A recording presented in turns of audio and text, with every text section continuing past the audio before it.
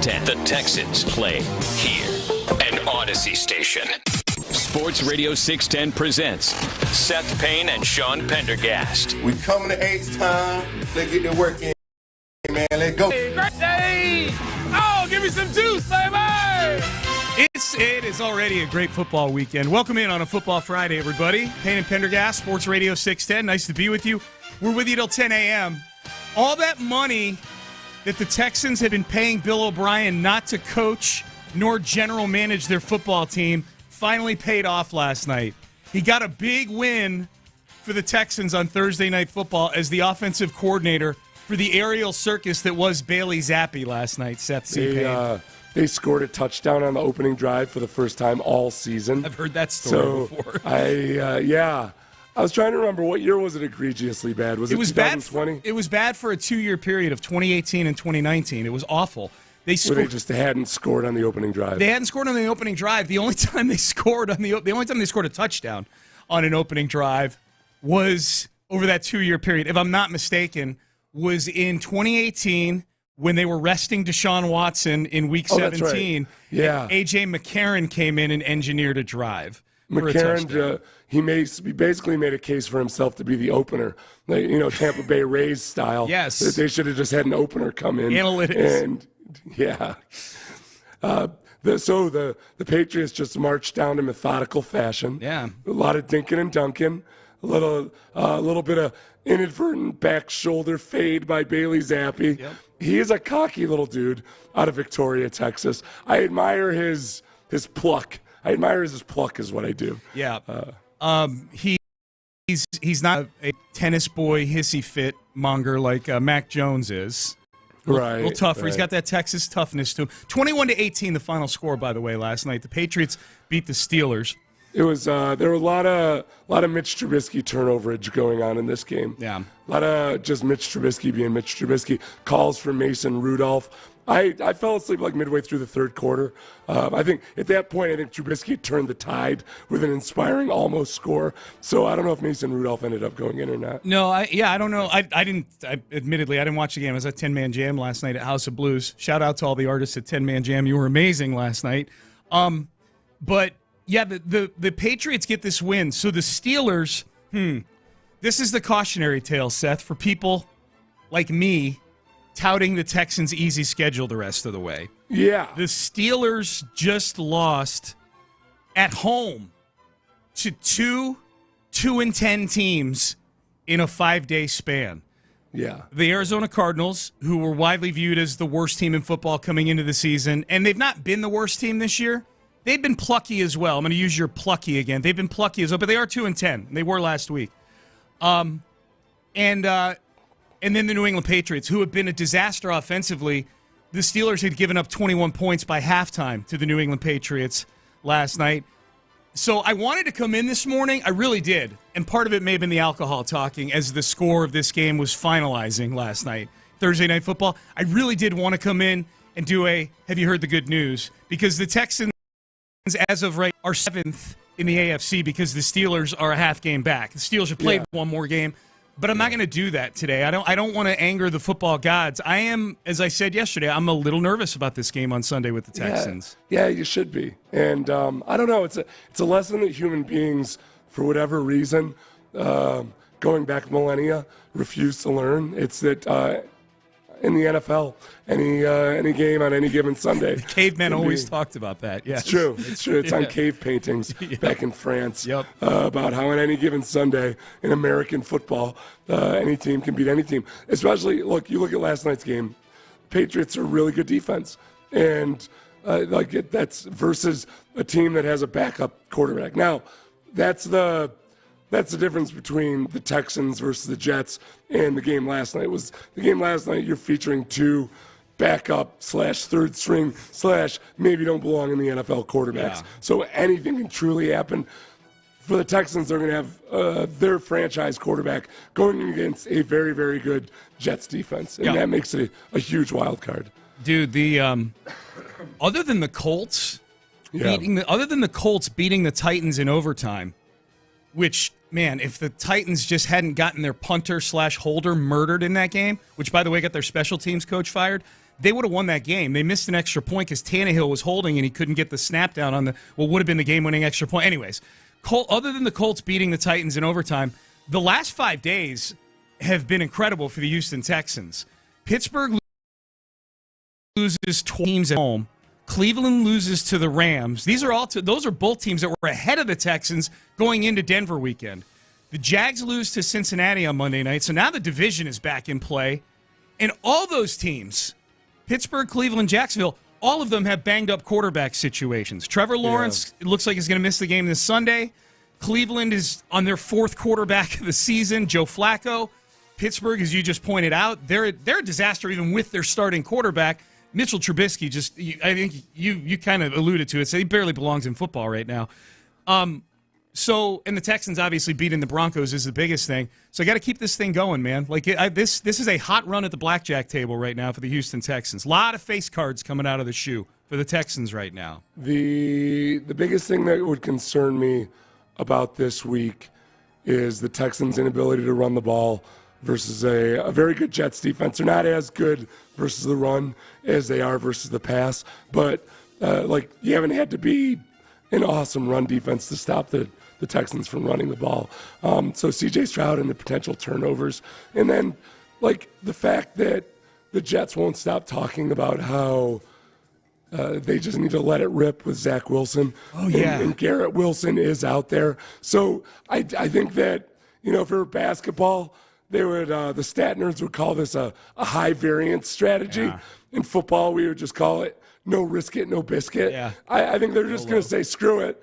We got nothing to lose. Yeah. Let's just let Zach Wilson go out there and maybe throw 7 picks, maybe throw 7 touchdowns. But we're just gonna push the envelope with Zach Wilson this weekend. Yeah. Here was Zach Wilson talking about that earlier this week. Yeah, I think it's being aggressively smart. I think that's the word I need. When you see it, let it rip.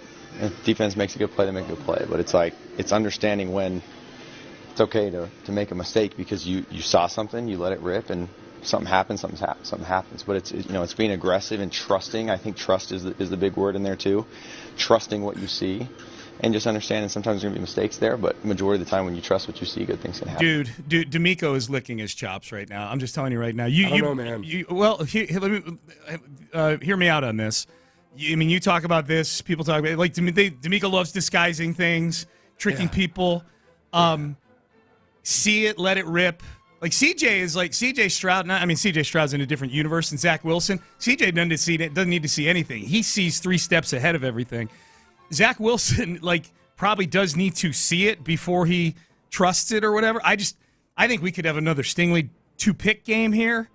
I'm really confident in the Texans defense versus the Jets offense. I said it yesterday. I think the biggest mismatch in this game is DeMeco Ryans against Nathaniel Hackett, the OC for the New York Jets. So I think he is football moronic. I'm comfortable in that matchup. I think it's going to be a low-scoring game. I do think the Texans are going to have trouble scoring in this game, but I don't see a scenario the Jets put up the necessary points to win. If they put up more than 13 points in this game, I'll be incredibly disappointed. If they put up more than 13 points in this game, it means the Texans gave them a couple short fields with some turnovers. That's how the Jets with Zach Wilson at quarterback beat the Eagles. Correct. The Eagles turned the ball over 4 times. Yes. It was I looked up because as I will continue to try to talk myself into being intimidated by Zach Wilson because I won't allow myself to eat the rat poison like you have, even though it sounds like I have. I think that game, that's one of 5 career comeback fourth quarter drives that Zach Wilson has had. So I watched, I wanted to see what this comeback drive looked like.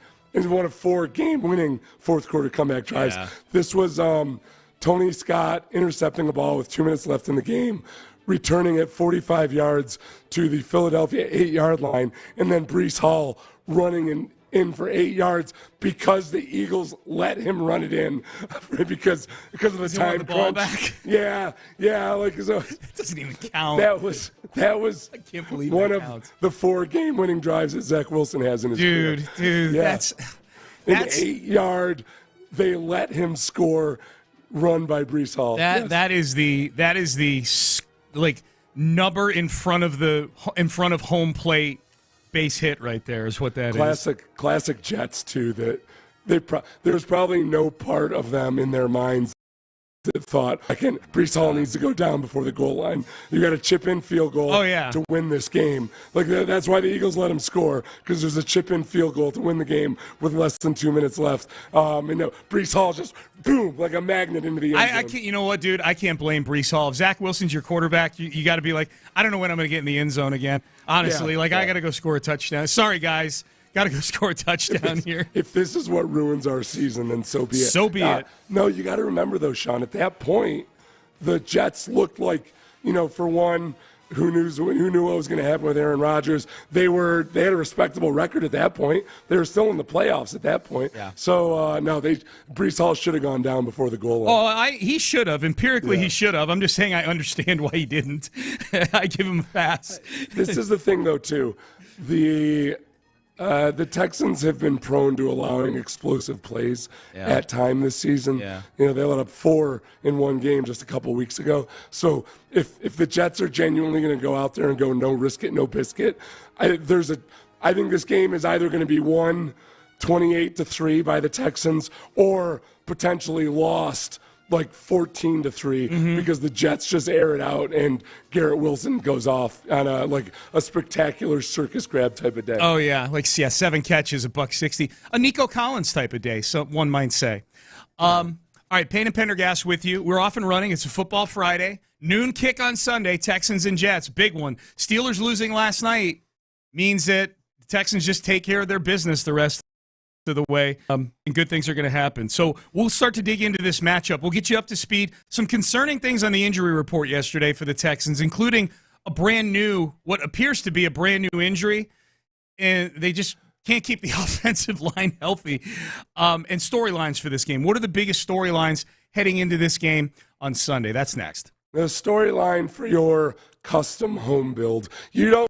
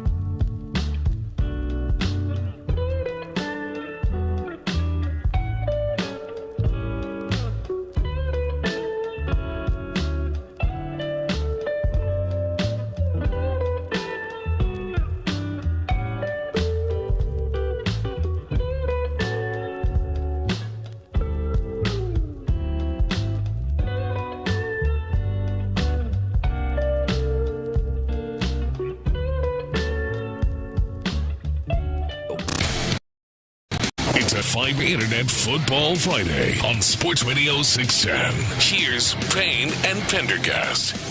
Ocho weighing in on the text page. I'm with you, Sean. This just feels like one of those games the Texans will lose. Road game in the Northeast elements against a crap team. We're going to learn something about the Texans on Sunday. I agree. That's right. I agree, Ocho. Yeah. And I agree with you, Seth. That's why I didn't want to come in and be my typical celebratory self about anything good happening for the Texans. We're better than that right now. We got to be focused. You know what, Sean? I'm going to paraphrase Marv Levy, who once said there are a lot of NFL coaches out there who are tough with other men's bodies. You know, like Greg Williams types, they want to act like they're tough guys. Right. Like that pear-shaped, doughy loser a-hole wants to act like a tough guy, but he's doing it with other people's bodies. Mm-hmm. You are a radio host who's getting cocky with other people's football teams. Right. You swagger in, acting like, oh, yeah, the Jets. We're going to beat the snot out of the Jets. No, I didn't say that. That's and this week that's what you want to do. I've built some self-awareness. No, I don't want to do that about the Jets. I just want to celebrate the fact that the Steelers lost last night. So I got you. Yeah. I've been scared of the Jets. No, you're right about yes. You are right about my mentality with this, but I'm becoming more self-aware as the season goes on. I got to realize, this is well, you know what? You've lived through all these last-minute finishes. Yeah. You know the precariousness I do. Of these games. I yes. do. It's a slippery slope, no doubt. Yeah. All right, let's get into some of the news and storylines for this game on Sunday. No Dalton Schultz.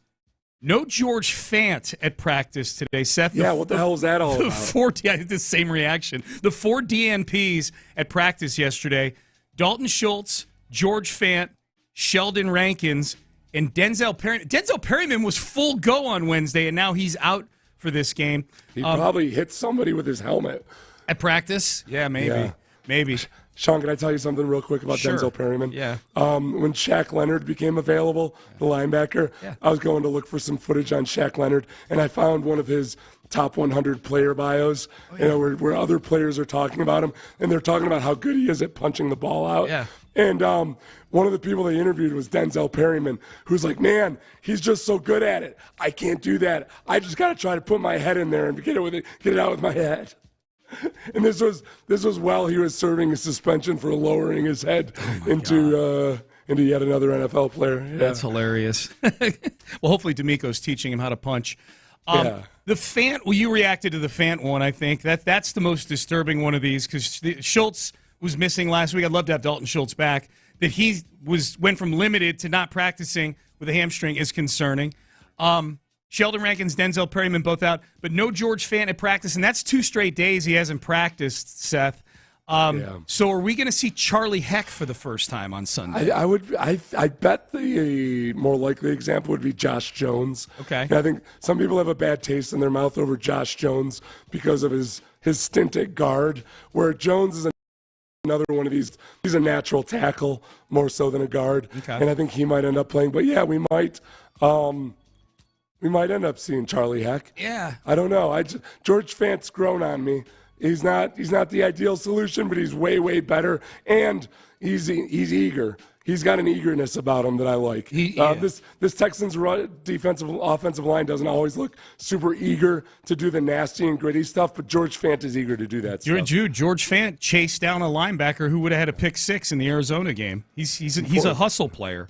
It's important to note that Josh Jones is not one of the prolific Jones family of the NFL and MMA circuit. No, you don't have to worry about potentially erratic behavior off the field out of Josh Jones. It sounds like you've seen Chandler Jones's latest video. Chandler's got into another one. He was upset because the police were coming to his mansion. He had a social media post where he mentioned his mansions. He used the word mansion 27 times. Yes, in 4 minutes. It was remarkable, really. Payne and Pendergast with you on a Thursday. I'm looking at videos from practice yesterday and trying to see if they, sometimes you can see the offensive line working out together, doing walkthroughs together, and you can see what 5 they're using. So I'm trying to find something along those lines. Who's pretty good with that stuff is Cody Stutes sometimes. Stutes is good. Aaron Wilson's good, too. I'm looking at Aaron Wilson's feed right now. The thing is, though, the Texans are pretty savvy about not necessarily rolling their starting lineup out there during the portion where media are available. Yeah. So, I don't know. We'll see. As far as storylines for this game go, so that's your injury report. George Fant out. Man, who knew before the season it'd be week 14? We're going, man, this George Fant thing's going to be a problem if he's not going to play. But that's where we are. Storylines for this game. D'Amico Ryans versus Robert Saleh. That's a big one. D'Amico Ryans, the protege. Robert Saleh, the mentor. Here was D'Amico Ryans earlier this week talking about Robert Saleh really helping get his coaching career off the ground. Yeah, well, I was here actually, and I was thinking about getting into coaching the year after I finished playing, and ended up talking with Saleh and talking with Johnny Holland, two of my former coaches here with the Texans, two of my linebacker coaches, and he was like, "Hey, D'Amico, are you serious? You sure you want to get in?" They're making sure I was all in on coaching because they know the dedication and the time that it takes. And what Saleh was all on board with it, and Johnny Holland was also all on board with it. It gave me great advice, and I learned a lot under both of those guys, and I'm thankful for them kind of speaking on my behalf to Kyle and them twisting Kyle's arm a little bit to give me an opportunity, and I'm very thankful for Kyle and Saleh for giving me the opportunity. Yeah, that's one of the big things for former players going into coaching is there's and again, this is why I thought it was just so stupid to just think Josh McCown should jump right into a head coaching job, is that NFL hours are just different than any other sport. And you just flat out don't know if a guy is into it until he does it. And D'Amico kind of way where he started off as a quality control guy, had to break down film. You learn a lot doing that because you're just watching, breaking down tendencies, personnel groupings, all this stuff to a far greater degree than you ever probably did as a player. And D'Amico talked about that part of it. But yeah, it's him saying that Robert Saleh convinced Kyle Shanahan to give him a chance. I doubt Shanahan needed that much convincing. I was thinking the same thing. If there was arm twisting going on, I'm guessing it didn't get twisted too far. But it really is like when you're talking about a guy, if guys that have a certain amount of money saved up don't have that financial drive or imperative to go out and do it. It's got to be all about love of the game. Yeah. And obviously D'Amico has that. Big time. Stingley versus Sauce. Obviously they're not going against each other, but the two top corners in last year's draft, that's been a storyline for a year and a half now. Yeah. Mostly dominated by Sauce Gardner due to availability and good play too. He was really, really good last year. I don't know that Sauce, I don't watch all the Jets games that closely, but this stretch of 3 games that Stingley has had, at least from a turnover perspective, Sauce hasn't had anything like that. Sauce wins the battle right now of their 2 careers, obviously, because Stingley's only played 14, 15 games over a 2-year span. Yeah. But man, Stingley is this is the Stingley that Nick Caserio was signing up for when he drafted him in 2022. I think, teams are also realistically, they're playing the types of games versus the Jets where fate and test Sauce Gardner. So I think Sauce is at that point now where I'd be surprised if he gets a boatload of interceptions from this point moving forward in his career. It'll be more of people just stay away from him. Kind of like Richard Sherman didn't get a boatload of interceptions after his first couple seasons. People just largely stayed away from him. Yes, Sauce didn't get a lot last year. Yeah. If they were doing that, they were doing it early on because he only had 2 last year. The other interesting thing, and Cody Stutz had pointed this out, Garrett Wilson, the receiver for the Jets, he's moved into the slot a lot more frequently lately, which might be one of the strategies the Jets use to play hide and seek away from Stingley. Yeah. Stingley's taken 1 snap in the slot this year, so I don't think this is the game they decide that, okay, now everything's going really well, we're just going to have them track Garrett Wilson all over the place. So maybe they do. Yeah, maybe. That'd be fun if they did. Yeah. That would be a whole lot of fun if they did do that. And Wilson, in that receiving core, he's really the only one that scares you in that receiving core. Alan Lazard is there. They got Randall Cobb on this team. Oh my God! It's all of Rodgers' leftovers they've got. So I'm watching that Eagles game again last night, and after at least 1 Cobb drop and 1 Lazard drop, I decided to look up just how much those 2 focal points of Aaron Rodgers, the general manager's offseason acquisitions, just how valuable they've been for this Jets roster. Yeah. And Lazard, who remember was a healthy scratch games ago. In the last 3 games, he's been targeted twice, a total of 2 times in the last 3 games, including that healthy scratch. Randall Cobb has 12 targets on the season. Yeah. Yeah, so Aaron Rodgers, he's the got GM, his buddies with has him. yielded just incredible benefits for this Jets roster. Oh, yeah, well, dude, he's ruined this team. I mean, getting injured, that's not his fault. But Nathaniel Hackett, the OC, all this garbage he's got on the roster, all the drama he's doing now on the Pat McAfee show, they are getting the Jets, that is, getting the full Aaron Rodgers experience minus the actual good football play. They're getting all the other stuff, all the McAfee show drama, the narcissism, the horrible football playing friends that he brings with him to the party, the Nathaniel Hackett factor, and they get 4 snaps out of him for the entire season. And meanwhile, it looks like Green Bay may have figured some things out. Yes. It looks like Green Bay might be turning the corner. Yes. We'll see. I love it. That's the hardest thing. Honestly, the only thing that's really annoyed me, I've been trying to be as generous as possible with Aaron Rodgers to let all this play out. But the fact that he goes on yet again and in trying to look like he does it the old school way, torches his own team as he's criticizing people who would talk about the Jets in the media. Like, when people who would leak things to the media and what have you, Aaron Rodgers decides, oh, no, I'm just going to just torch the whole team in criticizing my team for those people with those leaks. Yeah, man. Whole lot of Inception stuff going on. Yeah, easy. Third storyline, life after Tank. This is a big one for me. Tank Dell, broken leg out for the season. What does Bobby Slowick do? What does he scheme? Who do they target to fill this void? I got a number for you, Seth. I got a stat. Nico Collins has a 155.8 passer rating when targeted in man coverage. In other words, Texans quarterbacks, when targeting Nico Collins when he's man-to-man, 155.8. Perfect is 158.3 this season. Yeah, that was Pro Football Focus had that stat up yesterday. Bobby Slowick, by the way, we'll have the audio for you in the next segment or two. Bobby Slowick did talk about Tank Dell on that goal line play, and then moving forward, how they're going to adjust to that. But in going back and watching the Tank Dell play again, I wonder, it's tough to tell, and I asked a couple different people about this, it's tough to tell exactly what the wide receiver blocking rules would have been on that. It did look like Tank Dell was kind of going in and looking for business extracurricularly. I think Nico maybe was supposed to work up to the safety that Tank Dell ended up trying to block, but it's impossible to say. It's suffice it to say that, man, Tank Dell, I don't know if they'll ever be able to convince Tank Dell to not go looking for contact. It's tough. Right, it's how he's wired. That's part of what makes him good is like I'm not going to accept being tiny, And it wasn't, I didn't think Slowick asked him, if what they had originally asked him to do was to just block the defensive back that Nico Collins was at, issue with that at all. It's just that he went further inside looking for work, and that's ultimately what ended up doing him in.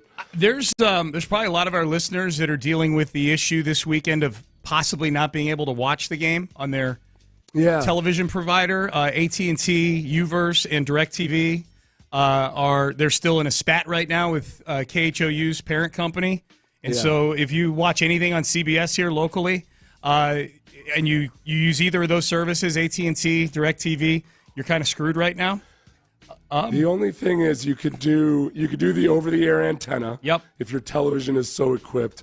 I think Paramount Plus and YouTube TV both have free 30-day offers also. Yeah, they do. I'm looking at this here in the article. Paramount Plus streaming services essential plans, $5.99 a month, does stream NFL games as long as the game is broadcast on your local CBS station, which this will be. The service will stream just games aired locally, not any other CBS programming. And as Seth points out, you do get a free 30-day trial on that one. So that's and YouTube TV as well. Yep. Yeah, and Hulu Plus Live TV. But they don't have a free trial period. No, Fubo does too. Fubo does as well. And you know how I know this? Amy and I use the DirecTV app. So on that app, we're screwed right now. But I needed to subscribe. I needed to watch the Notre Dame-Stanford game Thanksgiving weekend because it was on the Pac-12 network, which is on basically no providers anywhere other than Fubo.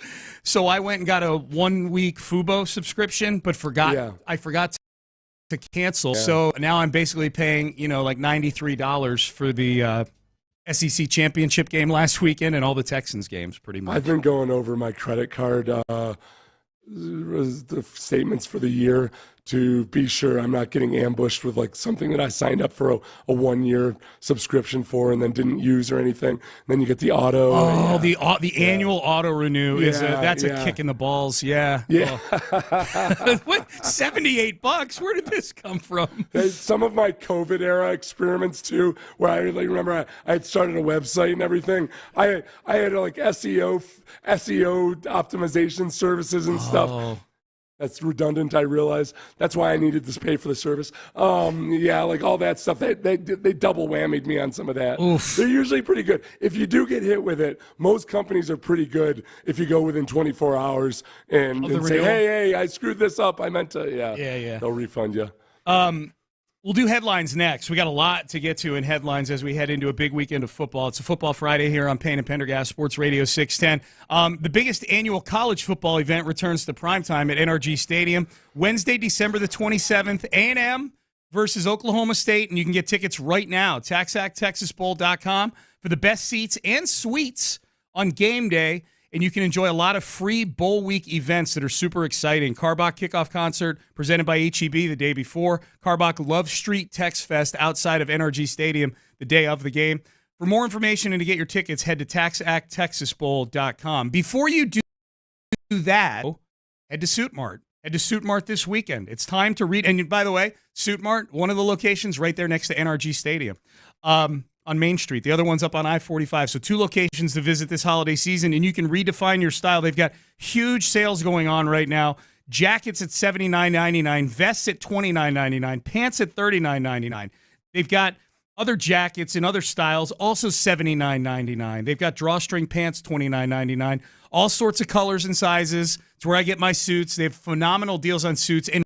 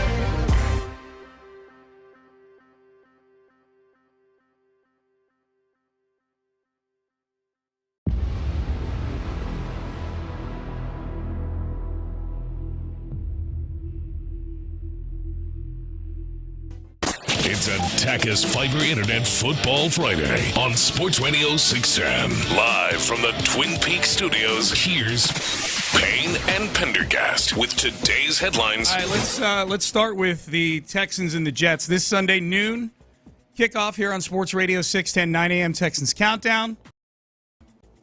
Texans post-game following what hopefully is another win. Hopefully the Texans moving to 8-5 this weekend. Here are the news nuggets that you need to know injury-wise. We did not touch on this earlier in the show. We talked about the Texans' injuries. We'll get to those in a second. Breece Hall and John Franklin Myers did not practice for the Jets yesterday. That's very good news for the Texans. John Franklin Myers, one of the stalwarts on their defensive line, and obviously Breece Hall, one of the best young running backs in the game. One of the few things on the Jets offense that scares the opposition. They didn't practice yesterday. Yeah, and a guy that's a very valuable receiving option for a guy like Zach Wilson, who needs as many safe receiving options as possible. Yep. As far as the Texans go, the 4 players that did not practice yesterday, Dalton Schultz goes from limited on Wednesday to not practicing yesterday with a hamstring. Sheldon Rankins, Denzel Perryman also out on the defensive side of the ball on Thursday, so we'll keep an eye on those. The big one was George Fant for the second straight day with a hip not practicing. So either Charlie Heck or Josh Jones, it would appear, if George Fant doesn't go. We'll see what today yields. Not out of the question, I suppose, that he would practice today and play on Sunday, but so far, so bad this week for George Fant at practice. I think there's one thing that's kind of been a sneakily creeping up issue for the Texans over the past couple weeks is that that CJ's taking sacks again. That the pass protection is breaking down. I think part of that, in a way, like this isn't me searching extra hard for a silver lining. I think that CJ is finding a good balance between when to scramble and when to sit in and make throws. And he's actually, even in games where he's getting sacked multiple times, those are some of his better games. I think because it's also an indication that he's sitting in and playing within the scheme of the offense. So for any young quarterback, any quarterback at all, really, it's finding that balance between when to bail, when to create out of structure versus when to hang in there. And I think CJ's hanging in there a lot more than he had been for a little bit, but you just gotta just not having some of these mistakes in pass protection. I saw a stat yesterday in a preview video that I watched, and there's been 6 games this year where CJ's been sacked 3 or more times. Yeah. In 4 of those 6, he's had a passer rating of better than 100.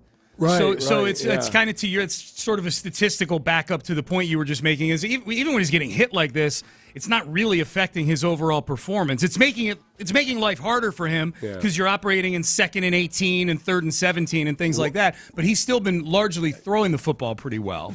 The other part of it too is that it's not always the protection breaking down in a conventional sense. It's that teams are they're dropping back 7-8 guys into zone coverage, and CJ's having to scramble because there aren't guys open downfield. Teams are doing a pretty good job of covering everything up. In those moments, it's not the offensive line's fault. They can't be expected to pass block for 5 seconds. Yep. So it's a combination of a bunch of things. It's yielded more more moments of CJ limping than I would like in any given game. Yes, no doubt about that. As far as Week 14, it's underway. Thursday Night Football last night. Compared to what the expectations were, this was a damn offensive fireworks display last night in Pittsburgh. New England 21, Pittsburgh 18. Yes, you are waking up to New England 21, Pittsburgh 18 in Pittsburgh last night. So Bill O'Brien finally pays off for the Texans here in the last few years by coordinating an offense that hung 21 on Pittsburgh.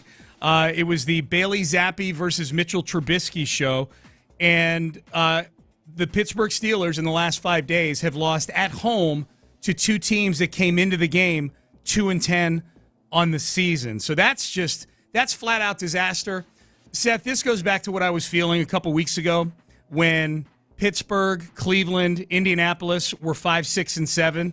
I think Pittsburgh and Cleveland were 7-4, and Indy was 6-5, and they had the tiebreaker over the Texans. And 8, 9, and 10 were Houston, Denver, Buffalo. I'm like, all right, well, this is not going to hold up. Like you cannot have a team that's Kenny Pickett, whoever Cleveland's starting, and Gardner Minshew in the wild card, and C.J. Stroud, Russell Wilson, and Josh Allen sitting outside the wild card. Like, something's got to give. Something is starting to give. And last night it was Pittsburgh with Mitchell Trubisky at quarterback. And it was, I mean, to be clear, like, it wasn't second half. The Patriots had, I think, 59 yards of offense. They didn't have a drive that went over 20 yards in the second half. Yeah. It was really, really bad. It was just that the first half was enough.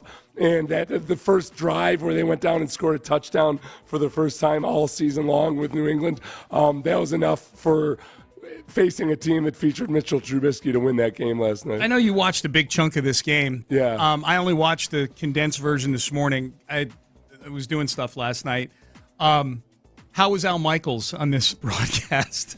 I don't know. I've been fine with Al Michaels. Yeah, He okay. is what he is. He's a pleasant older gentleman. Is he pleasant? Okay. I think sometimes his storytelling, I'm trying to remember the story he told last night. He's done that old man thing sometimes where he starts telling a story and I think he kind of loses the plot halfway through, or you're not quite sure at the end of the story whether what the point of the story was. Dude, he does that a little bit. I know one that you're thinking of right now. Yeah. Black Friday game, him telling the story about Mike McDaniel meeting his wife. Yeah. How Mike McDaniel was a position coach for a UFL team after he got let go by the Texans. And one of the running backs, he's a running backs coach for like the Omaha Nighthawks or something like that. And they were out at a bar in Omaha. And one of the running backs is dancing with a girl on the dance floor. And McDaniel walks up to him and says, "Hey, look, if you want to be on this team still, you're going to let me dance with her." And that turned out to be his wife. But McDaniel, Michaels, like in the middle of the story, started kind of meandering. There was play actually going on. Yeah. It was a mess. No, and McDaniel, the story was that McDaniel had said, if you want to be on this team next year, you better back off. Right. McDaniel clarified afterwards, like, I don't know, as mortified as McDaniel can get. I don't think there's a mortification bone in him. But he was basically like, that's not how it happened. Right. Like, that made me sound like the biggest jerk on earth. Yeah. It was like the guy, it was so much less than however Al Michaels presented it. Yeah. Dre Greenlaw of the San Francisco 49ers and the Eagles security guy, whose name I'm looking up in this article right now. You guys probably saw this past weekend. Biggest game of the weekend was Eagles and 49ers in Philadelphia. The Niners destroyed the Eagles, but during that game, Dre Greenlaw and Eagles head of security Dom DeSandro got into a bit of a kerfuffle along the sidelines. Not a lot of pushing and shoving, but Dre Greenlaw kind of got a hand in DeSandro's face. Yeah, because DeAndre Swift was the one that they were scuffling over. Yeah. So Dom, this Dom character, big old, he looks like a mob character out of Philadelphia. Yeah. He's been the head of security for like 20 years.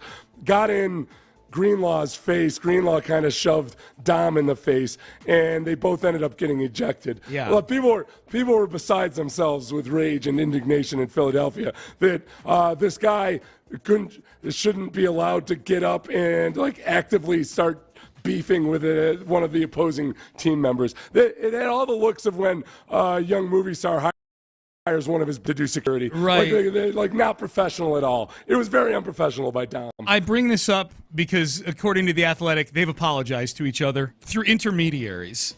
Yeah, I didn't know what to make of that. They apologized through intermediaries, Yep. which doesn't feel like any kind of an apology at all. No. If I ever anger you during a show and I feel bad about it afterwards, Seth, I'm just going to tell Parker to apologize to you. That's what I'm going to do. This feels like a mob thing almost, doesn't it? Yeah. Like you got to have your consigliere handle it or something. Right. Because you might be wearing a wire, duel. you know? Yeah. You have your second go negotiate with his second. Yeah. Or something like that. Yep. You don't talk.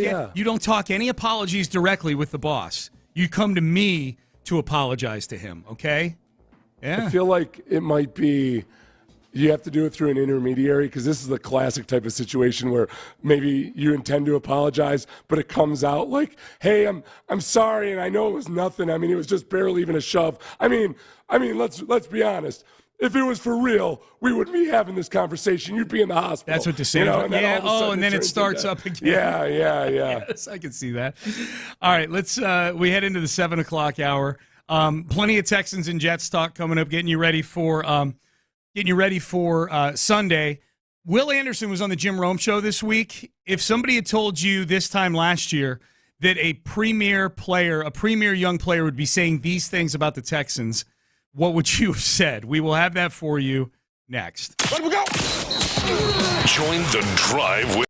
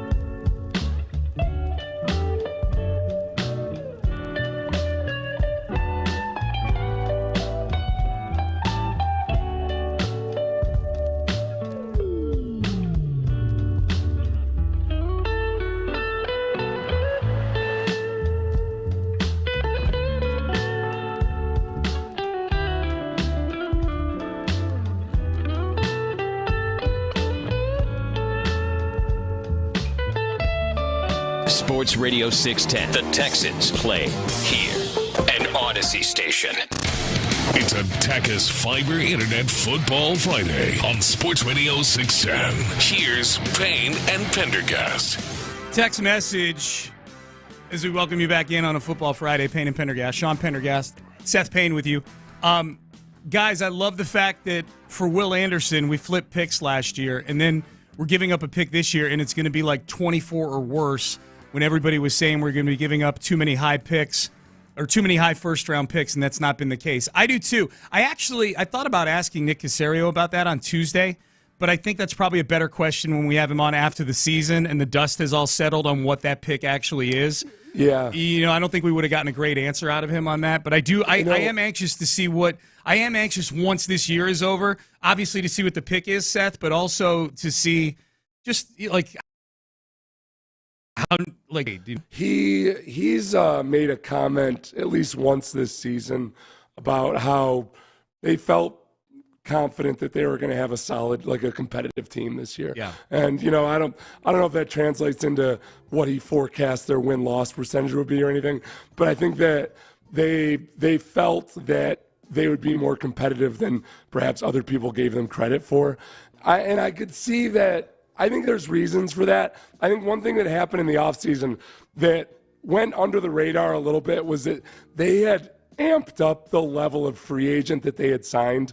Like the previous 2 years, those were completely guys who were journeyman types that were going to, for the most part, most of the free agents they signed were journeyman types that hopefully would be good examples for younger draft picks to learn from. So Kamu Grugier-Hill, Christian Kirksey, guys like that. This last offseason, they turned it into, it's going to be Jimmy Ward. It's going to be the defensive lineman I'm blanking on Sheldon right now. Rankins, Dalton Schultz. Sheldon Rankins, yeah. But I always want to call John Singleton for some reason. Like they're actual viable starters in the NFL. Yeah. So that part alone was going to be different. And then the real wild card was just going to be, okay, what do you get out of C.J. Stroud? If C.J. Stroud's not a bust, then yeah, you should be a competitive football team. Yep. Will Anderson's been awesome. Here was Will Anderson on Jim Rome. Imagine a player saying this about the Houston Texans a year ago. This is really, really cool to hear. Knowing what you know right now, could you have landed in a better spot than you did? Not, man. I'm so happy to be here, man. I wanted to come here so bad. Like they were my first top 30 visit, and I wanted to come here so bad.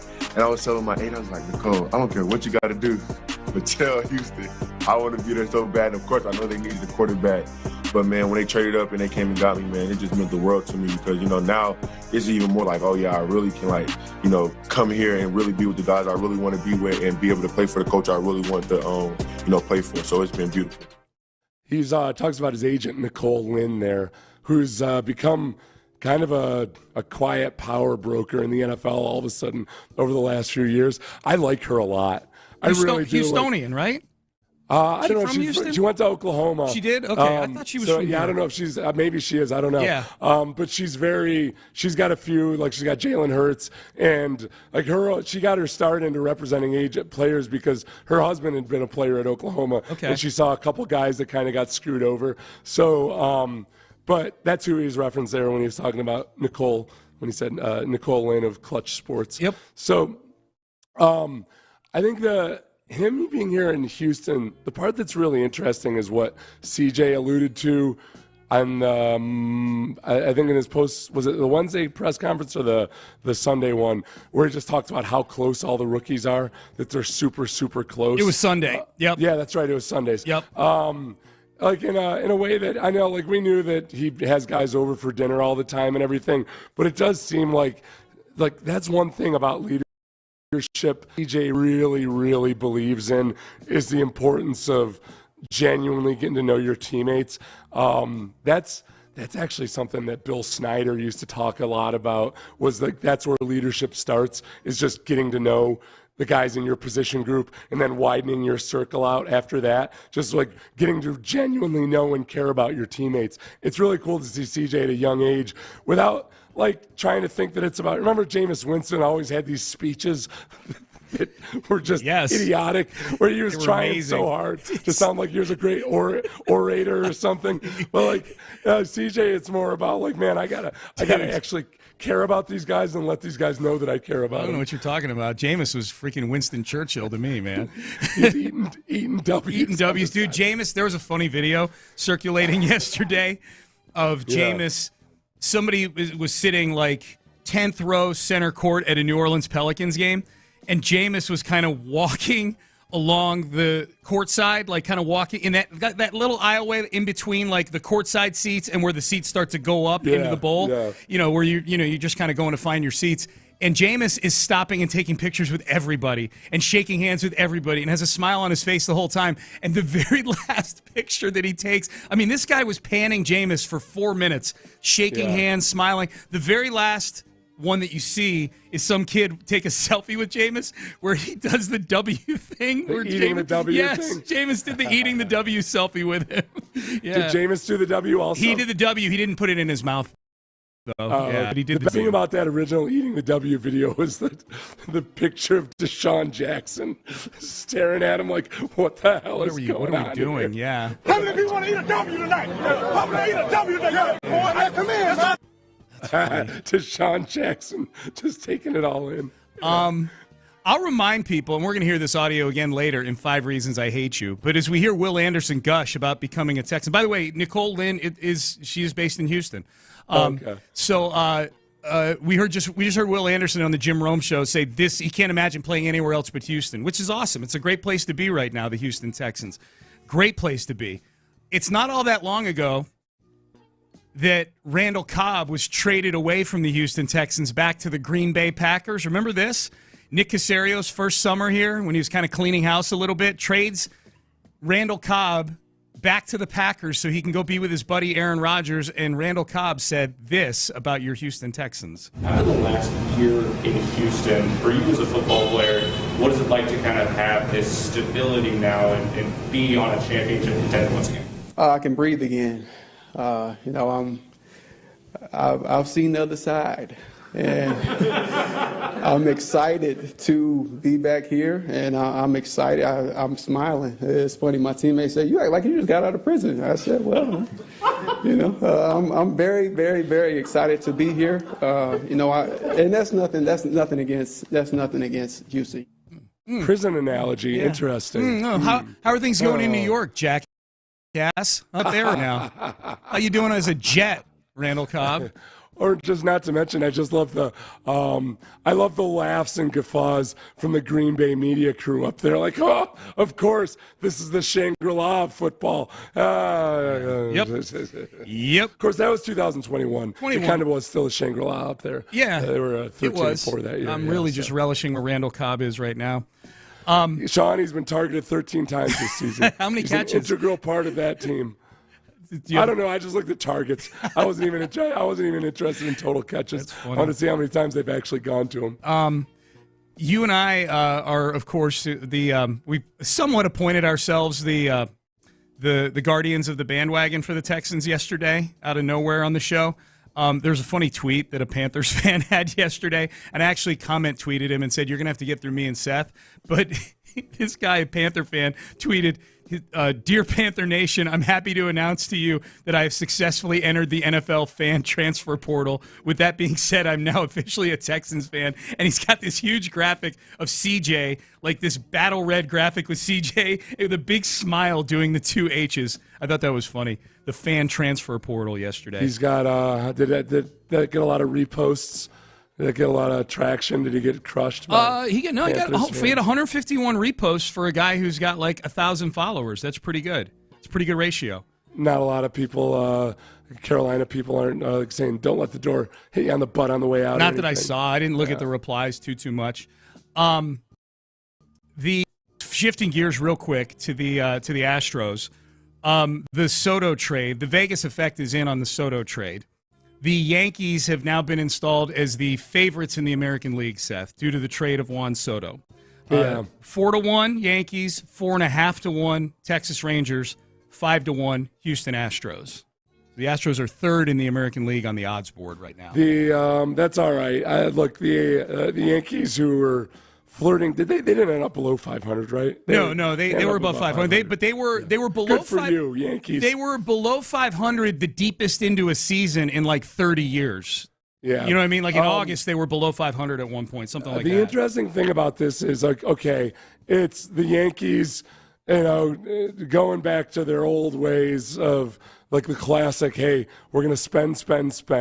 But Soto, they've got 1 year with Soto, so. I don't know if they just are they believe so much that, well, the Yankee mystique and allure will give us the upper hand in signing him.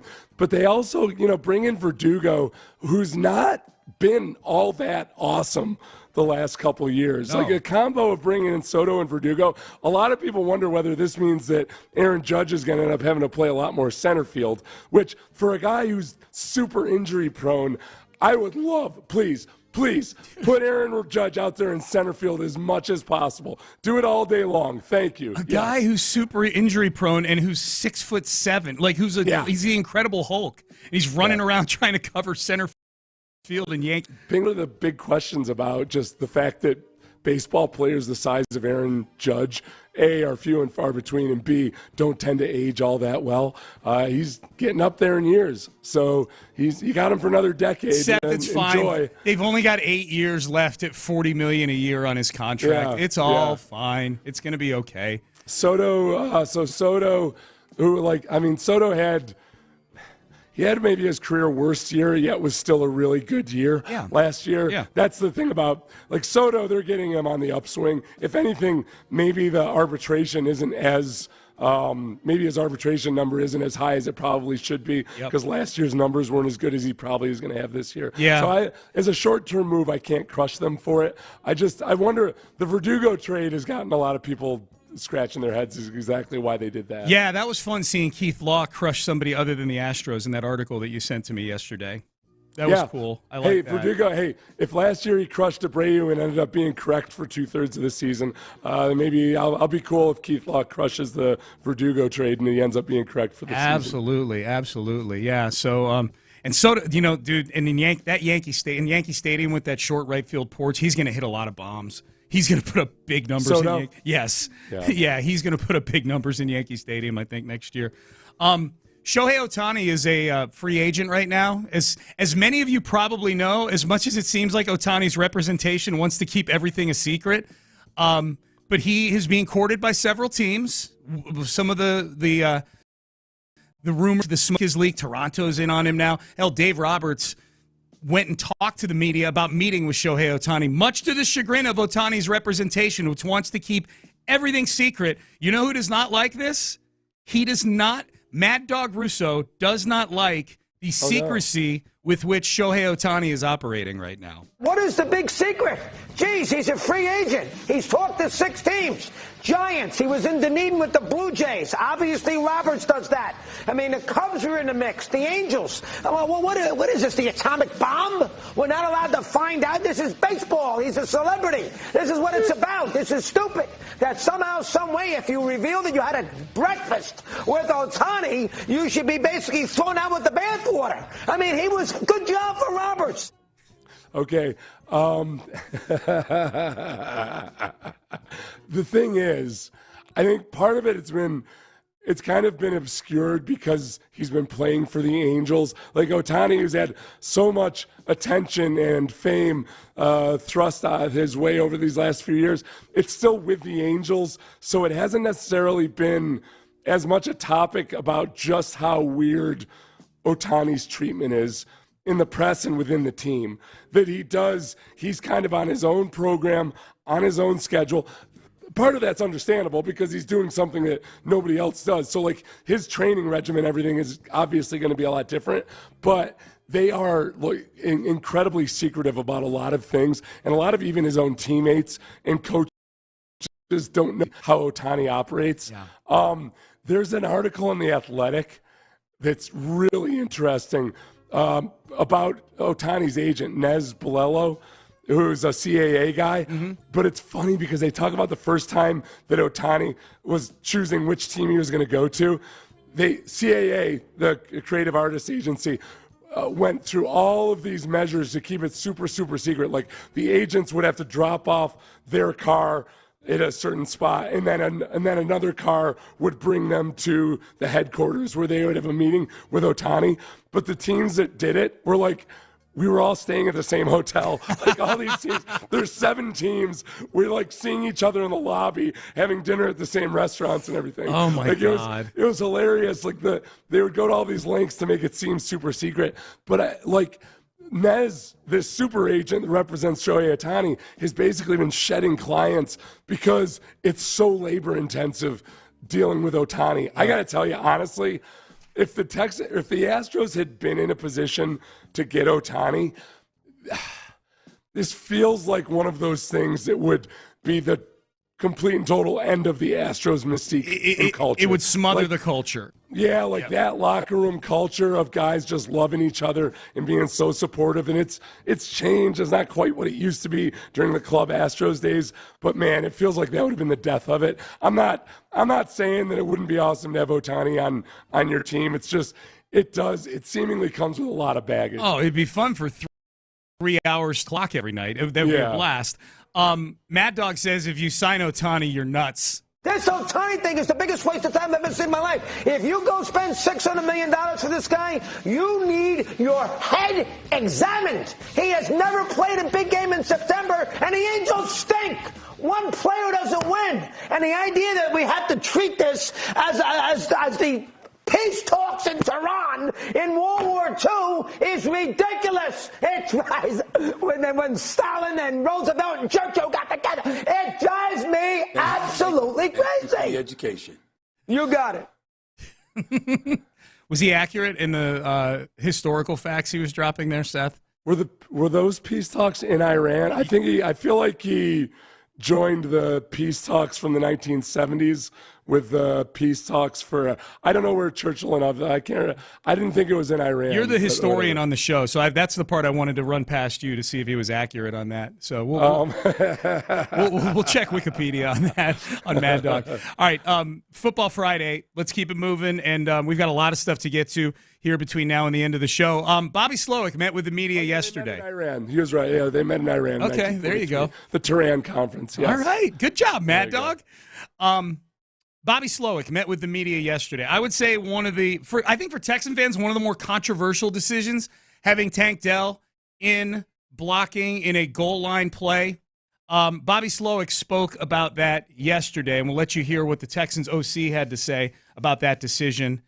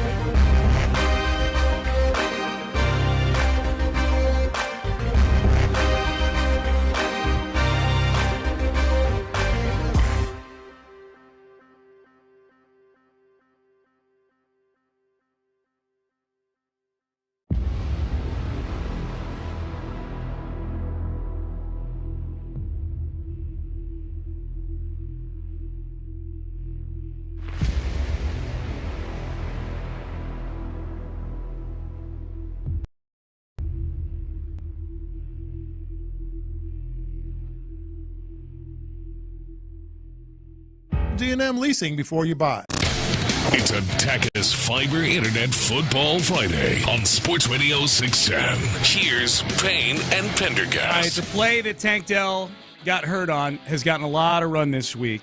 People thinking Tank shouldn't have been in there in a play down near the goal line blocking. Others saying, hey, man, that's football, and that's Tank, and that's what he does.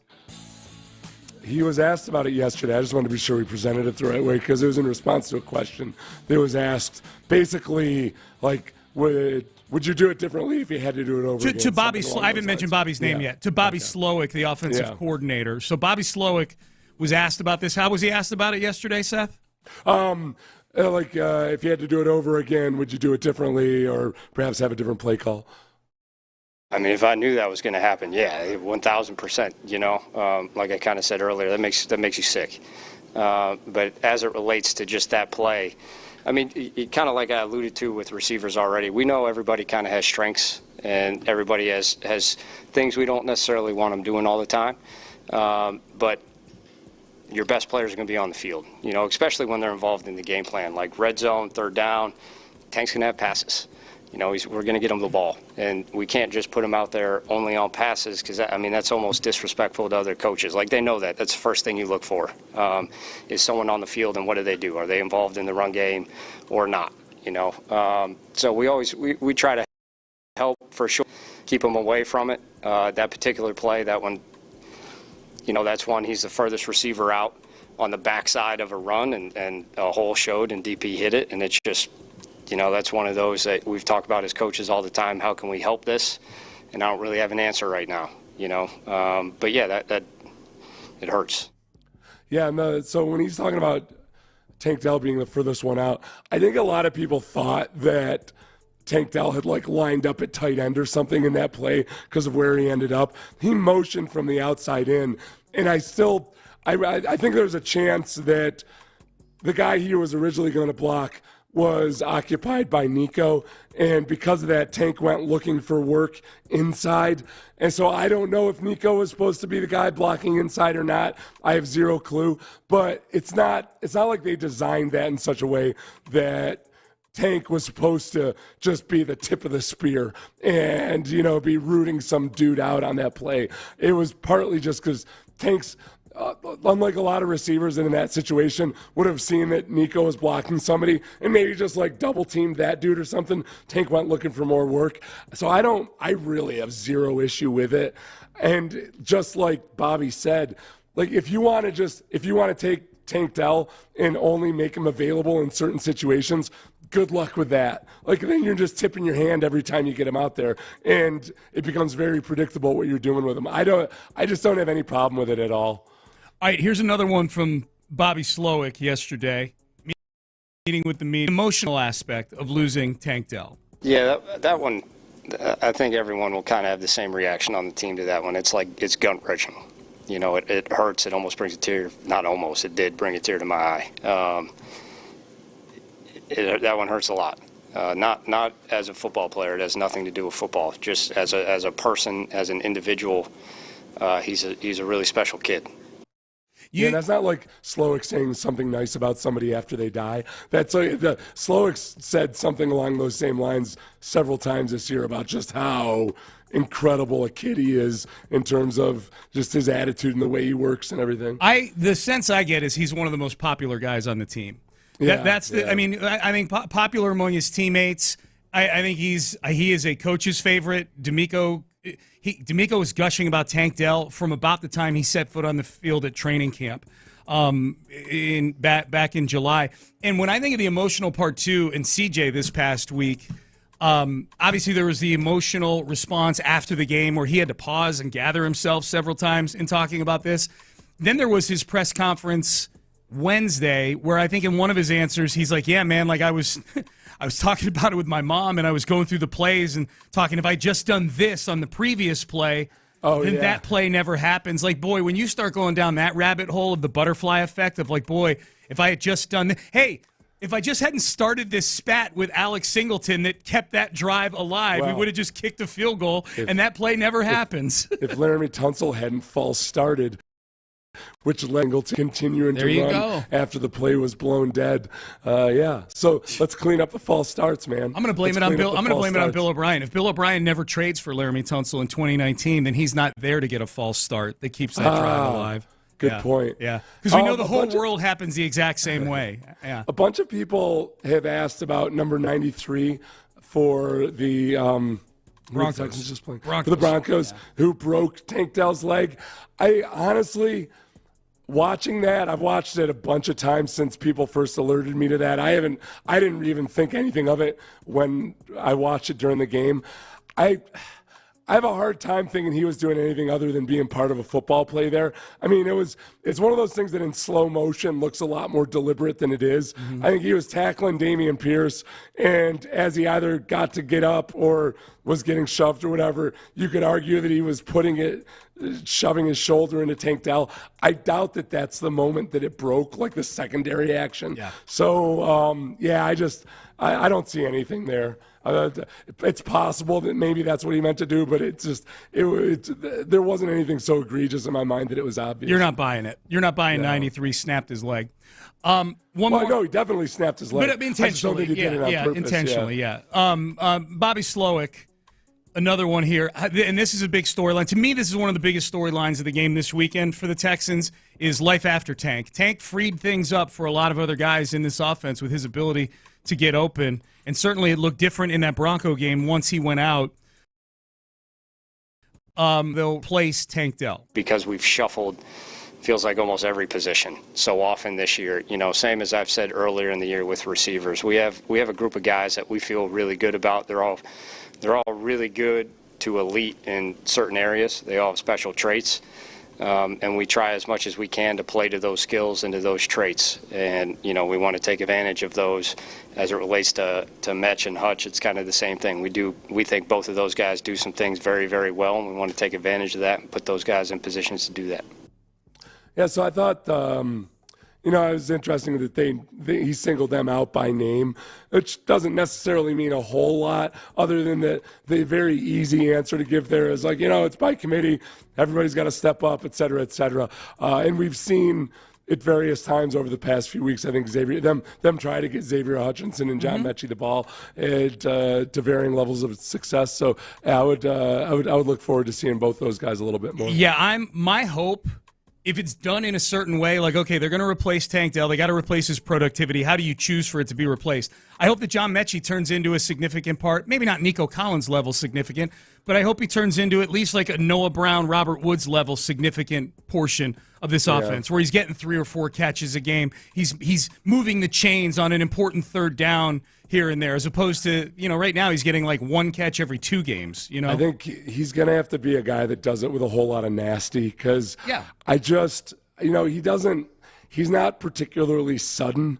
He doesn't move. I mean, nobody moves, but he doesn't have that kind of good herky-jerkiness that a lot of inside threats have. So like with him, it's going to be a lot of body positioning, understanding where he fits in the scheme, and having good solid hands, and he's shown flashes of that. He's willing to block. That's nice too. Yeah, absolutely. No, I don't care how he does it. I just want to see him be more productive, in large part because of what they gave up to, they traded up to the 44th pick to take him. I like to see these picks pay off for sure. Here's John Metchie actually sat down with Brandon Scott, our Brandon Scott, had a nice conversation, and he talked about taking advantage of things when your number gets called. We just kind of have to stick to what we're doing, you know what I'm saying, win each day and follow our process, the process that we've had all season, the process that we have during the week, and getting ready and preparing and being ready to optimize all your opportunities when your time is called. There's only so many things you can control,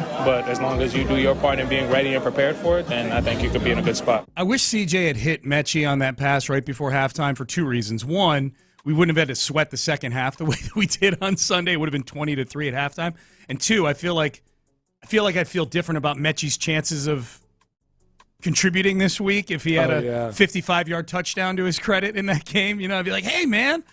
Now, the good news is he got open, and according to the advanced stats, he was the most open of any of the Texans receivers on Sunday. Like the separation stats that they do. Oh, yeah. And I know you take everything with a grain of salt, but he was significantly, he was ahead of everybody else. Yeah. Even more than Brevin Jordan? Yep. Or is that just because Brevin Jordan was wide ass? So okay, maybe it was just the receivers. To maybe Brevin counted as a tight end in this. So I caveat that with it might have been just the wide receivers. So, but Brevin Jordan and today's practice report's going to be big. Yes. If Dalton Schultz doesn't practice today, then I'd say there's no chance in hell that he's out there on Sunday. Agreed. Because he practiced Wednesday, but then not Thursday. Yep. Unless maybe that was part of the plan of he's coming back from a hamstring, tested on Wednesday, see how he feels 2 days later, and go from there. Fingers crossed, man. Fingers crossed. What was this NFL coach thinking in making a teamwork analogy to one of the worst days in the history of our country? We will discuss next. Now, one of the best days in the history of our country, for me,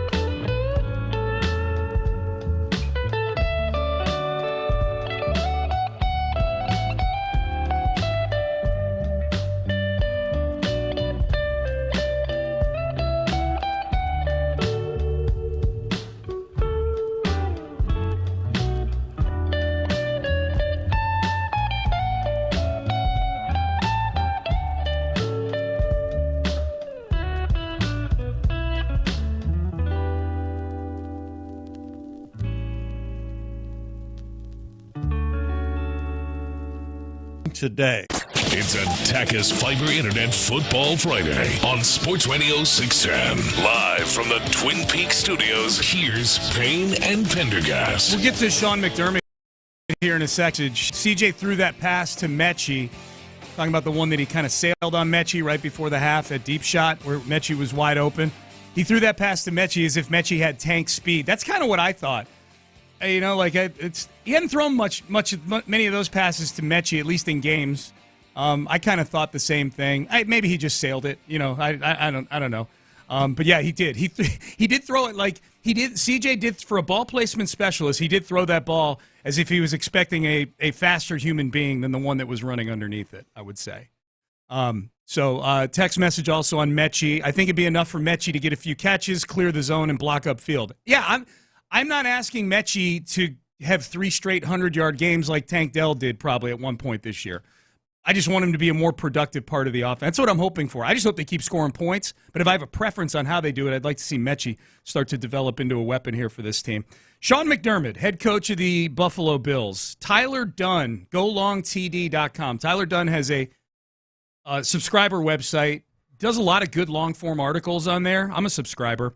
I think he's based out of Buffalo, if I'm not mistaken. He's doing a deep dive on the Bills this year and just kind of how shaky things have gotten up there for a team that was considered a Super Bowl contender the last few years, and coming into this year, they're 6-6. Still a very talented football team, but it's shaky up there right now. Sean McDermott's future is kind of in question, the head coach. He had a report in this one of 3 long-form articles about the Bills. One of them had an about McDermott, and the report cited 7 sources, Tyler Dunn did, for this specific part of the story about Sean McDermott and a conversation he had with the team. It sounded like it maybe in training camp. It was in 2019. It was in 2019. Okay, so this is 4 years ago. Here's the excerpt from the article.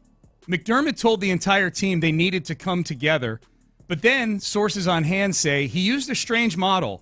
The terrorists on September 11th, 2001. He cited the hijackers as a group of people who were all able to get on the same page to orchestrate attacks to perfection. One by one, McDermott started asking specific players in the room questions. What tactics do you think they used to come together? A young player tried to methodically answer. What do you think their biggest obstacle was? A veteran answered TSA, which mercifully lightened the mood. This got a lot of run yesterday, Seth.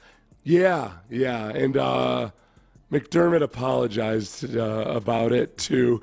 Apparently he had apologized at the time a couple times about it, trying to clarify. It's funny because I feel like even the apology, he doesn't quite get it. One of the clarifications he issued, he said, I didn't do a good enough job communicating clearly the intent of my message. This was about the importance of communication, and then everyone needs to be on the same page, ironically enough. So that was important now. Like, no. I don't. No, here's the thing. I believe they understood the intent. It was the example that you used. This is a weird one, man. This is really weird. Sometimes, as somebody who I myself, like, I just kind of free associate a lot, and I'll come up with examples or metaphors that sometimes seem out of left field or what have you. I feel like he, in giving this speech to the team, had this as part of a plan. And I don't know if McDermott's into military history or something. I think the risk you run sometimes is that in analyzing a battle or an incident like this, you do look at, you're going to look at the enemy's side, you're going to look at both sides and think about things somewhat strategically. But then turning it into a motivational, into some kind of motivational story or lesson to people who are not military historians in that moment is that's just the dumbest thing I've ever heard. Yeah. I don't know what the hell he was thinking. And then he's botched the McDermott might be one of these guys that just doesn't get things. I don't know. Maybe he just doesn't get things. Yeah. Well, this happened in 2019. Like, the Bills have played good football since then, so I can't. Yeah. It's hard for me to have to take, like, this guy's a complete dummy. Like, he's coached a really good football. At least he's football smart, it would seem. certainly completely lacking self-awareness in this case. I guess the weird thing to me, maybe even the disturbing thing to me, is that unless he thought of that on the spot in that team meeting, at some point when there have been recountings on that plane, whether through movies that have been made or articles that have been written, a lot of it's been cobbled together by phone calls that people were making to their loved ones before the plane crashed and whatnot, or any of the planes crashed. Like, the most disturbing thing to me is at some point McDermott consumed all of that content, either reading about it or watching about it or whatever, and was like, this is a pretty good plan these guys have right here. They're working as a pretty good cohesive unit right now. I will see, okay, because there's a part there where, again, like what I alluded to is I do think that, like, when you...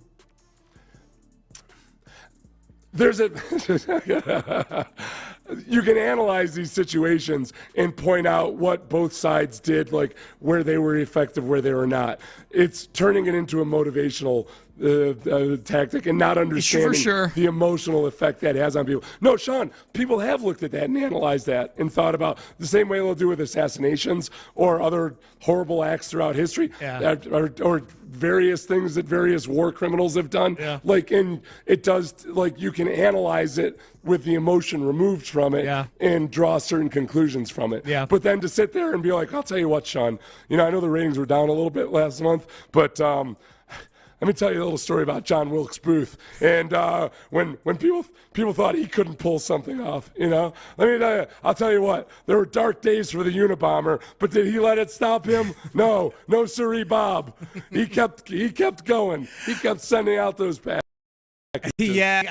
I don't know. I mean, then the 9/11 thing hit so close to home. I guess that's where part of it is for me. Like, that's, it's like, to me, like, we're getting deep down a rabbit hole here. Like, World War II stuff. Like, I was 40 years, 30 years away from even being born. That kind of thing. Like, this is like, people who were affected by it. Like, I for me personally, like, I have a hard time watching any of that stuff, any of that content about the attackers and the movies and things like that. Even 20 years later, it's still a rough watch for me. Right. Well, I would just say there are a lot of people that have looked at it and analyzed. For sure. You kind of, like, there's a certain. When you're thinking analytically about it, then you have to recognize what the opposition or the opponent or the enemy did well. But it's different than then turning that into the actual motivational crux of the story. That's not how to separate the logic from the actual human side of it. Can you, as a player, can you imagine being in the room when he starts doing that? Like, did you put yourself in the meeting room? No, I know. I don't know. I'll tell you what. I was one time when we had a special teams coach that was giving a speech about D-Day, and I think he played a clip from the Saving Private Ryan or something, and it was like, okay, it's cool, like those movies, you can learn a lot of lessons from those stories.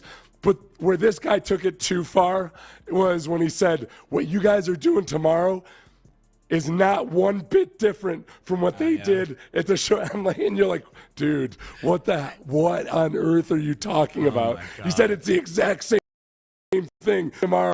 And you're like, what? How? What? Where are you getting this from, man? Like, we just watched like one of the most graphic representations of D-Day ever shown, and you're saying that this is exactly, that's. As a player, you're just kind of go into player mode where you just like nod your head and say, "Okay, coach, all right." That's I don't know what to make of that. Like, that's a complete lack of respect for the intelligence of football players. Like, this will get these guys rolling. Like, to think you got a room full of guys that are going to equate literal war, to what you're about to go do out there. Did Ty Dunn, when he wrote that article, did you read the whole article? I haven't read the whole article yet. I was like, I wonder what the whole. I wonder why that story is in there. If it's like speaks to a pattern of McDermott kind of doing goofy stuff or something. Yeah, it's on my weekend reading list. All three. Tyler Dunn does a really good job on that website. I'm going to read him this weekend.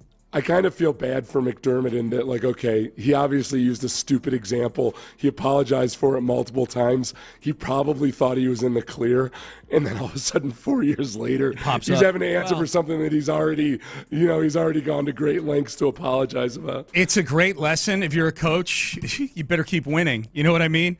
You better keep winning. Like, the reason these articles are being written is because the Bills are kind of reeling right now as an organization. Like it looks like their window might be closing for Super Bowls. Josh Allen doesn't look great anymore.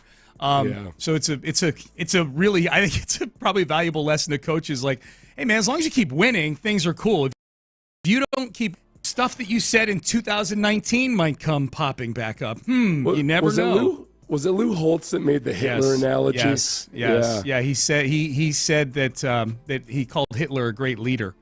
He said he did have leadership qualities. Yeah, that was a one tough one. Yeah, he was trying to make a point. Another case where the point he was trying to make was valid, but man, you better be like, dude, you better nail it like in exactly, and he did not nail it with his phrasing on that one. Like he was trying to make the point that like just having persuasive skills or the ability to get people to do things isn't the end of the story. Obviously, there's certain times where you just leave it alone. Yeah, okay? Dude. There's other examples. You leave Hitler out. Yeah, there's other examples you can use. You don't have to. Yeah. If you're invoking Hitler, you're basically walking out on a tightrope over the Grand Canyon at that point, holding one of those big poles like you're balancing back and forth. Dude, find somebody else. Yeah, absolutely. That honestly, Seth, when I read this excerpt from Tyler Dunn's article about Sean McDermott, Lou Holtz was the first person I thought of with the Hitler analogy. 100%. Yeah, absolutely. Payne and Pendergast with you on a Football Friday. We'll dig into Jets Texans when we get the headlines here at the top of the hour. I'll have 5 reasons I hate you, Jets edition, coming up at 8:25 on the show today. Man, there were I can't imagine being like, when you're an NFL fan and you buy tickets to a game that's late in the season, like before the season you look at the schedule, and if like say you're a Jacksonville fan, you're like, you know what, be cool to go up to Cleveland and watch Trevor Lawrence against Deshaun Watson, like the battle between the two Clemson quarterbacks or whatever. So you buy the tickets, you're like, man, I'm gonna go up to Cleveland for a cold weather game. It's going to be really cool. Couple contenders in the AFC. And now you're going up there this weekend, and it's C.J. Beathard at Joe Flacco. Like the quarterback matchups this weekend, like it was supposed to be Trevor Lawrence and Deshaun Watson. It's C.J. Beathard and Joe Flacco. It was supposed to be Anthony Richardson and Joe Burrow in Colts Bengals. It's Gardner Minshew and Jake Browning. Like this feels like scab stuff from the '87 strike, like hey man, who are these guys? I mean, Browning at least gives you something in the short term so far to be excited about. Yes. So maybe there's intrigue there. Yeah. He might very well be at the beginning of like the Gardner Minshew curve. Where remember Gardner Minshew was super exciting for a few games at the beginning, or maybe it is something that extends on. Maybe the Bengals trade. Maybe they're able to trade Browning for a second round pick or something. We'll see. Kirk Cousins and Jimmy Garoppolo. Not a main event matchup or anything, but two quarterbacks who've won a lot of games in the league. It's Joshua Dobbs and Aiden O'Connell in that game this weekend. Gosh. Man. That's a rough one. Well, even this one, Seth, the Texans game, was supposed to be C.J. Stroud and Aaron Rodgers at the beginning of the year. Oh, how awesome would that have been? It would be fun as hell, man. Oh, that would have been so cool. Yeah. If they were both in the chase right now. Yeah. Oh, that would have been so good. That would have been fun. It really would have been cool. Yeah. Oh, man. Oh. What a bummer. The downside Thanks is... Thanks a lot, Aaron Rodgers, and your stupid Achilles tendon. Well, if the downside is we get a game the Texans have a better chance of winning, I'm cool with that as the consolation prize in all this. You know what? The one thing about the Aaron Rodgers stuff that I found odd was somebody had asked him in the press conference about why he thought he might be able to come back earlier than anybody. And he said, do you know my history? And I honestly, for the life of me, I was trying to figure out, like, was there another miraculous comeback from an injury that I forgot about with Aaron Rodgers or something? I can't remember. Your history is you're 40 years old. That's your history. Yeah. That's what happens to old dudes. They tear Achilles tendons. And so your history is it'll be pretty amazing if you're the one that pulls this off because you're 40 damn years old. He has an injury history. There were a couple seasons in Green Bay that got cut short with injuries. I just don't remember I think one was a broken collarbone. He fought through injuries where definitely affected his play. Yes. Like he very much was not the same guy. Yep. So I don't look at him as some guy that's proven time and again that he can beat the odds and defy expectations or anything. He's had like a little bit of he had a messed up hand, he had a sprained ankle, like normal stuff. You're listening to KLT and KLT HD2 and Odyssey Station. Let's get things going with the 8 at 8, the Ocho. 8 stories to get your day going. One. All right, let's start with the Texans. News, nuggets for the upcoming game we just talked about or alluded to with the Jets and the Texans on Sunday. Injury news, let's start with the Jets. Breece Hall and John Franklin Myers. Breece Hall running back, John Franklin Myers defensive line, did not practice on Thursday. So, and then Breece Hall is the one that gets me feeling good that he might not play in this game, Seth, in a pretty toothless offense. That is one of the few teeth that this offense actually does have when they're healthy. Both of those guys, like Breece Hall, especially for a quarterback, as an option, as in a weapon for a quarterback who I'm sure the Jets would love to just dink and dunk as much as possible. The Texans have been susceptible to dinking and dunking at times. Using him as a receiver, that's a big loss for if the Texans can focus most of their attention on Garrett Wilson, not have to worry about him. This means we might get a look at Dalvin Cook. Dude, I'd forgotten Dalvin Cook even signed with the Jets before the season. He's been such an afterthought up there.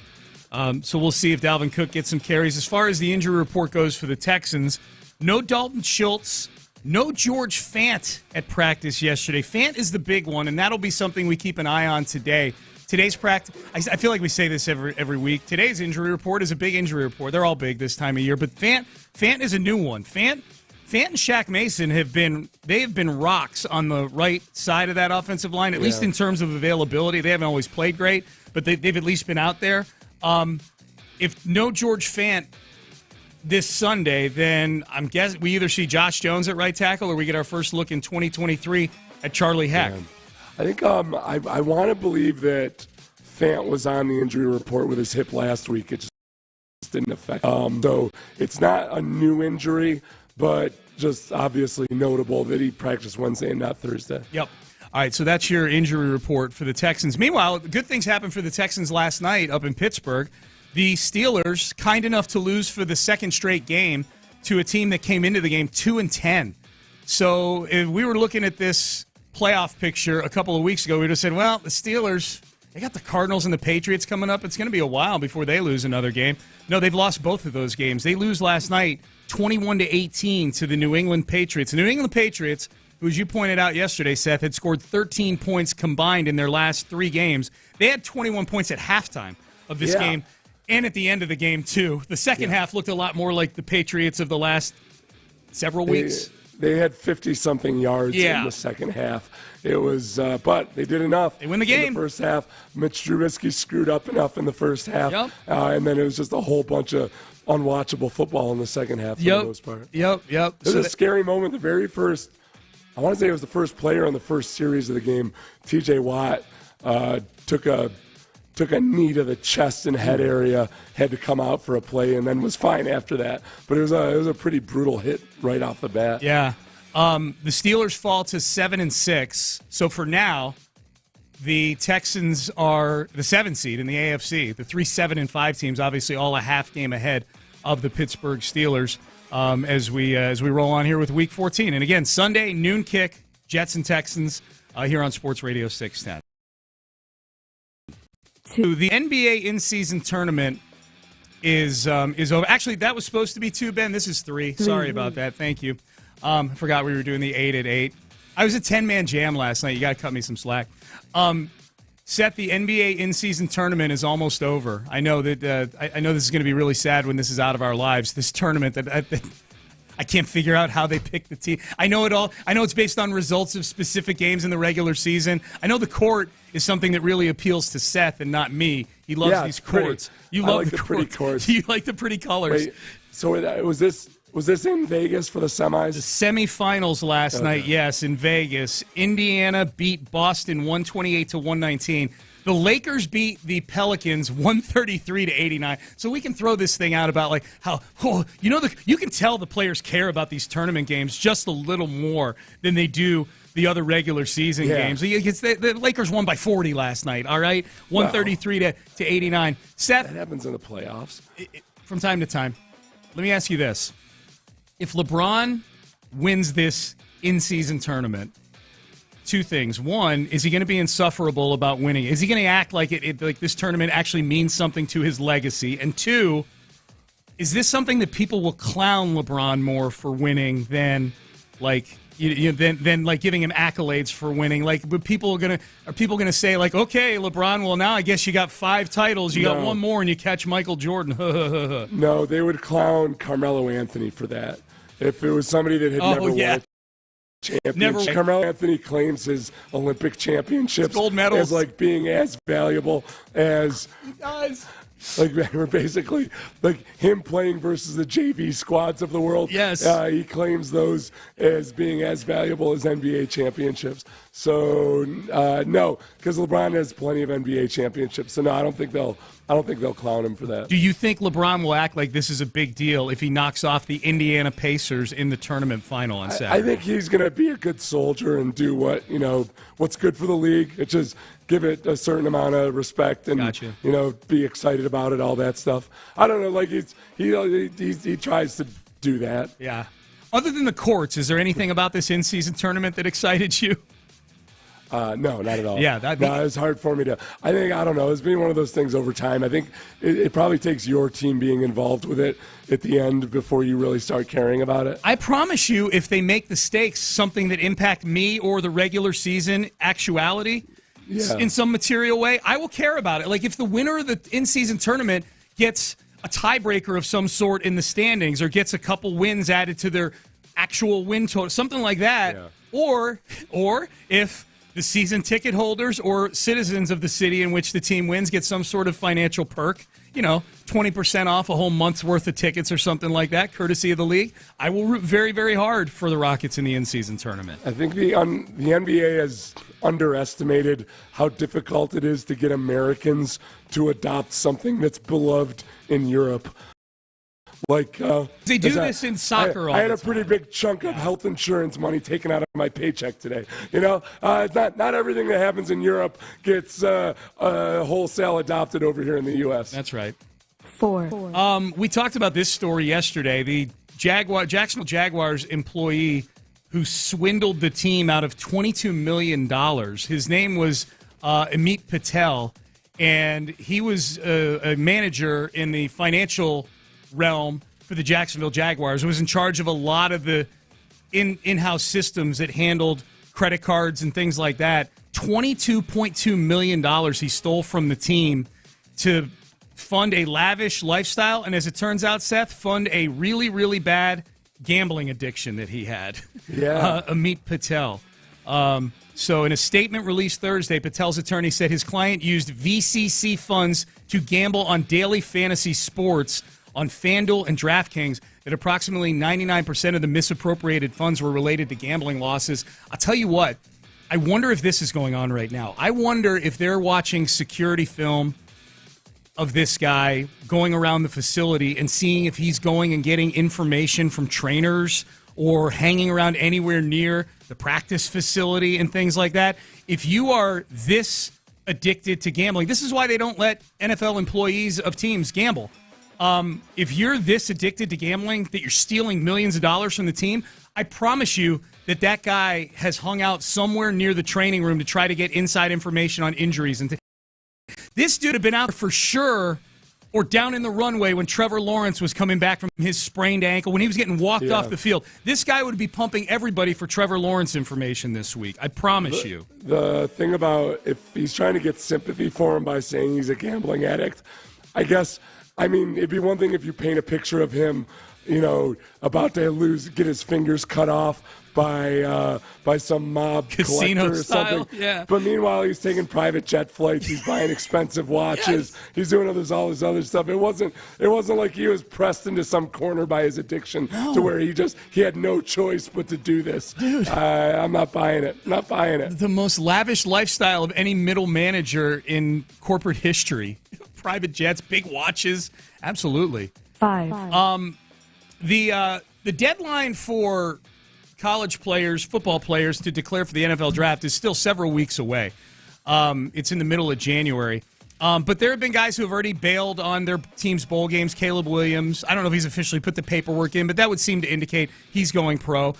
In Columbus, Ohio, they are doing their best, Seth, to try to keep the Ohio State Buckeyes of 2023 together in full for 2024 with two of their most important offensive players. Marvin Harrison Jr.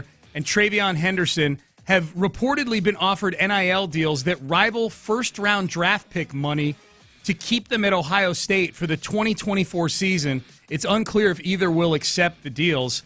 So I don't know if that means first-round money in terms of their salary for 2024, which would be about $9 million if they went pro, or the full guarantee of what you get as a high first-round pick, which is tens of millions of dollars. You know, it's more like different deal, 30 or 40 million. Yeah. So I would imagine it's more along the lines of what they might make in their first year. I agree. Yep, I agree. I don't think it happens. I think both guys will go pro. Henderson, I don't have a great beat on because he's a running back. I don't know. Marvin Harrison Jr. is the best non-quarterback in this draft. He's going to go pro. I don't think that. I don't know that they can come up with NIL money to keep Marvin Harrison there. Yeah, but it sure would be a story if they did. Like he would be the first, like really bit, like first lock, best guy at a position, top 3 pick to go back if he chose to go back.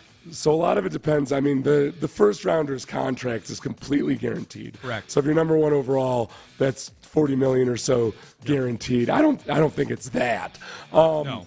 Bryce Young's signing bonus was $6 million, and his base was $750,000 last year. So if you're talking like $7 million in cash, I could see that. I could see a school like Ohio State or some of the other big blue bloods doing that. For Harrison, for sure.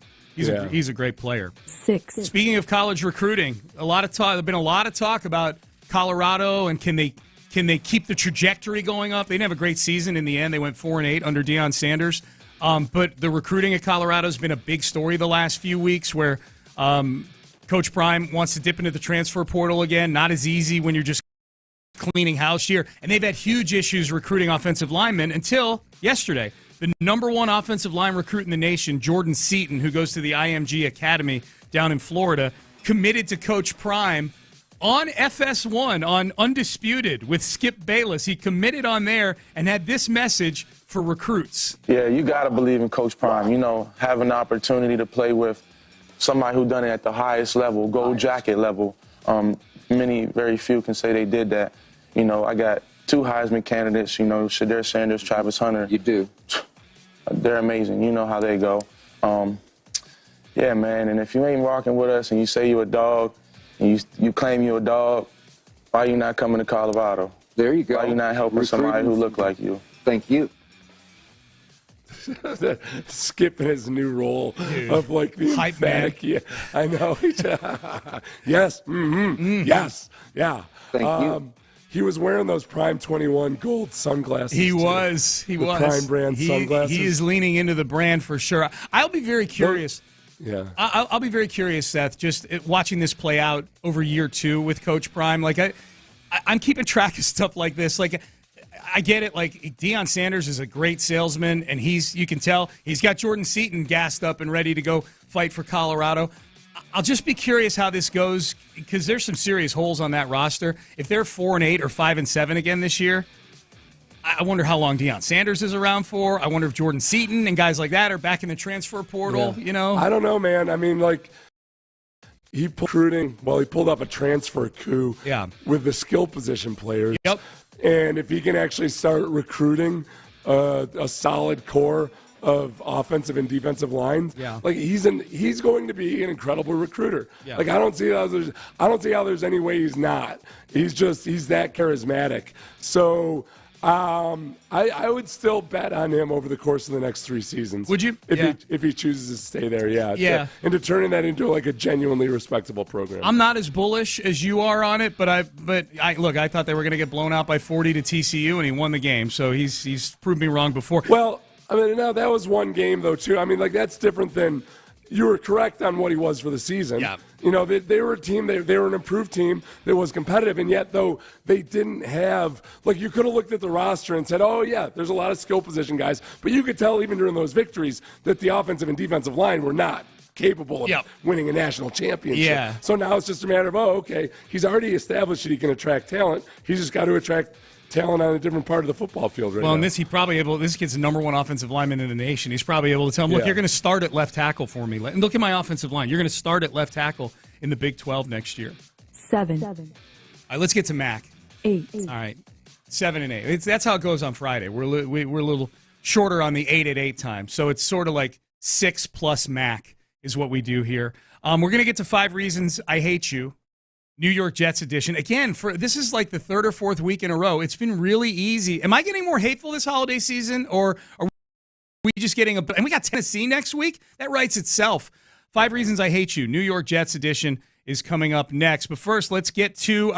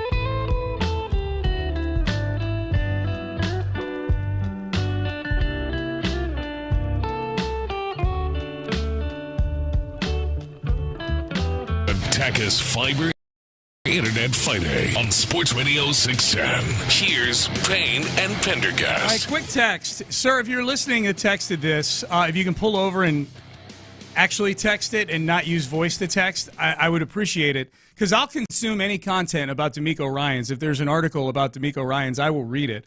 Because D'Amico Ryans is awesome. Text message, article on ESPN by Andscape about D'Amico. I have no idea what the hell Andscape is. I'm assuming that's I can't even voice to text kind of mind twist to that one. I have no idea what you're talking about. So, sir, if you could text back, pull over and send an actual text, that would be super, super helpful. All right, Payne and Pendergast with you on a Friday. Yep, there you go. Good job, Ben. Ben's multitasking in there. Turn the music up while he's talking on the phone. Good job. 5 reasons I hate you. We do it every Friday during football season at this time. Helping work up a sufficient amount of vitriol for opponents. It was much more necessary last year when people cared less and less about the games as the season went on. Now there's actual football reasons to be super interested in these games, but there's never a problem with sprinkling a little bit of hatred on top of it. So let's get it going here. I'm going to start number 5, and this could easily be number 1, but I like kind of starting strong. Zach Wilson. Zach Wilson is very hateable, very punchable face, not good at football. Reportedly might have wanted to quit on his team. If we need specifics, remember this from last year, Seth? Remember when Zach Wilson, in a game against the Patriots, that the Patriots won 10-3 on a punt return? A lot like this year's Patriots. Zach Wilson went 9 for 22 for 77 yards. The Jets scored 3 points in that game. And Zach Wilson was asked after the game, do you think you let the Jets defense down? Super frustrating, it was a frustrating day, of course, I felt like I had some balls that got away from me. But, we got to find a way as an offense. We got to do some digging, watch the film, and see what we can do better. As an offense, though, when you guys are only able to score 3 points, the defense only lets up 3 points. Do you feel like you let the defense down at all? No, he said. Nope, I don't. He's become a little more self-aware since then, but I think it goes without saying. Zach Wilson is a very, very good reason to hate the New York Jets. Would you agree? Yeah, I thought he did a good job in his press conference on Wednesday, though. It softened me a little bit on it. I'm sorry, maybe I'm weak, but he said all the right things in terms of, not worrying about how this affected anything. You just got to focus on playing football now and not worry about all the extraneous stuff. Everything that was the opposite of that soundbite from last year. Yeah. Was what he did this year. Yeah. And yet on Monday there were reports that he wanted to quit on his team. Yeah, I don't know what to make of these Diana Rossini reports. I do. For this segment, I hate Zach Wilson. Exactly. All right,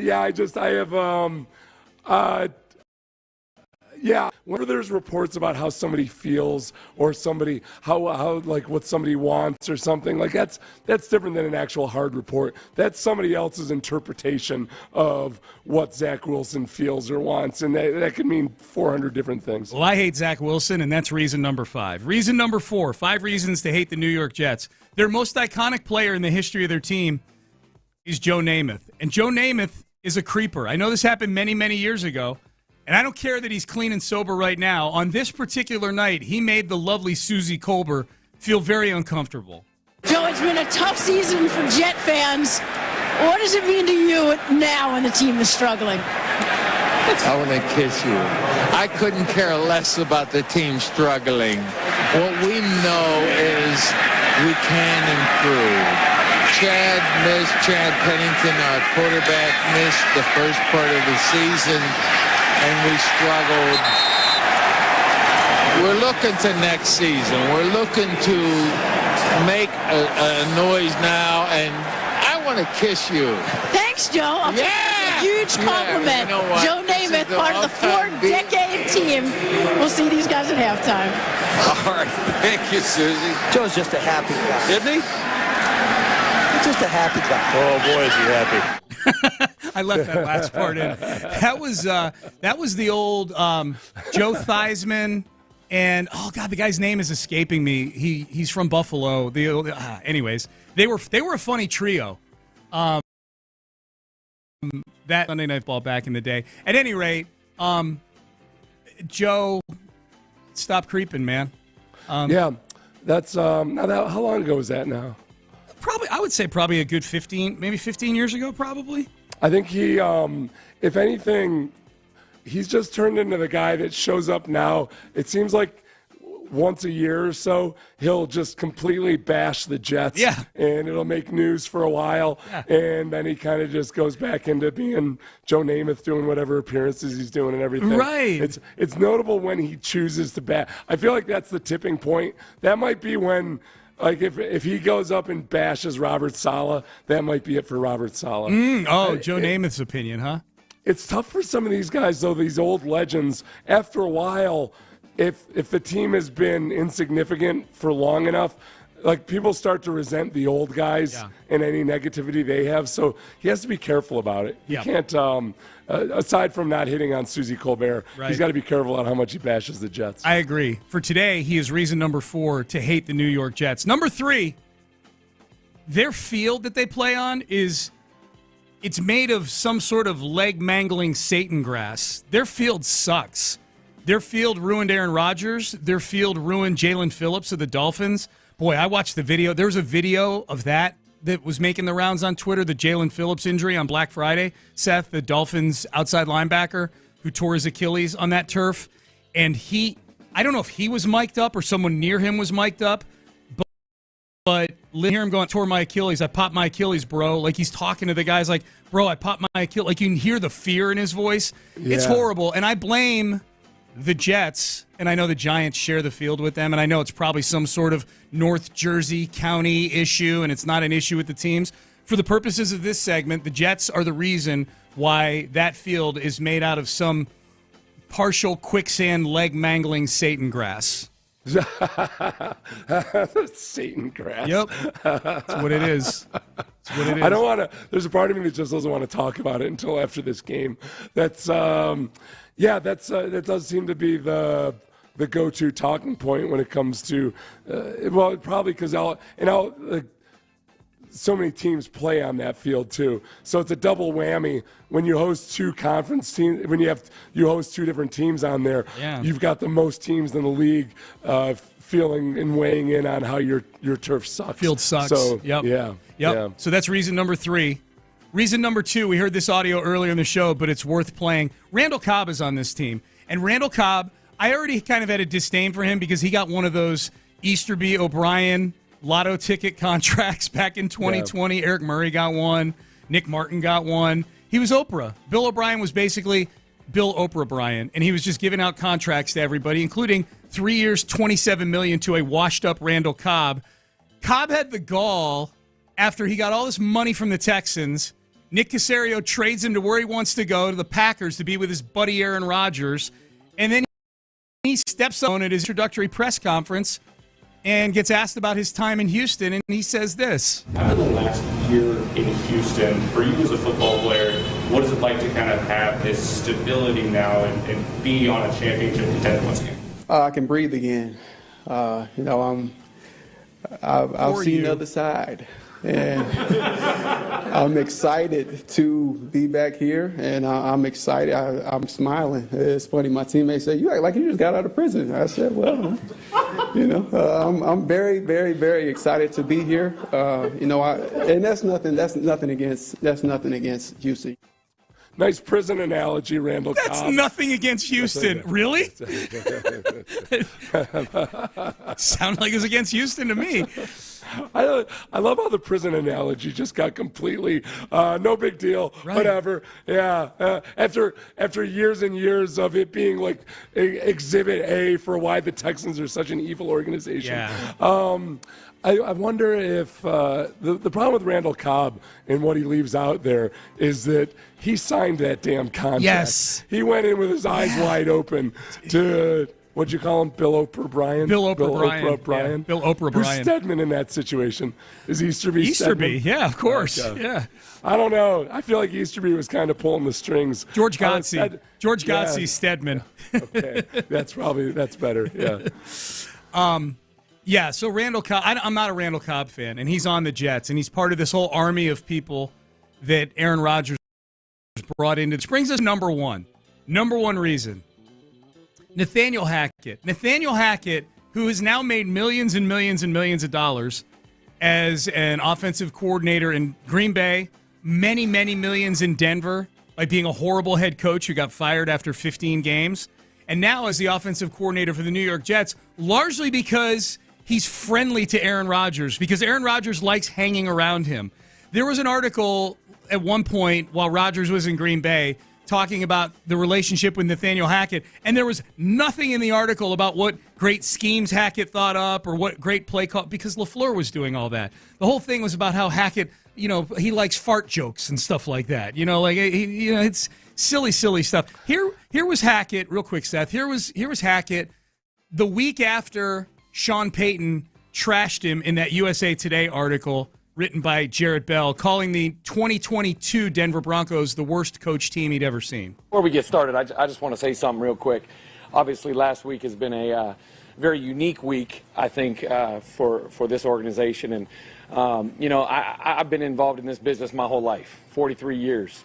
And as a coach, as a coach's kid, we live in a glass house. We know that. We all live in different rooms. We all got a key for it.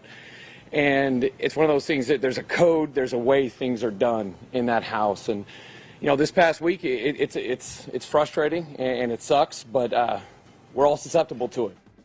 Yeah. Coach's kid, that's the big thing. He's a nepotism. There's a code. Yeah. How much of a nepo baby is he? Is his father wasn't an NFL coach. His father I know he's a head coach at USC for a while. Oh, that Hackett. Yeah. So, his father, I think, was very well thought of in the coaching fraternity and the coaching community. Nathaniel Hackett, I doubt. He's a fun guy at parties, I guess. I don't know. Paul Hackett was the Chiefs' offensive coordinator. Okay. He was in the NFL a good chunk. Yeah. He got up. I'll tell you what. He went back and forth between college and the NFL more than most coaches do. The dad did? Yeah. So yeah, sorry that your coach's code was violated, Nathaniel Hackett. Yeah. But you are basically a mascot for Aaron Rodgers at this point. Yes. Well put. It reminds me of when I want to say it was like George Clooney or Matt Damon was talking about how on the set of one of the Ocean's movies, they basically had to have a meeting about like, hey, let's remember the having a good time isn't the best indicator of whether or not it's going to be a good movie. Like we might be having the goal is to not have a good time on set. It's awesome and you should be trying to have a good time. Yeah. But remember, this is also work. So let's be sure we keep our eye on the. I feel like Aaron Rodgers needs that speech. Yeah. Like getting your buddies together so you can enjoy each other. Right. That's not probably the best MO. Like it's good to have, and you should keep it in mind, but it shouldn't be your guiding light. Usually, I feel like that's success, ultimate success at really important things usually involves a lot of difficulty, hardship, and pain. It's not fun. Yeah. It doesn't have to. No. But your chief goal can't be like, I just want to have as much fun as possible. Yeah, exactly. All right, Lisa Ann, our fantasy football expert. Man, it's week 14. This is the final week of a lot of regular seasons for fantasy football players, and there's a ton of injuries out there that are injuries and underperformance. I've got at least 3 or 4 of them I'm going to ask her about. What I would ask you is to start texting in your lineup questions for the great Lisa Ann. Next, before we talk to her, I want to get you out to the TaxAct Texas Bowl, which happens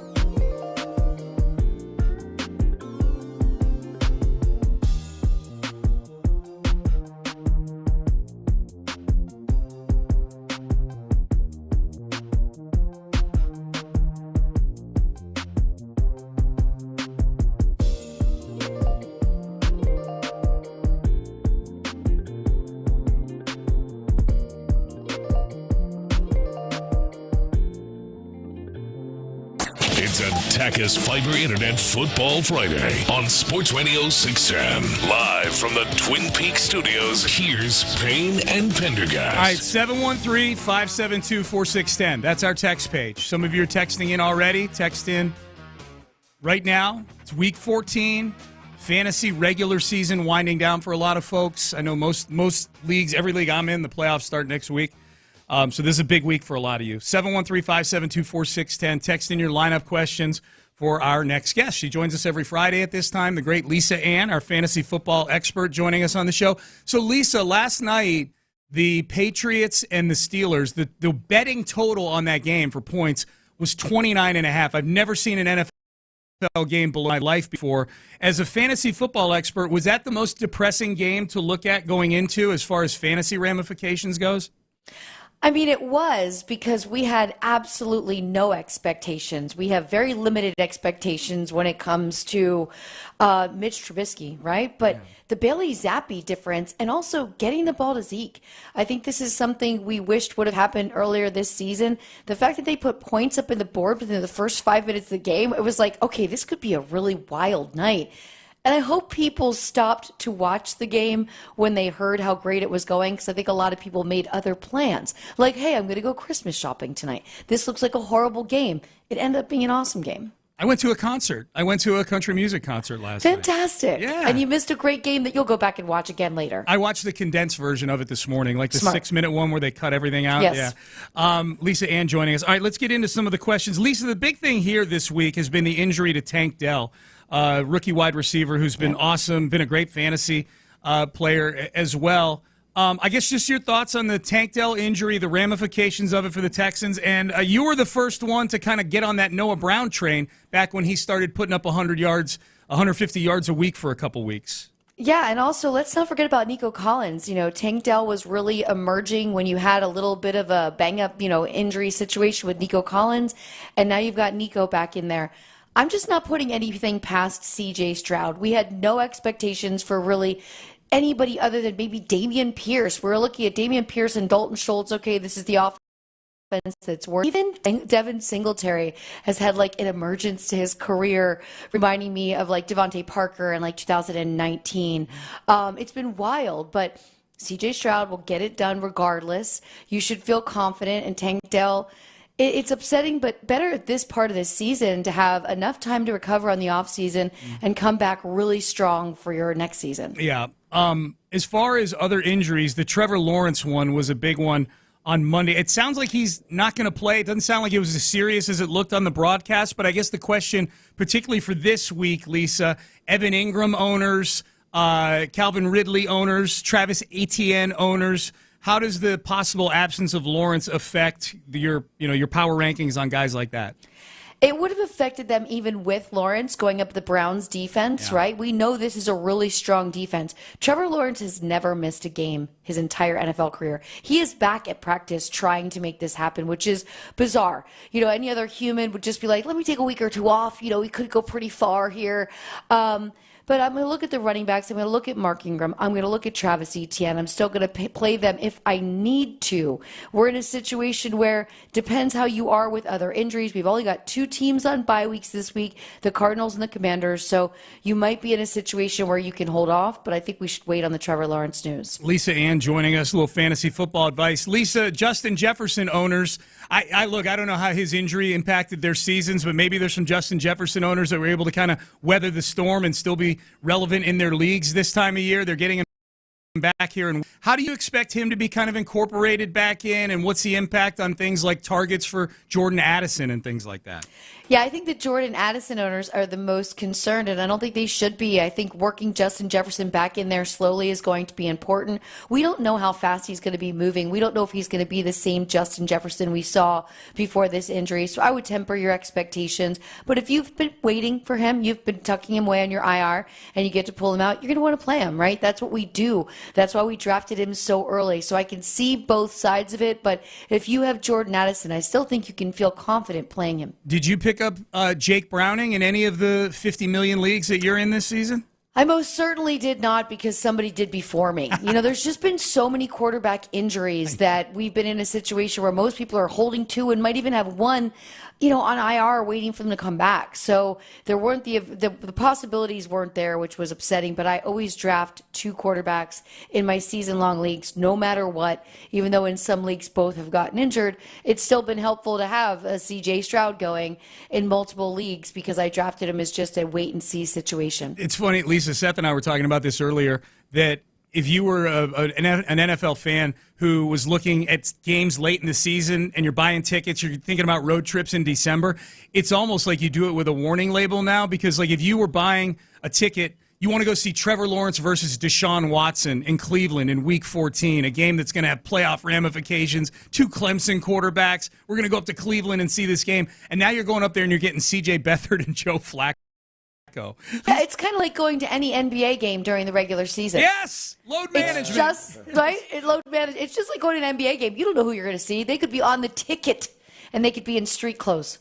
But in NFL, it's very different because we do plan ahead, and you can't plan ahead. I guess, to me, the game to watch is going to be this Sunday night game, Philadelphia in Jerry's World. I'm concerned. I'm as a Cowboys fan, I'm not confident. I think this is a game we lose. Okay. I would like us not to lose it. I think we're playing really well. But I also know my team, and I know we haven't made it past the first round of the playoffs since the 90s. Dak wins this. He becomes the favorite for the MVP. Yeah. Do you agree?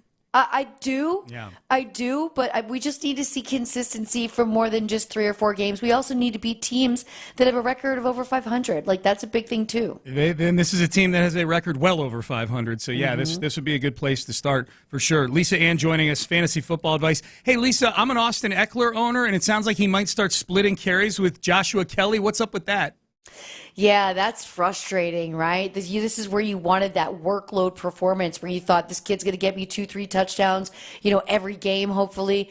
It's frustrating, but I still think Austin Eckler is the stronger running back and can break off longer runs. So I think the upside is still higher. But if you're in a situation where you're dealing with injuries, you might pick up Josh Kelly and just say, I have a backup here. All right, let's get to some of the lineup questions. Start 'em, sit 'em, 713-572-4610. Lisa, this plays into just what we were talking about a second ago.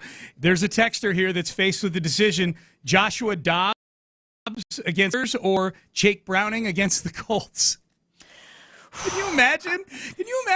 A month ago, this being your choice at quarterback? It's not ideal, but the Colts defense is giving up a lot. They kind of go in order. You would say Joshua Dobbs, then Jake Browning. But I think Browning's going to have more opportunity against this defense. And he looked decent last week. I think way more than we expected. And he's got such great receivers. So I'm going to go Jake Browning. All right, PPR league. Calvin Ridley, the Jags are going against the Browns, as you mentioned, or Javonte Williams for a flex position. Which you put these guys in the flex? The Broncos have the Chargers this weekend. Yeah, I'm going to go Javonte Williams unless we hear that Trevor Lawrence is playing.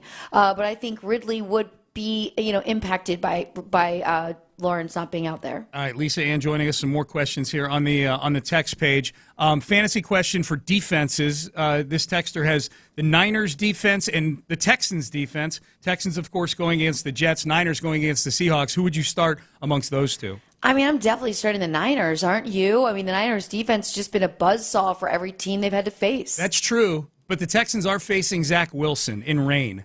And you know what? Poor Zach Wilson. What are we doing to this kid?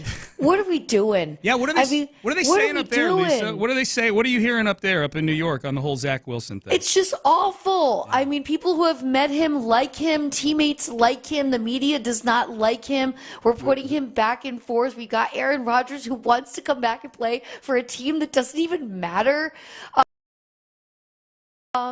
I get going with the Texans, and there is that possibility. But he could go out and have a decent game, and the Jets' defense is really good, could keep the score down. I just feel more confident with what the Niners can do. Did you buy the rumors about Zach Wilson and his mom's friend last year before the season started?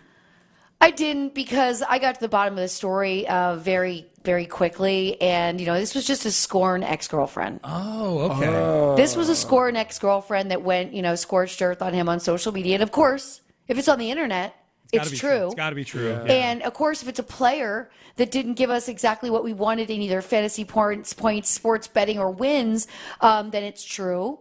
But I feel bad for this kid because he got brought into the NFL because he had the talent. I don't think the Jets organization is a good fit for him, but I also think mentally now he has to go and seek out a sports psychologist because he's been fed so much bad information about himself. They only use him exactly when they definitely need him. They disparage. It's negative. And I feel bad for anyone who's trying to strive as a young human in their workforce, whether you're an athlete, a doctor, a teacher, whatever. And you just keep getting these negative interactions and people saying such horrible things about you. We're supposed to be building up people's confidence in this world, and we're just breaking down this young kid. Now I feel bad for putting him in 5 Reasons I Hate You, Lisa. Thanks a lot. I'm so glad I didn't hear it. Poor kid. Poor kid. But we can still be friends. Yeah, we can still be friends. Lisa Ann, you can get her on Twitter, @TheRealLisaAnn. And it's big, man. It's the end of fantasy season, and Lisa is a Great follow. I mean, Lisa, we always appreciate it. Enjoy the games this weekend, and we'll catch up for fantasy playoff time next week. Hey, and by the way, real quick, I got to interview Brooke Bentley. Oh, you did? And Brooke has her new book, Sideline Confidential, which I read cover to cover. What a fun novel. How brilliant she is. And, we had the John McClain conversation, the Houston Texans conversation, and it was great. So I want to shout out Brooke Bentley. And she was very clear. The Seth in that book is not based on Seth Payne. Okay? Yes. It's not based on you. Yeah, he's not the It's most... a fictional character anyway. Yeah, but he's not the most likable guy. No. So, no. He does have some of your characteristics, Seth. I'm not going to say he doesn't. The good characteristics. Everyone order this book from Brooke. She's a local to your community. Support her. It's a great story.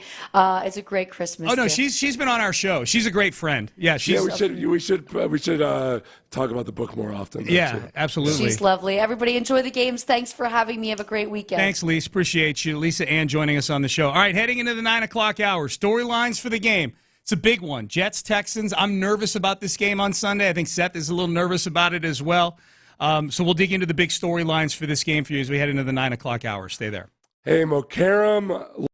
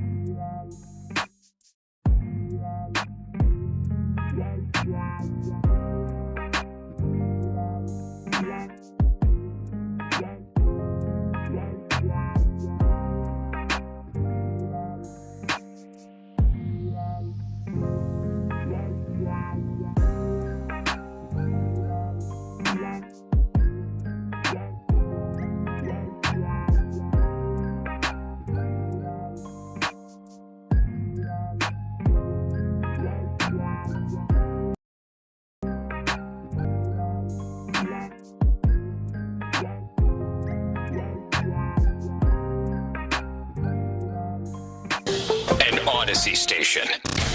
It's Attackus Fiber Internet Football Friday on Sports Radio 610. Here's Payne and Pendergast. All right, good to be with you. Football Friday, Payne and Pendergast, Sports Radio 610. Practice going to be popping here in a couple of hours, and we'll see who's on the field, who's not on the field. Hopefully George Fant back on the field. I think it's safe to say no George Fant. If George Fant doesn't practice today, he's out for the game on Sunday. That would be zero practice this week for George Fant. Dalton Schultz, you pointed out earlier. I guess the best case with Dalton Schultz, he missed last week with a hamstring. This week he was limited Wednesday, didn't practice yesterday. But maybe that was part of the plan. Yeah. Is to see how he responded to the Wednesday practice. Yeah, because they've done that before. I want to say it might have been Will Anderson they did this with. I know there was a player they did this with fairly recently. Yeah, Will missed a Thursday. He missed a last Friday. Week or 2 weeks ago. Oh, that's right. He missed a Friday. Yeah, I think it was a Friday. So, you know, they rely so much these days on the GPS numbers too. Mm-hmm. It tracks. They track how fast they're moving in practice and everything. And I think sometimes, especially when somebody's coming back from soft tissue, they figure, okay, he wasn't at his peak speed. We might want to back off and see how he responds the next day. I know this is kind of one of those questions where it's like, okay, I don't know if either is a great option. At right tackle, if George Fant can't go, do you go with, if you were D'Amico Ryans, would you go with Josh Jones at right tackle, who's played some football this year, or Charlie Heck, who certainly has fresh legs? He hasn't played any football yet this year, and he's got experience at right tackle. I'd be inclined to go with Josh Jones just because he's been here all year. He's a veteran. He's played for the team this year already. I think he's a much better tackle than he is a guard. He's just one of those guys that's just more naturally suited to be a tackle. So I'll be surprised if it's Charlie Heck. Now, maybe Charlie Heck has been, out there dominating at practice or something. Yeah, we don't know. He's been doing really well. All of a sudden I can't speak. Or, I mean, I haven't been able to speak for 2 weeks, but now I can't put words together either. Maybe he's been playing really well all week, and they like him. But I would anticipate it'd be Josh Jones. Yeah.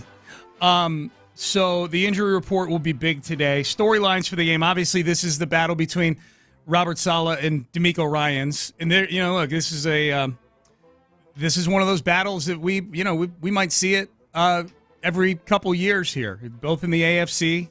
If Saleh can stay employed up in New York, we'll see. I mean, this season is not going great for him. Here was DeMeco Ryans on Robert Saleh, helping him get into coaching. Yeah, well, I was here actually, and I was thinking about getting into coaching the year after I finished playing, and ended up talking with Saleh and talking with Johnny Holland, two of my former coaches here with the Texans, to my linebacker coach. Hey, DeMeco, are you serious? You sure you want to get in? They're making sure I was all in on coaching because they know the dedication and the time that it takes. And what Saleh he was all on board with it, and Johnny Holland was also all on board with it. It gave me great advice, and I learned a lot under both of those guys, and I'm thankful for them kind of speaking on my behalf to Kyle, and them twisting Kyle's arm a little bit to give me an opportunity. And I'm very thankful for Kyle and Saleh for giving me the opportunity. Dude, I would love to be a fly on the wall for their conversation at midfield while warm-ups are going on. Comparing their two situations right now. I mean, they are very opposite situations right now, these two guys. Robert Saleh's got to look at DeMeco and be thinking, man, there but by the grace of God go I, in a bad way. Because if the tables were turned and DeMeco had been stuck with Zach Wilson and Robert Saleh had drafted a C.J. Stroud 2 years ago instead, it would be completely different. Mm-hmm. It would be completely 100% different, because this is the toughest thing. Like we saw here in Houston, the Texans hired Bill O'Brien because he's an offensive-minded coach, and it took forever for the offense to actually get going or to have a quarterback he felt good about. The Jets hired a defensive-minded coach, and the defense is awesome immediately. But on the other side of the ball, the GM drafts the wrong quarterback, and now Roberts pay the brunt of all of it and answer all the questions every week about why you're handling the quarterback this way, that way. Meanwhile, they're actually getting what they would have hoped from him on the defensive side of the ball. And it all comes down to, there's other factors too, but at the very least, they just don't have the right quarterback. This is going to be a tough game. The elements are one thing. This will be the first game the Texans will be playing in any sort of weather element. Every game they played has either been sunny, warm weather or indoors at 72 degrees. So this will be the first time for the Texans this year. And this is a team that has a lot of really good pieces on it. The Jets, the quarterback stinks, and the OC is a football moron. But I'm being very disrespectful to Nathaniel Hackett, but so be it.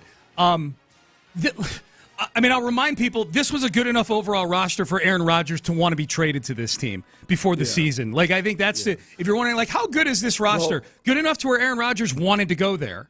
They, at the very least, as a quarterback, what do you want? You want a good defense on the other side of you, which you never had in Green Bay, and you want a running game of some sort. And Breece Hall provides that potentially, even coming off the ACL. Obviously, he's still very effective. They signed Cook. All of that made a lot of sense. Yeah, it's just you don't have the quarterback. Don't have the quarterback. Now, Breece Hall, they might not have Breece Hall. Breece Hall didn't practice yesterday either. But in terms of, the landing spot and everything. For sure, yeah. No, I'm just pointing that out for people who didn't know that Breece Hall may not play. He didn't practice yesterday for the Texans. We get Kevin Harlan on this game. That's good. I like that we're moving up the food chain a little bit with the announcers, too. I was watching now is it Kevin Harlan and who? Trent Green. Okay. And Melanie Collins on the sidelines. Okay, good. I like Trent Green. Yeah. I like my favorite kind of nondescript guys are Trent Green, who's not a huge personality, but I feel he gives you really good information.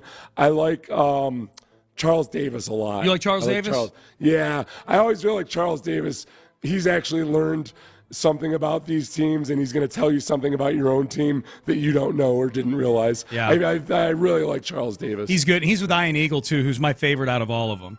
Yeah. I think Ian Eagle's great. When the Denver game got switched to noon, and we were going to get, presumably, and we did get a better announced team or a higher up the food chain announced team, people were angry that we weren't getting Jim Nantz and Tony Romo. I'm like, no, Ian Eagle and Charles Davis are, I know they're technically the B team on the pecking order, but they are a better listen than Nantz and Romo.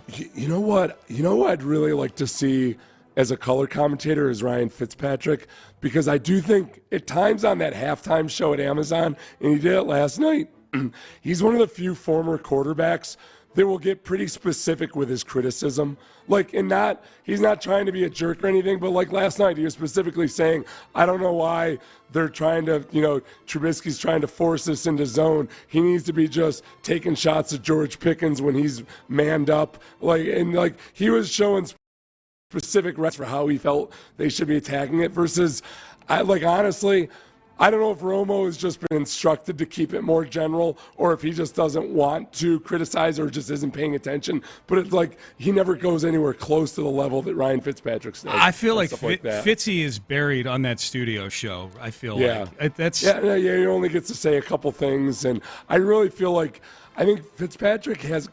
I think he would not be diplomatic and not trying to be a jerk or anything like that. I think he's going to call it like he sees it. And I think there needs to be more out of the former quarterback. I don't think much of that studio show. I'm not a huge Teresa Thompson fan. I think Tony Gonzalez is bland. Sherman's okay. Whitworth doesn't really say anything, and Whitworth does a lot of platitudes. It needs to be just Richard Sherman and Fitzpatrick. Fitzpatrick. I think those two could actually get into some pretty good debates too, informed X's and O's type debates. Yes, you got one on offense and one on defense. It would be great. Yeah. You're right. I think that's a great call. That's a great call. Sorry, text message off track. No, that's okay. That's okay. Text message: bad weather and Satan's grass are giving me a nervous feeling about the Jets game. What'd you call it? I called it leg mangling Satan's grass. That's what they have at MetLife Stadium. And I hope I'm wrong about the game this weekend when it comes to that grass. Isn't there in jungles, isn't there razor grass or something? I don't know. I know that people trying to trek through the rainforest sometimes they'll get their legs all razor glass or something like that. I know down here, back when back in the day when I lived in a house, my first house I got up in Tomball, and in the backyard we did some landscaping. We had some landscapers come in and do it.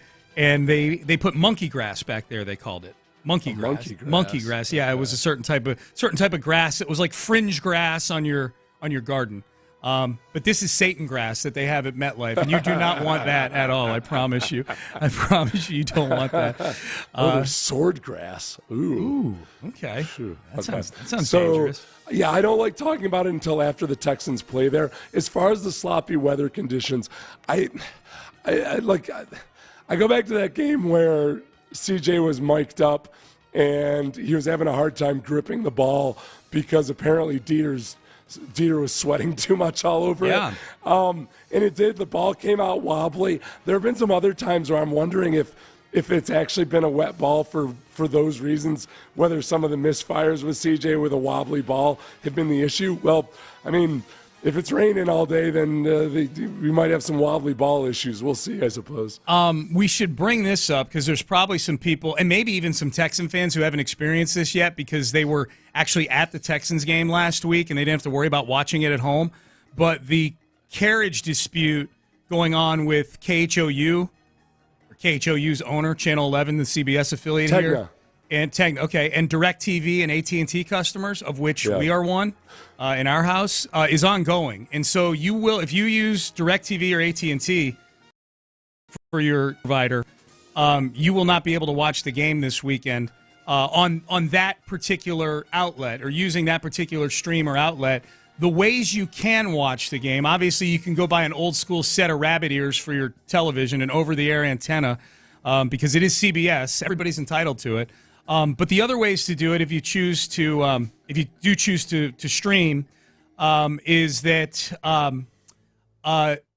Paramount Plus for $5.99, you can get the Essential plan, which does stream NFL games as long as the game is broadcast on your local CBS station, which this one obviously is being broadcast on KHOU, and it's got a 30-day free trial, so you can get the game, or you can get, you may need it for longer than just this week if this thing keeps going.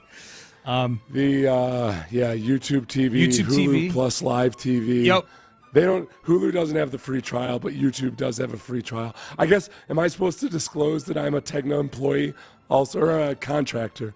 I do. My KHOU, I get a check from Tegna. Yeah. So I'll disclose that. Okay. They send me a paper check. Right. It's kind of cool. It's old school. So Seth sounds like he's super biased against DirecTV and AT&T. It's because that's his dog in the fight. Let me tell you something about with a poor underdog Tegna. This tiny media company with only, I don't know, like 40 or 50 TV stations around the country. They're going up against the monster that is DirecTV. The satellite Gestapo, as everybody calls them. It's sad. And I do get a check from Tegna. Okay, well, there you go. So that's that's very ethical of you, Seth. Good job. So there are a few ways that you can watch it. I'll say Fubo as well. I don't do commercials for Fubo or anything, but I am on accidentally forgot to cancel my Fubo free trial subscription right now. I forgot to cancel it over the Thanksgiving holiday to watch the Notre Dame Stanford game on the Pac-12 network. So is Fubu still a popular brand of clothes? Yeah, I don't know. Ben, text in 713-572. I don't know if Ben's the demo we're looking for. I know. I'm just 713-572-4610. Ben's laughing. Let me weigh in here. Tell me if Fubu is still pretty. They got a nice offering here. I'm like, okay, I'm going to buy a Fubu shirt. Okay. I used to wear Fubu jeans pretty well back when I was a player. Did you? Yeah, they fit well back when I used to actually lift weights and everything. Yep. Now I look like I need you to be dressed in Fubo stuff the next time I see you. Fubu, yeah. I'll be wearing Fubo stuff. Big old Fubo sweatshirt, yes. All right, Payne and Pendergast with you. Okay. Gambling, we know the proliferation of legalized gambling. There's been a lot of theories on what the ripple effect on society is going to be. This particular connecting of the dots that a CNBC financial analyst did to gambling and the housing market, and it involves young men and their sexual habits, is something else, man. We'll have it for you next. The ills of all society are due to Sean and his people. I'll tell you the opposite of that is the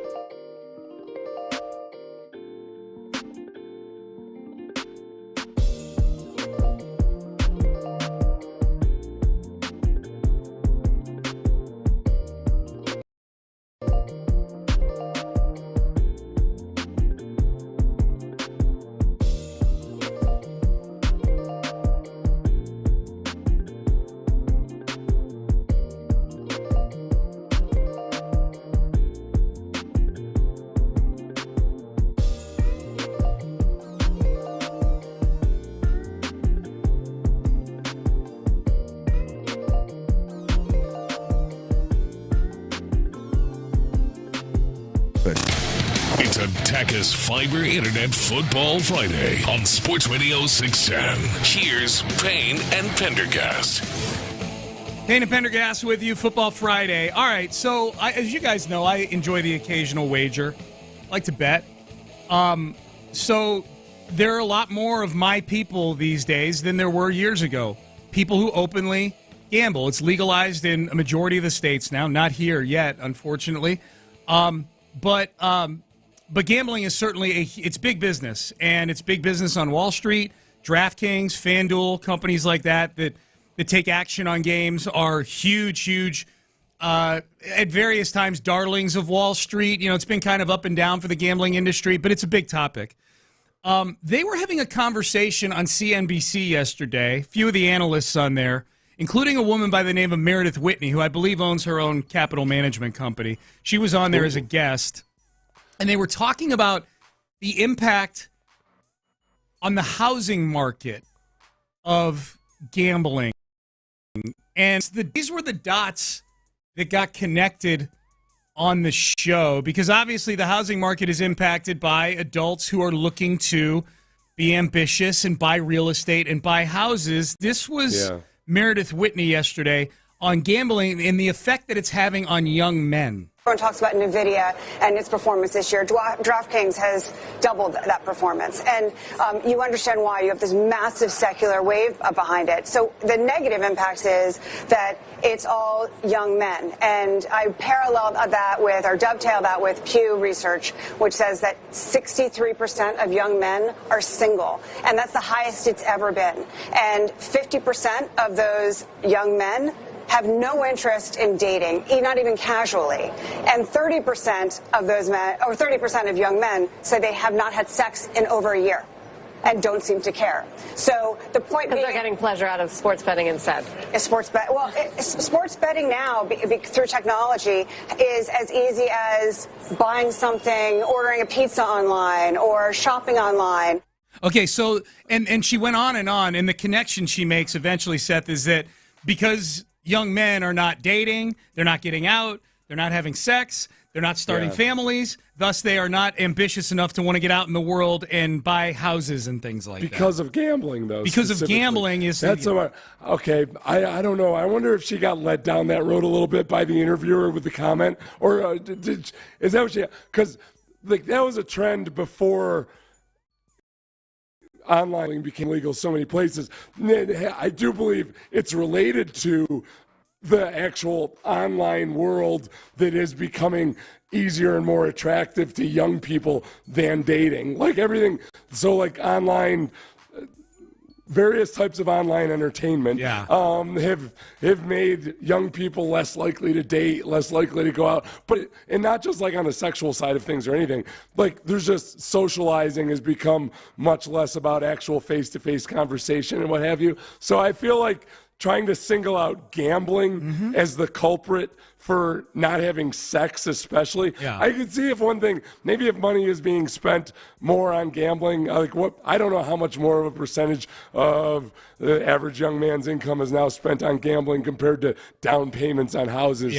But yeah, I would say the whole online phenomenon and smartphone phenomenon in general is more to blame than specifically gambling. Yeah, and again, like the overall conversation was about the housing market. It wasn't about gambling. So I like to think that she probably was singling gambling out in a way, or maybe that online world and using gambling as an example of it. Here's what I will say, because I'm going to stick... But she was citing the sexual statistics and everything, too. Yeah. Which is like, like she was making it sound like they're having less sex because of the online gambling, as opposed to the various other options. Does 30% of young men not having had sex in a year feel like a super high number? Have you looked at a lot of the dudes out there? Like, there's not a ton of attractive men walking around the face of the earth. It's been one of the weird developments over the past day, like wringing their hands over fewer teenagers having sex. We're like, well, ultimately, shouldn't that be a good thing? Like, I would prefer that. Yeah, sure. Like,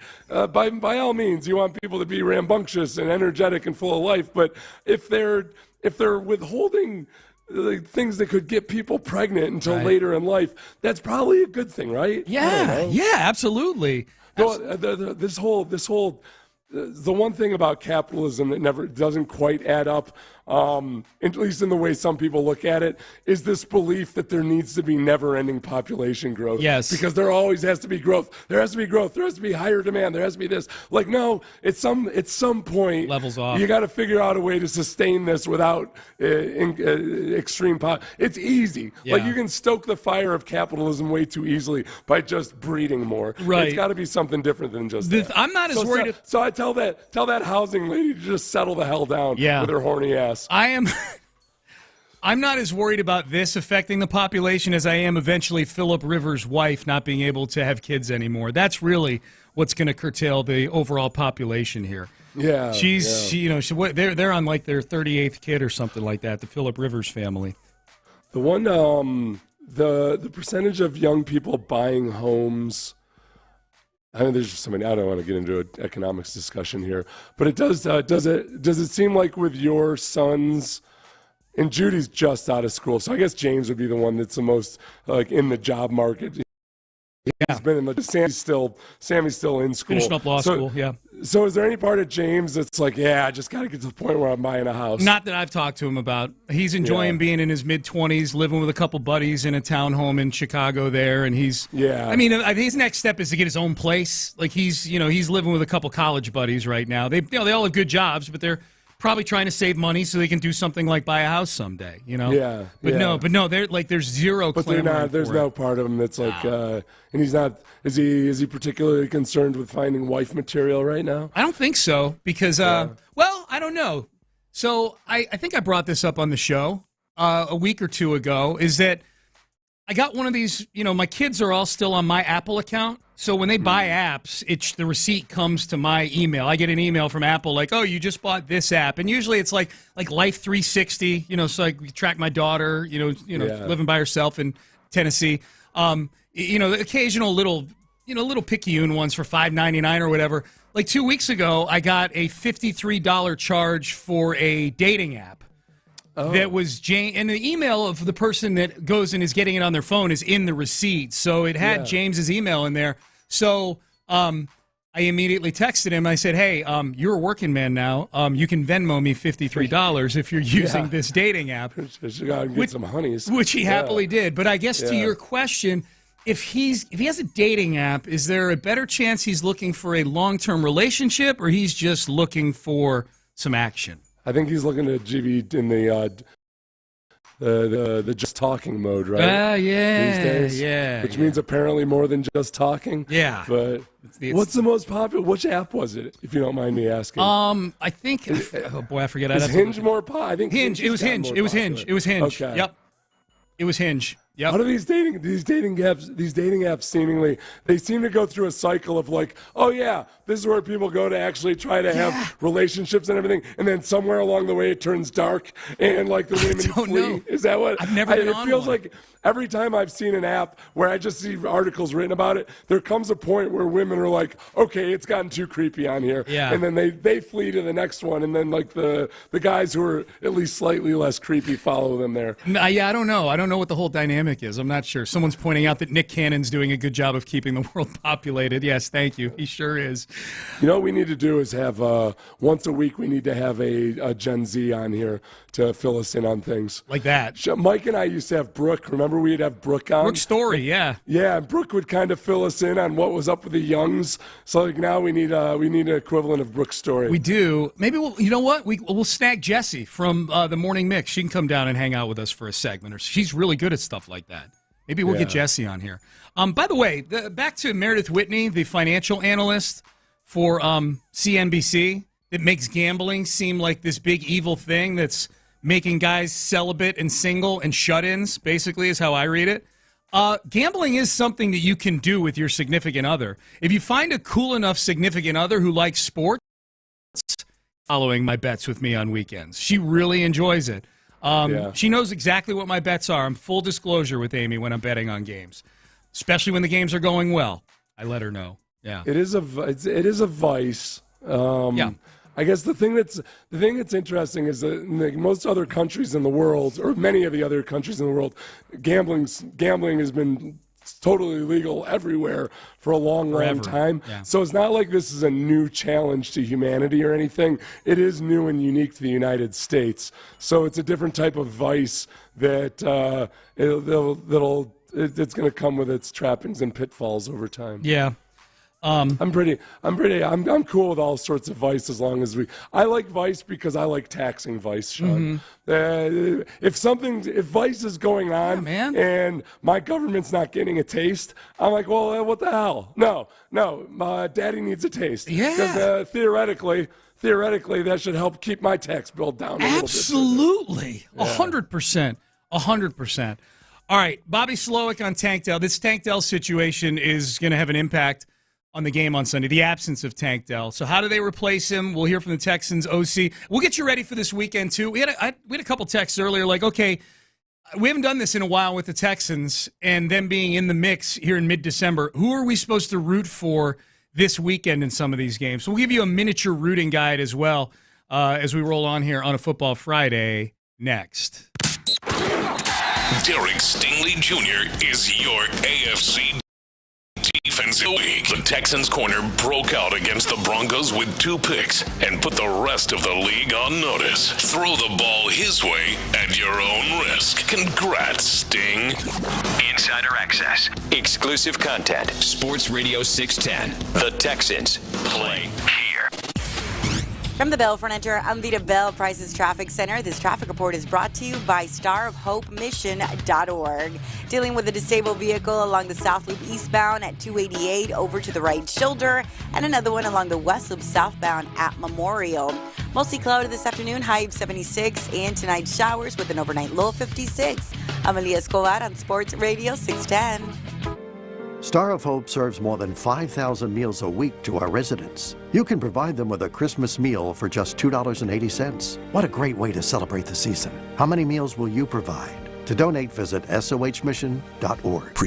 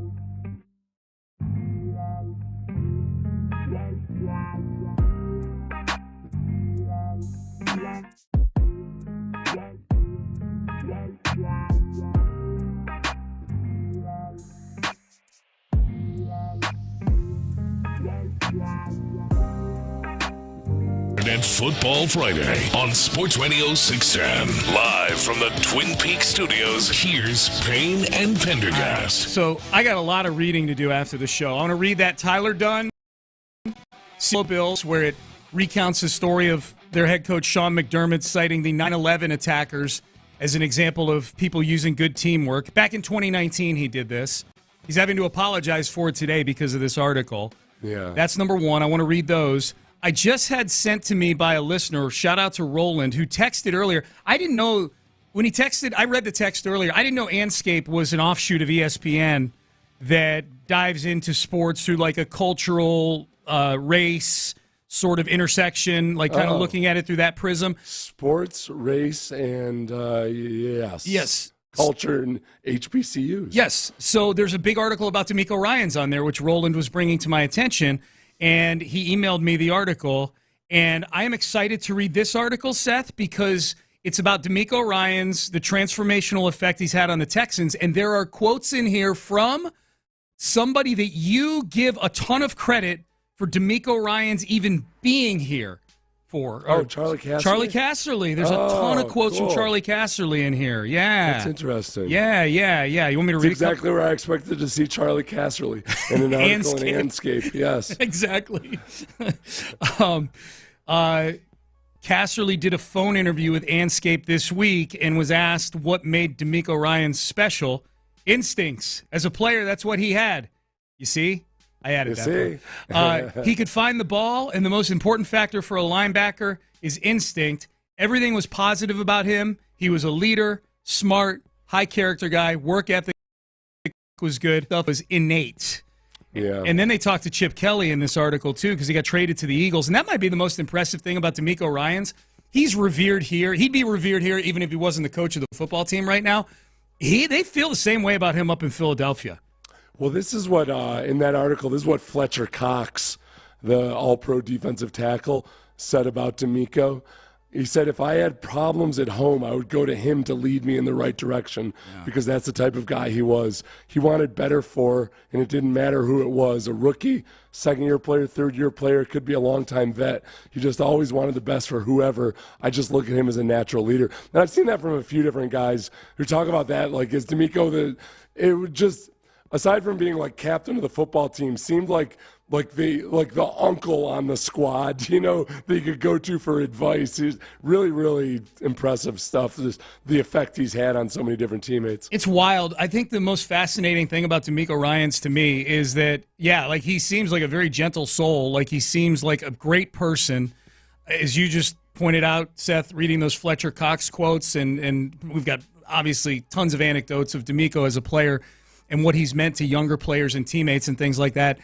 The fascinating thing about that to me is when he gets asked about something like C.J. Stroud getting right up in Alex Singleton's face and sort of there being a mini, not benches clearing, but a big scuffle on the field. I love it.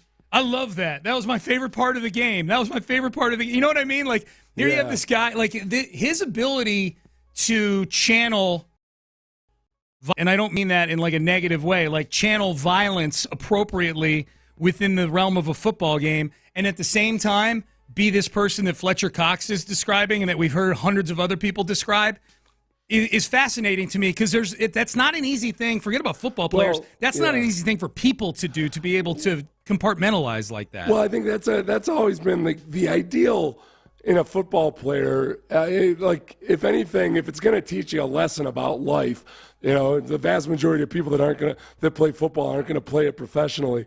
It's that you can be, especially as a man, like you can tap into those parts of you that are aggressive, that are physically aggressive, that are potentially violent or what have you. Like, you can tap into those parts of you and still be a super decent person when you're away from the game. Like there's a way to.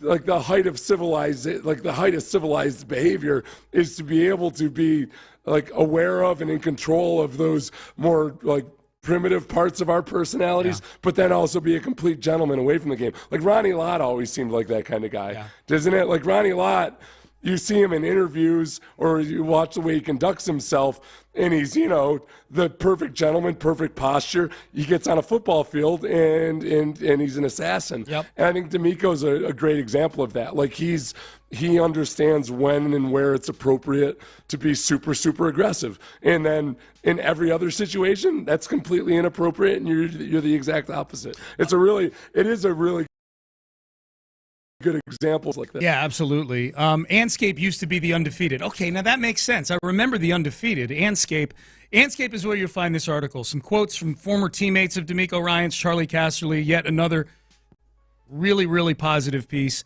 about the Texans head coach. Bobby Slowick is the Texans OC, and the play that Tank Dell got hurt on has been a big topic of conversation this week on this station, around town. Should Tank Dell have been in on a play down near the goal line where he's coming in motion towards the scrum in the middle of the field, and he's throwing blocks?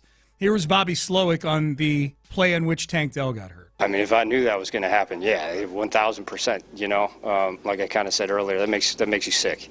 But as it relates to just that play, I mean, kind of like I alluded to with receivers already, we know everybody kind of has strengths, and everybody has things we don't necessarily want them doing all the time.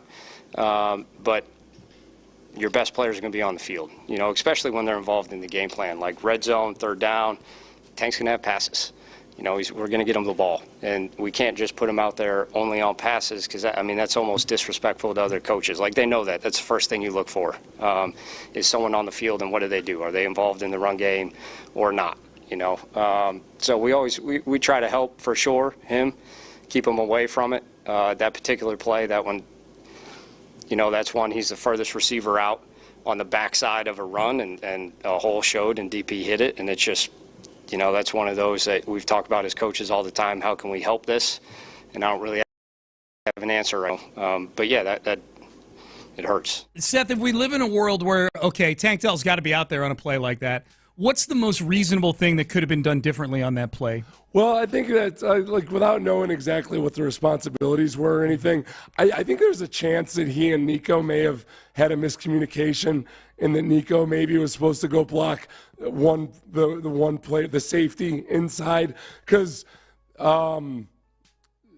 because Tank's coming in motion and he goes to block the guy that Nico's blocking and maybe thinking that Nico is going to work his way up to the safety. I don't know if that's how it was supposed to be, but instead, Tank's on his guy and Nico goes looking for work. So I don't know if it was executed the way it was drawn up. If it was drawn up differently and that Nico would have just been blocking the guy in front of him, I have zero problems with that whatsoever. I think it's just that you can't just put Tank out there only on pass plays. Right. And if it's a run play, you can't have him just not run block. And it's going to happen at times. I don't think that they can try to keep him completely and totally away from contact. It's just it was an unfortunate bad play where he broke his leg. If let's say Nico goes and blocks the same guy and the same thing happens on the play and Nico's leg gets rolled up, who's the more impactful wide receiver in your opinion for this offense right now for what they need? Is it Nico Collins or Tank Dell? Boy, I don't know if it's possible to say because I have a hard time with it too. Yeah. Well. Yeah. I would say, boy, Nico's been more of a. If I had to look at week by production, I'm guessing Nico's been more consistent week to week, but that's with, that offsetting speed element that Tank has that helps open things up over the middle. Nico, the one game Nico missed, they each missed one full game. The game that Tank missed, the full game Tank missed, was the New Orleans game that they won 20-13, but they didn't really score in the second half of that game. The game Nico missed was the Cincinnati game, where they won 30-27. Remember that? Nico got hurt in the Carolina game, he got hurt in the Tampa Bay game, and then missed the Cincinnati game the next week, and they won 30-27. I'm literally asking you because I don't know the answer to it. I don't know. They're so different, and yet I feel like they're almost equally vital to this offense. Right, yeah. I just I don't know if there is a correct answer to that. It's that losing either one of them would suck. Yep. I think that Tank probably opens things up more for Nico than Nico opens things up for Tank. Mm-hmm. So maybe that's the answer. Yeah. But I also think Tank can still be very productive with or without Nico. It's just that Nico adds that element, that extra speed threat that backs defensive backs up and creates more space underneath. So for a lot of the good run after the catch stuff that Nico does, I don't know if it's as open and as available as it was before. The 10, 15, 20 yards run after catch might be a little bit harder to come by. It is that you've seen so many teams with young quarterbacks recently, Seth, have to go trade a bunch of draft capital to go get that guy to upgrade the receiving core. The Eagles had to do it with A.J. Brown. The Dolphins had to do it with Tyreek Hill. The Raiders tried to do it with Devontae Adams. I'm sure I'm missing a few examples, and I'm sure some teams are going to do it again. The Vikings can't come to an agreement with Justin Jefferson. Who knows? Maybe they trade him for multiple draft picks and they roll with Jordan Addison as their number one. I have no idea. I do feel like the Texans are not in that category of team now that needs to go balls to the wall like a first and a third and a big contract for a wide receiver. I feel like Nico Collins and Tank Dell and whoever they complement those two guys with, provided they both stay healthy, is that with this quarterback is a top-tier receiving core. And they're young guys. They're going to get better over time here. Nico and the question is, what kind of a contract are you giving Nico Collins? Say again. Ben was in my ear when you just said. I guess the question is, what kind of a contract are you giving Nico Collins? It's a great question.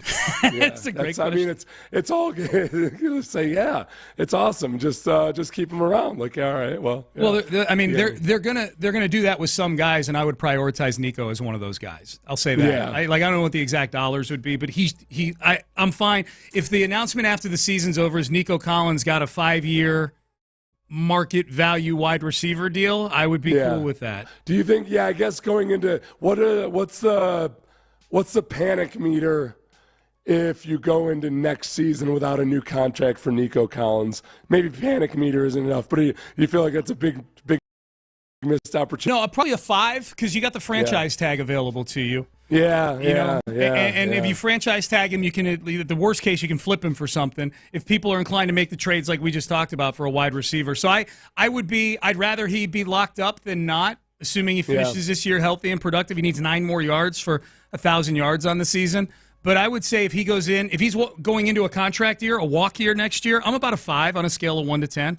for Nico? Yeah. It's a good question. And it's going to be, I feel like we're still just scratching the surface with some of these guys as to, I'm very curious to see what all of these guys would look like with any semblance of a rushing attack. Yeah. And with that offsetting. Although my new favorite pet theory is that the Texans being so bad at running the ball is actually making the play action that much more effective. I know. I like your theory. because the linebackers are so excited to get a TFL, the big play in the backfield, that they're salivating and coming up and attacking the run, and that's creating opportunities downfield. Duping them through thirst. I like that. I like it. Yeah. I like it a lot. Anybody can run the ball 5 yards per carry. That's right. That's easy. You do it at 1 yard per carry and see how it opens up your play action. It takes a special team to trick the other team into getting overly greedy. It is a good lesson, though, in reality, in that commitment to the run, as far as opening up the play action, commitment to the run is actually more important than actually effectively running it. The effective running is important because it's a lot easier to convert 3rd and 6 than it is 3rd and 8. But as long as teams are understand that you will run the ball, they'll honor the play action. So Texans-Jets Sunday, noon kickoff. We're rooting for the Bengals against the Colts this weekend. Knock off the Colts, get them out of the way. I'm still rooting for Cleveland to beat Jacksonville, but I do reserve the right to change my mind in the middle of the game if the Texans are losing to the Jets. That's my caveat in that whole thing, because then the Browns wild card thing becomes a little more important than the division. So, okay. You know what I mean? Yeah, it's complex. Yeah, by the way, Trevor Lawrence made a point that they do have a cart there in Jacksonville. Yes, thank you, Trevor. Okay. He wanted to be a hero. Yeah. Let's go out to Foxborough now. That's where Army-Navy is this year. And we've got John Lopez and Landry Locker. They're at the Army-Navy games, and Figgy Fig as well. It's a tradition like no other. Gentlemen, how we doing? What's up? How you doing? I heard y'all talking about, we'll hear Fall Fierce at 1 o'clock when we go around the NFL. That's Trevor Lawrence's new nickname if he plays Sunday. Fall Fierce? Football Paul Pierce. Fall Fierce. If from now on, if he plays on Sunday, I will never take him serious again, ever. What's the word out of Jacksonville right now? Do you guys? Well, I don't know. He's practicing, and he's out there talking. He seems to be feeling okay. That was took a 300-yard hobble to the locker room. Yes. Very dramatic fashion. Yeah. So this thing's up in Foxborough this year, huh? How's we are in Boston. Okay. Game is in Foxborough, Gotcha. and it's a beautiful day. And this is always one of our favorite things to do. And we actually just spoke with 2 Medal of Honor recipients and Winners. Landry ticked off a Medal of Honor winner. He said, "So, Your Honor, well, I was a recipient." Okay. So that was a good start. All right, Hardo. He acted like it was a cakewalk at the county fair. Let's just be serious. So you're telling me when he picked up the phone, he didn't call his buddies and say, "Hey, I won the Medal of Honor." I'm just getting actually by American heroes already. I'm waiting for Lopez to joke about there being billboards in Times Square like Bo Nix this season when he's going for the Heisman and whatnot. But then Lopez showed me the guy's bio, and he's actually friends with Mattress Mac, knows him very well, knows his kids and everything. And he shows me his bio. This dude's shirtless with a damn AK around his shoulder. Got broke. I think he could probably still rough me up. Yeah, that's what I was gonna say. That's not the guy to piss off right there. Not at all. And you guys are going to the game on Sunday, right? Yes, sir. We're going to the game on Sunday. We're going to Army-Navy tomorrow, and we're going to go to Knicks Celtics tonight. Oh, Sports weekend. Yeah, Knicks and Celtics got to do it, man. Absolutely. And I'm going to Cheers after this too. I'm going to be the biggest tourist ever. I'm going to day drink at Cheers and then stumble into the TD Garden. The Bull and Finch, I believe, is the real name of it, right? Yes. Yeah. Yes, it is. Yeah, that's good stuff. All right, well, gentlemen, have a great weekend. That is awesome. You got the fellas live from Boston for Army-Navy today. They'll be at the game on Sunday. They'll be back here on Monday. That's good stuff. So that's In the Loop Crosstalk, brought to you by D&M Leasing. You're listening to KILT and KILT HD2 on Odyssey Station. Seth, antibodies, and I will see you at 9 a.m. on Sunday for Texans Countdown.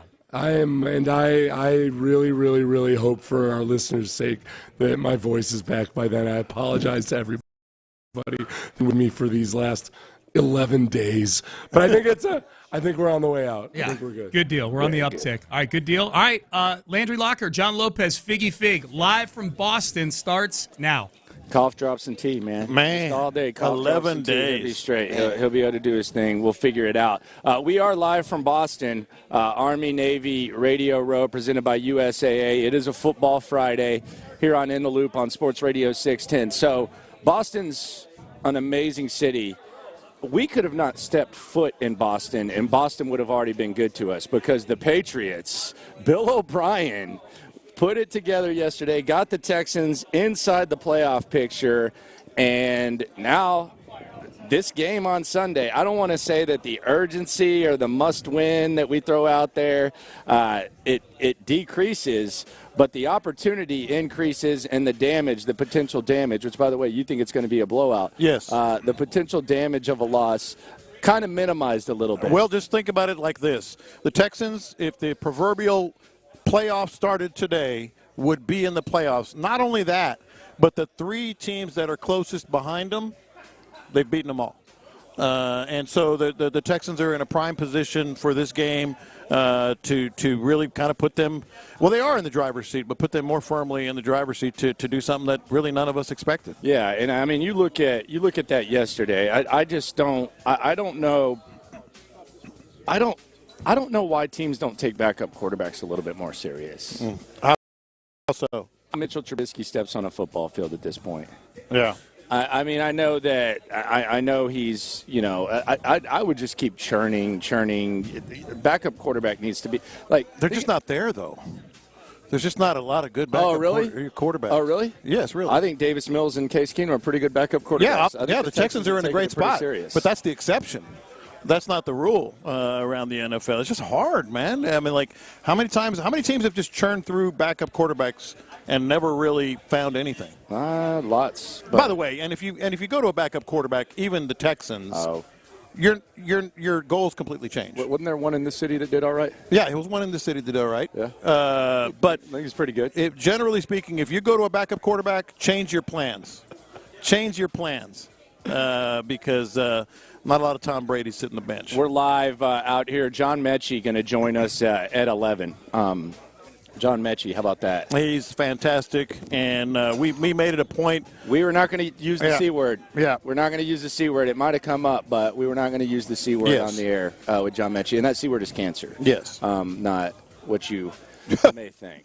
Not the one that Lopez uses every other word. Not the breakup when word? He's not on the air. Yeah. I don't know if it's a breakup word. It's a breakup word. Is it? You drop that, it's done. It's over. Figgy Fig with us. He's live out here. Figgy, you ready to do some tourist-ish after this? I'm ready, man. Right. This is my first time out here, so I'm ready. We're going to Cheers. We're going to the game. I'm going to make a stop before that in between. Mm-hmm. For what? Where are you going? I'm just going to go to the shop. What shop? What kind of shop? Just a shop. The coffee shop? Natural shop. Look at some. I think I want a salad. A salad? Yeah, a salad. I don't think they make them in salads. They do. Get some plants. little lettuce. Just little lettuce never hurt anybody. Yeah, exactly. By the way, Lopez, you're pretty fresh today, man. You're looking good, man. Thank you. I'm all chipper. Yeah, I'm happy. I'm healthy, happy. How was that phone conversation this morning? It was very invigorating. It sounded it. I didn't make it up to the alarm. I was having me a nice hotel sleep, feeling great, and apparently Drewski was on the phone with John Lopez or Kevin Hart or something like that. My gosh. So Landry's seems like room, you had a good phone combo. Landry's room is next to mine. I guess the walls aren't as thick as I thought they were. But, I was on a podcast this morning. It must have been a funny one. And it was very enjoyable. So I did about 40 minutes on a podcast. I know it was a long phone conversation. I could hear it. It was about the Olympics, so I love talking about the Olympics. Oh, okay. Yeah, Did y'all do summer and winter? Just summer. Okay. Yeah, just summer. You covered a lot of ground. I cover a lot of bases, man. But it was funny. I was laughing. I could tell. I'm not questioning the funny. I heard the funny. It was right there. Goodness gracious. My gosh. We are live in Boston. Let's get dramatic. Let's do it. Texans Jets Sunday. The line has dropped from 6.5 to 3.5. Big game. Big opportunity. Texans not trying to get into the playoff picture. They're already in that after the Patriots dub yesterday. As we do every Friday, the overly dramatic John Lopez reading. The city that never sleeps is in the midst of a nightmare. The city so nice isn't. New York is losing its ever-loving Empire state of mind. How did this happen? Who did this? It wasn't supposed to be this way. Who put the pineapple on New York's pizza? Who cracked open the Pillsbury can and called it bagels? It was supposed to be Broadway Josh. It was supposed to be Sala and Sauce and Brees. It was supposed to be the cool cat from BYU dropping dimes on your mom's best friend's panties. But it's not. Here are the Texans bringing a melting pot of talent, confidence, and the QB kid with an arm touched by the gods. Some crumble under the weight of big city expectations. They cower or break. Some, perhaps, don't even want to play anymore. Kinda. But some break on through to the other side, like Jim Morrison at Madison Square Garden. To the marquee, like Liza or Adina or Lin-Manuel. To the riches, like the Lucchese family at Lufthansa. Start spreading the news, New York. That someone is finally here. And he brought along a daunting crew of someones to the biggest stage. Start spreading the news, New York. This coach is better than yours. This sting will hurt more. Where there's a will, there's a way you're going to feel something. Okay. A is here to show you how a number 2 pick is supposed to look. Okay. How a city is supposed to be won. How a general is supposed to command.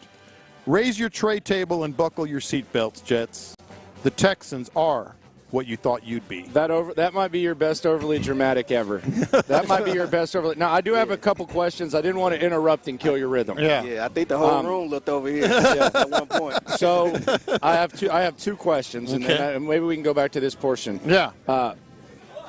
God, I'm about to piss off the boomers on the text line, 713-572-4610. Shout out to the loopholes. Jim Morrison? Who's Jim Morrison? Come on, I'm asking. Come on, educate me. From the Doors? From the Doors, I don't know much about the Jim Doors. Morrison at Madison Square Garden. Who's Lin-Manuel? Lin-Manuel Miranda. He did Hamilton. Liza, as in Liza. Okay, I didn't know that. All right. And who are the other ones? Liza, as in Liza. Who are the other ones? These are the biggest Broadway superstars. I said to the marquee, like Liza. So the Doors is like a big band, right? I see the shirts. Yeah, they were all right. Yeah. Jim Morrison was part of the 27 Club. Is he alive? Yeah, the 27 Club. Is he alive still? No, he died at 27 in Paris. Club. Oh, he was on the Kurt Cobain train? Yeah, he heroin? was. Did he do heroin? Yeah, I don't know what it was. No. It might have been. And then I said to the marquee, the Broadway marquee, like Liza, as in Liza Minnelli, Adina, as in Adina Menzel. I don't know who that is. She is one of the biggest Broadway stars in history. And then what was she in? What was her big one? Help me out. Text board 713-572-4 Broadway. And then Lin-Manuel. Lin-Manuel. Never heard of him. You saw him on Curb Your Enthusiasm. He was the actor, the producer that helped with his play about what was it? Remember? Oh, yeah. The Real Weird play? Yeah. Okay. And then to the riches, you know the Lucchese family, right? Okay. No. The Lucchese family at Lufthansa. Do you think I'm a theater guy, sir? No, this is not theater. This is mafia. The Lucchese family, Henry Hill, mafia. all those guys. I know Tony Montana. I know Tony Montana. I know him. And I did get a couple of looks. I know Whitey Bulger. We're out here in Boston. Including from our fine engineer friend Doug, who lives here in Boston, when I said it was supposed to be the cool cat from BYU dropping dimes on your mom's best friend's pants. That was good. That was the Zach Wilson MILF Hunter thing. So, you want to add Southie to our tourist tracks and go check out Whitey Bulger's stopping grounds, or we get on that? Dude, I would be all over that. I wouldn't. I would be all over Who is that. this you just pulled up, Figgy? Jim Morrison. That guy's a star? He was a star, man. He was the biggest. This guy's a star. Yes. Legend. Come on, man. Legend. Come on. This guy? Yeah. Yes. He's lip singing, man. He's Adina Menzel, Jacob just texted us Wicked and Frozen. Okay. Those Frozen. plays did all right. She was in Frozen? And Wicked. The play? The movie? Okay. Yeah. So Frozen was Frozen, she was the singer. So she did the movie so Frozen. Was Frozen a play before I don't know, but she did Disney Frozen thing? movie, and she did one of the all-time great Broadway hits. But I appreciate that. The Doors, man. Oh, the Doors. Yeah, I've heard the Doors. Yeah, I'm getting jumped on like a trampoline. Okay. Jim Morrison. Okay. There we go. He looks a lot like. Is he related to Adam Morrison? No, they he's look not, alike. No, I don't think he's related. They look alike. Kind of. I don't got think the same he is. hair, all that. Landry Locker, John Lopez, Figgy Fig with you. Now that we're closer to the situation, and we're going to be on the field on Sunday, Jets, Texans. Is your confidence still there? Or are more you so. kind of taking a step back? I mean, we did see the Patriots win a game yesterday. No, not too many people saw that coming. Like, are you starting to think that maybe this isn't going to be as easy as you think it is? No. There's a lot of people who have been like, why is Lopez so confident in this? Yeah, no. I've been, speaking of jumped on like a trampoline, whether it's people like don't jinx it, or people like they've got a great defense, they're not going to score 34 points, or people saying, remember Carolina. No, this is a different time. This is a different era, and this is a different motivation. This ain't a different era than Carolina. This is that era. No, it is a different era of the season because look at what you're getting from Will Anderson. Look at what you're getting from Derek Stingley. Look at what you're getting from the defense. They are finished. Anybody who tried to drive on them late in games early in the year were successful. That's not happening anymore. And then, of course, in C.J. Stroud, we trust. In Bobby Slowick and these receivers we trust. No, I'm more confident than ever. And no matter what D'Amico Ryans or anybody over there says about, well, we're not really looking at other teams. We're not really in the top picture. Bullcrap. Bullcrap. They are more motivated now than ever. The thing I think that the Texans have is, like I'm watching the Steelers yesterday, is you have a quarterback who can win you a game. Yeah. And we know around here better than anything that's important. And I think they have two guys that are emerging as guys that can win you games. Yes. And Will Anderson and Derek Stingley. That's part of my algebra here, so to speak. The Steelers yesterday, they had a guy who can win them a game. It's T.J. Watt. But they didn't have a quarterback. And that's the one thing, like, as you start talking about, like, can the Texans get in? Can they make a run? When you have three guys that can potentially win you a game, I think that's huge. And the other thing about it is, with all that said, though, I still don't know what it looks like without Tank Dell long term because they're already dependent on passing. So are they going to be even more so dependent now? And is Nico Collins going to be Nico Collins now that teams are going to be keying on him, man? I have one reservation. I'm not concerned about that as much. Yes, it's a concern, but not a concern as much. My only concern is the running game. I mean, did they, not to be blunt, but I'm going to be blunt. Are they going to pull their heads? Did you say blunt? Yeah, you get that Is later. it too? You'll get that later. Are they going to collectively pull their heads and give Singletary more carries? That's my only concern. No, the answer's no. I don't know. Like, they've shown you that. The answer's no. And the other thing is this, like, and this is the other thing. Like, does it make you feel better, or does it make you feel more confused? It's the only thing that I'm down on this team on. Yeah, but does it make you feel more confused? Yes. That before? I actually think they're going to use Dameon Pierce more.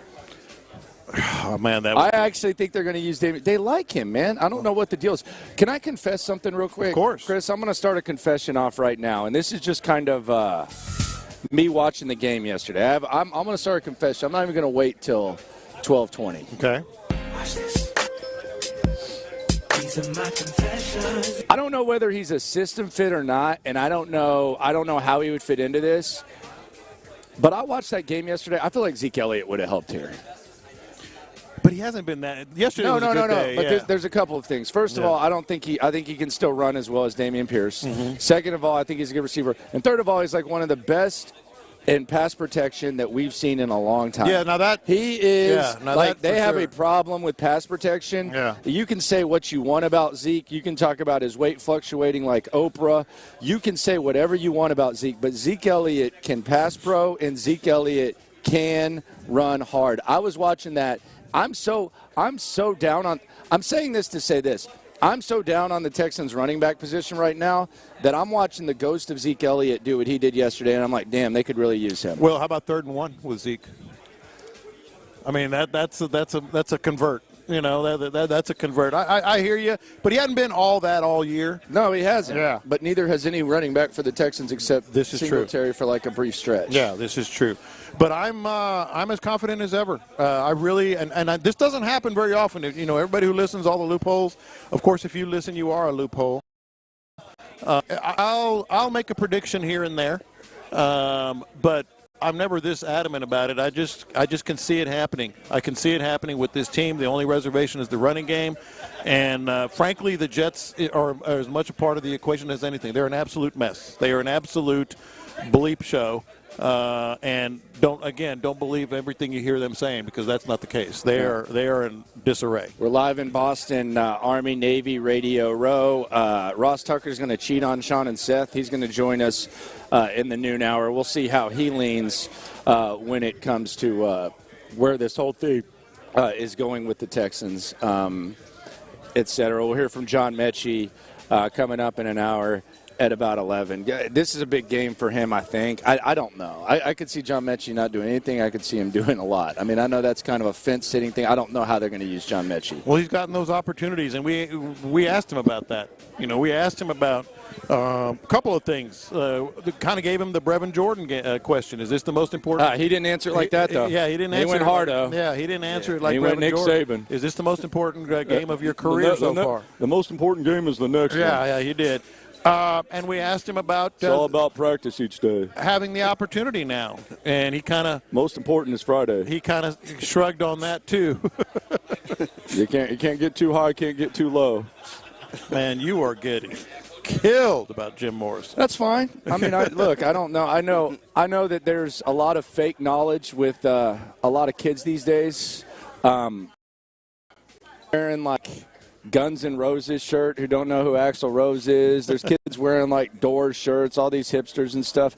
I'm sure Jim Morrison was great. Don't go to me for your music opinions. I am not that guy. I mean, Lopez said it like everyone knew. So hey, look at the text board. Everyone does know. I'll tell you what. A lot of flip phones on the going on in Houston, getting that Jim Morrison thing. Yeah. And he died at 27. Yeah. Who's in the 27 club? Jimi Hendrix, Jim Morrison, Janis Joplin. Jimmy died at 27. What's his name from Pearl Jam? God. Nice respect, guys. Yeah, no. Yeah. Nice respect, guys. a lot of Cobain. Kurt Cobain. Yeah. I feel like Jimmy's and Cobain's legacies have been carried the best. Jim Morrison. Really? Yeah. Okay. I mean, you can turn on. All right, I'll take your word for it. Yeah. All right. Yeah. Mm-hmm. All right. Rest in peace, Jim Morrison. We're going to mourn the loss of Jim Morrison. We're also going to talk about D'Amico Ryans and Robert Saleh. Mentor versus students. Talk about that next. GM Nick Caserio on the new Texans Standard, exclusively on Payne and Pendergast. It's going to be about being a good teammate, being selfless, having a right mindset, working your ass off on a day-to-day basis, having mental, physical toughness. It's not perfect, but we put ourselves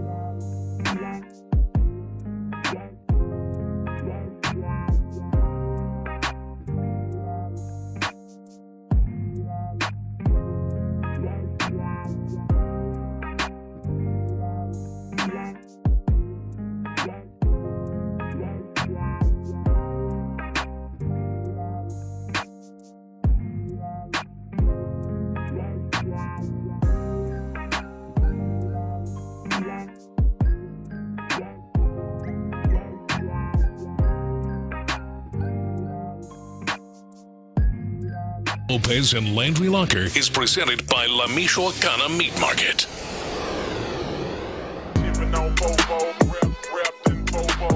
Houston, let's get in the loop. Oh, the jokes are coming fast and furious every time y'all talk about this guy. With Landry Locker. Landry, I mean, you're going to be in midday forever now. And John Lopez. On occasion, Lopez makes a statement that's so ludicrous, it makes me pick my phone up and call you guys. You're in the loop on Houston's sports leader. Your champ, 610. Sports Radio 610. All right, so we are live from Boston. USAA has us here, Army Navy Radio Row. A lot of love around here, man. A lot of love for the ones who left us, the ones who fought. John Lopez showing a lot of love to Jim Morrison. I'm getting for my lack of understanding about Jim Morrison, but you called Kurt Cobain's band Pearl Jam, so let's not give you too much of a break there. Yeah, I was thinking the wrong one. Yeah. You want to talk about? It might be RC worthy, you know. No, God. You basically said all white bands are alike. You want to talk about Medal of Honor recipients? Winners / recipients, yes, I would love to. But D'Amico Ryans, Robert Saleh, there's a lot of love there. D'Amico Ryans credits Robert Saleh for him being where he's at. Both coached at San Francisco under Kyle Shanahan, both kind of on the same path. This was D'Amico Ryans talking about the impact. Jets head coach Robert Saleh, former Texans assistant, by the way, if you haven't heard John McClain tell that story 8 times this week. This is – you're laughing at, Figgy. You haven't heard that story 8 times from John McClain this week? Okay, I'm just making sure. Here is D'Amico on the impact Robert Saleh had on his head coaching career. Yeah, well, I was here actually, and I was thinking about getting into coaching the year after I finished playing, and ended up talking with Saleh and talking with Johnny Holland, 2 of my former coaches here with the Texans, 2 of my linebacker coaches, and he was like, "Hey, D'Amico, are you serious? You sure you want to get in?" They're making sure I was all in on coaching because they know the dedication and the time that it takes. And what Saleh was all on board with it, and Johnny Holland was also all on board with it. It gave me great advice, and I learned a lot under both of those guys. And for him, kind of speaking on my behalf to Kyle, and them twisting Kyle's arm a little bit to give me an opportunity, and I'm very thankful for Kyle and Saleh for giving me the opportunity. All right, so, yeah, there's a lot of love there. Coming up in 3 minutes, we're going to play the game that is sweeping the nation in the spirit of Robert Saleh. Bit or legit? Bit or legit? Bit or legit. We're going to talk about Robert Saleh. Bit or legit? We want you to play along as well on the text line, 713-572-4610, Twitch, YouTube, all that. Bit or legit coming up in 3 minutes. We liked Saleh a few years ago. It wasn't realistic for the Texans to hire him at the time.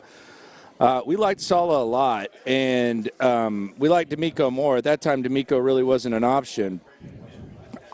I still think, and I know it's easy, I think Robert Saleh at this point has kind of sold his soul to Aaron Rodgers, which I just don't – I think that kind of – if it doesn't go, especially when you have Nathaniel Hackett as your offensive coordinator, it doesn't go well.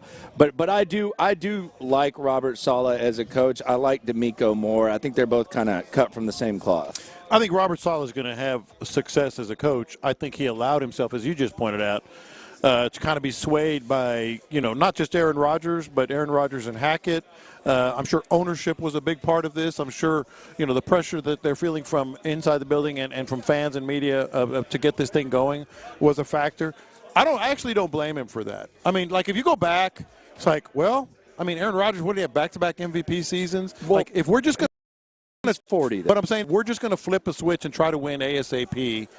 I don't blame him for that. Well, I also think this, and I think this is where you can connect the difference between Robert Saleh and D'Amico Ryans. And I do think at the very least, if I'm a Jets fan, I'm watching and I'm saying to myself, that's a better version of what we got. Yeah. That's a better version of what we got. He has the experience. He has all that type of stuff. But I think it just goes down to the quarterback. And sometimes the quarterback's available at 2. Sometimes he's not. Sometimes you make the wrong decision. Sometimes you luck into the right decision. But Zach Wilson was a disappointment, so there's kind of a snowball effect where you have to go all in on the quarterback in Aaron Rodgers, and that's just really I guess that's what separates the guys, because Robert Saleh, I mean, that's an elite defense. That's a really, really good defense. And I guess it just kind of all goes to the quarterback. They've literally done everything right there with the Jets except find the quarterback. And let's keep in mind, the Texans have been in that position not long ago. Pre-Deshaun, if you go back to when the Texans had this team, now they were better than the Jets, but when they had this team with stars that were ready to win, win big, had they been able to acquire an Aaron Rodgers, we would have loved it. No doubt. We would have loved it. Let's talk about Peyton Manning. Exactly. Oh, yeah, that's a great example. They were bring him in, bring in Peyton Manning. So I don't blame him for that, but the aftershock has been a real shock. Bit or legit coming up in a minute. Let's hear from Matt Burke, not the Matt Burke that is here that'll join us to perhaps talk about one of the most polarizing players on the Texans. I got questions for him on that, the former Pro Bowl center, Super Bowl winner. But Matt Burke, the defensive coordinator of the Texans. He coached with Saleh. He's now coaching with D'Amico. Here's Matt Burke. He joined us live on the practice field at training camp. We're live at Radio Row out here, presented by USAA Army Navy. Here's Matt Burke talking about the difference between D'Amico and Saleh. Are they alike, Saleh and D'Amico? I would say that their coaching styles are very alike, like very good teachers, and the way they approach a progression of how they see things. Saleh cusses a little bit more. Yeah. You have to watch your cussing around D'Amico? No, he doesn't bother me. I have to watch it right now. We're live, right? Yeah. He doesn't judge. He just lives his life his way. I said he's the guy in college where if he's one of your teammates or in high school, you're at the party, you just finished a keg stand. As soon as he comes, you dab him up, but you're out. I'll say this, it's funny. The one thing because I'm awful. I cuss way too much. But the rare times that he does, whenever I hear when mom cusses, drop one, I go, oh man, he's really pissed. Yeah, he's like when mom cusses. Yeah, so it's effective the way he utilizes it, probably more than mine just running my mouth. Yeah, that's actually a better way to cuss. Yeah. Pick your spots. You got to cuss with a purpose. Yeah, I don't. There's no such thing as overcuss. I mean, you can use it as adjectives, nouns, all that. I think you try to limit the nouns sometimes. You want your nouns and adjectives to be like 1 to 3, 3 to 1. Not that I put much thought into this, but that's just kind of my cussing philosophy. Bit or legit? Robert Saleh before getting stairs. Now it's kind of cold at times in New York. Like when you're in San Francisco and you're running the stairs, it's like, oh, that's cool. That's a nice little morning stroll. But now that you're with the Jets, it's raining. You cold. suck. The team sucks, and you got your coach out there running the stairs. Is that a bit or legit? That's legit because I think he feeds off of that. I think that's what kind of gets him going. Like certain guys, him going for what? Like kind of gets him, ready, fired up, whatever. I think some guys you might call hardo because they're doing it for show. He doesn't do it for show. I think that's just the way he gets going. I'm gonna say legit. Bit or legit? I'm going to say it's a bit, man. Because, we can't sit here and say, oh, yeah, he's trying to get the exercise in. Because he could do that on the treadmill, or he can run in the neighborhood or something. That's a bit. I think he's a victim of. I think it's both, but I think at this point he's kind of a victim of his own. It's kind of hard-ass nature. Well, because now you have to do it. Yeah. Because I think at one point it was like, oh, it's a nice day in San Francisco. I want to get my work in, and now I'm just going to run the stairs, and there's always nice weather. And now it's like you're known for that, and now you just have to run the stairs. Like I think if he could, I think he would just go on the treadmill and do a normal workout. But at this point, you're like a victim of your own bit. You've done it, so now you got to do it. You're a victim of your own legit. Yeah, and that's fair because like when he was an assistant, nobody even knew who's that guy. Yeah, who's that guy running the stairs? They didn't know. Now they do. Running up the stairs. Yeah. I always feel sorry for people who fall victim to their bits. Like the people I feel most sorry for are like the comedians who have to do stuff. Mm-hmm. It's sometimes remember when we used to have to go to Radio Row and Caliendo would come in there and it's like, hey, do the John Gruden impression. Please don't. Let's not. Let's stop with the impression, the John Madden whole thing. Coming up, one of the most polarizing players on the Texans. Is he being fairly criticized? And can you be considered elite if you're one-dimensional? We'll discuss that next. Let him go. Join the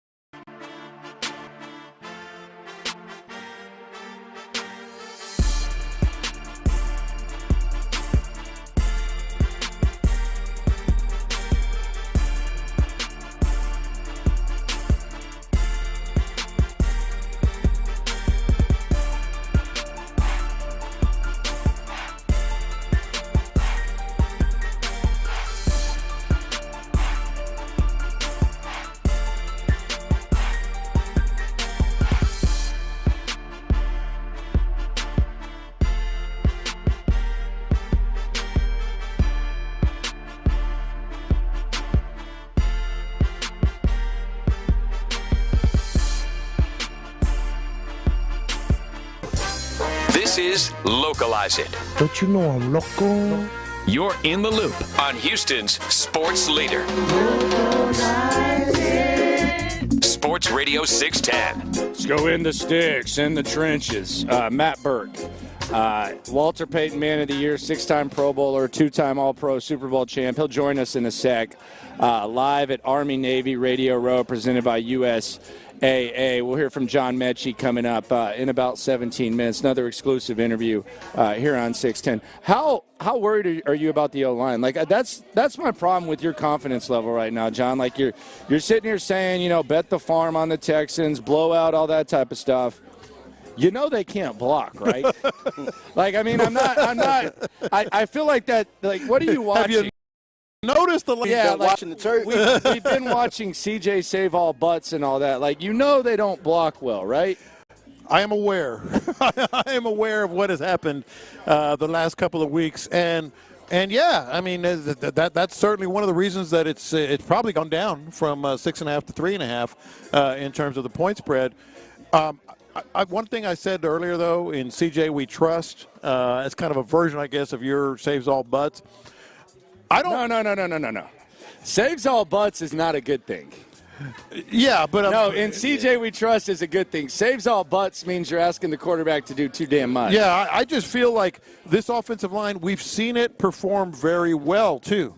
And, we all of a sudden we're talking more about Max Strasser, the offensive line coach, than we ever have an offensive line coach before. And it makes a difference, and I guess that's the confidence I have. All right, yeah, it's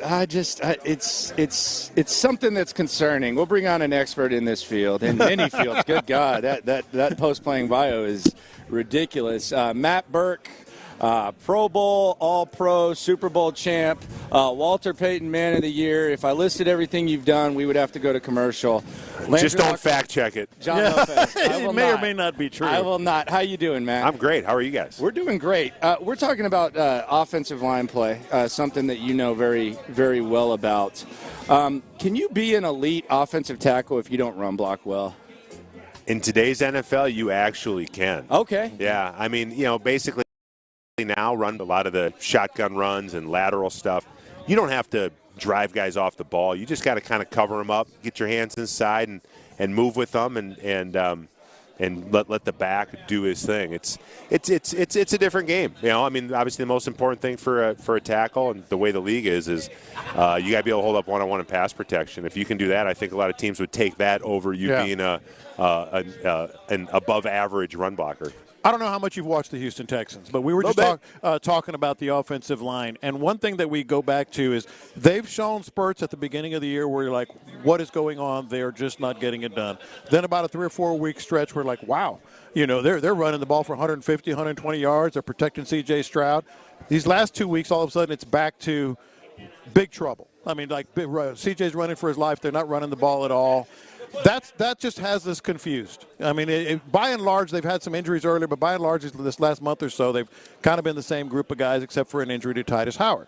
How does that happen, and what goes into that? Yeah, well, I mean, I think there's a couple things. I mean, certainly consistency is the hallmark of greatness, whether you're talking about an individual player or a unit or a team. And to be up and down, it's just not a great unit, because but they have. I mean, they've at times they have played very, very well, and I mean, quarterback plays ridiculous, which I'm sure you guys have. I mean, what a joy for you guys! Yeah, it gives you something to talk about. We paid our dues, man. Unbelievable. But I mean, I don't want to make it sound like offensive line's the hardest position on the field, but you're 5 guys or 6 guys with a tight end working together every single play, and every guy's got to do his job. I mean, one guy screws something up, chances are you're going to have a really bad play. And so, the standard's pretty high. Like, every guy's got to know what he's doing, take good steps, good aiming points, all those things. And not to mention, the guys on the other side of the ball, the defensive linemen, yes, I mean, they are dumb. But they do get paid, too. I knew you were going to say that. That's right. And so, like last week, Denver. I mean, Denver's front has played really well the last month. Yeah. So, you're always striving for that consistency, and it's just for a unit to come together. It does I mean, but usually it does take time, and it's kind of one other thing though that's kind of a pet peeve of mine all year long. Dameon Pierce just to me doesn't look like he's as good a fit for the zone blocking scheme as Devin Singletary, and they've flip-flopped on that too. That's a thing, right? And have you seen any of that from the way he hits holes versus Devin Singletary, et cetera, et cetera? Yeah, it's definitely a thing. And, I mean, I never carried the ball in my life at any level, not even on the playground in grade school. But, there's certain guys, for that zone scheme, which we transitioned to that in Baltimore my last 2 years, and you really do have to have backs that are patient, and they really have to learn how to set it up for the offensive line. That's the other thing, too. I mean, if the zone scheme, if you don't push that hole, you're going to make your offensive line look really, really bad because you're expecting that. You're expecting the linebacker to flow to a certain point and then try to come back. And it just, it looks like – because, I mean, Pierce was – there wasn't good going on in Houston the last few years, but Pierce, for a running back to put up good numbers on a bad team that's normally behind. But a different scheme.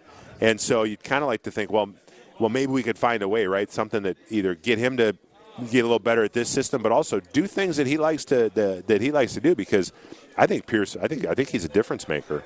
Talking to Matt Burke out here at Radio Row, presented by USAA here on Sports Radio 610. What is it like, because you went to Baltimore on the back end of the career and won the Super Bowl, and you were in Minnesota in the late 90s. One of the most fun teams that I enjoyed the hell out of watching that squad.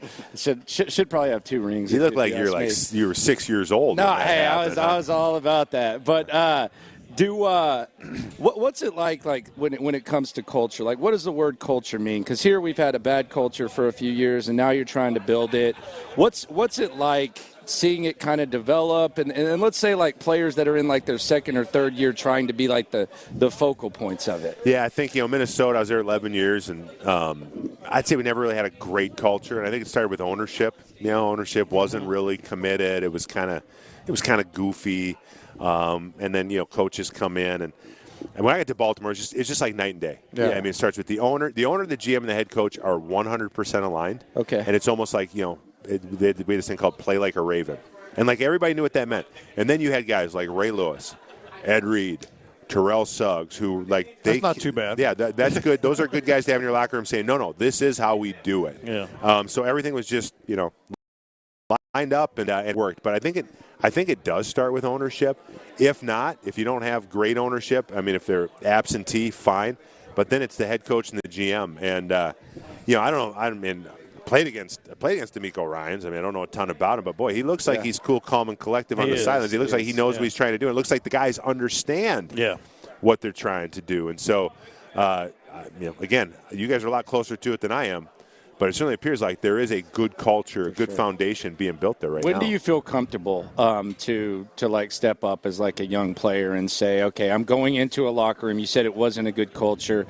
I'm going to instill my will, because I'm sure eventually in Minnesota you felt comfortable enough to be one of the leaders. When does that happen? I mean, I think it's different for every guy. I think you want to know. Number one, you've got to be competent at your job, right? Like you better be performing at a pretty high level, because nobody wants to hear from the guy who's one, not a good player. Yeah. Secondly, you better be taking your job seriously. You better not be out, smoking and joking on the weekends, but you better be committed. Then I think, and teammates see that, and then you have credibility.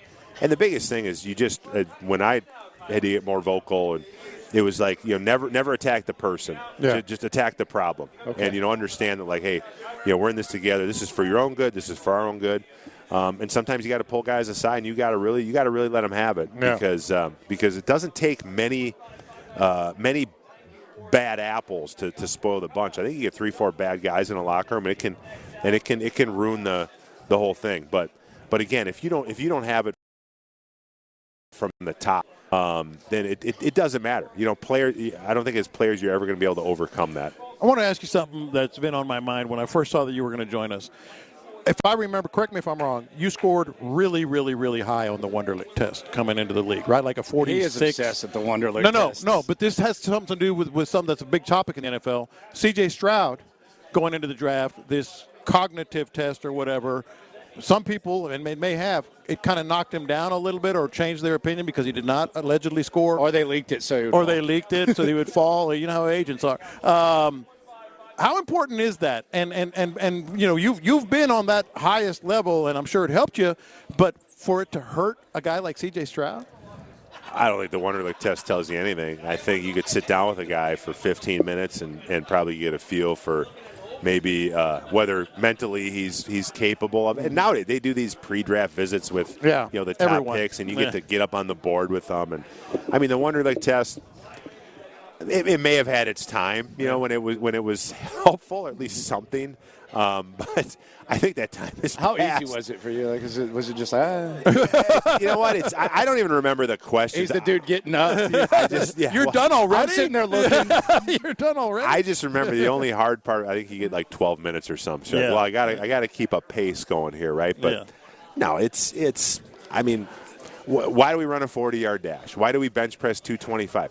Nobody really knows, and you can't say that these things are exactly translated into predicting what a person's success is in the NFL.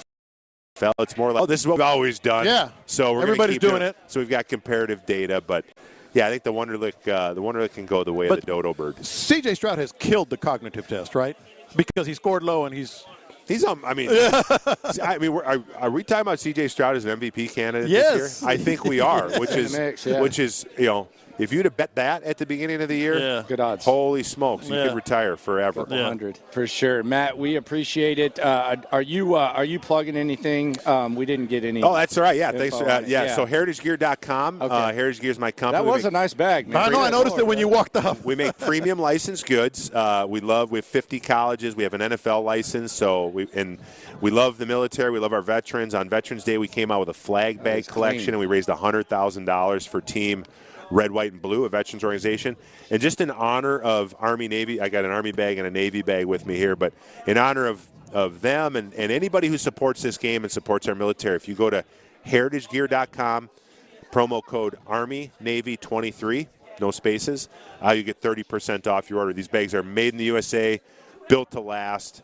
You'll be able to pass these on to your kids. So if you want to check it out, heritagegear.com. Yeah, that's pretty badass. That's really nice. We got Houston Texans bags. There we go. Okay. There we go. Hey.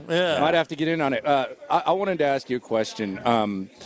Since you've retired, how many times, if you get within 3, you win $1 million, let's pretend, how many times has someone said, boy, you sure have slimmed up since you played football? I feel like you've been doing we've talked to you a couple for the course, and it's like I always hear people even like, oh man, you look like you've lost weight. That's what they say, and you know, my line is when people say, yeah, you look great. I say, no, what you mean is I look great compared to what I used to look like.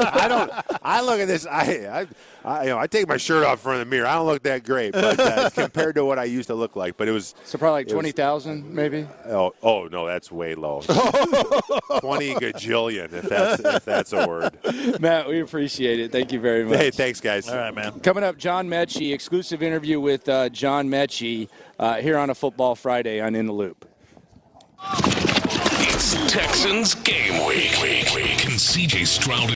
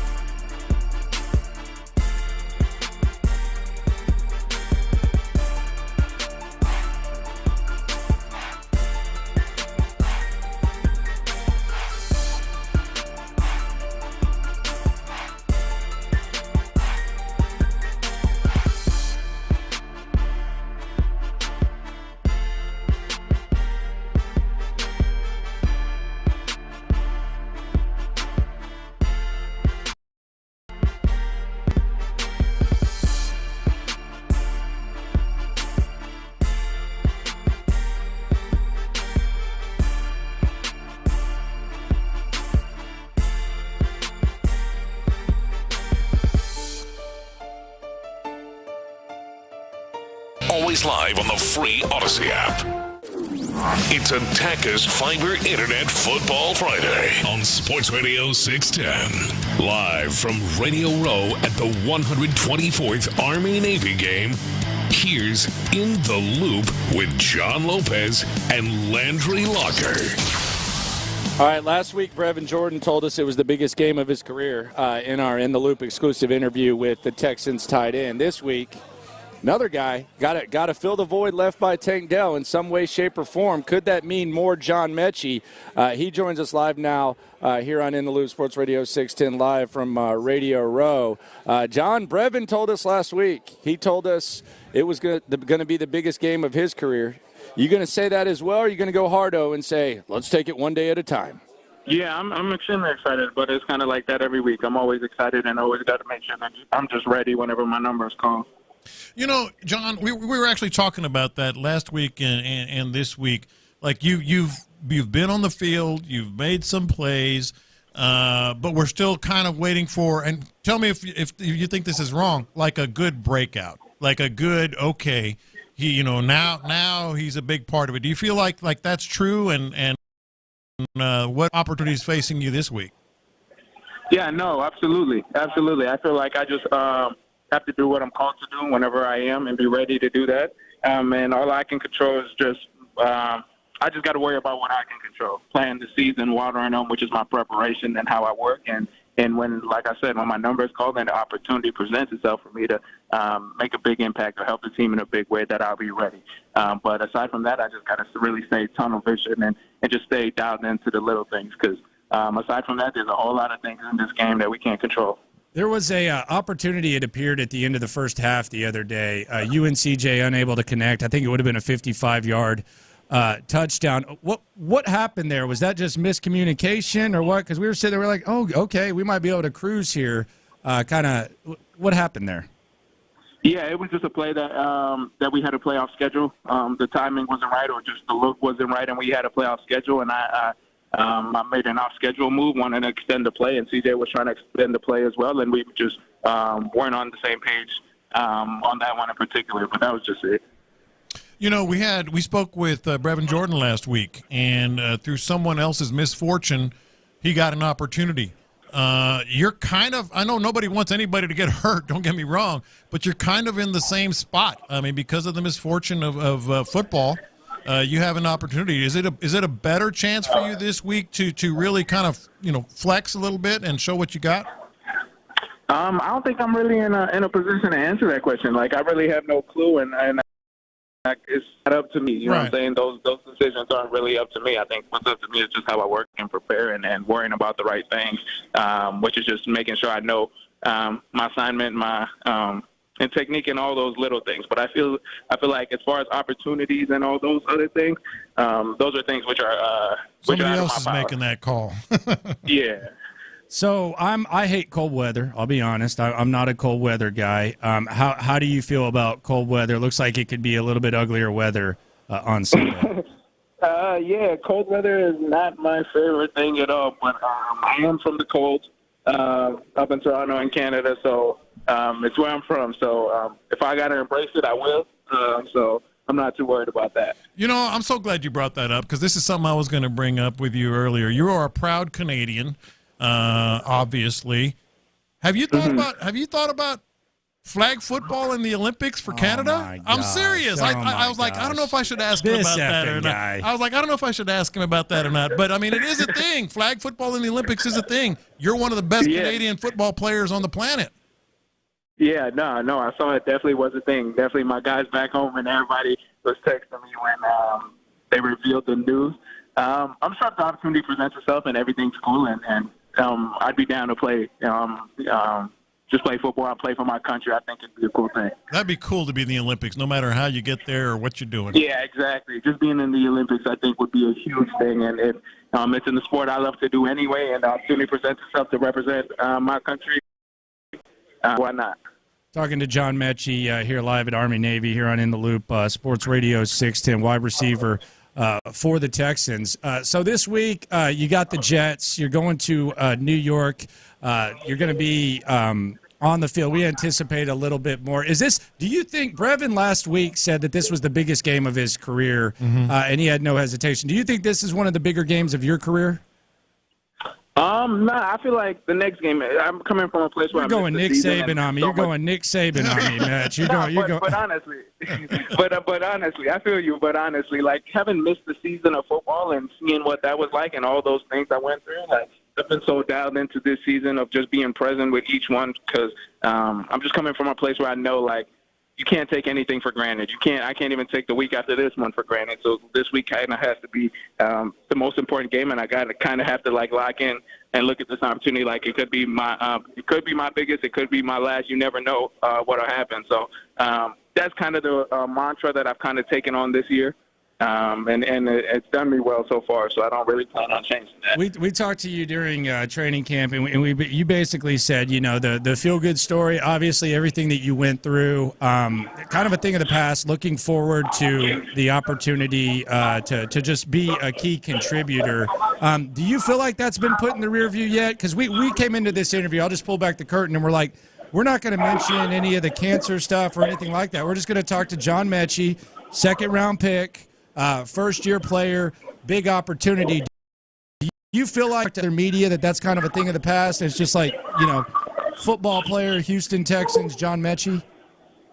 Yeah, I kind of feel like that, and it's a good place. That, of course, that will always be a part of me forever and be something I stand for and just a part of my life. But kind of getting back to football was good for me, and it just being all about football for me had been pretty good. All right, so Alabama is in, and I'm sure that doesn't upset you at all. I kind of felt bad for Georgia, and I can't believe that as an SEC fan, more so than Florida State. What were your thoughts on that? Yeah, of course, Roll Tide all the way. Can't wait to see them boys in Houston. Oh, okay. Okay. I do. They don't want Texas again, though. They don't want Texas, though, right? You're probably rooting for Washington. You don't want that smoke anymore. I want all the smoke. I want all the smoke for sure. All the smoke. It'd be cool if Texas could get in there and they could get their rematch and we could get our lick back. But it was cool. I do feel bad for Georgia. I feel like Georgia should have been in there because I feel like Alabama's been in that position a couple times in the past years of having phenomenal seasons and losing one like that. Like, I don't know what Georgia's was. They went 29-0 or something like that. Like, them boys got to be in there. So I do feel for Georgia on that one. I feel like they got snubbed a little bit. And so you're going to be on the sidelines if Bama comes to town, I assume. Yeah, no doubt about that. Who's the biggest? Because the guy across from me is an Aggie. Full disclosure. Damn right I am. And when they talk about Aggies, like if you're not all in, then you're a 2%er. Right? Am I right? Yeah. Who's the biggest? There's a lot of Alabama fans or Alabama players in the locker room. Who's the biggest 2%er of all your teammates when it comes to school pride? Nah, we all in. All of us. You got to name someone. There's got to be someone. Yeah. No, we dialed into the games. We locked in, and we right there with the guys. You know what the craziest thing for us, because we've talked to all of them, the most obnoxious one is the one that was there the least amount of time. Henry Toho is basically like F Tennessee, Roll Tide. He's the most obnoxious one, and he didn't even start there. He bleed that crimson. That's hilarious, and that's true. He's like, dude, you're at Tennessee for 3 years. I'm Roll Tide all day. So. It's never about how you start. It's always about how you finish. All right, so I'm going to take another turn back to Canada real quick. I want you to pick between these two entertainers and then the next two entertainers. All four of them are from Canada. The Weeknd or Drake? Oh man, they're both tough and groundbreaking. Because I'll say Drake just because GOAT. Not even Canada, just in the industry period. All right, Alanis Morissette or Shania Twain? He doesn't even know who they are, does he? Shania Twain. Okay. Shania Twain. There you go. That's ironic. You don't even know what you're talking about. He's dating himself. Metch, we appreciate you, man. Best of luck on the field on Sunday. Look forward to seeing you and CJ connect next time y'all get that opportunity to make the big play. We appreciate you as always. Appreciate y'all for having me. All right, there you go. It's John Metchie here on In the Loop, Sports Radio 610, another exclusive interview with the Texans player. As far as like the the contribution from Metchie, I don't think this is going to be like some sort of consistent thing. Like you're not counting on it? I think it's going to happen. I think over the next 5 days, or 5 games, I should say, there's going to be times where John Metchie makes a big play. Hell, there could be an Xavier Hutchinson. But as far as like consistent production when it comes to replacing Tank Dell, I think it's going to come from Dalton Schultz, potentially, when he gets on the field. Robert Woods, Noah Brown. That's where it's going to come from. But I do think there's going to be times where it's like, oh, my God, Xavier Hutchinson, 50-yard touchdown. Wow, where'd that come from? Oh, John Metchie, right across the middle, touchdown. But I don't think it's going to be something where we can sit here and say, all right, the next 5 weeks, John Metchie's going to have 3 catches or 4 catches. And I think that's why, unlike Brevin Jordan last week, where Brevin Jordan interrupted me 2 times and said, damn straight, this is the most important game of my career, our guy. I don't think John Metchie feels comfortable enough in saying that, and that's why he says it's not necessarily up to me. Yeah, look, I've been anticipating John Metchie having the, quote, breakout game. He's had moments, but he hadn't broken out, and you just heard it right there. The guys that intrigue me the most are Xavier Hutchinson and Robert Woods. Sometimes when we talk about the receivers, we don't even mention Robert Woods, and he's the just guy. Old Faithful, man. Yeah, he's the guy that. We did the first couple. He's the guy that kind of kept them together. I think you have to. I think they and you have to give him a lot of credit for the development of these receivers. I mean, maybe he's all of a sudden gonna, and he's most likely, he's most qualified. He's got the best track record to fill that role. Not like Tank Dell, like breaking things wide open, but being a guy that can make the receiving core as a whole more dangerous. And then there's Xavier Hutchinson. When you watched him a lot more at Iowa State than I did. Too much. But whenever I saw him, I didn't like him too much. He is a yards after catch guy, man. I think he was a developmental player. I think next year we're going to be talking about Xavier Hutchinson as like a consistent contributor. Yes, he intrigues me the most right now. By the way, did you see where he said his favorite place to eat is in Houston? What was it? I don't even want to tell you because you're going to judge him. You're going to take back everything you just said. Well, before you do. Jalen Petrie asked him, yeah. And what was it? Don't worry. Well, now you have to. You have to. You always do this. You have to. Raising Cane's. I like Raising Cane's. But he said it's his favorite place to eat in Oh, Houston. well, I wouldn't say that. I could see you getting upset about that. Yeah. Come on. You got to expand your horizons a little bit. But then Xavier Hutchinson in the run game, man. Like the reverses and stuff. Yeah, all the little things that he can offer. So those 2 guys intrigue me the most. I'm anticipating the most out of John Metchie. Okay, right. You're anticipating the most out of Metch. We'll see. I don't know what they're going to do, and we don't know who's going to be on the field. It'll be real interesting if there's no Fant, no Schultz. That's something to keep an eye on. We'll give you those updates over the course of Football Friday live from Army-Navy, presented by USAA. Ross Tucker going to cheat on Payne and Pendergast. He's going to join us in the noon hour. We'll get his takes on the Texans and all that type of stuff. But coming up, it's one of the most vocal, rebellious fans in all of sports. Makes a lot of people roll their eyes. Move on, guy. Move on, guy. CJ Stroud's got a message for you. He's about to tell you to stick it. Internet going nuts. Next. First, though, I want to tell you about Orchard's win-win program. It's stressful to sell your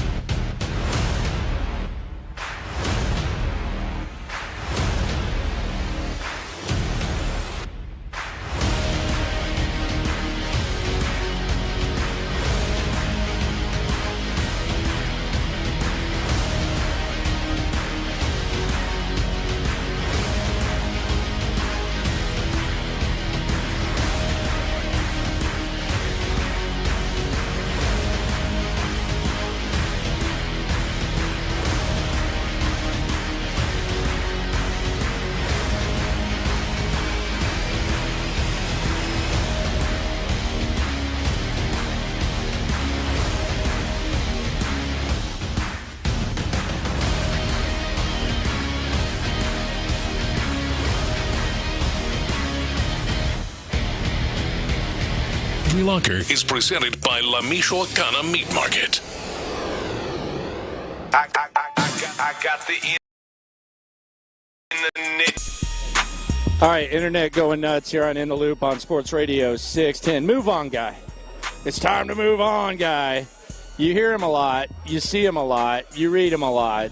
And I saw Brandon Scott yesterday was talking about the Tank Dell thing. The Tank Dell injury, which he thinks Tank Dell shouldn't have been in that situation. He shouldn't have been in the scrum, whatever. I think Brandon Scott's an idiot for that opinion, but that's my boy. Yeah, that's my boy. That's my boy. I think it's a moronic opinion. I vehemently disagree, but I don't know if I'd say idiot. I mean, come on. It's loose. Me and Brandon Scott, that's how we talk to each other. That's Agree my dog to disagree. right there. That's my dog right there. We're not agreeing to disagree. That's his opinion. You're an idiot, B. Scott. Shout out to B. Scott. But I disagree with it. But I think it's topical. Bobby Slowick talks once a week. Bobby Slowick's the one who called the play. Bobby Slowick's the reason he was there. And I saw Brandon Scott put this out there. Not an idiot, by the way. The expiration's over, so he's not an idiot anymore. But he just brought it up, and I saw someone telling him, hey, it's time to move on. We can't do anything about it. All right, first of all, you would be an awesome media type, by the way, if that's your mindset. Second of all, I do think it's topical. And third of all, C.J. Stroud thinks you're an absolute bozo. This was C.J. Stroud on McAfee a couple of days ago. And tell me if C.J. Stroud isn't playing the coulda, woulda, shoulda game. Actually hard to work, hard to really speak about it still. In those type of moments, you want to go back and really just dang, the play before that, we should have just did this or did that to let that happen. And all my players are still on the team. That's really part of my best friend on the team, and we hang out all the time. And I've been in constant communication with him, just helping him out, trying to keep his mental right. So that's just a sad situation, but part of the game. There you go. It's part of the game. But I think about, I'm sure CJ sat there, and if CJ's thinking like a lot of people do, here's what CJ's thinking. There's a couple of things. First of all, damn, if we would have scored on the play before, if I would have made this throw, then he wouldn't have been in that situation. Damn, if we hadn't gotten that spat to where on 4th and 2 there was a personal foul that allowed you to move up and get that touchdown, then that would have never happened. If the ref would have never thrown that flag, then that would have never happened. That's how CJ's thinking. So move on, guy. CJ Stroud has a message for you. He's got 2 words for you. Stick it. First of all, it's the week after. How is there never a better time to talk about this and how it affects the game on Sunday and everything else? So move on, guy can go ahead and stick it. Yeah, stick it. But the second thing, real quick, that play has happened, and I saw this. Somebody put the video together 7 or 8 times before, and he didn't get hurt. So it was a freak thing that you need to not move on from. By the way, Brandon Scott, not an idiot. I got the internet going nuts. Not an idiot, B. Scott. Not an idiot? Well, did he get mad at you? No. How about... B. Scott can't get mad at each other. I bet you can if you tried hard. I bet you can if you tried hard. Sean McDermott. I thought you were going to say Sean Pendergast. Sean McDermott. The coach of the Bills. So he's in hot water right now. Yeah. Big hot water. When did this so it happened 2019. Well, let's kind of explain it here. In 2019, in some sort of team meeting or whatever, he referenced... By the way, he's getting fired. You think it's fireable? That's a great question. Well, I think they should have fired. I think they should. No. I don't. Let's lay it out. What happened? I don't think it's fireable, but I think he should have gotten fired anyways. And now that there's all this drama and it's out there, I think it's just like the icing on the cake. I don't think he's getting fired for this. I think he's getting. It's not going to help. This is giving them a reason too. Yeah, it's going to be kind of. Dude, and what's up with the 3? Give the background. All right. So in 2019, in a team meeting, Sean McDermott referenced 9/11. Not in a bad way. He referenced it. Not in a bad way. He referenced it, talking about how he talked about the communication of the terrorists and how they got the job done. Yeah, that's not a good way. According to the article, not in a bad way. That's what I said. That's a bad way. He talked about it. Terrorists. He talked about not it in a good way. He talked about it from the the bad horror, guy's point of view. Talked about the horror of it, not in a bad way. He talked about it as a success story. Yeah, exactly. So my point was the horror of 9/11. He didn't talk about it in a bad way. Okay. He said that the terrorists were organized and got the job done. Yes. And then apparently he brought this back up recently and then there was a report of everything that he said. What is going on? There's a couple things about this. First of all, it's weird that it was in 2019. Also, to hear context, like full context, because I feel like I actually felt like Bob McNair got kind of done dirty with like a one-word misspeak type of thing. So I'm hesitant to completely like buy in and pummel Sean McDermott here. He apologized for it and he tried to explain it yesterday. My thing is this: how is there I want to give the person credit. What's the person's name who came up with this article? It was on some sort of message board here. I've got it right here. Yeah, a 3-part article. What are we doing here? What is this? Substack page of NFL writer Tyler Dunn. Why don't you just Tyler Dunn? Why don't you just put it on Netflix and call it "Surviving Sean McDermott"? Like what? What are we doing here? A 3-part article? What's going on here? It sounds like they're trying to get him fired at this point. Yeah. It sounds like they're trying to do whatever they can to get him fired. And he said he talked to 25 people. What does that mean? Yeah. Okay, so is it like people that you release? Because I always got told in investigative journalism class, shout out to Pete Bruton, the legend, he was like, now, if you want to uncover something, you talk to the player that got kicked off the team. And I'm like, yeah, that's probably smart. This is my favorite quote. If anyone misinterpreted or didn't understand my message, I apologize. I didn't do a good enough job. I'm sorry if I offended you. Oh. Yeah, we misinterpreted you talking about the organization of the terrorists in a good light. Yeah, I don't know. I can't imagine that we did. You know that Hitler had an organization. Oh, wow. I mean, what is he doing? I don't know. Yeah. I'm not. Yeah. I'm very confused by that. Genghis Khan could really organize people. Game plan. Yeah, had a game plan. I got the internet going nuts. So I don't know what John I'm all out localizing. Shout out to the General, joins us every Tuesday at 11. Also a big-time winner of the Slime Off. I don't think this is like Slime Off worthy, but I do think this is, even for someone like me, I think this is like extreme weird localizing. So he asked D'Amico Ryans about scouting Sauce Gardner and Derek Stingley, who were drafted in 2022. Okay? They were both, and he asked D'Amico Ryans about scouting Sauce and Stingley. Yeah. Here was D'Amico Ryans' answer. For Stingley and Gardner, from my scouting report coming out, man, you had both guys top corners. I think any team would be happy to have either guy. When I looked at them, it's like, which one would you want? It's like, hey, whichever's the next one that's available. So it's both guys have, I think, really bright futures ahead of themselves. 2 young players who are impact players. Gardner has done some great things there with the Jets. Then Stingley here with us, he's made some impact plays as well. So I think with both guys, you can't go wrong. And I'm happy to be working with Stingley and just to see his growth week after week after week, to see the growth that Stingley's had. Really happy to see where he's headed. Well, I scouted him like what? I mean, of course they had a book on him. Why didn't you just ask about the players? But that was a bit of a. Why not just ask about the players? Yeah, that was a bit. Just compare and contrast. Yeah, and what they're doing. Yeah. I got the internet going nuts. Rob Gronkowski is trending right now, and he's standing right there.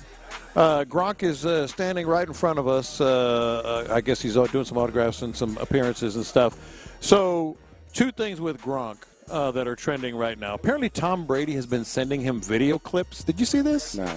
All week or in the last couple of weeks of you got to be more specific of their highlights. And he's been telling him that, hey, bro, nobody's ever done it like us. Well, he's not lying. Well, he's not lying. What is Tom Brady just still kind of missing it? Well, I mean, Tom Brady's starting to talk like he played 40 years ago. He's talking about the game these days. He's sitting there saying like, "Yeah, this day it's soft, brother. You retired 8 months ago." I mean, he's talking like he's Joe Namath. He ain't the same. Back when they could take you to the ground. Hey, it is kind of funny because I think he can't get over. Well, I mean, he loves football more than anyone we've ever seen. So like, I think we look at Tom Brady and we say, all right, when you know, you know. Like, you get into your 40s when you know, you know. But maybe, I mean, it's got to be more difficult for him because he didn't want to walk away. He maintained it so long. Right. So it's got to be rough for him. I'm sure he has some very sad nights. And then just real quick. I don't know if he's going to be able to be a broadcaster. I don't either. I really don't. Like, I just don't. First of all, I think he's going to be terrible. Yeah. I think he's going to be absolute awful. Mm-hmm. And I just don't know that that's like what he wants to do. And then an offshoot of this, because of the Tom Brady and Gronk news, or whatever you want to call it, is this big who's going to be known as the best ever, Gronk or Travis Kelce? Oh, come on. I still say Gronk. Yeah, I still say Gronk. I mean, he's an elite blocker. Yeah. I mean, Kelsey's incredible. Kelsey's a clout chaser now. Did Yeah. you see I changed my fantasy name? It was Taylor Swift. I hit that when I had Kelsey. But ever since he started dating her and falling off. Yeah, you changed your name? I can't. I don't even think I can read this on the air. Yeah, I don't think you can. Kelsey clout chasing D-piece is what I call my team now. Good Lord, he fell off. It's still Gronk, guys. I think it'll always be Gronk. Yeah, for sure. Complete tight end, man. And he fell to the second round. And they got Aaron Hernandez in that same draft. Yeah. I know he hadn't traveled well. Yeah, a couple of issues there. Do you think, though, be honest, just us talking, do you think, we're in Boston, do you think Aaron Hernandez, knowing what you know, like producing, do you think he falls to the fifth? What do you mean? Oh, no, no, he doesn't get drafted. Hey, he was pretty good. If you could get, they can turn their. No. You're telling me your conscience is clean, but you're going to get that much production. You know how good he's going to be. You know how good he's going to be. But you also know. Now, I would say this. I would take him in the third, but I wouldn't give him a second contract. I would take the 4 years of rookie production, but I would not give him a second contract. But I would get that Aaron Hernandez, make it rain type of thing. Trade him in this last year. Yeah. Yeah, I would get 3 years and then I would trade him. Yeah, y'all take Aaron Hernandez. Get the first. Good luck. Just give us a first Good one. That's luck. it. And I would really try to cover it up. Remember when Oklahoma State took it too far and they made Des Bryant like academic All Big 12? Yeah. They took it too far. I would take it too far. He would be my Walter Payton Man of the Year nominee. Coming up, it's a question that I want to know. What can Zach do? What exactly can Zach Wilson do? We hear D'Amico Ryans talk about quarterbacks. Sometimes he kind of tips his hand and tells us how he feels about them. Let's try to read between the lines of what D'Amico Ryans thinks of Zach Wilson, who will be starting against C.J. Stroud on Sunday. Let's also play the hits. And we owe Boston a thank you. We're live from Boston. We owe them a big thank you with the start of Week 14. In the Loop continues live from Media Row out here at Army-Navy, presented by USAA. Let we go! Join the drive with Stoerner and Hughley. Live.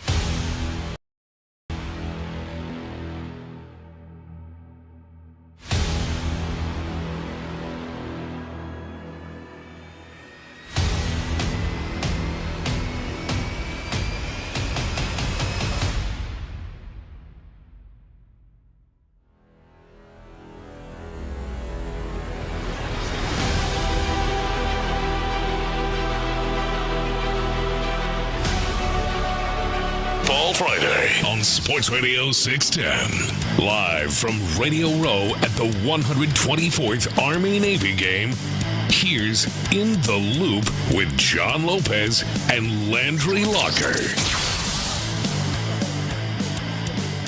The hits are lit here on In the Loop on Sports Radio 610. Playing all the hits. These are the hot stories of the day. You're listening to In the Loop with Houston's sports leader, Sports Radio 610. All right, so the line is down to 3.5. Texans favored by 3.5 over the Jets. There's been some wild movement there. We know who the quarterback's going to be. It's going to be Zach Wilson. The question is, what can Zach do? And will DeMeco Ryans, who's been known to you can kind of read between the lines on how he feels about certain quarterbacks. I felt like he thought that Baker Mayfield sucked, although Baker had a good game. He seemed to love Kyler Murray. We'll hear what he has to say about Zach Wilson in a second. But first, let's hear from the man himself. Here is the MILF Hunter talking about his mindset Sunday. I'm going to have more fun than I've ever had in a professional way. At the same time of just feeling like I need to prove something, feeling like this team needs to prove something, this offense needs to prove something. I think everyone wants to show that, and I think the offense has that mindset. It doesn't matter where we're at right now as a team, but it all matters about how we finish and how we approach this next week, and so the same thing goes with me too, making sure I handle it all the right way, and yes, having a chip on my shoulder, but trying to enjoy it at the same time. All right, so I like this kid's makeup, man. I feel like he's handling this as good as he can. He's handled everything. I mean, go back to just everything before the draft, everything that all the stories. Maybe not makeup is the wrong. I like the way he's handled this. He's professional, and I yesterday when we first heard from him, or day before, I thought it was going to be just a circus and kind of awkward. He was smooth. He was smooth how he handled it. The thing is, that doesn't make him a great quarterback. Well, no kidding. I mean, that doesn't. Well, no kidding. That doesn't change, the algorithm here or anything, and so, yeah, that's why I expect he's gonna. And plus, the first crack, the first mistakes he makes or they make or whatever, it's gonna just come on. Well, apparently he wants to play looser. That is a little bit of worry for me. I mean, for you? I think it could go either way. Yeah. I mean, just don't. Just let it rip, as they say. Okay. Yeah. We'll see how that goes. Yeah. Here's DeMeco Ryans. Let's see if we can read between the lines what he thinks about Zach Wilson. This is what DeMeco Ryans has to say about what Zach can do. Yeah, with Zach, what jumps off to me is his athleticism, right, and his ability, right, to improvise when things aren't there. Right, he does a good job of moving around in the pocket, and he's a very athletic quarterback. We have to be aware of his athleticism, him being able to move, and we have to be able to make plays on him, right? But overall, not really about the quarterback or who's at the quarterback, but more so this week is just all about us and us being honed in on our assignments, our fundamentals, and playing as best as we can play. Yeah, I didn't think much of him. That's not great. Yeah, I didn't think much of him. What kind of quarterback he is? Playoff picture right now. If the playoffs began today, the Texans would be in the playoffs. They are as a result of the Patriots winning yesterday 21-18. So favor from Bill O'Brien and Bill Belichick. Texans now in the playoff picture. And this means you can just, I don't want to say run away from Pittsburgh, but you can damn near run away from Pittsburgh with a dub this week. Cleveland's got Jacksonville. Fall Fierce did practice, a.k.a. Trevor Lawrence, the football Paul Pierce. If he plays Sunday, it's over for me. No, I'm serious. If you maybe act, he's just I'm sorry, man. Yeah. This is like I've seen this many times. I've seen my nephew go on the ground and act like Dwayne Wade, like they died, and then they try to go back in the game. And my cousin said, "Your ass isn't going back out there after that. You're sitting here for at least a quarter. We're not doing this. If you walk off like that, and now all of a sudden you're ready to go. I'm sorry. Soccer flopping. Nah, that's it. I know guys handle injuries differently. I thought he died. I'm familiar with the concept that you're talking about. I thought he died. That was Dwayne Wade, Paul Pierce. Who else am I thinking? Who else? LeBron sometimes, although LeBron gets the crap knocked out of him. Sometimes I think he's just trying to get a little bit of a rest. But, that was insane. I used to have a player, Jonathan Brown. Shout out to JB. Jacobin Brown's big brother. Jacobin. Port Arthur? Yeah, from Port Arthur. I used to have a player, PAT. JB, and he was the toughest son of a gun you've ever seen in your life. And so even with our own player, even his teammates, someone would go down to the floor, he'd just stand over him and say, "Get your ass up." Yeah. Yeah, that was like his go-to. But I just know Jacobin was pretty tough too. Yeah, they both were. They were really good ballers, and I love being around them. But anyway, I keep going back to what I saw in real time as it happened. Notice how he went back in the day, Coach, on us. I never do, but it was a very relevant story to what you were talking about. But you go ahead and stay with the that during our championship run. The narrative. Well, we had four. But you stay with the narrative you want to. Yeah, four times. Back at the AAU coaching days. 4 times. Just kind of had to roll it out there. I thought I wouldn't even think of it, but you reminded me. But what I saw. So, Coach, what's your mindset? What I saw in real time from Trevor Lawrence wasn't fake. It wasn't drama. I don't care if it's fake or drama or not. I'm just saying that reaction, and now all of a sudden you're playing. That's crazy. Yeah. Well, do you look at that as tough? He's a freak of nature. Dude. Because he was mad because he wanted to stay on the field and stand up and play. Well, he should have. He walked 400 yards. We'll hear about Cartgate in the 1 o'clock hour. He addressed that. Mm-hmm. Rockets taking on the Nuggets tonight. Rockets they win at home. They can't win on the road. What are the keys to the game, Coach? Keys to the game. How would you handle this one? Tell Udoka how to win this one, Coach. I'll tell you how to. I'll tell you how to win this one. Literally, never talk about that. Never talk about that. But it was relevant to what you were saying. I'm not that guy. You know that. But have your laugh. Şengün gets pretty starstruck by Joe Gibbs. That's going to be fun to watch. That's going to be a lot of fun to watch. He gets really starstruck and tries to do his thing. Yeah, Şengün is. He's grown on me, man. Man, me now, too. It's weird though, and I know I don't discount this. A lot of times, people look at luck and it's like, oh, well, that dismisses what's going on. Nah, sometimes it happens. Sometimes luck happens. You wanted Bryce Young. C.J. Stroud was there at 2. Last year, and this was a Rafael Stone thing, they had that Fernando guy starting over him, that's stupid, so that Kevin Porter could have a lob option. That's just idiotic. Yeah. But they also tried to get Brook Lopez, and I think that's just as much Udoka. And I think Udoka might have wanted him, but Brook Lopez basically used you and screwed you over, and now we're seeing Şengün out there hooping. They're moving the Şengün. They're getting a higher three-point percentage because of Şengün, because they're running it and kickouts and all that stuff. He's become a more well-rounded player. They're playing better defense because they're getting back, and Şengün is a big part of that. No, he has been integral here, and I really best player on the team. You talk about it, yes, for me, yes, but talk about an about face. I have gone from, man, what the hell is Dylan Brooks doing here, to that dude is really key. Tough, man. He's really key. Heisman ceremony this weekend. You had a vote. Did you submit your ballot? I did. You did? I did. Okay.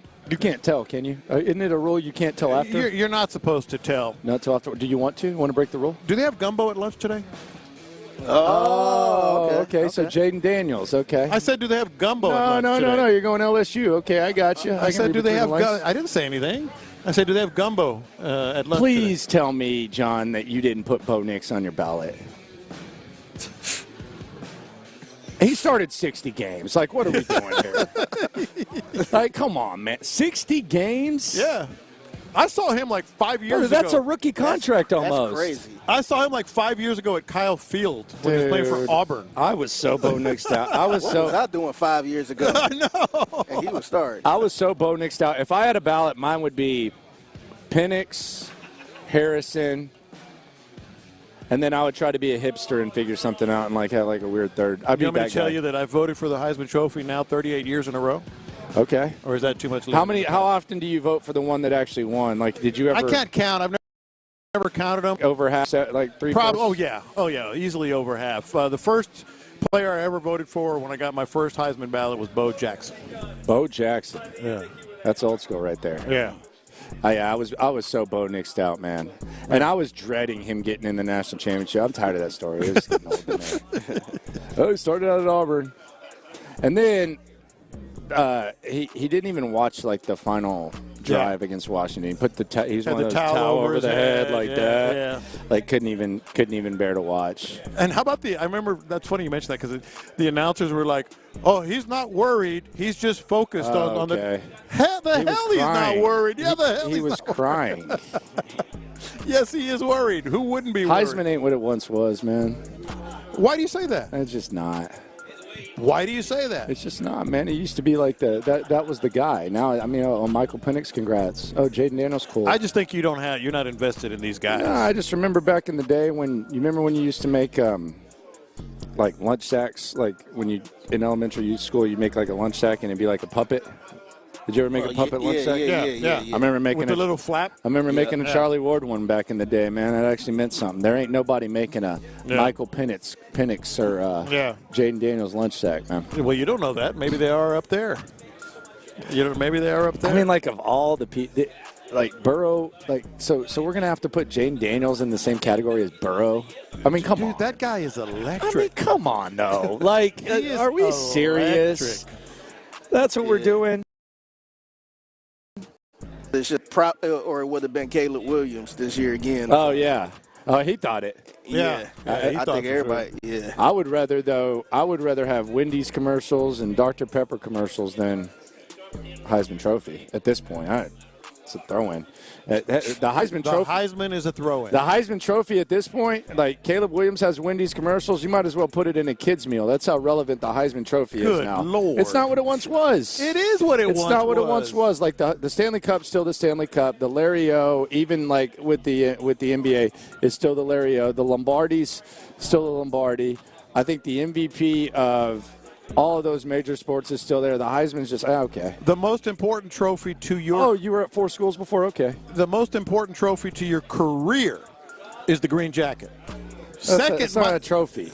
Yeah, well, actually, guy. No, it is. It's what you win. That's a trophy. Mr. Won or was awarded is saying that a jacket is a trophy. No, what do you win? How about that? What How about you that win? Hypocrisy? It's not. That is a trophy. It's just a jacket. Trophies come in different forms. How about this? The most important trophy in sports... It's jacket. For you, trophy, jacket, is the green jacket. Second might be the Heisman. Okay. Yeah. But do you feel like it will affect where somebody get drafted? No. But it affects their bottom line. Just those commercials alone. What is that car company that they do? Anyway. Nissan Heisman House. Yeah, the Nissan. You're saying the Heisman and the green jacket are just supposed. We're in Boston Radio Row, presented by USAA Army Navy Radio Row. Gold medal might be in there somewhere too. Okay. Yeah. In terms of like for your career, I feel like this is a dated thought. I don't think the Heisman is that. Coming up, Peyton Manning or Ryan Leaf? And who I think should go you're wrong. first?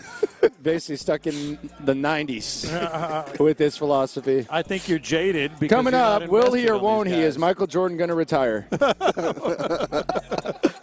Does he have a gambling problem? We'll get into that. Or is that just me? We're going to talk to Ross Tucker in a second. He needs to solve an argument. Me and Lopez don't argue often, or we might. He's feeling one way about this game on Sunday. I'm feeling a completely different way. Let's talk it out with Ross Tucker. He's going to cheat on Payne and Pendergast live from Boston next. Derek Stingley Jr. is your AFC.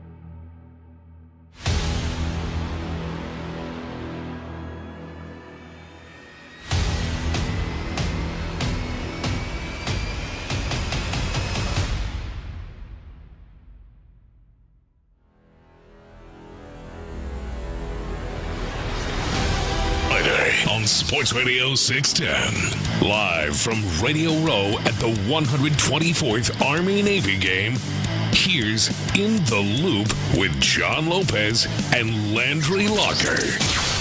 All right, we're not on the same page, me and Lopez. He's feeling one way about this game Sunday, completely different. So let's bring in perhaps a voice of reason. You hear him on Payne and Pendergast weekly. He's going to cheat on them here live from Radio Row. Ross Tucker, the great Ross Tucker, joining us. Ross, so we'll jump right into it. We'll talk about myfrontpagestory.com for sure, because that's a really cool thing. We should really, though, do. just spend the whole time ripping Sean and Seth. Oh, please. Because it's Friday. Here's the thing. It's Friday midday. Yeah.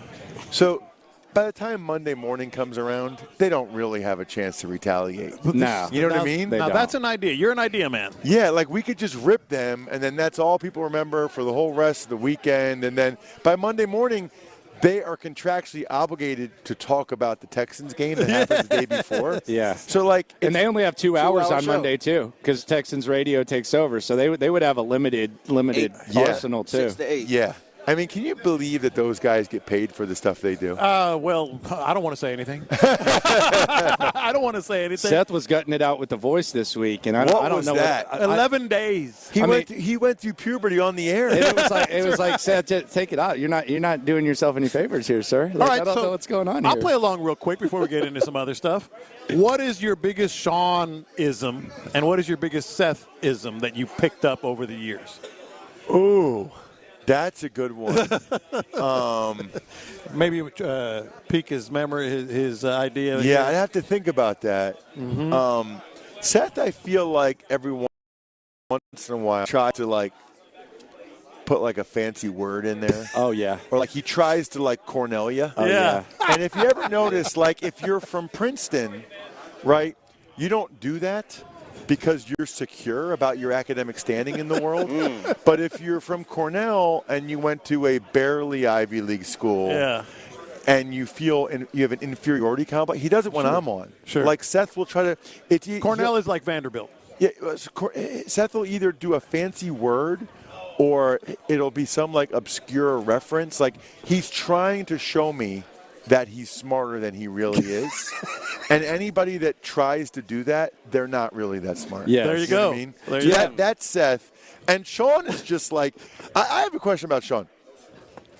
I love Sean. Yeah, we all do. Is he ever, like, he might be even a happier person than I am. Yeah. It seems like he's always happy. Like, what's it like? We've made him mad. Very mad. But what's it like for him on a Monday, like when the Texans lose by 40? Oh, he's pissed. He is? Yeah, he'll get pissed about that. Because I've never heard his voice. Like, I could just picture him being like, hey, everybody, Payne and Pendergast on a Monday. The Texans lost 48-0. But Seth, it was fun to watch on TV. Yeah. He'll get do pissed. that one time. Yeah, he did that one time where he's like, I'm coming in mad tomorrow. Oh, yeah, and then he comes in and we made fun of it. We broke it down. Yeah. He's like, oh, I can't wait. He tweeted out, I can't wait to get on the air and fire him up. And I'm like, all right, well, I usually get up 7. I'm getting up at 6. And I'm, hey, guys, how we doing?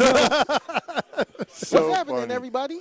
No, but I love going on the show. Love everything about it. Yeah, it's awesome. It's fun. It's fun to listen and honestly, to. I'm so happy for you guys. Oh, yeah. Not just you two, but like everybody listening. I'm just so happy that you guys finally have something to get excited about and to build upon.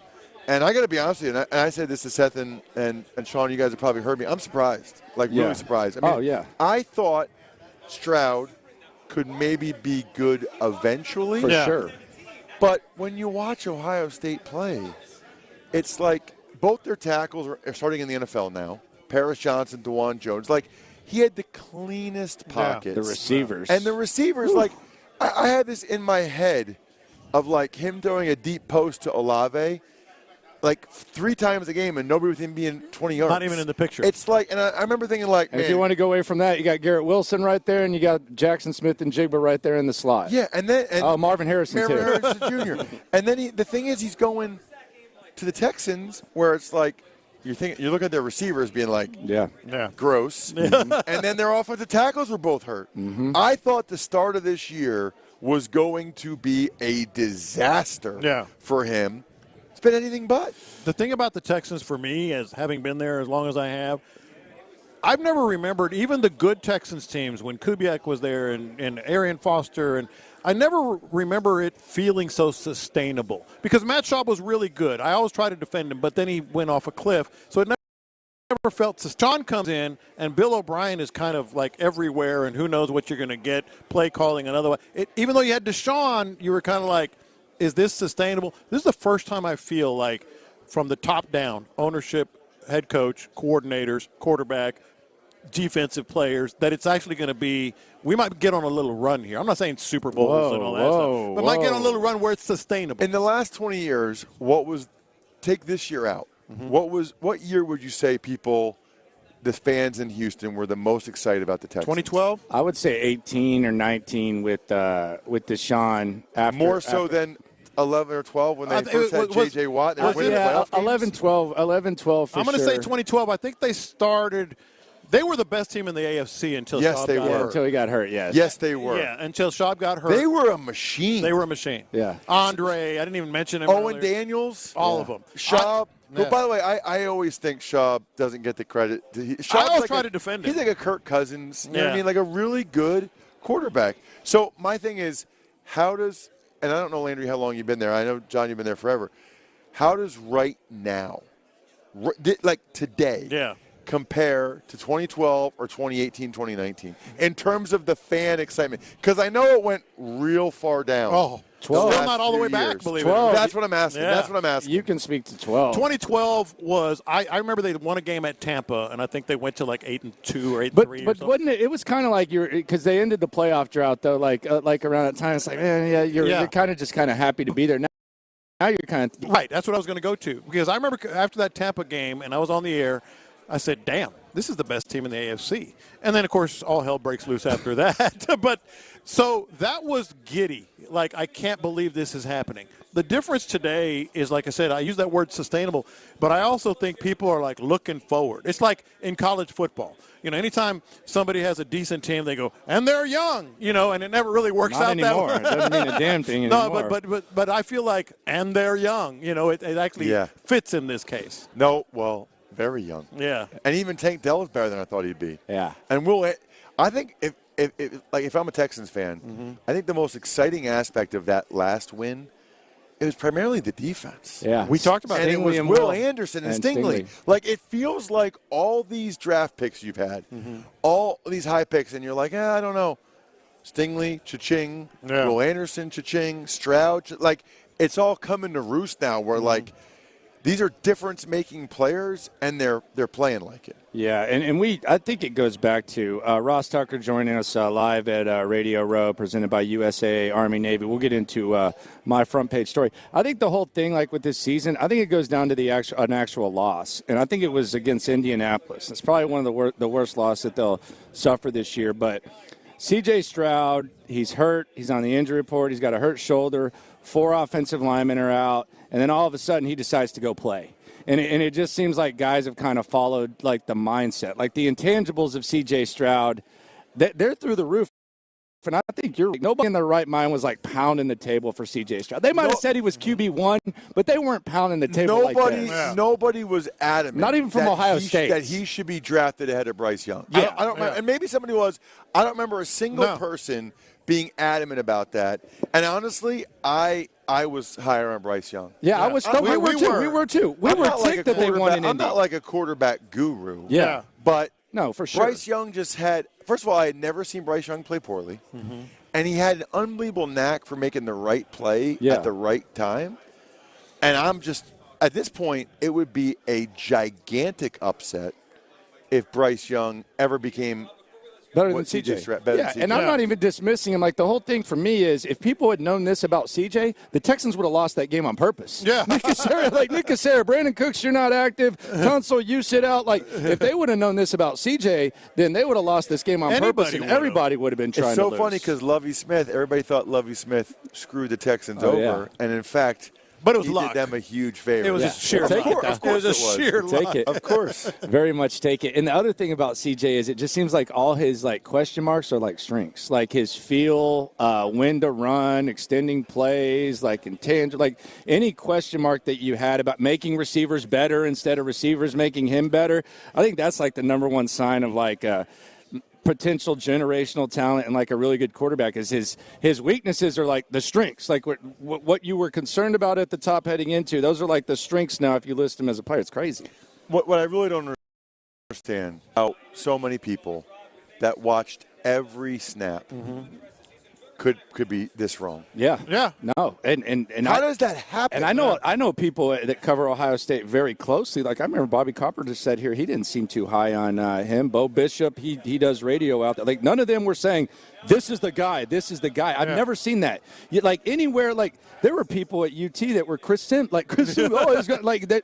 Anywhere you go, it's that. In Ohio State, there was no one like that's the guy. That's our guy. Like, it's wild. It's wild. That's the beauty of it.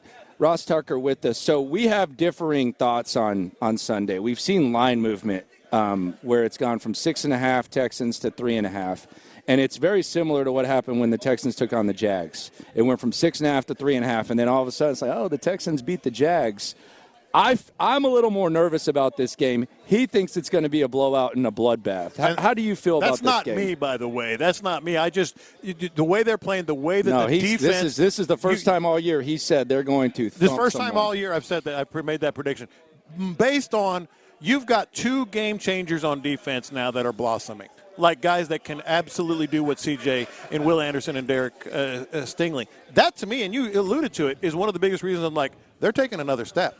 Yeah, I don't think they're going to blow them out. Yeah? I think I have too much respect for the Jets' defense. Mm-hmm. I don't think they're going to be able to put that many points up. I think Texans win the game. I think it's a low-scoring game that the Texans the over win is like 32 or something. Yeah, I mean, it could be 16-10. Yeah. What was the last game for Falcons, Jets? Like 13-8, something like that? Yeah. I think it'll be a little bit more than that. I'm curious to see how Zach Wilson plays. I mean, man, I feel bad for Jets fans, but I think it's like 16-10, something like that. Listen, if they score in the 20s, that'd be impressive. Yeah. Yeah, it's a pass. They're really good against the pass, and the Texans are dependent, and they just lost Tank. Tell people, you're a popular guy, Ross, so you got to get you out of here. Tell the people about myfrontpagestory.com. Best gift ever. You talk to a writer like John Lopez for 5 minutes, maybe 10. Tell them how great your wife is. They write this amazing story. It's framed. Looks like it's on the cover of the newspaper. When she's opening it up, you say, hey, babe, I want to do something special for you. I had a story written about you. Think about how money that is to say. I had a story written about you, and then she reads the quotes like, I never thank her enough for everything she does for the family. They cry every time. There's like an 85% happy tear hit rate with this thing. Myfrontpagestory.com, myfrontpagestory.com. And that's been researched. That's right. Yeah, I have no Google Analytics on that one. Appreciate it, man. Guaranteed tears or it's free. You heard it here first from Ross. myfrontpagestory.com. That was Ross Tucker. So he thinks a little bit of a close game. The other element of this, J-Lo, and I appreciate Ross for coming through. The other element is the kicking, man. Like, do you trust Matty Amendola in this weather? No, I don't trust in a place where he's been bad. Like, do you trust that? Like, if it's going to be a close game, do you trust him? I don't. I mean, I don't see how anybody could. I'm not going to be ignorant here. You can be. We don't frown upon that. Not on this show. With the conditions and some inconsistencies, especially on longer kicks, I don't trust him. I do think he can maybe sneak a goal or two in there if it drives stalls based on that Jets defense. Sounds fantastic. Sneak one in there. Do you trust that or the running game? None. I trust the running game more. I trust the running game more than the kicker at this point. Just based on confidence of he's coming off a perfect game, too. Of them pulling their heads collectively and going with Devin Singletary. Yeah. They don't like him. I don't know what's up with Devin Singletary. It's really, really, really crazy.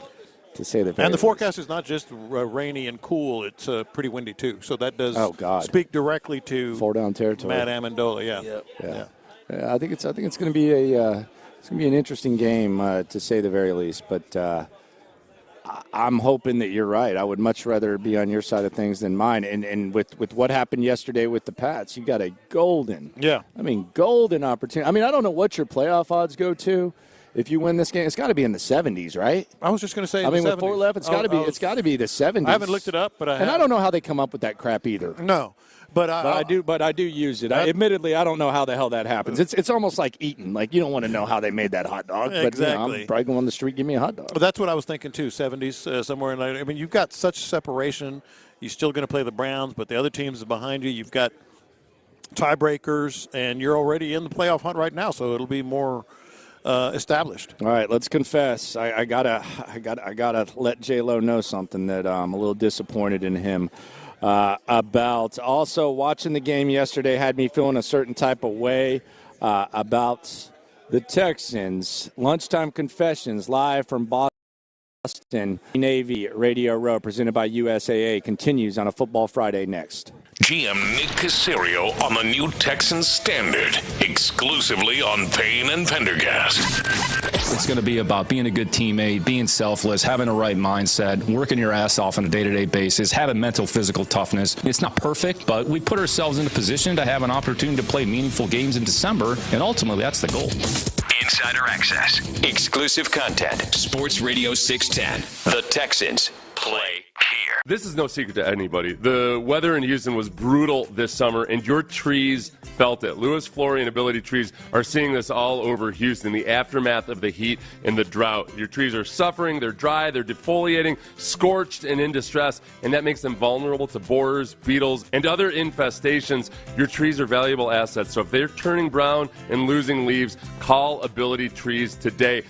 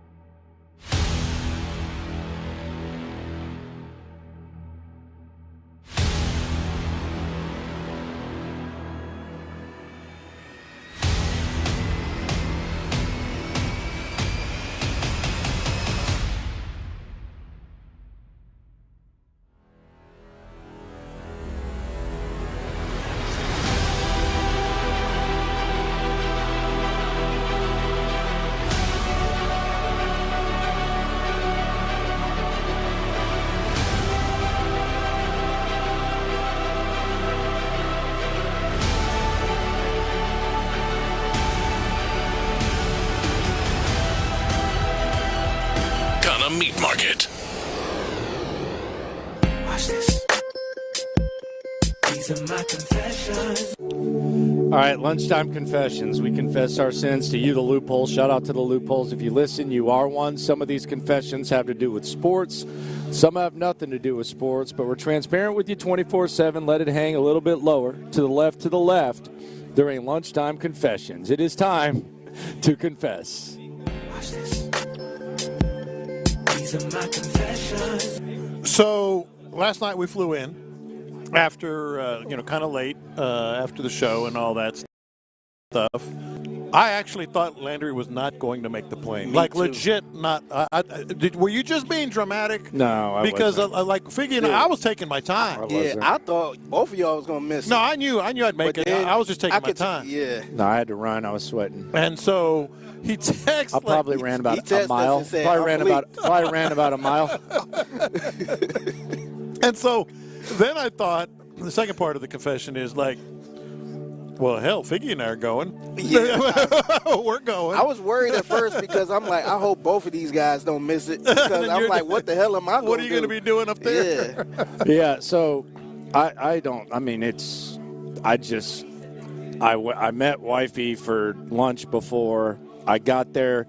I went to Echo Park, whatever the hell.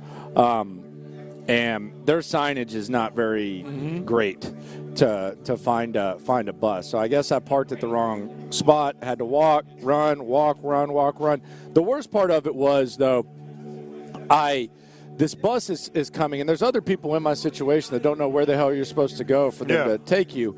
And this lady's driving a bus, and she's dropping people off. God, I hate that. And she opens the door, and I'm just like, ma'am, where do I go? Like, where do I go? Because and she's like, well, did you not see the sign back there? I'm like, lady, obviously I didn't see a sign. What is that doing for anything? Like, that's not what I'm asking you.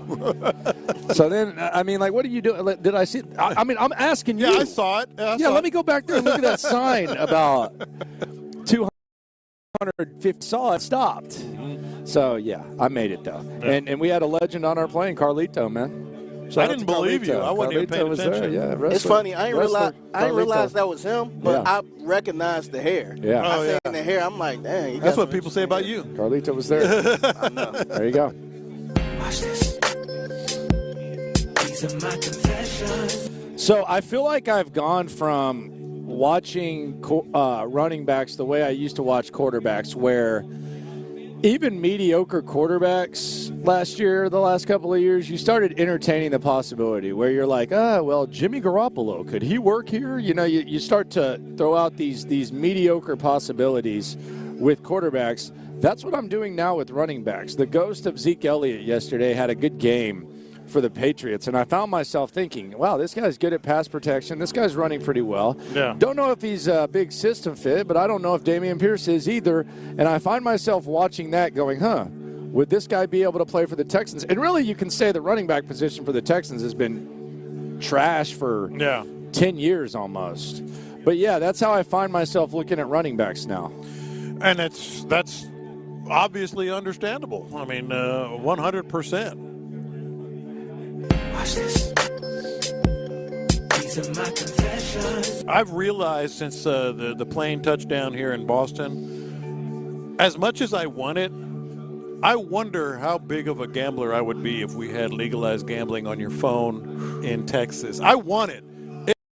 It needs to. But every time I go to Louisiana, the first thing I do is open my MGM app. As soon as I hit the plane, hit the runway yesterday, I opened my MGM app.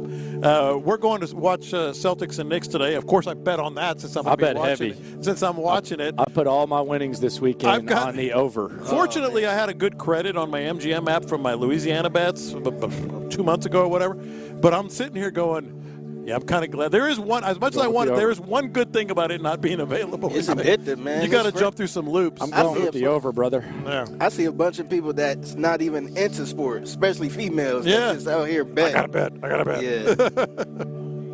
Watch this. These are my confessions. You fresh, man? I am fresh. Yeah, I can tell. You were up and at 'em this morning. I was. I had a little interview I had to do on a podcast. Yeah, I got to confess, man, I was sleeping really nicely Good, this good for morning. you. I was almost sleeping up to You the fresh? alarm. Yeah, I got the newborn at home and all that. I got, wife, all that. I got the dog. Good that for you to sleep likes to in. lay there. So I was getting a fresh sleep in, and Good. then all of a sudden, the improv broke out in the room next to me, and I'm hearing loud talking, laughing, all that type of stuff. And how's Kevin Hart doing? I mean, who in the hell were you talking to where that was that funny? There was this lady that I mean, good God. Y'all were talking about the Olympics? What was funny about the Olympics? It was a bunch of different stories that we were talking about. It's a podcast that's going to come out in January. It's a big deal, actually. It's going to be produced by someone who does movies and all this other stuff. And they wanted Who was having a rock concert next door? They invited me to come on and just cut it up, and it was funny. It was a good podcast. Yeah, I could tell. Yeah. Oh, I'm glad you're fresh, man. Well, I am fresh. Watch this. These are my confessions. I'm not trying to exaggerate here. I really think you insulted a Medal of Honor winner this morning. Okay. Like, I really believe you insulted him. By saying he won? Yes, and you were talking to Ryan Pitts and Mr. Thornton, Michael Thornton. Yeah, friend of Mattress Mac. Friend of Mattress Mac, and you say, well, so you won the Medal of Honor. And Yeah. he immediately goes, he kind of sits up and says, I'm a recipient.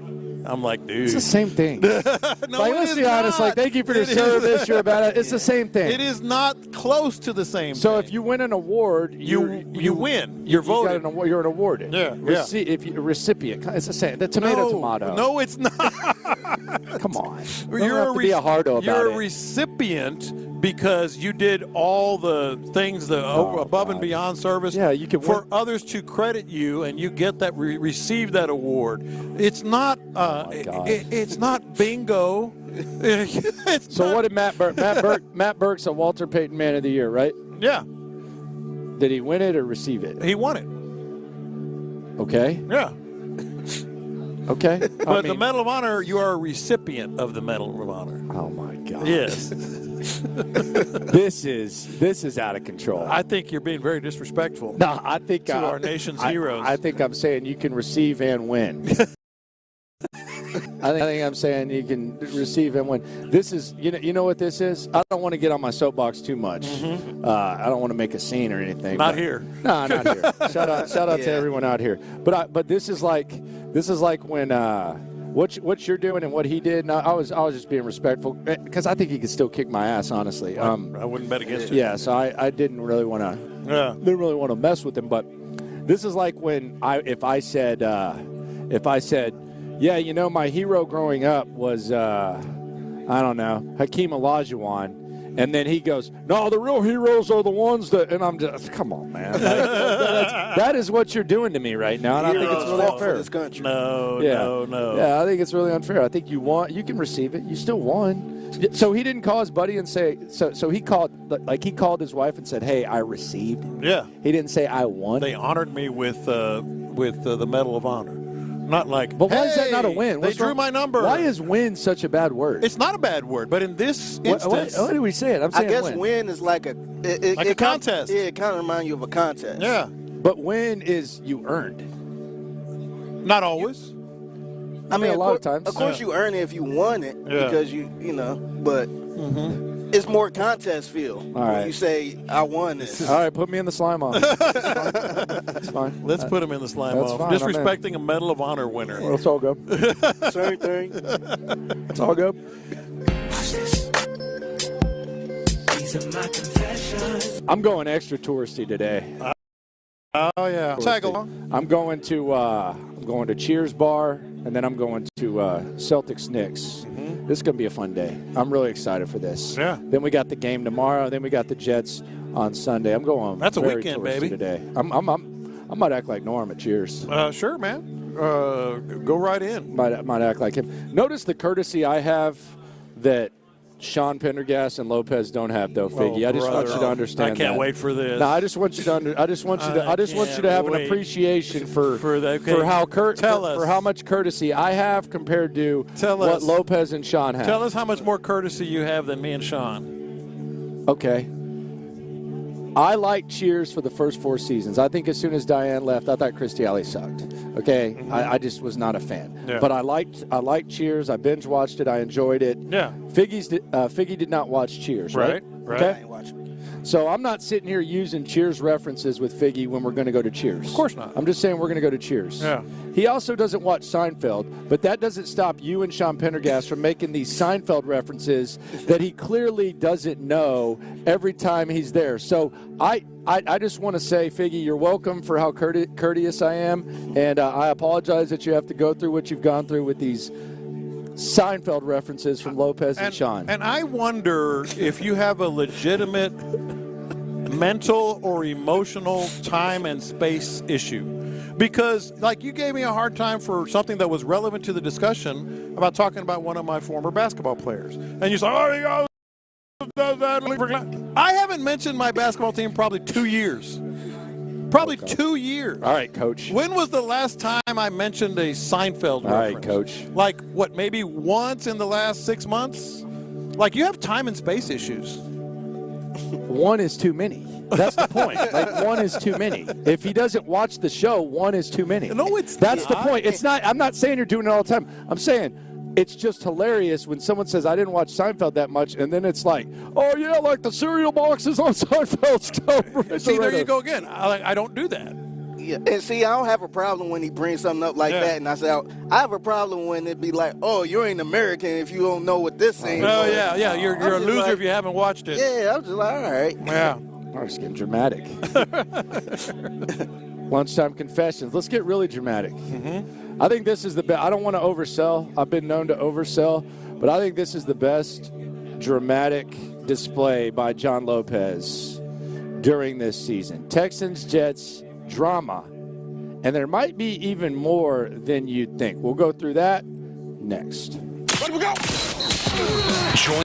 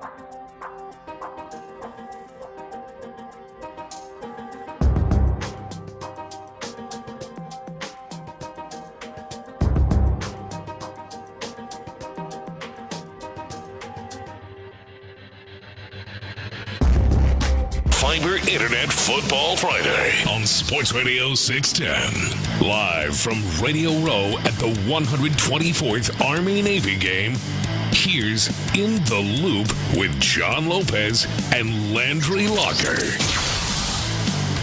All right, Landry Locker, John Lopez, Figgy Fig with you. It's time to get dramatic. Texans, Jets. Texans a 3.5-point favorite. A lot of ties in this matchup.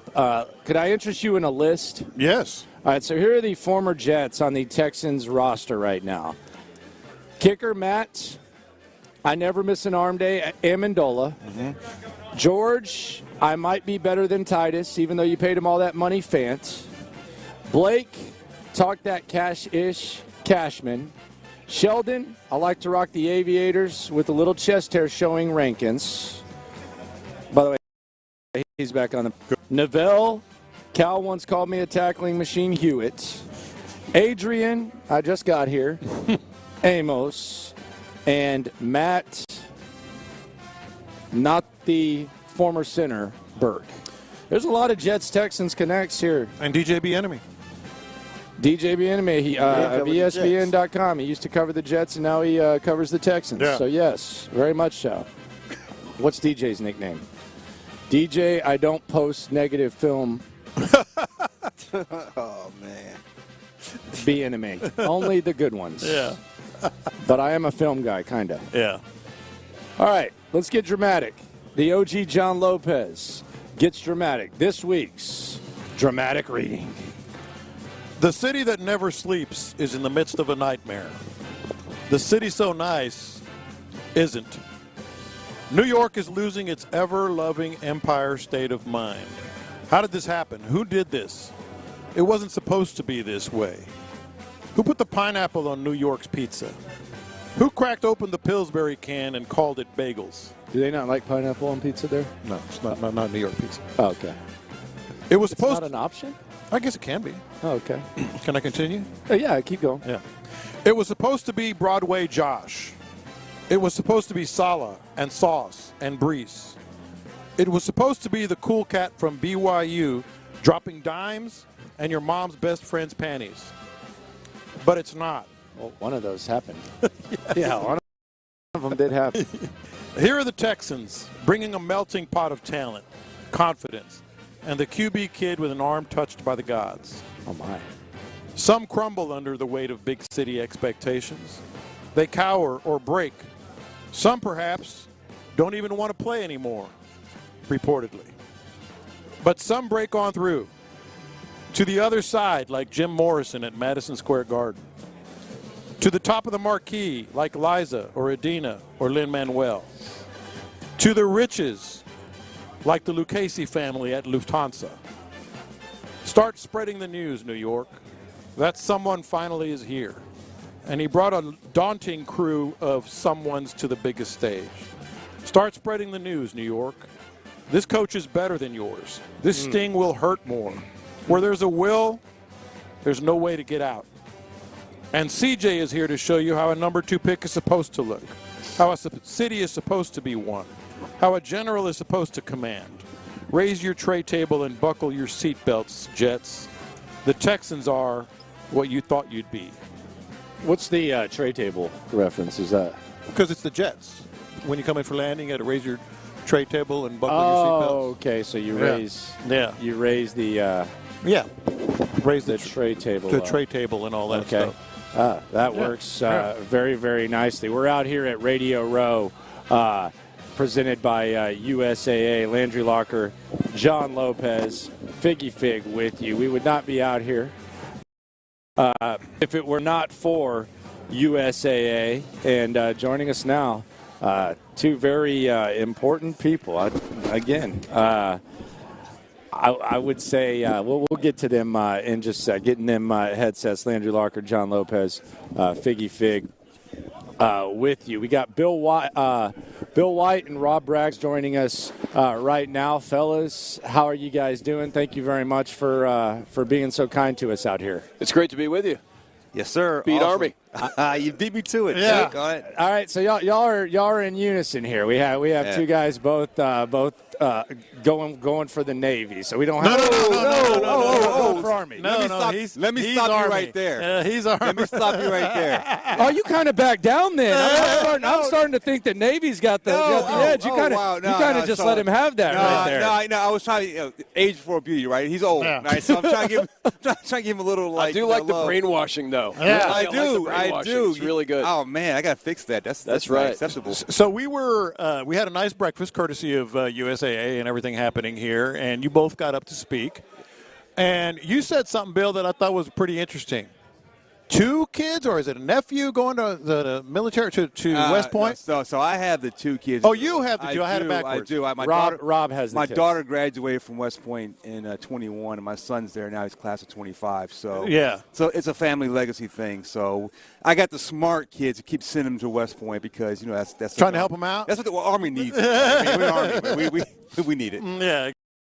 Exactly. Ironic, youngest is at the Air Force Academy. That's what it was. It's really, it's different. And I have 2 nieces at West Point. So, yeah, we're spread around. That's what I was talking about. You actually have relatives that go to West Point. That's exactly right. That go over well in your house? They're doing great. Being a soldier is an outdoor sport. I think they picked the right place for them. They're doing well there and really thriving. And their older sister went to Navy. She's at nuclear power school now. So we've got them all covered in our family. It's fantastic. Oh my goodness, talking to Bill White and Rob Braggs here on representatives of USAA live from Radio Row. So what's it been like, Boston? Obviously, this is a first for us.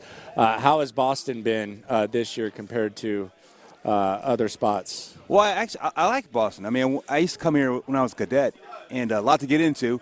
Obviously, I'm much older now, so the stuff I got into then I wouldn't try now. Yeah. But Boston has a flavor to it that's different. So it's a little spicy, and I think Philly's awesome. New York is great, but Boston has a special flavor to it that I think is unique and a good look for the game this year. Boston's a very patriotic town. Oh, yeah. You think about the Minutemen. You think about defending freedom right here at the beginning of the Revolutionary War. So it's a great place. It's great to be in New England for the first time with America's Game, 124th edition of it. And I agree with Rob. There's something electric about Boston. It's a very walkable town, great people, and I think it's a great venue for the game. We should have great weather tomorrow. I'm really looking forward to it. What does great weather to you? We're from Houston. So I need you to elaborate on what our listeners great weather. For me, I grew up in Syracuse, so anything that's not gray and terrible is good weather. So today it was sunshine and 45 degrees. Yeah, to me, that was fantastic. Yeah, that's true. It's fantastic. And as a cadet or a midshipman, great weather is anything that's not freezing. Yeah, because you get enough of that. Exactly. All right, I'm going to start with you because this is one of my favorite things about the Army-Navy game, and we've been coming for a long time. And I don't have a dog in the fight. I had relatives that were in the Marine Corps, Navy, and the Army, so I don't have a dog in the fight. But when Navy marches in, I'm always standing near the cadets because they brutalize Navy's marching capabilities as opposed to the precision and the instep. You know exactly what I'm talking about. That's why you're laughing. I'm like, first time they came up here, I was like, let's go stand over here. Well, we were in math class. They were marching. We take aerial shots so we can pass it around to our friends and laugh at it. It's a train wreck. But I would think military, let me ask you this, Bill. Military, you got to march at some point. Well, you do. No, there's no doubt about it. But we spent a little more time in the classroom, I think, and West Point spends a little more time in the drill field. So this has always been a thing. Oh, always. Yeah, always. No, I agree with you. If you think about, like, even Boston, right, the Revolutionary War, marching precision, marching, confronting the red coats. I mean, that's where we started. Those are our roots. These guys are on ships the whole time. So, I mean, I get it, but it's still fun to watch. You hear some things when you're standing over there. Oh, yeah. Well, as you should. It's pretty atrocious. What you'll see is there'll be about 20-25% of the midshipmen that are excellent at marching. They're trying so hard. No, those are the ones that are the Marines. So they represent. When we send the drill team out, it's all the future Marines. It's fair enough. I just love it. Yeah, it's good my stuff. favorite thing. Being the march awesome. It's fun to watch. That's a heck of a thing to to watch. So the game itself, obviously, y'all both have rooting interests. How y'all feeling about the actual game? I'll go first. So I'll tell you, you never feel good about it because no matter how good your season was or wasn't, or how good their season was or wasn't, when it comes to the game, because we play so often, it just gets ugly and kludgy and clunky, and you just never know, it's a turnover here or turnover there. And so I know we're going to win, but I still don't feel good about the night before. I just know we're going to do it. Yeah, Navy will win, but it'll be a tough game in the trenches, to Rob's point. Both teams are familiar with each other, and they play hard, right? It's a hard-fought game, so I'm looking forward to it, but Navy's going to prevail. And for a lot of these kids, it's their last football game. Sure. And so they leave it out on the field. Again, I had to come back behind Bill because I had to remind him the Navy's not going to win. And just to make sure, because he's delusional sometimes. So, it's interesting, though, in the last 10, 15 years or longer, there have been real runs of all Army, real runs of all Navy. Yeah, 14 in a row for the Navy. Yeah. That's exactly right. And that has been pretty rare. Yeah. But I think now you're back to coin toss, right? Yep. And that run coincided with the longest war in our nation's history, right? So ground troops and we were out there fighting battles and couldn't really, So I mean, just go didn't have time for football. Exactly. Or kind of now you start to see the Army resurgence and. Talent. It's about talent. It's about winning those games. No, you're right. It's a coin toss. Army's won in a row right now, and that's the way it ought to be, right? I mean, when you have a rivalry, it's supposed to be a back and forth. You don't know who's going to win, and that's what makes it special. Winning 14 in a row is interesting, but it's not good for a rivalry. It wasn't interesting to me. I didn't know. It's very unenjoyable. As a senior at the Naval Academy, we were 0-3. Right, against Army. My first 3 years, we lost against Army, and my goodness, thank goodness we won on a last-second field goal by a guy named Shank. The kicker's name was Shank, almost like Shank. And we celebrated that night. For that. Yeah, we celebrated that night. It was fantastic. Talking to Bill White and Rob Braggs of USAA. Who has the better uniform smart? I'll be honest. I think Army's got it. I think Army's got the better. Not that it matters. Well, the silent service is always underwater, so I think that's how you have to think about it. So is that uniform, right? Yeah, they're not meant to be seen, right? They're meant to be just sneak up on you. Those uniforms shouldn't be seen. The helmet's sweet. But that's the thing. Really so I'll give Navy some credit. They have the helmets, airbrush helmets. They've had those for a couple years now. Super sweet. But the whole uni, top to bottom, Army's got to beat. I mean, I think about like that unit that were representing the Rock of the Marne, strong unit. Great heritage, and it just shows up on a uniform. Super sweet. Yeah. Again, I give them points to the helmet, but neck down. It does look good. I agree. It's a good looking fit. Now they're going to look good out there, but they'll be singing first. They'll be in those pictures. We're just glad, it's great to be here with USAA and to be able to represent, because it's our military family. Yep. We're here to serve military families. You think about the American dream, putting on that uniform and going to serve your country, and then getting a chance to come to a game like this. It's fantastic. Well, it's a different Landry atmosphere. and Figgy and I say this literally every year we come. Man, USAA does it right. Yeah. Like everything is just precision. I'm sure it has something to do with what you represent, but I mean, it's just like perfect. The setups here, every event, the food, the game, everything. Well, so we thank you. Yeah. It means so much to the people we serve. I mean, when you think about the people we're on the phone with every single day, they look at this game, they see USA sponsoring, and it means something to them. Mm-hmm. And so for us to go out there and represent that in terms of making sure it's a good product is something that we take very, very, very take very highly. Last thing from me. Go ahead.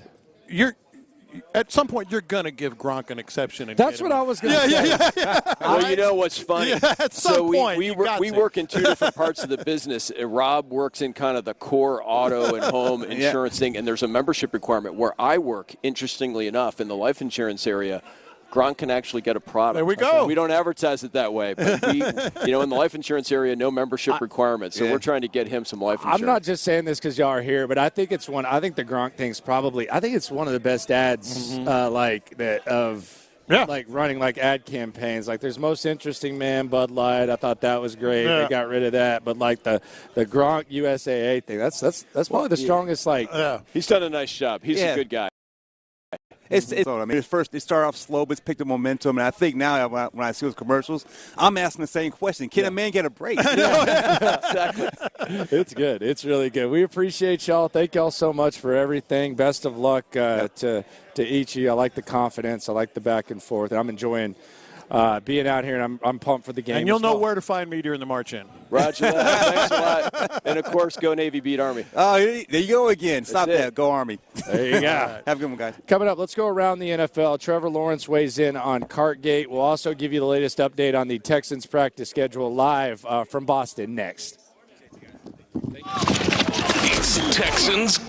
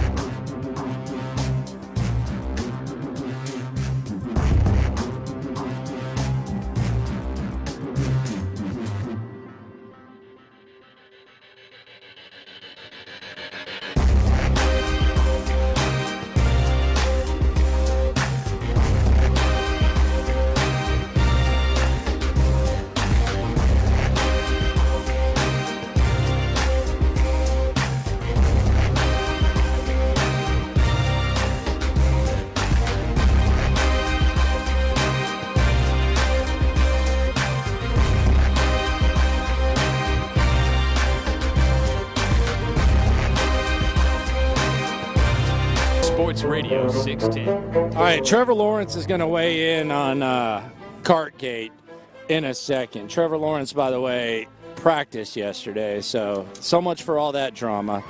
Before that, though, let's have the Jets love up on C.J. Stroud a little bit. This is Quinnen Williams, one of the best defensive tackles in the entire NFL. These are his on quarterback C.J. Stroud. He's a phenomenal quarterback, a young guy that's doing tremendous thing, a lot of stuff well, and a young guy you see he making the big-time throws down the field. He got extremely good accuracy, and you can see the competitive aspect on film that he has, man, the way he fight for his team, the way he play for his team, so it's super dope to watch. He's got a lot of fellow Alabama alumni on the squad. We'll hear from John Metchie coming up in 20. Let's hear from C.J. Mosley, though, veteran. My gosh, C.J. Mosley loves him some C.J. Stroud. Man, was he a player in college? He's a ball player. Speaking of Alabama. Here is C.J. Mosley loving up on C.J. Very impressive. He's commanding our offense. Definitely the leader of that team. Head coach D'Amico Ryans put all the faith in him, and he's been delivering. So we got a very good offense coming in. They're very familiar with our defense and our scheme. So we definitely have a really good challenge for us. So just got to go out there and execute. Alabama dudes all over the place, man. Yeah. They're just invading the world. Goodness gracious. Trevor Lawrence, man. God, I'm glad he's alive. No, I'm serious. A little dicey there for a while. I thought he was dead. He's okay, though, I guess. He's practicing. Okay. Yeah. All right. Why didn't you take a cart, though, sir? Well, I think we know why. No, he wasn't hurt. well, no, but he said you didn't take a cart because he wasn't hurt. He said he didn't want to. He didn't want to take it. He wanted okay. Or you weren't hurt. Man up and take. Or you weren't hurt and just walk and limp. And Here, Lawrence talking about Cartgate. We have an amazing medical staff that takes care of us in every way that you could imagine. Anything that we need, they're always there. They work pretty much around the clock to take care of us. So one of, if not the best in the league. So there's I've heard what Amanda was telling me, kind of all the stuff that's been going on. And yeah, we talked about getting a cart, and I was going to get a cart, and then I'm standing there, and I'm already on the sideline at that point. The tunnel's right there. I just wanted to get off the field, get out of there. I didn't know what was going on with my ankle, and I felt like I could get off. And I was like, hey, you're good. Just don't bring it out. I'm going in. And then once I got in there, I'm like, this is a pretty long walk, But I was already there, and they asked again if I wanted a cart. I'm like, no, we're going to make it the whole way there. I didn't know there was cameras in the tunnel, So that's kind of, they're everywhere. Exactly. So, but no, of course we have carts, and we have everything we need, and I was the one that didn't choose to take one, So you guys put that on me. Maybe that was dumb. Maybe I should have taken one, whatever. But it's nothing to do with us not having a cart available. I don't think that would happen in the National Football League, especially here with the crew that we have. So, yeah. No, you're fine. He wasn't hurt. That's the whole thing. No, he wasn't hurt. He was hurt. No, he wasn't. And yes, this is the other was. thing. John, I'm sorry. I know I'm not going to question toughness. Trevor Lawrence is tougher than everyone up here combined. But let me just say this, man. I'm serious. If he plays this Sunday, that's not a high ankle sprain. That's not true. And if it's not a high ankle sprain, it means he just sprained his ankle. I've sprained my ankle 100 times. I've torn tendons in my ankle, and I didn't put on the display that he put on throwing his helmet like that. If he plays Sunday, that's not a high ankle sprain, and it makes sense why I didn't take the cart. Now, I'm not hurt. Well, that's a bit much. It's not a bit much. That's more than a bit much. He's going to be on the field 5 days after that? I will say, like he was dying. Because I completely disagree with that, but I will say it's not a high ankle sprain if he plays. It's definitely not that. No, it is 100. Unless he is the best healer of all time. What was the X-Men who healed Wolverine? Yeah. We need to. That is not a high ankle sprain. Aaron Rodgers is saying, "Damn, that's impressive." But come on. No, he was hurt. But that's not a high ankle sprain. I'll give you that for sure. Like the initial Adam Schefter, because that's a 4 to 6 week thing. Okay. But no, I saw it happen in. I thought it was a broken ankle, and it looked bad, and that was not an act. Oh, okay. It wasn't an act. Okay. Yeah. On the field is what I'm talking about. Okay. Yeah. It wasn't an act, throwing your helmet down and all that? No, he was mad because he got hurt and he wanted to play. Okay. He's a warrior, Landry. Okay, that's fine. But, goodness gracious. They practicing? Like, what? Yeah. Goodness. There's no way he plays, right? Is he going to play? There's a chance He might play. He wasn't He wearing might a boot. He was practicing. If he has over 1 yard scrambling, then the NFL should do an investigation.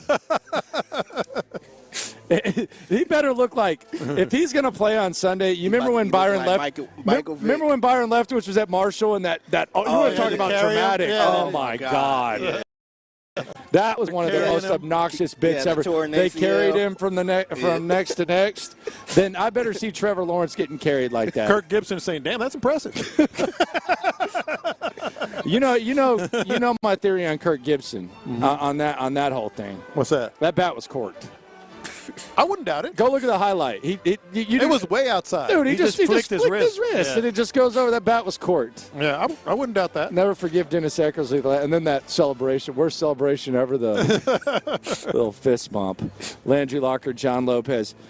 Figgy Fig with you going around the NFL here at 1 o'clock. So Lamar Jackson was not present for the open portion of practice for the Baltimore Ravens. The Ravens are in L.A. to take on the Rams. Rams are, like, sneakily putting together a somewhat, like, scrappy season. They're in the mix. I'll put it this way, and we can wager. I know you got a gambling problem now. Only when I'm in states that have legalized gambling. I think if the Rams play the Lions in the first round, I think the Rams get them. I think Sean McVay makes Dan Campbell. I think Sean McVay makes Dan Campbell his B. Plus, they got the running game going now, big time. And it doesn't matter who it is either. Yeah, they got the running game going big time. I actually put that as a 4-star game, so I'm right there with you in terms of the interest in this game. We'll get to the stars in a sec. So there's a lot of really good trilogies throughout life, and a lot of like really good movie series, Godfather trilogy. You've heard all of seems like there's been 100 Jurassic Parks. There's tons of Harry Potters, like all this stuff. The latest trilogy, the Sean McDermott 3-part article that was put out by Ty Dunn. Look, I'm all about, and we obviously like look at articles that are critical and stuff. I can't remember the last time there was a 3-part series on an article about a coach. Yeah. Is he going to make a Netflix series where too? the majority of the article is based on 2019. Yeah, I'm really confused by this one. Look, it's weird, the 9/11 reference and all that. I'm not going to sit here and I do think it's dangerous to like talk about this person said this or that, but. A 3-part article? What's going on the take? I don't want to call it a Hail Mary because this is really nasty stuff he said, but they trying to get him I thought he should have gotten canned regardless, but, yeah, I mean, this one's kind of interesting. They hitting the ceiling with him anyway. Yeah, for sure. Hit. Although I do think that they could get the Chiefs this week. Well, I actually kind of think they could, too. What if they beat the Chiefs and carry him off the field? Oh, God. This is our coach. This is our coach. Josh Allen's going to be a big part of that. I mean, of the problem is what I'm saying, too. They're coming off a bye week. If the Bills beat – this is crazy. If the Bills beat the Chiefs, yes, the Texans have the same record as the Chiefs. Yeah. That's weird. Yeah, it's very weird. This late in the season. Really weird. Yeah. We keep waiting for this Chiefs, like – and I think New England can relate to it. Flip the switch. Flip the switch. Yeah. Like you always think, can they flip the switch? And then they always It'll be all right. It'll be all right. Can the Chiefs do it? It's early. I mean, the Chiefs? I think they're going to have to lean on their defense. It's going to look a little bit different. Their offense is struggling, man. Yeah, they don't have any receivers. It's still Pat Mahomes, though, man. Oh, is it? I think so. Have you checked lately? He's still there? Yeah. That's what I would base it on, because that's what you based it on with the Patriots. It was the quarterback. Like, maybe he can. Yeah, I mean, it would be a gutsy performance. Yeah. Texans versus Jets, we're giving out stars. Lopez star games where I argue with every single decision he makes. 4 stars. I know that might seem a little rich. It's just going to be a blowout. I know it might seem a little rich, but the storylines and intrigue here from a national perspective are there. With Zach Wilson, with Robert Saleh, with C.J. Stroud, and the Texans in the playoff picture. I think this has got a lot of intrigue. Bengals versus Colts. I gave it 3 stars. Not a whole lot there, but the Colts are interesting. Okay. Monday Night Football, Dolphins versus Titans. 3 stars. What's going on with the Titans? Maybe 2 stars. But I don't know what's going on with the Titans. But the Dolphins are still going to 2-touchdown dog. Yeah. Browns versus Jags. 4 stars. Kevin Stefanski deserves to be talked about as Coach of the Year. Yeah. I really. No matter what's going on at quarterback, this is a very interesting team, great defense, and of course you're facing the Jags, who obviously are in the driver's seat in the division. The Chiefs versus the Bills. The hamburger eater versus the 9/11 referencer. This isn't based on the marquee value of these two names. I just think this is a 5-star game just because I think there's it is. Yeah, I just think. They got history, man. Yeah, that's why. And Buffalo's looking to survive. This is a historic, it's been, are the Bills the biggest threat? And now Buffalo's looking to survive. That's 5 for sure. Is that Nance and Romo? I would guess. I don't know for sure. Appreciate the warning. Yeah. Chargers versus Broncos. I gave this 3 stars. It's not a whole lot there. Broncos are still fighting. I think obviously the Chargers are going to have a new coach next year, I think. But I gave it 3 stars. Man, how did Brandon Staley make it this year? Sometimes when you know, and you just need to cut bait. How did Brandon Staley make it? He's fluid in the playoffs, man. Oh, they choked to the Jags. Yeah. Falcons versus Bucks. Bucks trying to kind of survive in that race. Falcons are actually in first place. And yet I gave it 2 stars. Yeah, I get it. It doesn't have a lot of Desmond Ridder versus Baker. Yeah. Bijan can't get the love from Arthur Smith. A lot of fantasy owners very pissed. Arthur Smith is the number 1 most hated among fantasy They're kind owners. of in that mode, both these teams, but really the Falcons, nothing seems sustainable, Bears versus Lions. I gave 3 stars. It probably should be a little higher. The St. Brown brothers, man. Yeah, it probably should be a little higher. The Bears had the Lions down pretty significantly. I think the Bears are going to beat the Lions this week. Nah, I don't. I do. No, not this week. Mark that. Mark it. I think the Bears beat them. Lions are frauds. Doesn't do a whole lot for me. Lions are not going to win a playoff game. They're not frauds. Lions are not going to win a playoff game. I think there's a difference between frauds and being overhyped. I think they're a little overhyped, but they're not frauds. They will not win a playoff game, I don't think. I'll have to see the bracket. I don't care who's in the bracket. I do not think they win a playoff game. Saints versus Panthers. Man. 1 star. Yeah, that's generous. Ravens, Rams. Rams are scrappy, man. I gave it 4 stars. I mentioned that earlier. I think the Rams are really What if Lamar doesn't play? Interesting right now. What's it drop down to? If Probably Lamar 3 star, yeah. Okay. Lose a star on that. Raiders versus Vikings. By the way, Max Crosby named Will Anderson his rusher of the week on his podcast. Oh, that's pretty cool. Yeah. 3 stars, though, just because the Raiders more than anything. 49ers, Seahawks. Seahawks looking to survive. They're right there, 500. 49ers coming off the thrashing of the Eagles. This is a lot of times, this is where there's a little bit of a letdown because it does seem like the 49ers put a lot of chips on the table against the with Eagles. the Eagles. I still think they can beat Seattle. I think Brock Purdy's obviously in the MVP discussion, but Seattle, they need it. San Francisco, they're great. Yeah. Nobody wants it with San Francisco when they're healthy, by the way. No. Seattle gave, obviously, as we know, the Cowboys a hell of a run last week, but I'm still stopping at 4 stars. It can't be more than that. 5 stars, Cowboys, Eagles. 5 stars, right? Cowboys, Eagles. Yeah, that's not even thinking. And then Monday Night Football. We thought maybe the Texans would get flexed here for a while. Did not happen. Giants beating the Green Bay Packers. Well, the Packers are carrying this one, and I gave them 3 stars.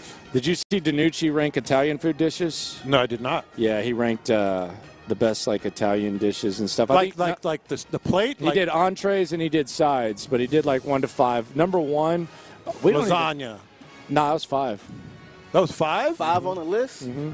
That's good. I respect his list. I think lasagna oftentimes. They got a lot more. They got a lot more depth than us when it comes to Italian. We don't even know much about. My Italian number 1 would be probably sausage and peppers, with a little side with some marinara. And go from there.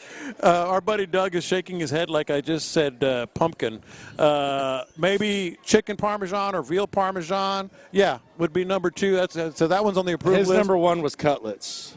Cutlets is really strong. Yeah, cutlets was DiNucci's number 1. But lasagna's down on my list.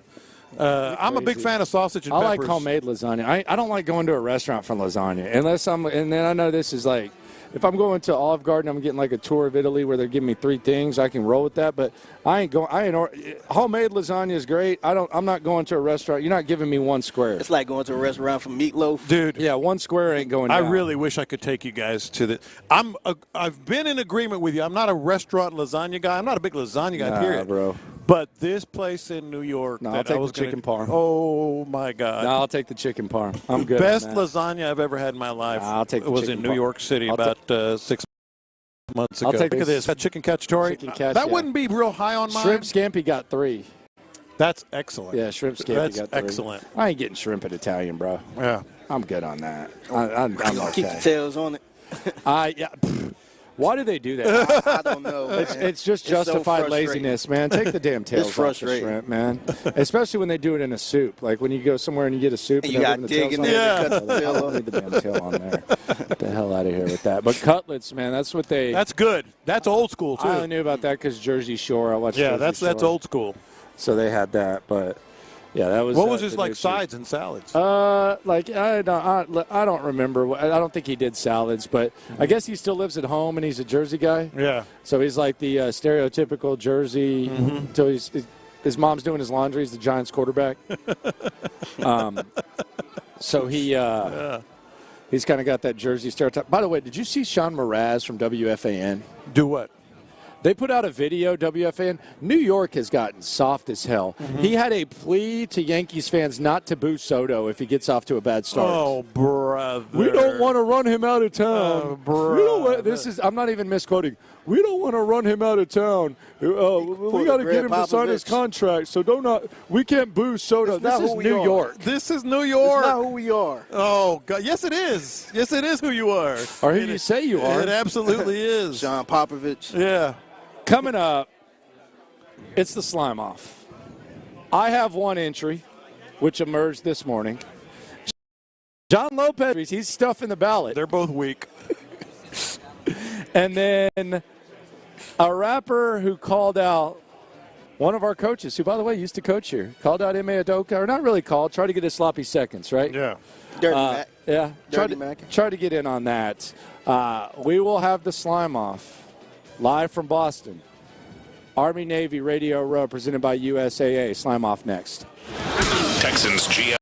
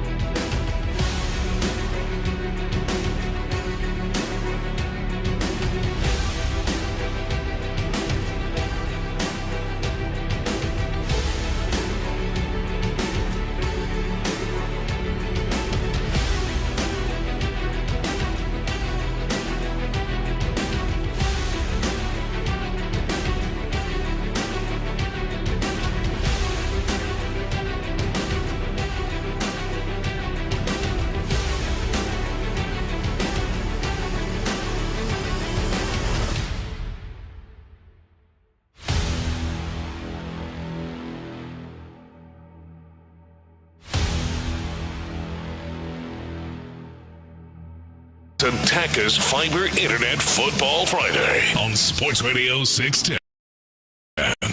Radio Row at the 124th Army-Navy game. Here's In the Loop with John Lopez and Landry Locker. All right, John Metchie coming up a little bit later, probably like 15, 20 minutes. But you know why we're here. It's time for the slime. It's time for the weekly slime. Slime season. The biggest displays of weekly slimery. Man, you going to hell on scholarship.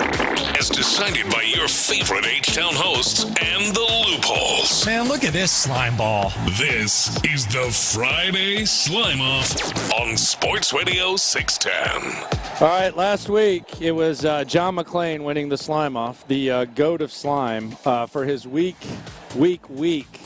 sales pitch of Andre Johnson as a Hall of Famer. God, that was pathetic. This week we got representation by both of us, myself and John Lopez, are being represented. John Lopez is stuffing ballots. He's got two potential slime off nominees. They're weak. We'll give you a chance to defend yourself shortly. But let's start with number one. We saw Trevor Lawrence get hurt. I don't know why Lopez took it here. I almost didn't even want to nominate this because I was so disgusted with this. But here's contestant number one, John Lopez. What are you doing, buddy? C.J. Stroud will miss at least one game down the stretch. Hi, Kid Piggy. He's invincible. Haven't you been watching? What the hell is wrong with him? The hell are you doing? The guy's beat up. They're getting beat up based on you about the way to they're get beat up. protecting him. No. Hit the damn Dude, sounder. there are 8 starting quarterbacks that have missed games that are out. And then Lopez just decides he's going to throw out that CJ might miss a game. I said this. Defend first of all- yourself. Yeah. This is called leg hiking. What do we do in leg hiking more often than not? We say something kind of on the outrageous side so John McClain will hike his leg. John, but let's be honest, that's not the only time you brought it up. You brought it up multiple times. But the way I brought it up later that same day is there's got to be concern. They have to protect him. He's doing it. Is this wrong? He's doing it. Do you don't think that they're in danger? Am I wrong that the number one priority, given the offensive line, given the running game, given that he's beat up, has been beat up, has been on the injured list, has had a thigh, has had a shoulder, did something where he missed a game? You don't think that's a game where he missed a play? Oh, yeah. You don't think you think that's wrong? Yes, you shouldn't bring that up. Oh, brother. That's a weak nomination. Yes, okay. Yeah, I mean, I think you did a good job defending it. You did a good job I think you defending could have it. worded it a little But it's better. leg hiking. We say silly stuff to try to get McClain CJ to hike his leg. Will miss one game. And what did he do? We don't want to see Nope, that. hike it, Piggy. All right, next one. We're live at USAA Media Row, Army Navy. We had the Medal of Honor recipients here. Oh, Lord. I still stand by this, but That's not helping your cause. here we go. Here is nominee number 2 for talking to some award winners. All right, joining us now live at Radio Row for Army Navy, two guys who win very, very impressive awards. Recipients. It wasn't a contest. Recipients. Okay. I'd have lost the damn race. Okay. Well, recipients of the Medal of Honor, Michael Thornton and Ryan Pitts. Fellas, appreciate you for coming through. Two All right. of the greatest heroes in the history. So I can't say they won the Medal of Honor? Two of the greatest heroes in the history of this country, and you're treating them like they're like one bunco. Yeah. No, they are recipients. Yeah. Yeah, they are recipients. I don't quite understand what is wrong with that. I think you can receive it and you can win it. I think that's a little bit wild. Now, I will understand if Lopez was just the one to bring it up, but he actually brung it up. No, he the guy who won the Medal of Honor said, "No, we're recipients." So if he said that, then I'm you're a rolling with that. recipient. Yeah. Those were some bad dudes too, man. Yeah, badass. that was Man. right here? I saw him shirtless in the 60s with his damn AK. The pellets, the bullets across his chest, can't like win the the Medal of Frito Honor. Bandito, which So- nobody will remember the Frito Bandito. So you can't win the Medal of Honor? No, you're awarded. You are a recipient. Okay, so can you win an Academy Award? Sure. And it's not a recipient thing? Yeah. Sure. Well, I guess you could maybe technically say that, but you are a recipient of the Medal of Honor. Yeah, I'm very, very confused by that. Next contestant, Cameron. Cameron, he admitted to doing something with Ime Udoka that I think some people might actually defend. He tried to slide in Nia Long's DMs after Ime Udoka cheated on her. Here was Cameron on It Is What It Is talking about it. Wasn't even going to say none of that. You brought Nia Long into this. I DM'd Nia after the whole happened, man. What did you send her? Hold on. I'm going to read you what I DM'd Nia Long right after the Udoka joint. As soon as it happened, I'll read it to you exactly. You don't need doing you like that, Queen. I'm going to read exactly. Matter of fact, I'll have Stat read it because she's a better reader than me. Oh, God. Hold on. It's a lot. Whole thing? This is going to be crazy. Let the fan read what I wrote. This is right after. Okay, this is right after. Udoka. All right, he said, "Hey, Stink, I was giving you some time to yourself till I reached out. Your perseverance as a strong black woman through this turbulent time has been something to behold. You shouldn't be taken advantage of and exploited as you did nothing to deserve it, especially all over these sports networks. You're bigger and better than that, period. You're a queen, and by the way, I'm a king. Together, we can achieve the greatness we were both destined for as a couple. Viva viva? You talking different languages? Yeah. That means we have one life to live. Yeah, Pardon my French. No, clear that up. I went French on that. I was like, wait, what? I can't speak French. We ain't even done yet, though. We not done yet. So he says the French. That means we have one life to live. Pardon my French. LOL. As I sit here sipping gazpacho and watching The Best Man, I was inspired to reach out because that's what I am, the best man for you. We not done. Hope to hear from you soon, my mi amor, or should I say, ni amor. I leave you with this.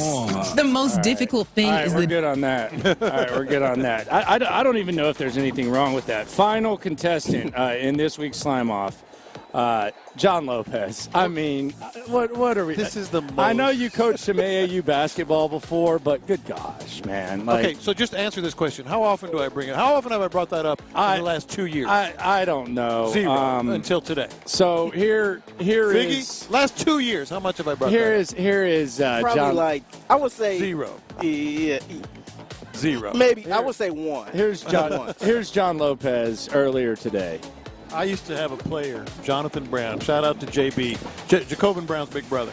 Jacobin, Port Arthur? Yeah, from Port Arthur. I used to have a player, PAT. JB, and he was the toughest son of a gun you've ever seen in your life. And so even with our own player, even his teammates, someone would go down to the floor, he'd just stand over him and say, "Get your ass up." Yeah. Get your ass. That was like his go-to. But I just know Jacobin was pretty tough too. Yeah, they both were. They were really good ballers, and I love being around them. But anyway, what I keep going back in real time as it happened. He tried. All right, well that's good. We're talking about separate lives. I never do, but it was a very relevant story to what you were talking about. All right, there you go. All right, there you go. So once every 2 years is too much? I don't know. I just didn't think the AAU coaching thing came into play. We'll let the votes decide. Yeah. So once every 2 years is bringing it up all the time? We'll let the votes decide. So, John, you can vote first. I don't know. You disrespect the Medal of Honor winner. I did not. I mean, to his face. You just called it a winner. Oh, wow. Yeah. Oh, it must not have been that disrespectful. No. He just called it a winner. No, but he wasn't. Oh, wow. Did you hear that, Figgy? Yeah, he was. Oh, okay. Yes. He just called it a winner. I was talking about it. You disrespect a Medal of Honor recipient. Oh, you said winner. In his face, and he corrects you? Come on now. Come on now. He won the award. Come on. So that's my vote. All right, that's your vote. Figgy, where are you going here? Man, look, man, I ain't gonna lie, I'm leaning towards you, man. It'd be one thing if Lopez just rung it up, but the guy corrected you, and you still refuse to acknowledge it as what it is. Okay. So I feel like at least if since he did say it. I guess C.J. Stroud putting that in the atmosphere is okay now. But he said it, man. He corrected you. You should roll with it, man. He's trying to be a hardo, and he's trying to be Let humble. him, man. Come on. He earned it, man. He earned it. All right, well, I guess I'm the winner. There you go. This I think week's the winner. text line agreed, too. Yeah, well, you know what? The text line can stay. Joining us now, we are live at Radio Row. He is the play-by-play voice of Army, Rich DeMarco. How you doing, my friend? I'm great. How are you guys? Doing good. See, that's a voice right now, there. that's a radio voice. That's a guy who can call a win. Hopefully. Is that a voice that can call 2 straight wins? That's Hopefully. my question. I would love to. It better be. Are you feeling confident about it? You know, all these games are a crapshoot. I don't like it when Army's the favorite, right? You know, I prefer them being a 2-touchdown underdog like they were against Air Force back in November. But it's these games. You've seen them. It's ugly football, right? I mean, it's ground and pound. It's first downs are at a premium, points are at a premium. So Army played around with throwing the ball a little bit, huh? They did. How'd that go? You look at the win at UTSA, right? Yeah. UTSA is a good team. Very right? good. And we know Coach very well. And, Army won that game throwing the ball. Now, there are a lot of ups and downs because you've got a team that just doesn't have a ton of reps doing that. Sure.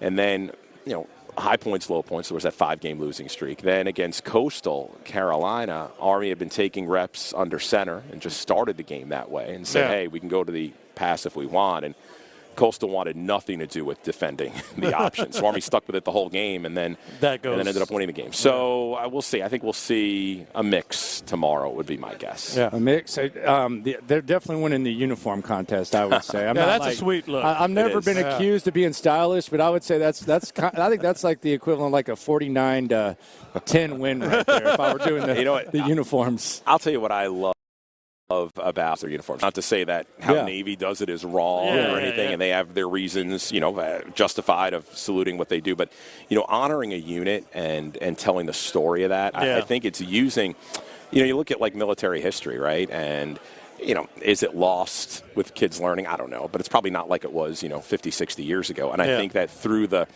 lens or through the portal of football, being able to tell, the story of the third ID 20 years ago through Iraq and what they accomplished is kind of cool. It's a cool look. And then if you want to dig a little deeper, you can get a really nice education. Talking to Rich DeMarco here. You hear his voice play-by-play.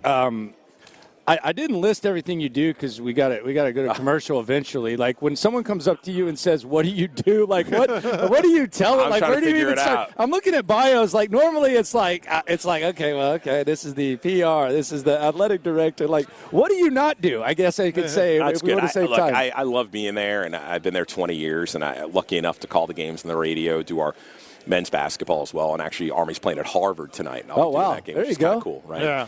And whatever need in the department. I mean, our licensing has really been able to grow. How we're able to take what our marks are and like get Army athletic stuff out into the general populace, and helping out our external team with anything they might need. We have a pretty robust live event platform that I help work with, so it's a lot of fun. Never a dull day. Which do you prefer, football or basketball? What's the go-to? What are the pros and cons of each? I think I'm a football fan, but there will be I'll tell you what, I've called a lot of really cool Army football moments, right? Some of the best moments of the modern era of Army football. Army basketball is now one of 3 teams that have had Division I teams that have had basketball since 1939 that have never made the NCAA tournament. Oh, wow. And I'll tell you what, calling Army's first Patriot League championship and NCAA tournament game will be at a par. Yeah. The 2016 Army-Navy game. That's Army's 11-2 season, and there's no bigger fan of Army basketball than me. And I just think for everything that program's had to go through and never been there, that's going to be something when Army basketball wins a Patriot League tournament. That's nuts. So that's kind of the bucket list. That's right there, right? That would be amazing. Okay, cool. So you're hitting Harvard. Have you ever been on the campus before? Or? Played there probably about 10 years ago. Oh, you did? Yeah, so it's even better, huh? Yeah, how about that? It's be good. Yeah, a short little drive over there. It's pretty fun to do tonight, and then get ready for tomorrow. Look at that. Played at Harvard. My goodness. Army needs to get one of those David Robinson guys that has a growth spurt. That would be nice. That would be when nice. they get to campus. Yes. That would help, man. He's only 6'5". Wait a minute, he's 7'1". So there you go. We can fit him in the sub. We can do what we need to. Rich, we appreciate it very much, you. man. Congratulations on getting to call the game. Congratulations on getting to go call the Harvard game as well. Very close. We appreciate you, my man. Thanks That'll be so fun. much. Thank you very much. Thank you. Thank you. Coming up, John Metchie joins the show. We'll also talk to Clint and Ron. Football Friday continues here on In the Loop. Let me go.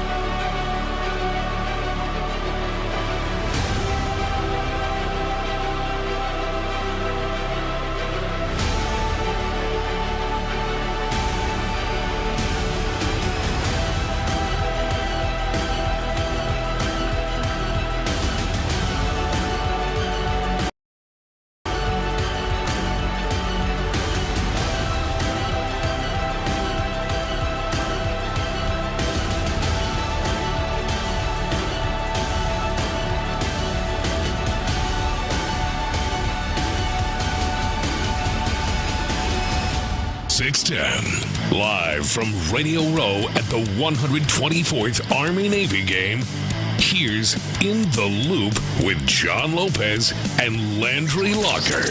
All right.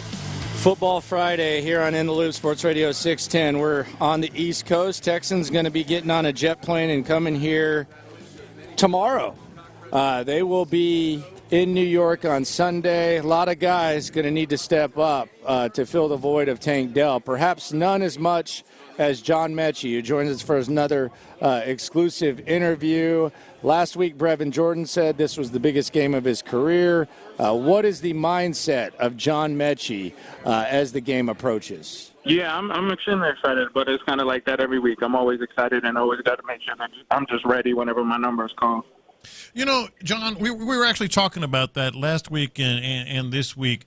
Like you've been on the field, you've made some plays, but we're still kind of waiting for. And tell me if you think this is wrong. Like a good breakout, like a good now he's a big part of it. Do you feel like that's true? And what are the opportunities facing you this week?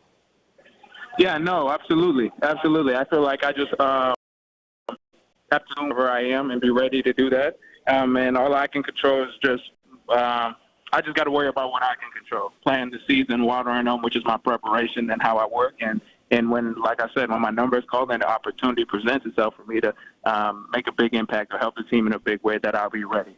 But aside from that, I just got to really stay tunnel vision and just stay dialed into the little things because aside from that, there's a whole lot of things in this game that we can't control. There was a opportunity, it appeared, at the end of the first half the other day. You and CJ unable to connect. I think it would have been a 55-yard touchdown. What happened there? Was that just miscommunication or what? Because we were sitting there, we're like, oh, okay, we might be able to cruise here. What happened there? Yeah, it was just a play that we had a playoff schedule. The timing wasn't right or just the look wasn't right, and we had a playoff schedule, and I made an off-schedule move, wanted to extend the play, and CJ was trying to extend the play as well, and we just weren't on the same page on that one in particular, but that was just it. You know, we spoke with Brevin Jordan last week, and through someone else's misfortune, he got an opportunity. You're kind of – I know nobody wants anybody to get hurt, don't get me wrong, but you're kind of in the same spot. I mean, because of the misfortune of football – you have an opportunity. Is it a better chance for you this week to really kind of flex a little bit and show what you got? I don't think I'm really in a position to answer that question. Like I really have no clue, and it's really not up to me. You know what I'm saying? Those decisions aren't really up to me. I think what's up to me is just how I work and prepare and worrying about the right, which is just making sure I know my assignment, my and technique and all those little things. But I feel like as far as opportunities and all those other things, those are things which are somebody else is making that call. Yeah. So I hate cold weather. I'll be honest. I'm not a cold weather guy. How do you feel about cold weather? It looks like it could be a little bit uglier weather on Sunday. Yeah, cold weather is not my favorite thing at all. But I am from the cold, up in Toronto in Canada, so it's where I'm from. So if I got to embrace it, I will. So I'm not too worried about that. You know, I'm so glad you brought that up because this is something I was going to bring up with you earlier. You are a proud Canadian, obviously. Have you thought about flag football in the Olympics for Canada? I'm serious. I was like, I don't know if I should ask him about that or not. I was like, I don't know if I should ask him about that or not. But, I mean, it is a thing. Flag football in the Olympics is a thing. You're one of the best Canadian football players on the planet. Yeah, no, I saw it definitely was a thing. Definitely my guys back home and everybody was texting me when they revealed the news. I'm sure if the opportunity presents itself and everything's cool, and I'd be down to play just play football and play for my country. I think it'd be a cool thing. That'd be cool to be in the Olympics, no matter how you get there or what you're doing. Yeah, exactly. Just being in the Olympics, I think, would be a huge thing. And if it's in the sport I love to do anyway, and the opportunity presents itself to represent my country, then why not? Talking to John Metchie here live at Army-Navy here on In the Loop, Sports Radio 610, wide receiver for the Texans. So this week, you got the Jets. You're going to New York. You're going to be on the field. We anticipate a little bit more. Do you think, Brevin last week said that this was the biggest game of his career, and he had no hesitation. Do you think this is one of the bigger games of your career? I feel like the next game. I'm coming from a place where You're going Nick Saban on me. You're going Nick Saban on me, Mitch. But honestly, but honestly, I feel you. But honestly, like having missed the season of football and seeing what that was like and all those things I went through, like I've been so dialed into this season of just being present with each one because I'm just coming from a place where I know like you can't take anything for granted. I can't even take the week after this one for granted. So this week kind of has to be the most important game, and I got to kind of have to like lock in and look at this opportunity like it could be my biggest, it could be my last. You never know what'll happen. So that's kind of the mantra that I've kind of taken on this year. And it's done me well so far, so I don't really plan on changing that. We talked to you during training camp, and you basically said, the feel-good story, obviously everything that you went through, kind of a thing of the past, looking forward to the opportunity to just be a key contributor. Do you feel like that's been put in the rear view yet? Because we came into this interview, I'll just pull back the curtain, and we're like, we're not going to mention any of the cancer stuff or anything like that. We're just going to talk to John Metchie, second-round pick, first-year player, big opportunity. Do you feel like now when you talk to other media that that's kind of a thing of the past? It's just like, football player, Houston Texans, John Metchie? Yeah. I kind of feel like that, and it's a good place. That, of course, that will always be a part of me forever and be something I stand for and just a part of my life. But kind of getting back to football was good for me, and it just being all about football for me has been pretty good. All right, so Alabama is in, and I'm sure that doesn't upset you at all. I kind of felt bad for Georgia, and I can't believe that as an SEC fan, more so than Florida State. What were your thoughts on that? Yeah, of course, Roll Tide all the way. Can't wait to see them boys in Houston. Oh, okay. Okay. I do. They don't want Texas again, though. They don't want Texas, though, right? You're probably rooting for Washington. You don't want that smoke anymore. I want all the smoke. I want all the smoke for sure. All the smoke. It'd be cool if Texas could get in there and they could get their rematch and we could get our lick back. But it was cool. I do feel bad for Georgia. I feel like Georgia should have been in there because I feel like Alabama's been in that position a couple times in the past years of having phenomenal seasons and losing one like that. Like, I don't know what Georgia's was. They went 29-0 or something like that. Like, them boys got to be in there. So I do feel for Georgia on that one. I feel like they got snubbed a little bit. And so you're going to be on the sidelines if Bama comes to town, I assume.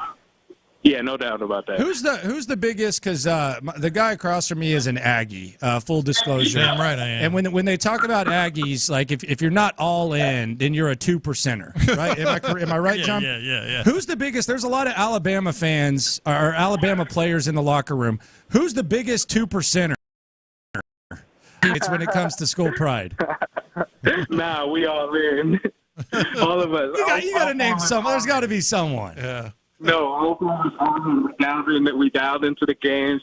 We locked in, and we right there with the guys. You know what the craziest thing for us, because we've talked to all of them, the most obnoxious one is the one that was there the least amount of time. Henry To'o is basically like F Tennessee, Roll Tide. He's the most obnoxious one, and he didn't even start there. He bleed that crimson. That's hilarious, and that's true. He's like, I was like, dude, you were at Tennessee for 3 years. I'm Roll Tide all day. So. It's never about how you start. It's always about how you finish. All right, so I'm going to take another turn back to Canada real quick. I want you to pick between these two entertainers and then the next two entertainers. All four of them are from Canada. The Weeknd or Drake? Oh man. They're both tough and groundbreaking because I'll say Drake just because, GOAT, not even Canada, just in the industry, period. All right. Alanis Morissette or Shania Twain? He doesn't even know who they are, does he? Shania Twain. Okay. Shania Twain, there you go. That's ironic. You don't even know what you're talking about. He's dating himself. Metch, we appreciate you, man. Best of luck on the field on Sunday.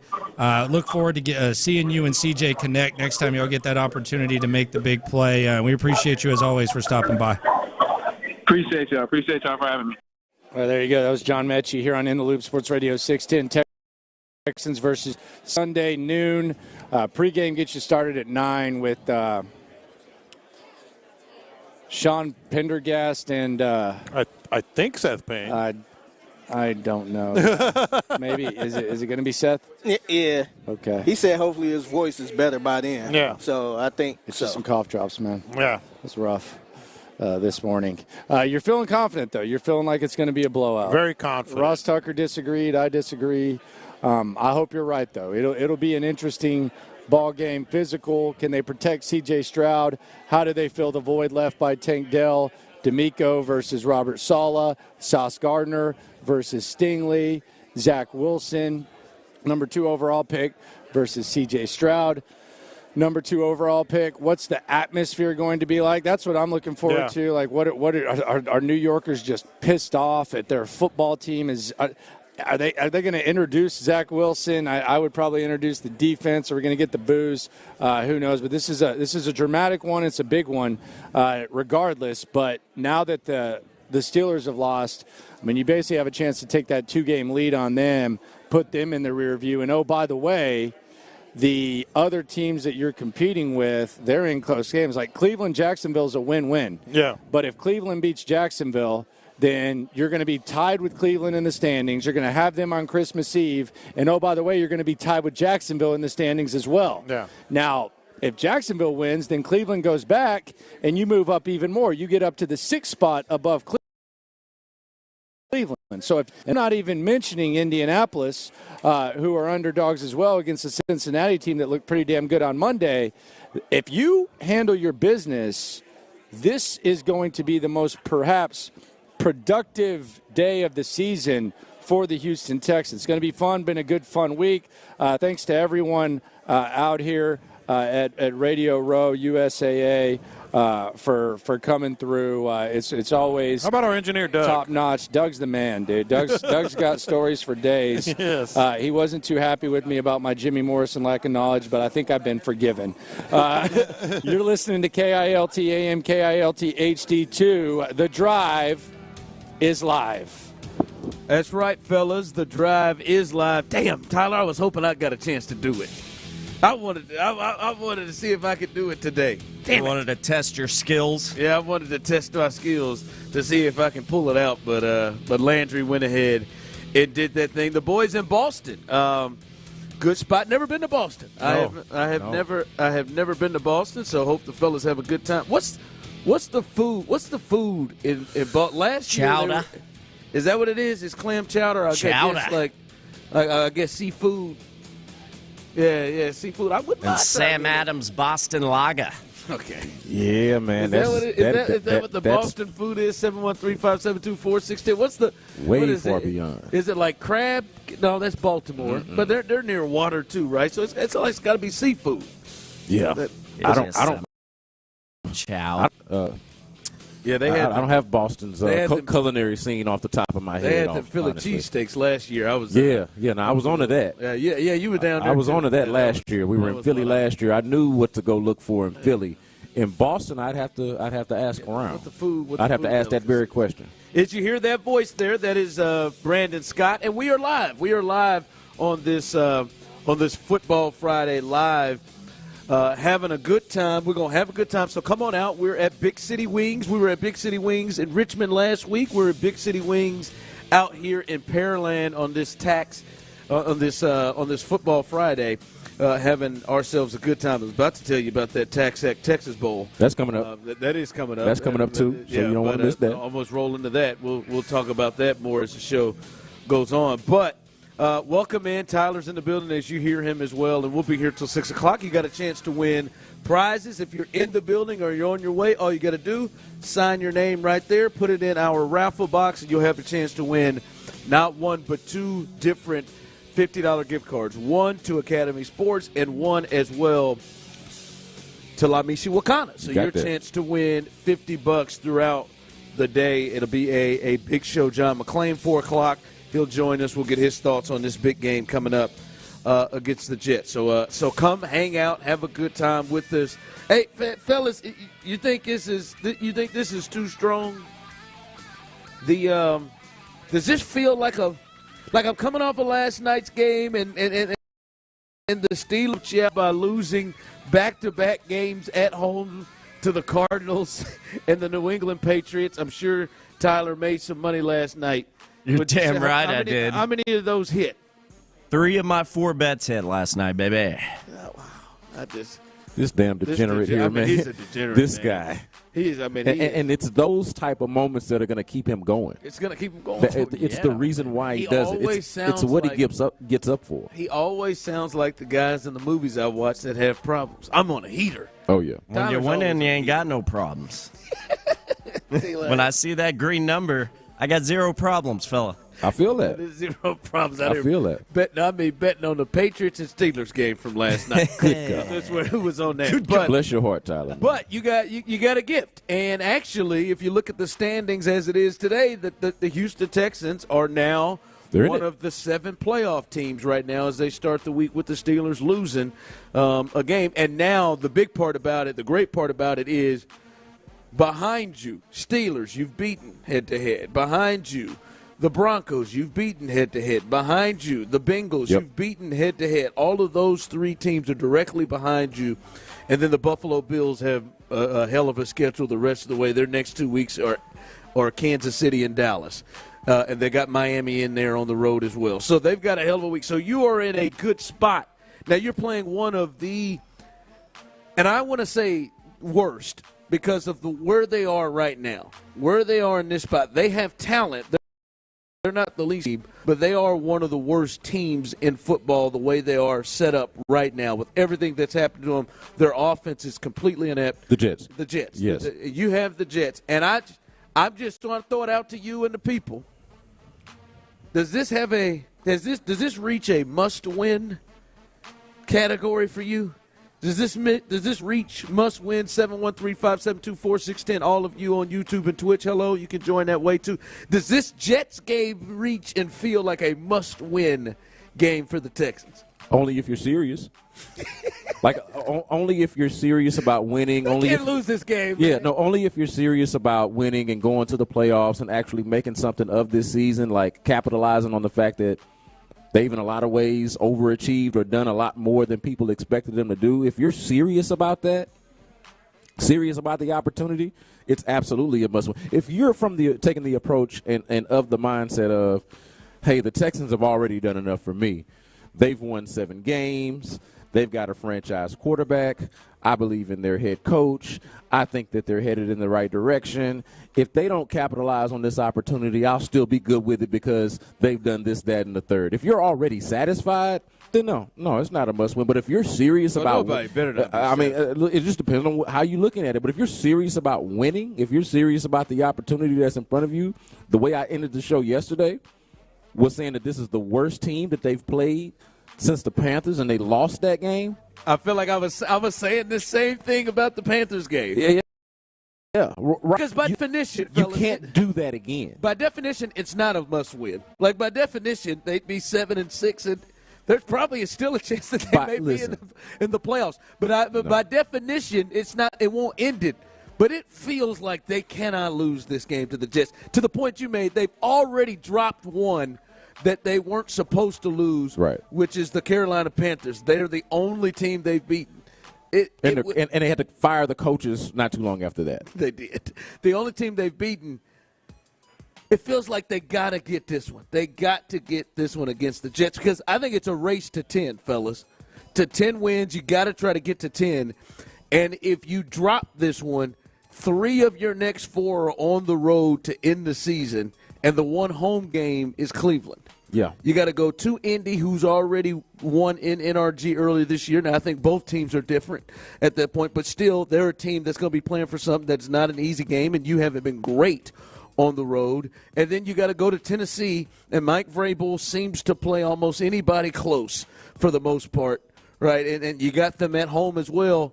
I mean, it just feels like you got to get this game. You cannot lose this game because it hurts you. The math to get to 10 becomes a lot more difficult. And the math to get to 10 gets a lot more difficult. And mathematically, mathematically, you do not have to have it. But I would ask this, what does it say about you if you don't get it? You know what I mean? Like you don't have to have it mathematically. You can survive it if you lose it. But about you if you can't win this game. If you can't go on the road and beat a Jets team that by all intents and purposes and measures you are better than, And I illustrated it pretty simple yesterday. Look, one team's got a quarterback, the other one doesn't. Neither team runs the ball that well. And it's going to be a cold weather kind of rainy game. Like, you should win this game. You should be able to win this game. You have the advantages both, I think, on both sides of the ball. And there's just no excuse to lose it, especially with everything that's at stake. So, like I said, if you're serious about going to the playoffs, if you're serious about everything we talked about yesterday, like, is this what's this team's ceiling? How far can they go in the playoffs? Or is it a wild card team, divisional round team? Like, if you're really having that conversation, serious about having that conversation, you got to have this game. They lose. The Steelers lose last night. The Texans move up into the playoff spot. They've got 5 to go. I feel like this is must win for the Texans to really, really solidify themselves in the playoff. I feel like this is must win. If you disagree, do you think I'm doing too much? You think I'm going overboard, over the top? 713-572-4610. Do you have the feel that this is a must-win type game? I see somebody here on our feed from YouTube. Shout out to you. We need to win out. We have a great team. I don't know if you need to win out. I feel like you got to win the Jets one. Yeah. like you got to win the Jets one, because like when you say, man, you lose the Jets, like. No, you don't have you may lose. No. You don't have to win out, but you are keeping pace, right? I said this when Trevor Lawrence got hurt, and I wasn't trying to like dance on his grave or celebrate the injury or anything like that. But look at this is how much bigger the game becomes when you look at the opportunity in front of you. Trevor Lawrence going out to, or the Jags going out to Cleveland, either without Trevor Lawrence or with a diminished Trevor Lawrence, and against a Cleveland defense that's really good. They could lose that game. They could lose that game with Trevor Lawrence, certainly without him. And so you got to be looking at it, okay, they're going to go face a team that's really good, and they might be without their quarterback, or at least a diminished version of him. We have our quarterback going into a situation where we're facing a team that has struggled to score over the last 6 weeks or so. Like, they can't even put drives together. They can't even put points on the board. They're in their whole really offensive situation with their quarterback, their coach. I don't know if any of them believe in each other or trust each other. It is just no excuse. Yeah. It is just no excuse to lose this game. So the opportunity that's in front of you right here, if you're serious, really trying to have these conversations, you got to have it. I don't think you're doing too much. With this, I'm serious, fellas. Tell me if you think I'm off on this. With this, I look at this, and John Lopez, to his credit, is the only one that I've heard say this. And I'm not quite sure if I believe it myself, but with everything we just talked about with their offense, like literally, there was a report that Zach didn't want to be the quarterback because he just wanted to say to hell with him. Zach Wilson, like, he didn't want to, because, of course, the last time his coach talked about him, he told him he pleads the fifth, right? And he's like, they have some real issues offensively. Breece Hall, their best player, or one of their best offensive players, him and Garrett Wilson, he may not even play in the game. Their offensive line has struggled. You just watch the Texans' offensive line or defensive line really dominate the Broncos and give Russell Wilson fits, and you saw that defensive performance they put on them, turning them over 3 different times. And C.J. Stroud and this offense, I know they lost Tank Dell, but Nico went crazy and went nuts. They've been a pretty good offense. How come nobody thinks this is going to be a blowout except for John Lopez? Yeah. Right? Like on paper, Tyler, you see this the comments, trap game, all of that kind of stuff. But on paper, the Texans should win this handily. I mean, I'm not saying 30-0, but I mean, this feels like this should be a game where there is no worry. But I don't think anybody views this game as Texans are going to blow them out. Can I remind you of something? The last time the Texans played a team this bad, they lost a team on the road this bad. Right? They lost the game. So it's not like you haven't seen it happen before. You expect them to win the game. You feel like they're going to win the game. But it's hard to know what you know and just say, hey, they're just going to blow them out. Could they blow them out? Sure. But you're considering the weather. You're considering that it is a good – I don't think there's an excuse to lose the game, but I do think that you can fairly believe that, hey, it's going to be more of a slugfest than just, hey, they're going to blow them out.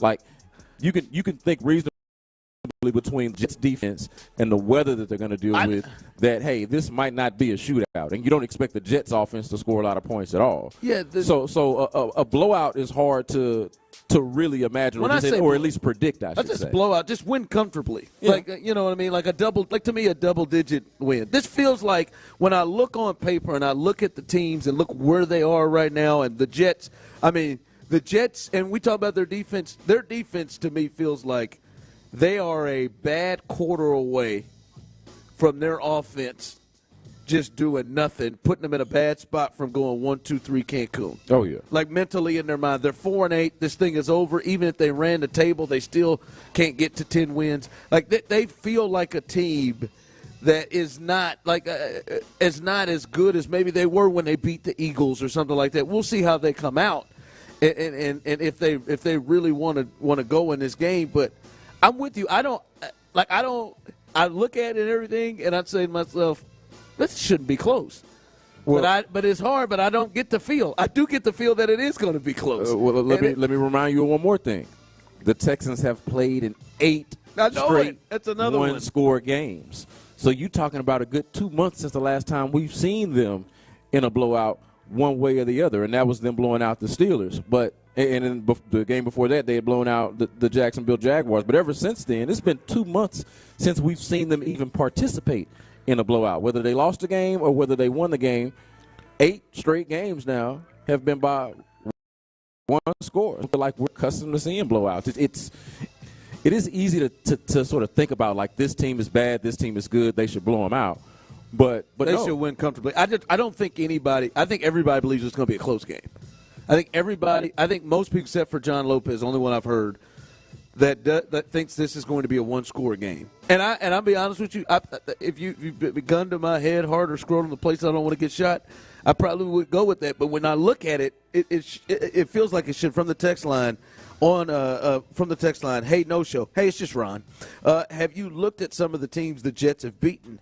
How in the hell can it be a slam dunk? No, I've seen them. They've played some games. I do think this Jets team. They're not good, though. This Jets team. They're not good. It's not like this Jets team. However, to me, even the team that found a way to beat the Eagles early in the year when the Eagles just literally beat themselves, right? Or the team that found a way to beat Buffalo in Week 1. Still wasn't having this amount of issue in the locker room, the quarterback situation, the offensive line, the running back situation. I just think this is a team that is playing for absolutely nothing. Yeah. And so I don't think this is the same team that's rolling out playing against the Eagles when they played them earlier this year. The Jets have a really good defense. By some metrics, they have a top 3, top 5 defense in the league by some metrics. But the offensive situation is so catastrophic. It is so bad. They are so awful on offense that it almost negates how good they are on defense. You don't want to talk about complement, balance things out. The fact that the defense is as good as it is almost does not even matter because the offense is that bad. With the way the Texans' defense has been coming on the last couple weeks, they should handle up. I would be shocked if they scored 10 points. Oh, no, they should handle up. But I'm saying I'd be shocked if they scored 10 points. It should be who's their kicker. It should be a field goal game, what I mean? If anything. And when I say that, I think I think CJ in this offense got 2 touchdowns and a couple of field goals in them. I feel like they just. It feels like 17 points should win you the game. Oh, 17. Oh, yeah. I'm just saying. I got 12. Well, you wanted it to be comfortable. I'm just saying. What are you talking about? But you said to win you the game. I think to win you the game, I think the Texans maybe will score 10 to win this ball game. It is just interesting. By the way, can I share a stat in this game? Because you talked about it. We talked about it yesterday, the defense. And I want to share this stat. Because, damn it, I am looking at Will Anderson, Jonathan Grenard, or some call him Grenard, Malik Collins, Sheldon Rankins. I think like all those guys are going to play. John Greenard. Yeah, I knew you was hunting for that, Tyler. I knew that these guys are going to play. I just want you to just guess. In the last 3 ball games, I'm not talking about pressures. I'm not talking about QB hits. Tyler, Brandon, take a gander at this. How many sacks do you think Jets quarterbacks have gotten? How many sacks how many times they've been sacked in the last 3 games? Just grab a guess. Don't look at just 3 game span. I feel like I had this not quarterback hits. Don't go looking for it. No, Just give I had a different stat. That they allow a sack every 10 dropbacks. How many? So I don't know how many total. How many? But that's How a many? lot. Just guess. In the last just 3 games. 3 games. Buffalo, Miami, and Atlanta. Last 3 games. 8. 8? All right, how many you got, Tyler? I'm going to go with 11. 17. Holy 17 sacks. Not pressures, not just pressures. Let's go, Will Anderson. They have been their quarterbacks between Tim Boyle, Zach Wilson. They have been sacked 17 times in the last 3 games. Not surprising, though, because that was even a theme in Hard Knocks. That's 17. How bad the offensive line was, how much that was going to be an Achilles heel, no pun intended, for the team, that the offensive line couldn't protect. And, like, they can't protect. They can't run block. They're like 27th, 28th in run block win rate. Like, they can't do anything. The offensive line is bad. The quarterback situation is bad. It's run by Nathaniel Hackett, so that's bad. Like, everything about it is it spells barbecue chicken for the Texans defense. 17, man. They Will should eat. Anderson, that crew. Jonathan Bernard. Let's eat. Sheldon Rankins' revenge game. Man, Malik Collins? They ought to, because I'm telling you, Nathaniel Hackett ain't doing things to change things up. He's not coming up with some great game plan for Zach. Blake Cashman revenge game, too. Let's go. Coming up, as we are live here on this Football Friday, come on out to us. We're out here at Big City Wings in Pearland. The staff is great. You can get drinks, great wings, great flavors all over the place. So get on out here and your chance to win prizes as well. Coming up, I love to see what C.J. Stroud is, because as we've watched this first year, there is potential greatness there. And I love to see the steps and tests that he may have to pass. There is a test coming up in Sunday's game, against the Jets, and I'm excited to see that. We'll discuss that next. We're going to give you your flowers for sure. Derek Stingley Jr. is your AFC defensive.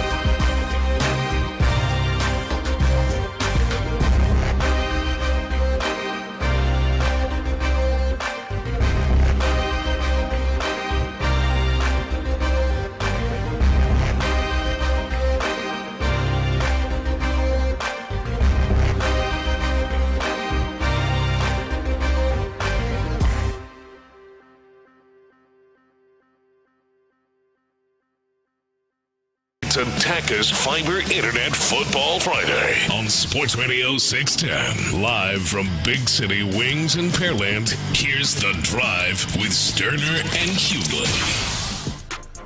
All right, did I do it again? Yes. Did I do it again? Oops, listen. This is what I demand, and I don't know when you can do it because I don't really believe it all, Tyler. You're my guy, but sometimes I know you want me to look bad, and I know that I never want you to look bad. That's not true. There are many times when you get cornered as a Badger where you just come out with your claws. Okay. Well, that's different than wanting you to look bad. As we all do. Did I say Pearland? What's with this? Is that a Midwest Did I say accent it? thing? Did I say it? Yes. Right before the break, you said we're out here in Pearland. Did I say it? Can someone ask? texted in and said, where are we at? You did it again. Pearland? Yeah. Why do you say it like that way? I don't know. I mean, is that how y'all talk out there? Like, why can't y'all just say Pearland?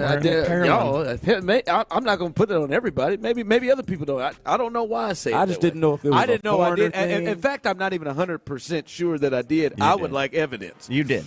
I would like we have an audio medium. You can go back and find it. I would like evidence. Okay, I will. To hear if I said it. I gotta wait till 2:30, but I'll get it. I just don't quite. I'm not sure I said it. I believe I said, "Hey, come on out to Big City Wings, baby.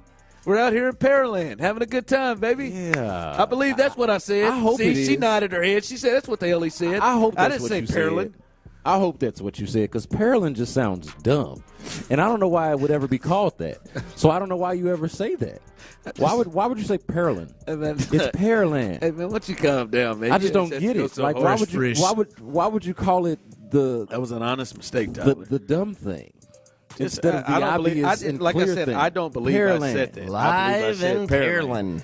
I believe I said Pearland. Pearland. And I will not believe it until I have any evidence shown anywhere else. So that person on the text line and that liar Tyler, up until this point, till there is I am evidence not a shown liar, to me, sir. I said Pearland. Well, I'll have it for you next segment, and you'll see. Come on out if you're on your way. A beautiful spot right here in Pearland, and you can come out and win a $50 gift card to Academy Sports. We'll be doing that very, very soon. So if you're anywhere, all you got to do is write your name down, put it in the box. We don't need your address. We don't need your email. You can leave that if you want. If you just write Barry Gordy, if that's your name, you could just put it in the box. You just write. That's a nightmare of a name. Simeon Wilcox. Wait. Oh my God! What just happened? No, we're not here. Whoa. We're not. We did not just slide into Two Americas with Tyler again. Did we just derail the segment? You want to ask it, or you ask it? Oh, so Tyler. I clearly don't know a Barry Gordy. Oh my God! No, Tyler, you What's happened? don't know. You've never heard of the name Barry Gordy, Tyler. You never heard of the name. Not off the top of my head, no. Oh no. Can you fill me in? Matt just turned his back on you. Oh, Matt's been disappointed in me Matt before. just turned his back. That's on all you. right. This is worse than that worst time. He was disappointed. Is this our fault? Should we have discovered this before now, having known Tyler for some years now? Hey, Tyler. Hey, you know what? We'll move on. You know what? We'll move on. Why don't you look up Barry Gordy? I mean, my God, this is just. I mean, wow. What's even happening right now? All right, Tyler, you look up Barry Gordy. I'm going to continue. Okay, first of all, the guy was born in 1929, so I don't feel all that bad. I don't care. What 1929? What is his claim to fame? Picture that came up in black and white. Just tell us what all he's responsible his for. His claim to fame. Known professionally as Barry Gordy Jr. He's an American retired record executive, record producer, songwriter. You're bearing the lead. Get there. I'm just reading what's got. Have you ever heard of Motown? Yes. Motown founder, Barry Gordy. You ever heard of Diana Ross, somebody who used to made knock stars out of musicians, including Diana Ross. All right, now I know Barry. 713-572-4610. Is this up there with him not knowing what collard greens were? Yes. It is along the same lines. Is this up there? It is along the same lines. Oh, yes. hell, somebody just texted in and said, who is Barry Gordy? Oh, they're just This is Houston, right? The drive is about entertaining and educating, man. You ain't lying, baby. What did you ask the other day where you waited because you didn't? Oh, I didn't know what a hero sandwich was. A Euro. A Euro, Yeah, whatever. yeah. Hey, Tyler, you ever heard of Michael Jackson? Ha, B-Scott. It was hilarious, man. That's one of Barry Gordon's I haven't heard that in so long. Last time I heard it, I laughed so hard I fell off my dinosaur. Good one, bro. From the text line, come on, guys, cut Tyler some slack. He's way too young for that. Is he? That's is it true. too young I to am know the youngest guy at the to Barry station. Gordy is? A baby of Radio Text 610 line, here. unbelievable, Tyler. That's it. I mean, it's Okay, that's fine, guys. All right, I'm going to try to move. What do I do here? I can't make up for it. I'm glad you didn't just lie. I'd have lied. I think I would have. But I'm glad you did, man. It's not my nature. I just wonder if we just find things. I think we will just stumble upon things all the time like this. Like we'll say, Tyler, you ever heard of the Arsenio Hall show? Yes. No.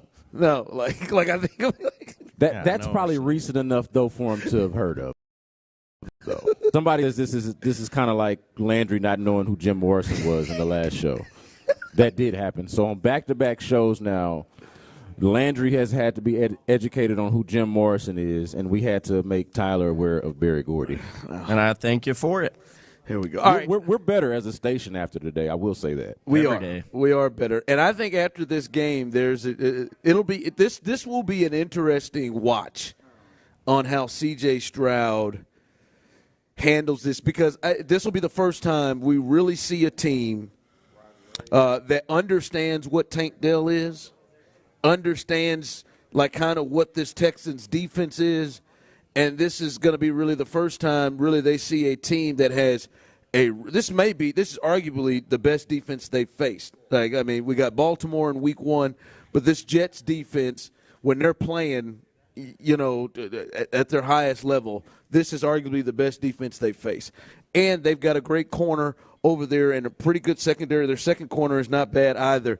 I am really intrigued to see how CJ handles this without having Tank Dell there, and I'm sure the Jets are going to try to find some kind of way to take out Nico Collins to make things more difficult.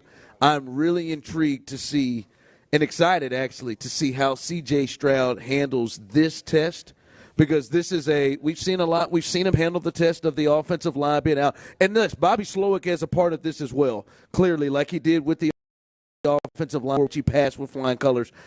Without Tank and going up against an above-average defense that has really good secondary play, this will be interesting to see how C.J. Stroud handles this test. I think this point also, though, plays into why I think there's some doubt about there being a blowout, because I'm not sure if that's going to be the style game that it is. I'm not really sure if it's going to be a C.J. Stroud game, for lack of a better term. Like, I don't think that they're going to ask him to go out there, air it out, and throw for 400 yards and pick apart the Jets defense, which, as you mentioned, is pretty good, especially in the secondary. So I'm interested to see how does C.J. Stroud and really the offense as a whole approach the game from a strategical standpoint, considering how good the Jets defense is overall, the type of game that it has the potential to be. They're not great defending the run. Now, as we know, the Texans are up and down running the ball. Yeah. So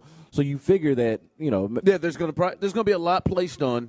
Yeah. On him, which has been normal, but it will be different without Tank, right? And that's what I'm saying, though. I wonder if the game plan is actually to take a little bit, and I don't mean a lot, but a little bit off of him and lean into the run game and sort of have just a different sort of style of game. Now, I know that sounds kind of crazy because you've got the better quarterback, and look, they've been bad running the ball. The offensive line, the running backs, none of it has been really good consistently. But that might be this sort of game, given where the weakness in the Jets defense and the situation with the weather and all of that. So, like, I just think that it is a chance for maybe it's a game where C.J. Stroud, from a strategical standpoint, is not necessarily trying to stretch the ball downfield, not having Tank Dell, the weather not being ideal, and all of those different things. And maybe it's just a different style game. And I wonder, you know, what's the term that we hear C.J. Stroud talking about all the time? What is it, controlled aggression? Yeah. This might be the ultimate controlled aggression type of game. All right, coming up as we continue to love Tyler. Coming up, somebody has blown a lid on has been an unfortunate event that happened to the Texans, but it seems like as the week moves on, Brandon Scott is just getting even more and more upset about something that I've got to be honest, I think he is just going way over the top on. We'll discuss that coming up next right here live on The Drive. We're out here at Big City Wings in Pearland. The staff is great. GM Nick Caserio on the new Texans Standard, exclusively on Payne and Pendergast. It's going to be about being a good team.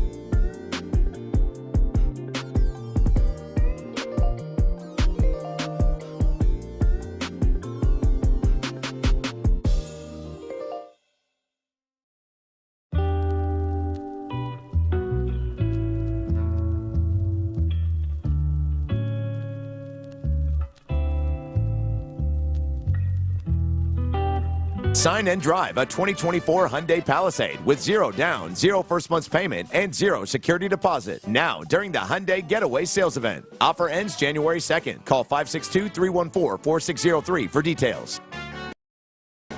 Out here at Big City Wings in Pearland, the staff is great. It's Attackers Fiber Internet Football Friday on Sports Radio 610. Live from Big City Wings in Pearland, here's The Drive with Stoerner and Hughley. Yeah, I said it. I wasn't sure about it the first time, but yeah, I said it. I don't know why. I don't know why that. Had to check the tape. I don't know why that Lynn is. I feel like we just did the red flag commercial right then and there as Tyler rolls through. We're out here at Big City Wings in Pearland. All right, you don't have to keep playing it. All right, you don't have to be an asshat now. Okay, that's what I said. You'd like me to look bad. Big City Wings said I never in Pearland. This is what accountability looks like, man. This is what he is. You just said you didn't. I never want you to look bad. No, yes, you do. Wings in Pearland. Okay, all right, Tyler. All right, I've admitted to saying it. All right, I apologize. Just want to make sure you aren't doubting me anymore, man. In Pearland, okay? In Pearland. It's bad, man. In Pearland. Okay. You play it one more time. I swear to God, I will get in Pearland, and I will drive over here, and I will shave your head. And I know how much you care about your hair. You shut up and stop playing it. In Pearland. Welcome in to the Tackers Fiber Internet Football Friday as we are enjoying ourselves. There you go, my man right here, UPS guy right here. We see him all the time. He's come in. He's filled his name out. There you go. And put his name in our raffle box. He's going to have a chance to win a $50 gift card sports or Talamishi Wakana. If you're in the building, you can go and sign up, have a chance to win as well as maybe the host of the show will stop butchering the name of the city and we'll have a chance here. But one thing I do know is I could say Houston, and Houston's biggest annual college football event is returning to primetime in NRG Stadium on Wednesday, December 27th, as the Texas A&M Aggies, the one of the most, gotta say, underperforming team in the history of college football in the last 10 years. They will take on the Oklahoma State Cowboys.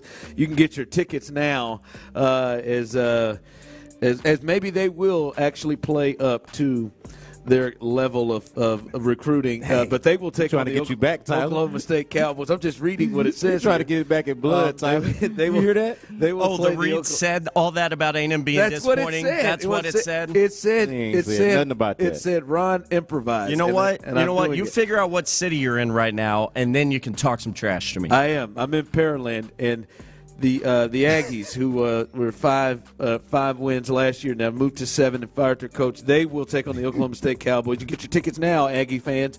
Why not have a blast out there? You can check that out at taxacttexasbowl.com for the best seats and suites on game day. Plenty of amazing events surrounding the game, including on the 26th, the Carbach Love Street Tex Fest outside of NRG. Like I said, for more information, to tickets, go to taxacttexasbowl.com. Love you, Tyler, on that one. Tyler, I'm sure will be there for the underachieving Aggies. Yep, I will be. Coming up. All right, we got to get into this. Like Tyler, maybe we probably gonna have to stop being at odds here on this one, because Tyler, Brandon Scott. I mean, this Tank Dell injury, right? Like the way I would describe it, like it is extremely disappointing, and I don't think devastating is too much of a term to use when it comes to what he means to the offense and the team, especially the connection that him and C.J. Stroud has. So this is going to be a huge loss, and for me, you look at it, and I can understand the thought of having him on the field, right there, because, hey, I mean, he's going to be on the field when they have run plays. He's going to be on the field when they have pass plays. They're not going to try to kind of make it easily detectable what they're doing when he is out there and when he's not. But to me, you're on the goal line. I do feel like, hey, man, let's have our best guys, our best blockers out there. And so for me, like, in my disappointment in terms of the decision for him to be out there on goal line blocking where he is, for me, I'd say it's at a 2. It feels like it's unfortunate, And it's mostly something that happens when football happens. You get a guy of his size. I mean, there's a chance when he's around bigger people, he's going to potentially have an injury. But Tyler, the is firing off. He heard Bobby Slowick, and this sent him over the edge. This is what Bobby Slowick, the offensive coordinator, had to say when he was talking to the media yesterday. He gave his thoughts on any kind of regret, any decisions that he would have back that occurred with the Tank Dell injury. That makes you sick. But as it relates to just that play, I mean, you kind of like I alluded to with receivers already. We know everybody kind of has strengths and everybody has things we don't necessarily want them doing all the time. But your best players are going to be on the field, especially when they're involved in the game plan, like red zone, third down. Tank's going to have passes. We're going to get him the ball. And we can't just put him out there only on passes because, that's almost disrespectful to other coaches. Like, they know that. That's the first thing you look for is someone on the field, and what do they do? Are they involved in the run game or not? So we try to help, for sure, him, keep him away from it. That particular play, that one, that's one. He's the furthest receiver out on the backside of a run, and then a hole showed and DP hit it. And it's just, that's one of those that we've talked about as coaches all the time. How can we help this? And I don't really have an answer right now. But yeah, that it hurts. It hurts right there. So I'm at a 2 in my disappointment of the decision for him to be in the game. I mean, it's going to happen. Tyler, where are you at on a scale of 1 to 10 of the decision of him being in the game on that play? 1 or 2. Yeah. 1 or 2. Yeah, yeah. Where are you at, Brandon? I'm just glad that I spent this week learning as much about football as I have from y'all, man. I appreciate you, all of the rest of the hosts at this station, and a lot of people that I've heard from on the text and my missions, y'all explaining how football works to me. And I'm just glad that I learned how it works. Because I did not know before this week, because y'all have told me now, apparently injuries happen in football. I'm trying to figure out why this injury happened, and the main explanation that I keep getting is, well, injuries happen in football. Hey, you know what? Thank y'all for letting me know that, because I did not know that beforehand. So I learned that about football, too. Also, about football, I learned. You said you're at a 12. That's a little much. I also learned that apparently you can't run the football inside the 5-yard line without your smallest player on the field blocking, or without the threat of your smallest player and best playmaker on the field running a route of some sort. So apparently that's the only way to run the ball inside the 5-yard line. Really I did not realize. This is real, folks. He is pissed. So now I've reached a place that I'm actually afraid for the Texans' run game, because how are they going to run the ball now? How will they ever run the ball inside the 5-yard line? If they get the ball inside the 5-yard line when they're playing the Jets, how are they going to run it without Tank Dell in there to run block and in there to run routes and confuse the defense? Because apparently that's the way to go. Apparently that's the only way to get this job done. I'm so glad that I've learned so much about football from you guys this week that I found out that apparently that's the cost of doing business, and that's what happens in football. Yeah, no bleep. That's the whole reason why you don't have the dude out there blocking inside the 5-yard line. Why don't people understand that there is an enormous difference between Tank Dell blocking on a run play inside your own 5-yard line versus Tank Dell blocking on the 5-yard line on the opponent's 5-yard line when it ain't but 13 yards of grass to actually deal with versus having the entire length of the field to deal with. All of this optical illusion stuff y'all talking about how Tank Dell is on the field, he's going to confuse the defense, you got to have your best players out there. Man, that's nonsense. If you ain't got to play a run play inside the 5-yard line without your smallest player and your most unique route runner, I don't know what to tell you. I'm just glad that I learned so much about football from all of y'all. I'm glad I learned this. But seriously, and I don't know what they're going to do this week because Tank Dell's not there, and he's not there to he's not there to run block it. He's not there to run block at the goal line, and he's not there to run routes. I don't know what they're going to do. I don't know what they're going to do. I don't mind that he doesn't come off this hill. I just think you want to have a conversation about it. I don't know what they're going to do. I don't know what they're going to do. You don't see B. Scott very often. They got to have him out there. You said you're at a 12 on this thing. That feels a little strong. That's strong. But honestly, real quick because we got to get out. What is it? Is it that the contact? Is it that we're putting him in the vulnerability of being inside amongst big guys? Because I mean, do you have an issue with him running the ball when he gets hands off and he runs the ball and he's running it into the front seven? Because when he runs the ball, he can score a touchdown. He's a playmaker, but he puts himself in position to be to get hit and to be amongst bigger players. And if he's gonna get hit, I want him. If he's gonna get hit and break his leg, I want him doing Tank Dell things. It's okay if he is amongst bigger players. I don't want nobody to get their leg broke. I don't want anybody to get their leg broke. Gotcha. All right. I don't want nobody to get their leg broke. But if Tank Dell is gonna break his leg, I want him to be doing Tank Dell things.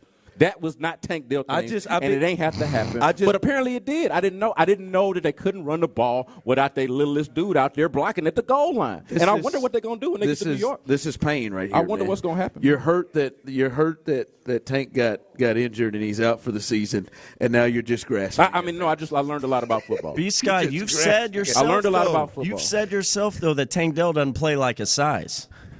All the more reason to have my man on the sideline, y'all. Say, hey, to his credit, he made a hell of a play. He went in there and did work. Credit to Tank Dell. Sit his valuable little ass on the sideline and put Noah Brown and somebody else out there to run block. Somebody that is not special like that and is not coming in there with a calf injury and all of these other things. I didn't know that it was necessary. Coming up, the big three. Tank Dell is out for this game, if you all didn't know. There is another starter who is out for this game. But good news with the injury report as well. We'll discuss that coming up next right here on The Drive. Ain't nobody in here acting like no bitches. It's Texans Game Week. Can C.J. Stroud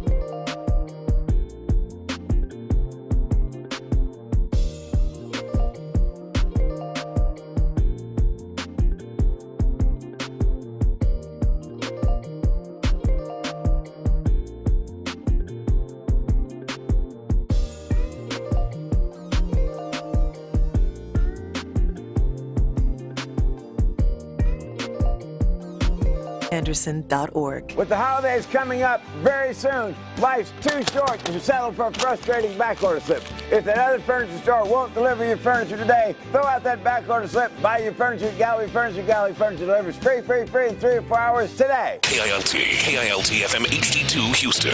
Insider access, exclusive content. The Texans play here. Always live on the free Odyssey app. Sports Radio 610 presents The Drive with Stoerner and Hughley. With the biggest stories of the day, it's the Big 3 at 3. Number 1. All right, welcome in as we are live here on this TAC is Fiber Internet Football Friday. As B. Scott is in, Clint Stoerner just had a baby. Just talked to him earlier today. He said everybody's doing good. Baby is eating up a storm. And he is out, and B. Scott is holding it down while he is taking care of business with the fan. But we are live, as I said, here at Big City Wings, here in Pearland. Come on out, your chance here very, very soon. In the next half hour, you'll have a chance to win a $50 gift card to the beautiful Academy Sports. A little bit later on, a $50 gift card to La Misha Wakana. So stay tuned and come on in and have a good time. Fill your name out. We got a table right here. All you got to do is write your name, put it in our raffle box, and you'll put yourself in position to have a chance to win. Boy, we got a lot of people embracing the full out sarcasm of Brandon Scott on this thing. With some next year we're gonna they should just line up Tank at fullback next year. I don't know why they don't. I've been really embracing it because that's what the conversation. Left guard. Don't they have an issue at left guard? Put him there. Left guard. That's what they've been Tank doing. Dell, left guard. That's what they're doing. Well, speaking of offensive line, which has been an issue, we will await the official injury report when that comes out, fellas. But what we do have now from reports is that this is a big one. George Fant, who the major concern had not practiced all week long. He was actually at practice today, returned to practice, and he returned along with Denzel Perryman and Sheldon Rankins. Three of them did not practice yesterday, but Fant was the one to really key on. He had practiced all week the last 2 days, and he is set to start in this game against his old team, the New York Jets. That is huge for this team because the thought of potentially Charlie Heck going in or Josh Jones going in at that right tackle spot when really those two, Shaq Mason and George Fant, have been the only ones that have been in every single week. So it is big that they continue that continuity with those two and that George Fant, as it looks like he's on schedule to play on Sunday. Not even just the continuity and the fact that they've been there every single week, but the fact that they've been good. And you could argue that George Fant, at least at times, has been your best offensive lineman, and certainly throughout the season. You mentioned the continuity throughout the season. He's been among the best of them, right? So you're glad to have that. I think that with this game already being down Tank Dell, you want to be as whole as possible. I think that running the ball, as much as people don't really want to hear it, I don't really want to see it, honestly, especially when you have a quarterback like C.J. Stroud on a team like this. But I do think running the ball is going to be a lot more important than maybe we want it to be. And so George Fant, it's been better on that side. Yeah, and that's what I'm saying. It's better on that side, and George Fant is a huge part of that. So good thing to see George Fant out there. Now, I would point out, and I think this is worth noting, and it's cool. It doesn't matter, I guess, since he's going to play. But Friday is the least active practice. Like, it's a walk through this much Friday practice. So if he was going to play, it's not a surprise that he would practice on a Friday. It just goes to show you, or at least to me, that he is banged up. That hip, something is up with that hip. It is probably a little bit more serious than just, hey, a little small injury here. They saw it necessary to keep him out for a day or two in practice. So it's something to monitor, but you're glad. You would rather have him than not. Yeah. So that was big because I looked at that and saw he didn't practice the last 2 days, and I thought, boy, it's going to potentially be a long shot in preparing for Charlie Heck or Josh Jones, but that is big. But what is not a long shot, and we will see this when this comes out officially from the Texans, but reports are Dalton Schultz, who missed yesterday's practice after practicing on Wednesday, which was interesting with the hamstring. As we know, he missed the last game against the Broncos. He did not practice again today, and he is set to miss this game coming up on Sunday. So Brevin Jordan is going to be called again, and he had a pretty good performance. But this is a better defense and a more physical defense. It can be than the Broncos, and we'll see what happens. But Dalton Schultz, which was weird, I thought when they put him out there, because with a hamstring, you feel comfortable with putting him out there, going through stretches or running any kind of drills. The feel is like you're not testing it on practice. Yeah. You test that indoors, so it seems like there had to be some sort of a setback from him being in full pads practicing on Wednesday to then coming back and now not being available for this game and not practicing the last 2 days. Yeah, man. It's the lead that really feel like when I went to that first practice on Wednesday that he was trending upward and that they would have him. And, again, we talk about not having Tank Dell, just not having a weapon. So this is two weapons that I feel like are really important for C.J. I know C.J.'s not necessarily known for throwing the tight ends a lot, but you think about what Brevin Jordan did last week. Imagine if, even especially without Tank Dell, what you could possibly do with two tight end sets. We talked a lot about, I think. It feels like that's going to be something they may have to go to. Well, we thought so, but if they're not going to have him, if they're not going to have Dalton Schultz, then that kind of X's out the conversations we were having a lot earlier in the week about maybe the Texans going to more two tight end sets without Tank Dell. So it takes away an option. It is a disappointment, but it's not one where you feel like you can't win the game without him. No. They should still beat this team, but for the long term, you wonder how long.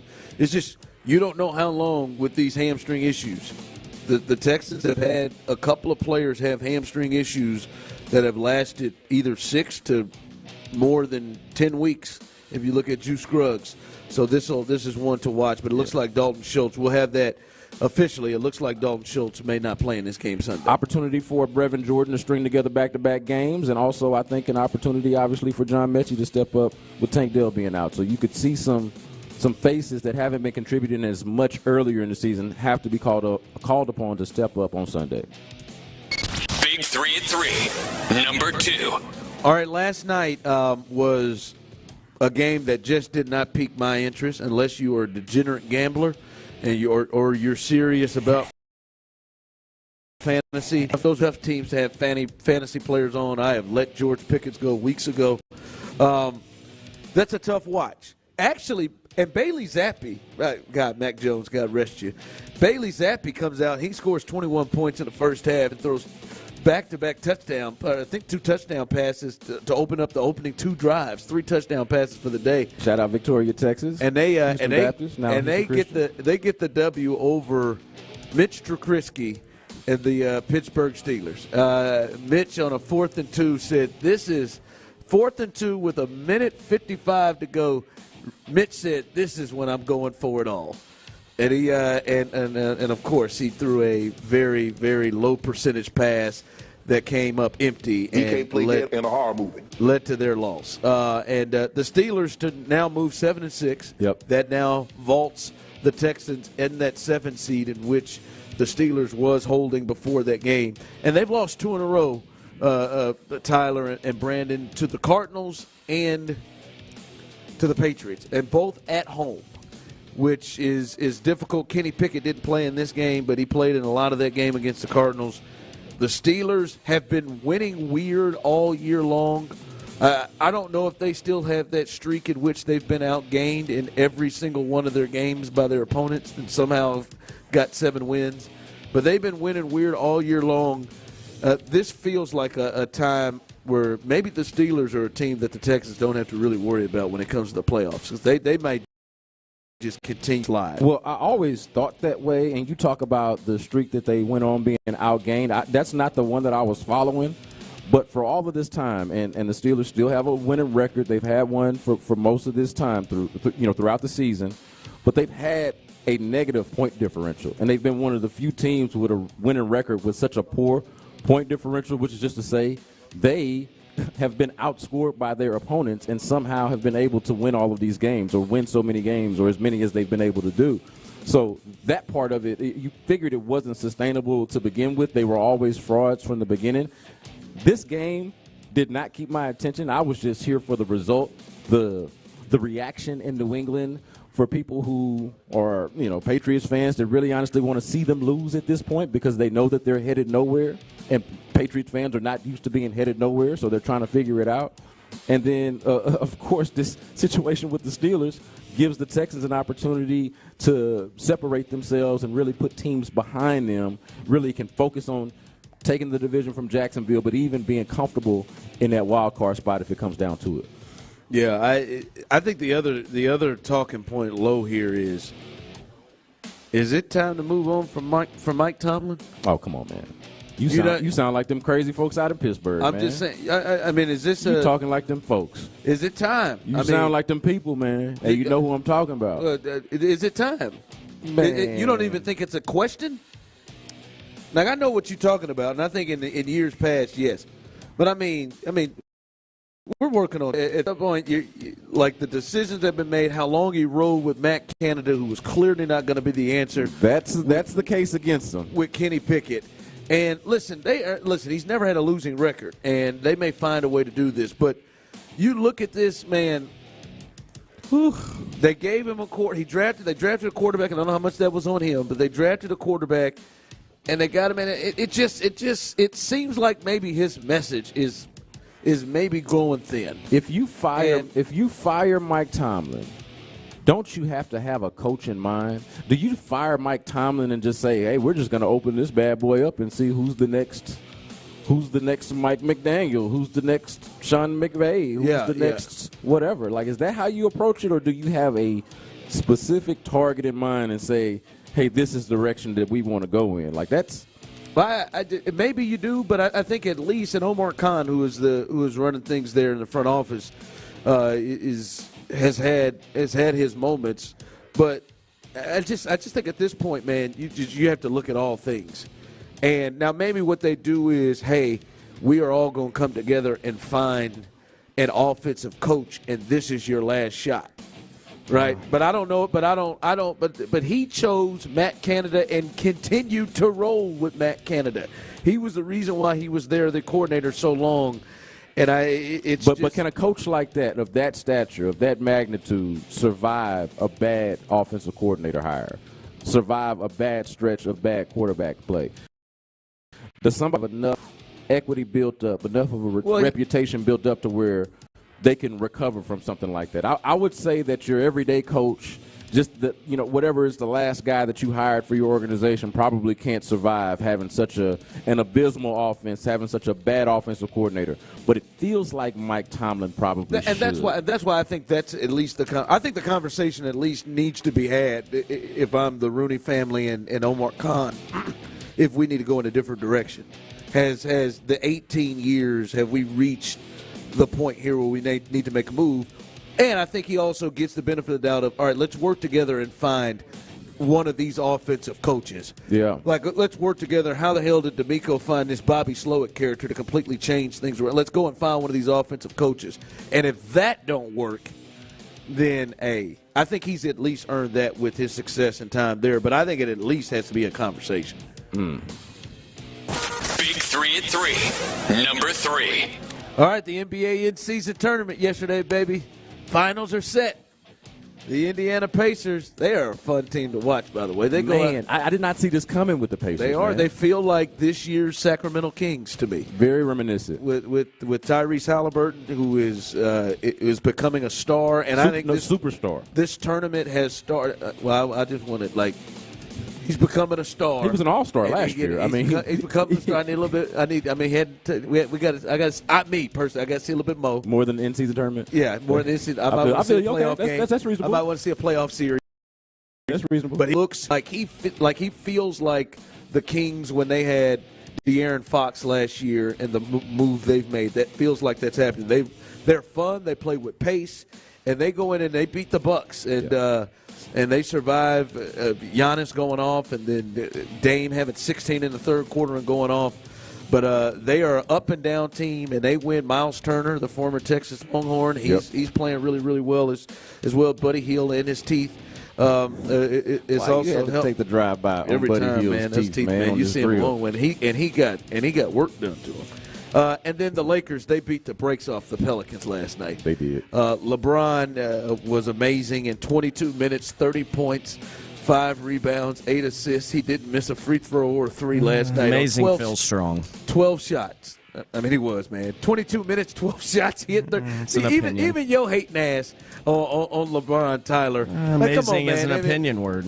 I mean, 30 and 22 minutes. Yeah, he was in his bag. It's pretty good. He was in his bag. He's been in his bag for a few nights now. Island City. He has. He's pretty good. Well, no, I'm giving it to him. That's pretty good performance. Yeah. That dude's 39 years old. I can't even to watch His hairline looks like how he's many 50. Sure, but how many times he walks out there with guys like Zion, Anthony Davis, Brandon Ingram, C.J. McCollum, and clearly is the best player on the floor. Well, Zion's fat, ain't he? At 39 years old. Clearly the best player on the floor. Yeah. It's the thing that I think of Lakers are how you feel about this as a LeBron/Laker fan. I like the way you put that. It's very accurate. At what point have y'all just given up on the idea of Anthony Davis taking over the team and becoming the best player? No, because it feels like that's just never going to happen. No, I mean, I felt like there was supposed to be a passing of the torch, and it just never happened. Well, is it going to happen? You can't pass it when someone keeps backing away from it, or if he's on the ground. No, Anthony's just going to have stretches. Like he going to have about a 2-week stretch where he's ready to take it. And that's it. So that's a no then, because you can't take it for stretches. That's what he's going to do. The season is longer than that. He takes it for stretches. That's what he's going to do. Hey, I just wanted to be out there. Just be out there. Now, Austin Reeves might try to take that bad boy. He might try to take it, but, he can't be the guy. But, I mean, they were rolling. What was it, 133-87? Yeah, it was wild. They worked them in 22 minutes. Gave them that work, man. Gave them that work. All right, coming up, we will get you the official injury report as it is out. There are several that are questionable and one that is out, and we'll also get you the injury report for the Jets as well. And Brandon is new to it. This is his first time, but we'll do our Mad Dog player picks coming up next, right here live on The Drive. Texans GM Nick Caserio shared his thoughts on Tank Dell and his injury.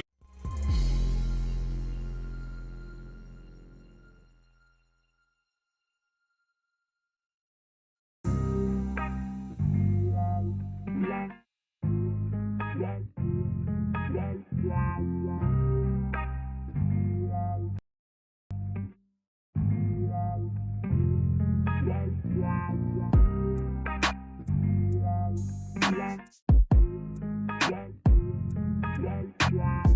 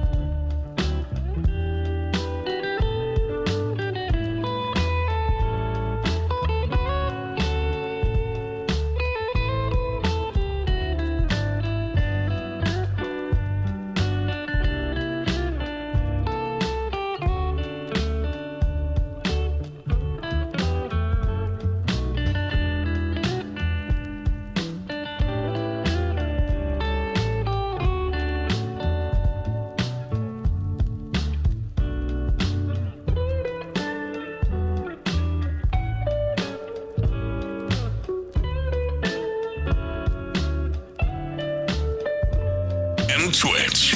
Houston's sports leader. Sports Radio 610. It's Attackers Fiber Internet Football Friday on Sports Radio 610. Live from Big City, Woodland. Here's The Drive with Stoerner and Hughley.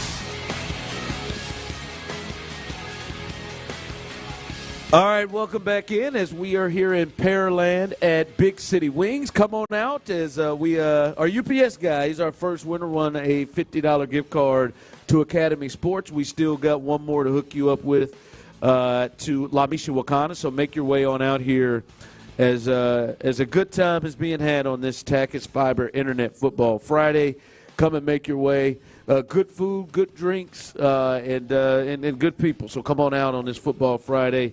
I know people are starting to get off work in the next couple of hours.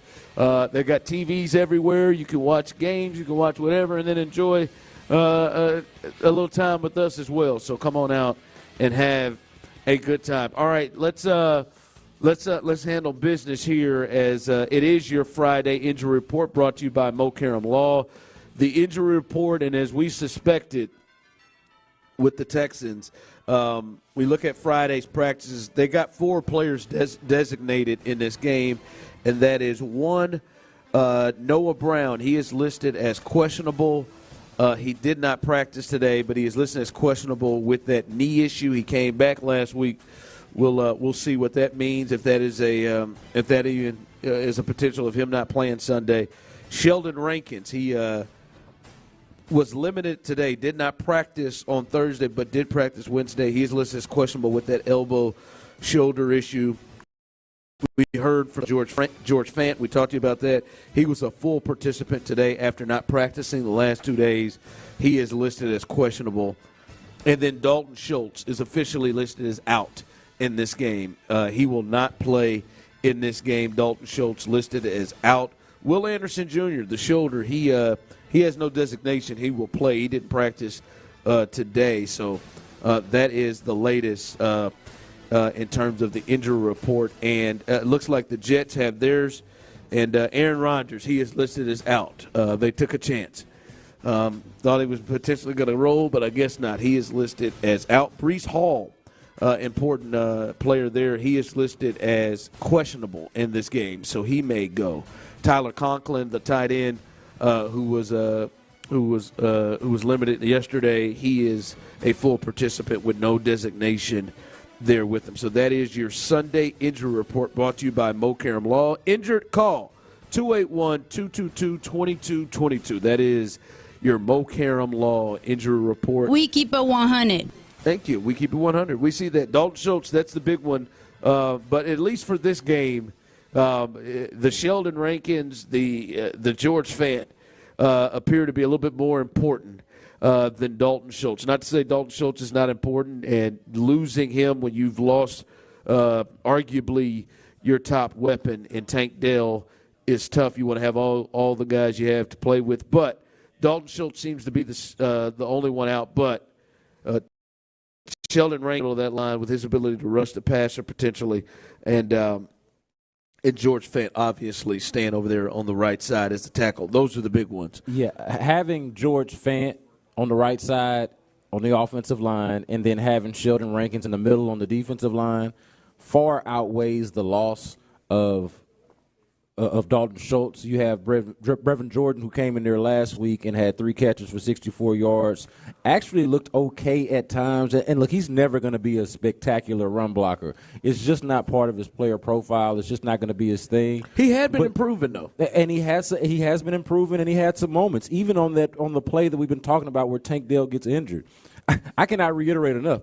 It is a fairly decent job run blocking. I thought. How did we get back here? No. I'm pointing out Brevin Jordan. If you look at on the other side of that play, on the left side of that play, not play side, but on the left side, Brevin Jordan is lined up at tight end. Robert Woods is lined up at tight end, motions to the other side or pulls to the other side of the play. But Brevin Jordan does a good job pushing And I think he's been better as a run blocker or just as a blocker in general. And so you take some comfort in that, but also look at the fact that he was productive last week. You figure that you should be able to get more out of him. Like I said in the previous segment, it is an opportunity for him to string back-to-back weeks. Yep. And then obviously having George Fant and Sheldon Rankins is a much bigger deal than I would say missing Dalton Schultz. Dalton Schultz this week. There may be some times down the line where you really need a productive, and we'll see. Brevin Jordan, maybe he does something to force himself to be played more even when Dalton Schultz returns. So the latest. All right, let's do this. This is our it's one of our favorite segments, our Mad Dog player picks. If you don't know the rules, each of us, and this is Brandon's first time, baby. This is Brandon's first time, his first one. And because it's his first time, we'll let Brandon go first. What are the records? I'm 4-1, of course, leading the clubhouse. Clint is 3-2. He will not have Tank Dell to pick anymore. What's he going to do? And then Tyler, who is 3-2 and has had at least 1 week where it appears he has lost on purpose. But if you do not know the rules, a player pick, you pick a player, myself, Brandon in this case, and Tyler, and whoever's player is the least productive in the game, if the Texans win, that player has to buy the Mad Dog for Mad Dog Mondays, because when the Texans win here on the drive, we drink Mad Dog, except for Tyler until after the show. We drink Mad Dog. So that's how it goes. Brandon, you got the whole board. You got the whole board. You're going to pick George Fant? You got the whole board. Whatever you want to do. Who is your player pick, your Mad Dog player pick? I'm going to go safe route here and go with Jonathan Grenard. I feel like damn it! What was the stat that you gave earlier in the show about how many sacks these fools have given up over the last 6 games? I got to regroup, Tyler. You telling me these guys give up all of these sacks? Greenard. And Jonathan Grenard, by the way, John Greenard is the one who is not on the injury report. He's not nursing a shoulder injury the way Will Anderson Jr. is, and I hope he goes off too. And help you right there. But Jonathan Grenard, to me, is the best and safest pick right here. Damn it, that's where I was going. God, I thought you was going to go somewhere. I appreciate the courtesy of letting me pick first, though. Yeah, I mean, you know, it's Johnny Greenard. All right, okay. I got to regroup. Tyler, you can go first. You can go next because I didn't have a backup plan. I really didn't think that we were going to go. All right. I'm gonna go. All right, I got one. You know what? I'm going to go – I haven't picked this guy this year. I'm going to go Rob Woods. Ooh. Okay.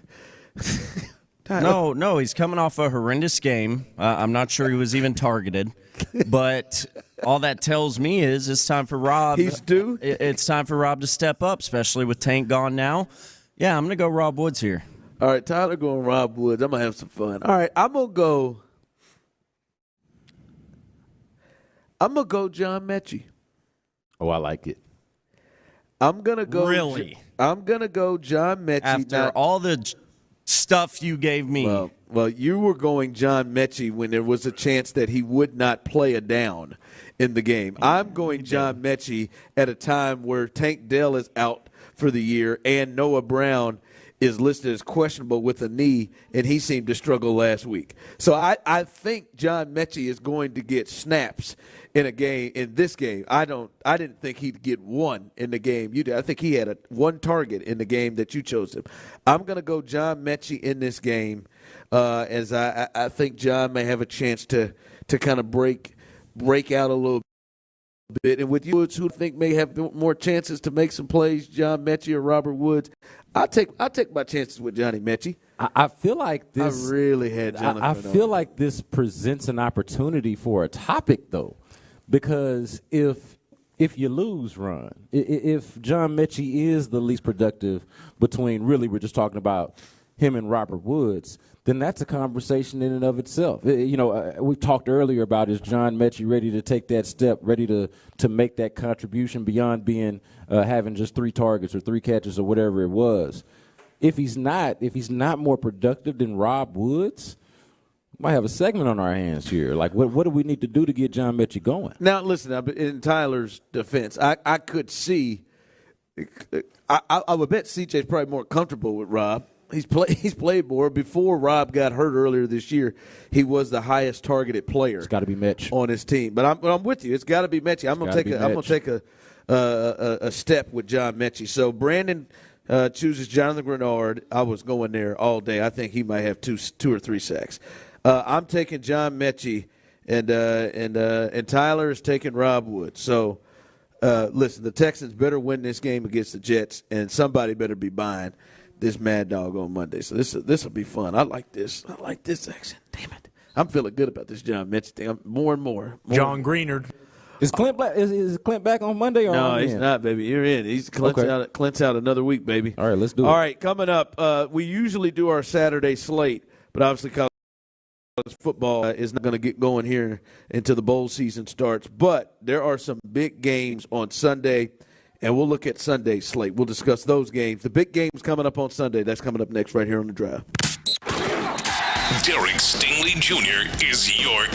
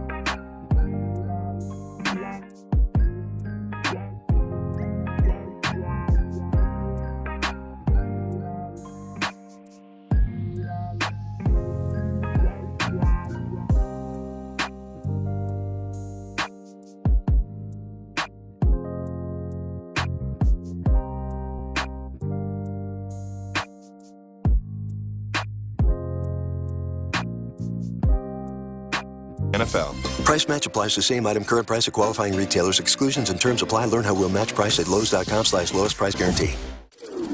It's a Tachus Fiber Internet Football Friday on Sports Radio 610. Live from Big City Wings in Pearland, here's The Drive with Stoerner and Hughley. All right, welcome back in as it is a Tachus Fiber. We got some fiber internet. Tachus Fiber Internet Football Friday here live at Big City Wings in Pearland. Listen, the weather's kind of a little swirly, but get on in here. This is a spot to get to, man. They got TVs everywhere. They food. The egg rolls, I'm telling you, are something else. My man told me they're handmade. There ain't no frozen stuff in here. The onion rings are really good. My man B. Scott, he had the you are a man of loaded potatoes, loaded fries, loaded. You had the loaded fries there.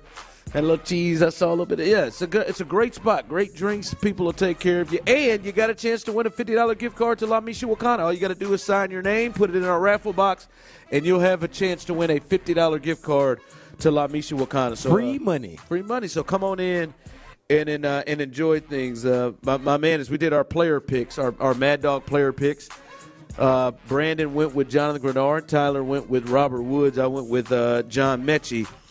Somebody texted in the rain, and after all this conversation, and you boys are taking wide receivers and no Singletary. Well, one for me. I took a defensive player. I think it's going to be a defensive game. Thank you very much. For me, one, as I accepted my call to the ministry of having a curse on running backs earlier this year, I thought I'd stay away from Damon earlier this week, that I would stay away from Devin Singletary. I just, as what Damian Pierce put me through, I've quit. So I'm not gonna mess with that. But listen, I don't care if it's raining. I don't care if it's snowing. I don't care what the weather is. I don't care who it is. The Houston Texans are not a good running football team. And I mean, and my man. That's not what the Cincinnati Bengals said. Sure. That's not what the Arizona Cardinals said. I'm sorry. You feel good about them running over the Jets? That's not what that's not what the Pittsburgh Steelers said. You feel good about them running over the Jets? Ask TJ Watt if these guys can run the ball. You feel good about them running over the Jets on Sunday? Feel like that's it. Like, for me, if you feel good about it, you do. That's cool. You do you. I'm going to tell you me, man. I've watched these teams play, 12 ball games. They're not a good running team.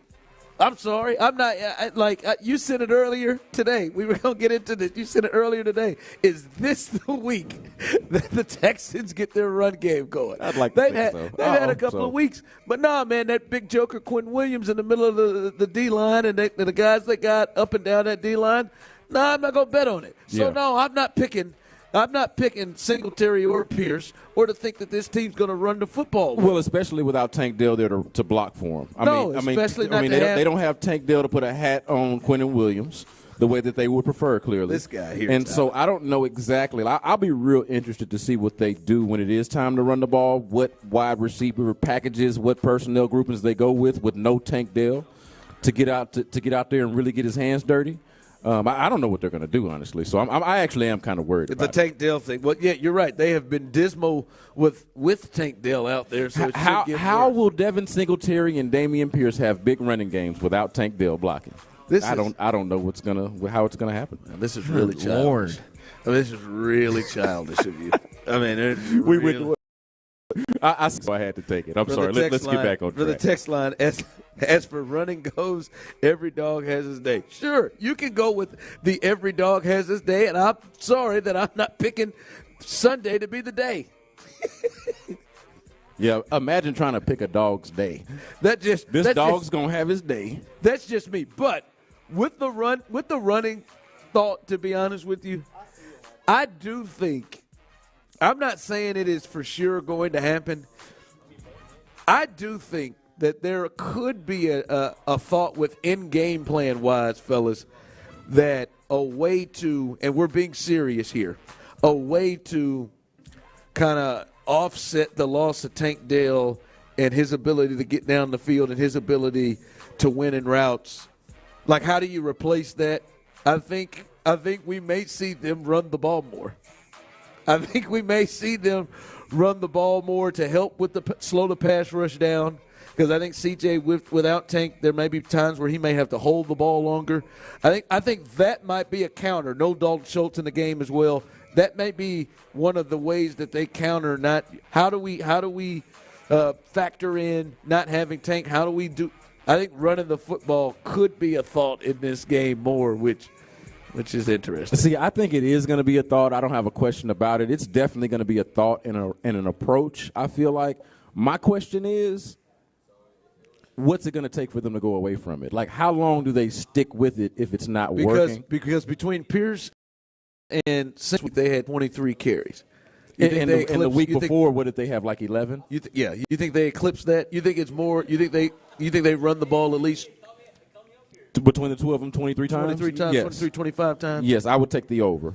I would take the over, and then the 832. I think there's a chance they run it more. The 832 on the text line, 713-572-4610 is the text line. From the 832, he mentions short passes. I think short passes and the run as an extension of the run game, which is why I'm looking at Brevin Jordan as well. Between that and the run game itself, I think that's going to be the strategy. Yeah, it makes sense. But I'm sorry, man. I ain't got Devin Singletary this week. We're next. Like when they play the Browns, I ain't got Devin. I ain't got Devin either. You act like he wasn't the. Was he an AFC? I don't know if he was AFC Offensive Player of the Week. Was he? And a nice week. Yeah, you act like that. You act like that. That never happened. You act like that dog ain't never had his day. Yeah, Jets and Browns just not my feel for it. Neither are the Titans. Those games either. Don't feel it either. Probably not the Colts either. All right, let's do this. Our Sunday slate, man. There's some games this weekend. The big one is in the NFC. The Eagles and the Cowboys.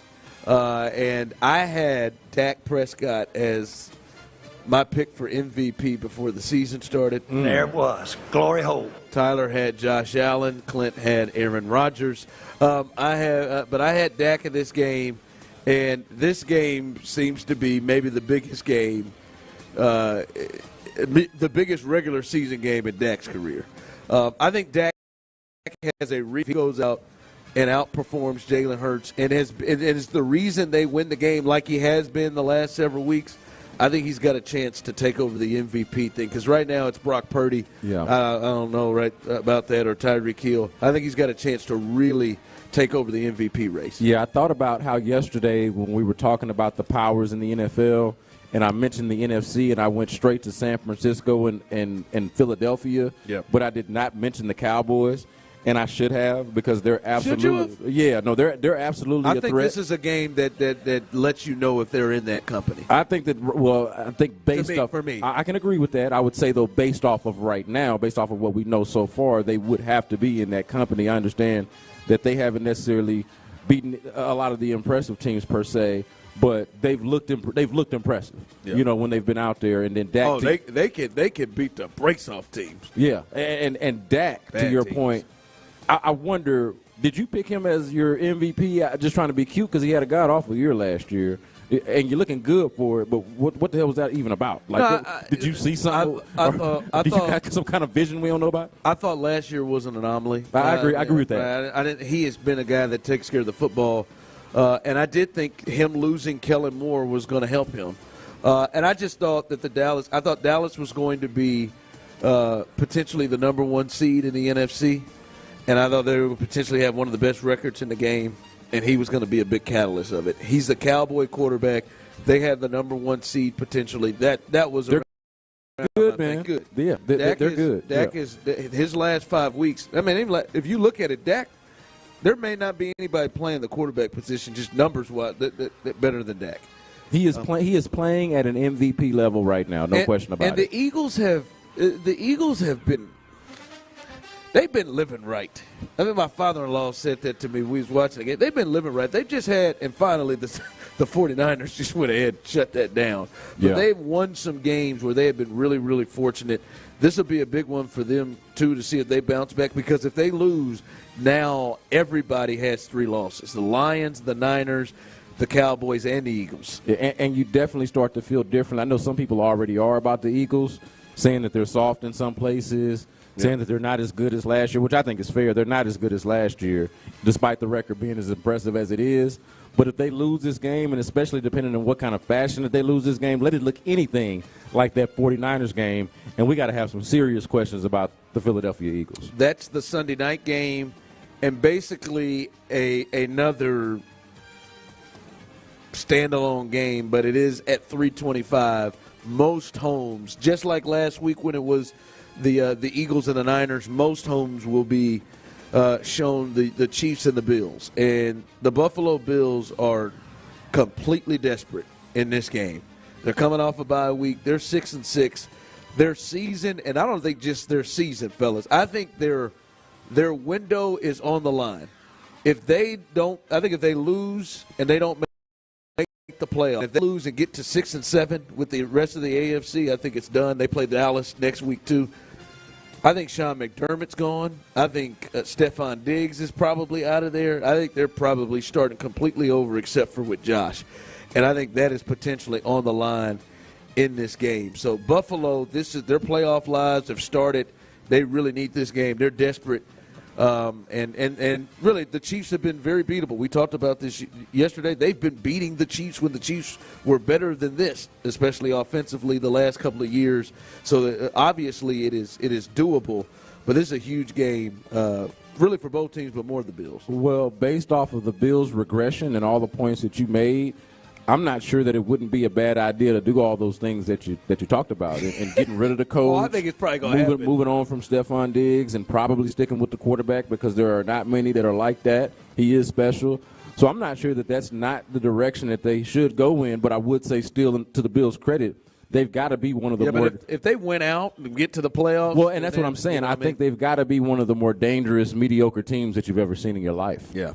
Like, I mean, in terms of teams that are not impressive record-wise, but, hey, do you want to face this team? They got to be pretty high up there in terms of teams you would say no. Who are you picking in these two games? Eagles, Cowboys, Chiefs, Bills?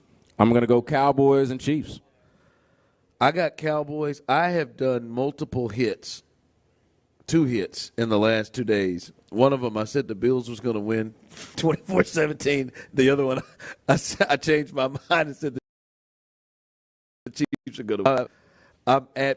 I think Cowboys Chiefs in these 2 games. Yeah, the Cowboys I think are better than the Eagles right now, and I feel like the Bills are less trustworthy than the Chiefs. Yes, yeah, no, that is fair. The Chiefs' offense is one of the worst I've seen in a while. All right, that's not true, but it feels like it. Coming up, John McClain joins us as he always does at 4 o'clock at this time. We'll talk to the general about this game and if he thinks this is going to be a close game. I wonder what the general feels about this game against the Jets coming up, if he thinks this one will be close. We'll talk to him coming up next right here on The Drive. All right, Clint Stoerner here for Lewis Floor and Ability Tree Experts. Look, if you've got big, beautiful, valuable trees on your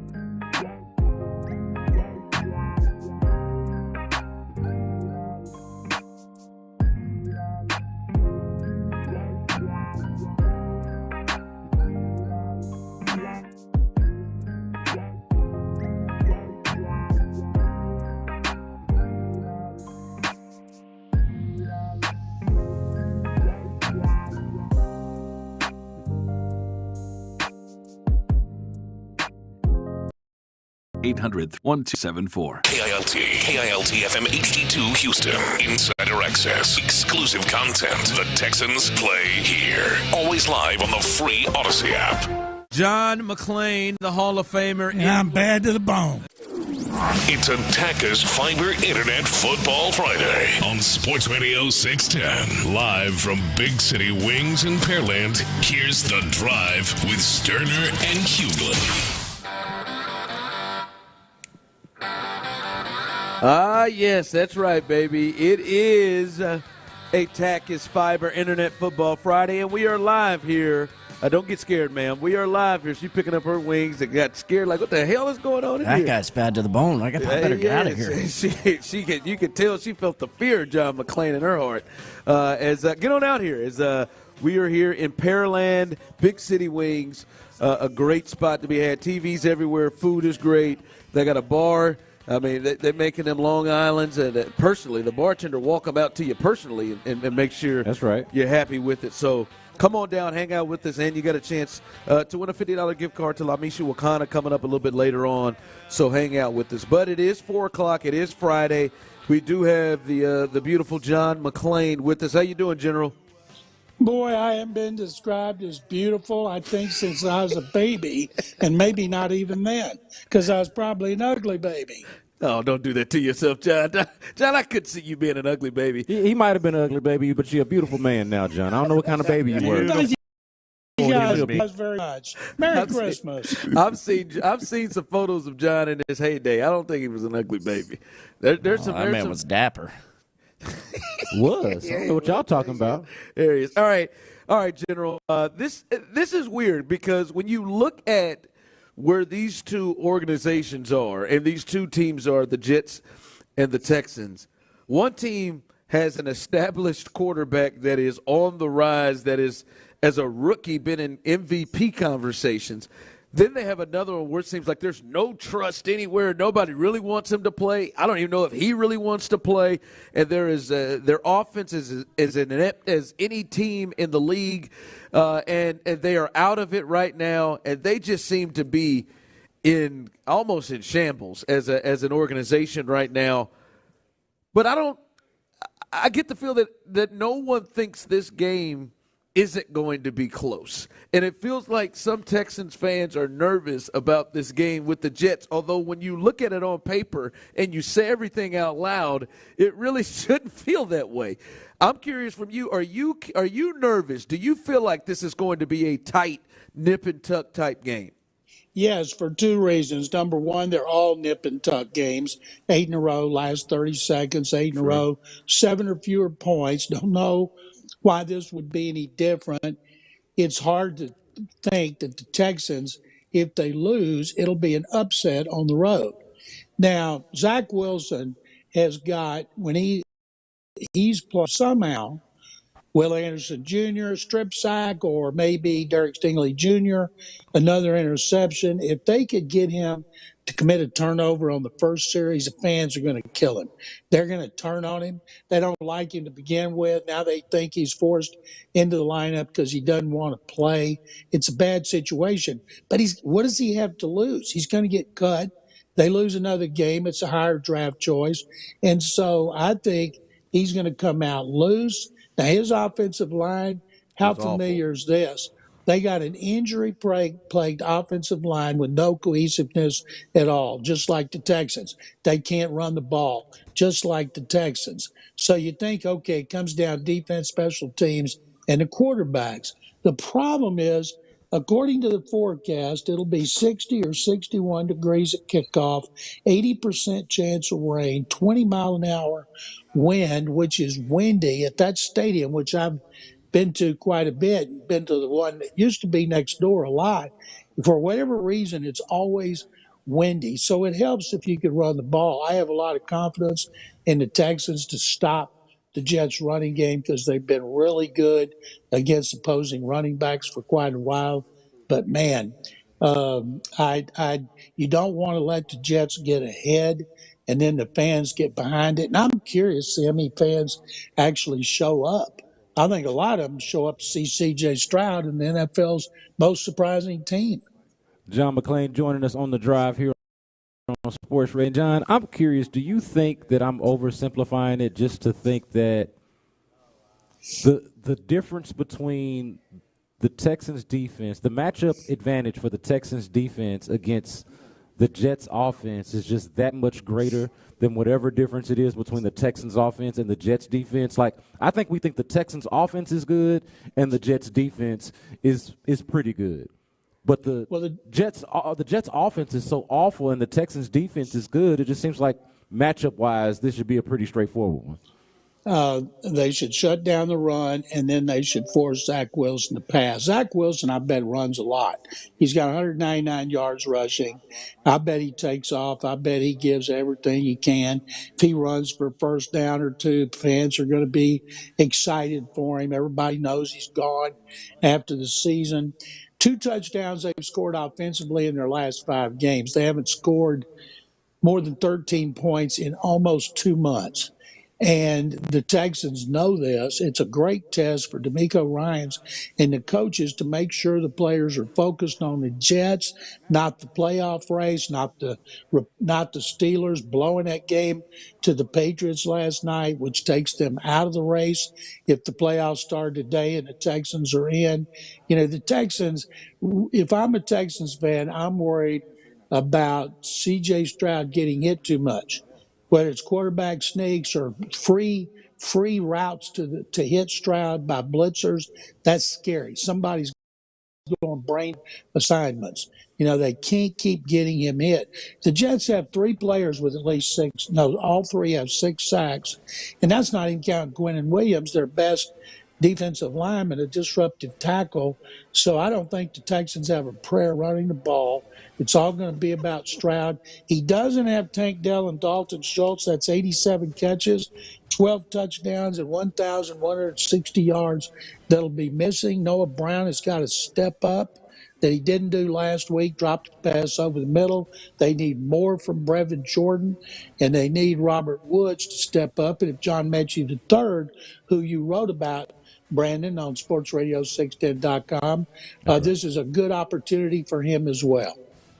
John McClain with us. John, you talked about the run game. They have no chance to run the ball against the Jets, and the Jets have been vulnerable at times, and they've given up some yards in the run game.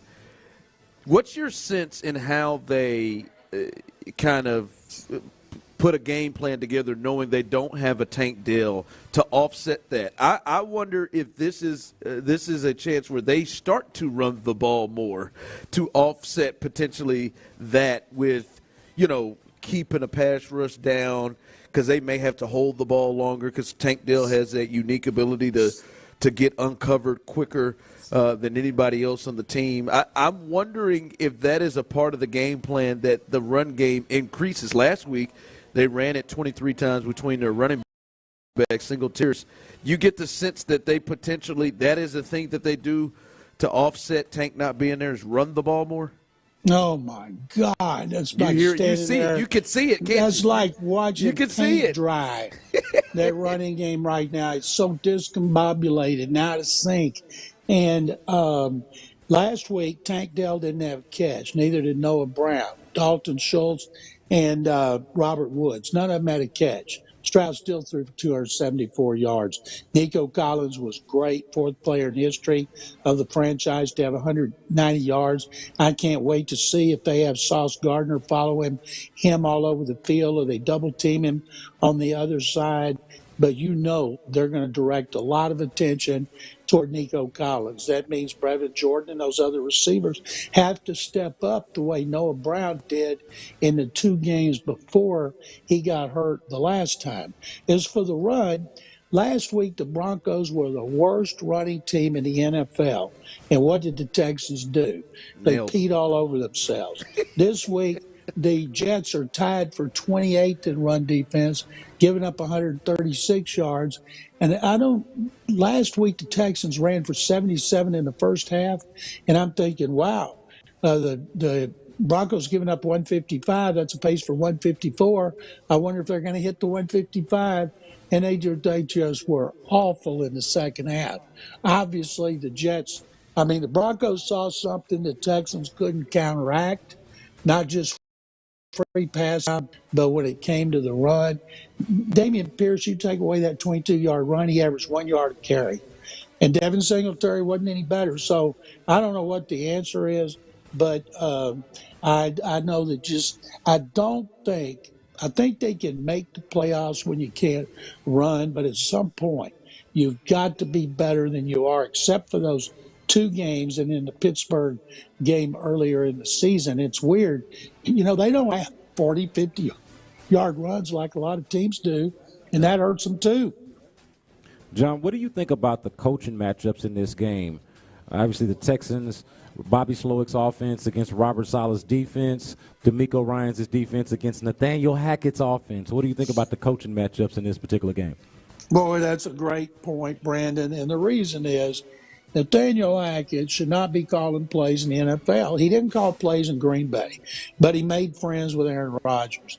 So the Broncos hire him to be the head coach thinking they can get Rodgers in a trade. But that backfires. Then he's one of the worst coaches in history. And then the Jets hire him as offensive coordinator because he's Rodgers' buddy. That's not the way you run a team. They go get 4 former receivers that played with him. So they're not running their offense the way they should. If the Texans blow this game with Nathaniel Hackett calling the plays, now, I think if they blow the game, it's not going to be because of defense. I think defense is going to play real well in this game.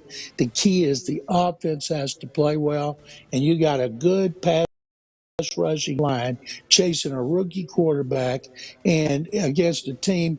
They can't abandon the run, of course. And Bobby Slowick's still going to play the run, so they have to at least give it a second thought. But, man, that is so vital, especially if the weather is bad.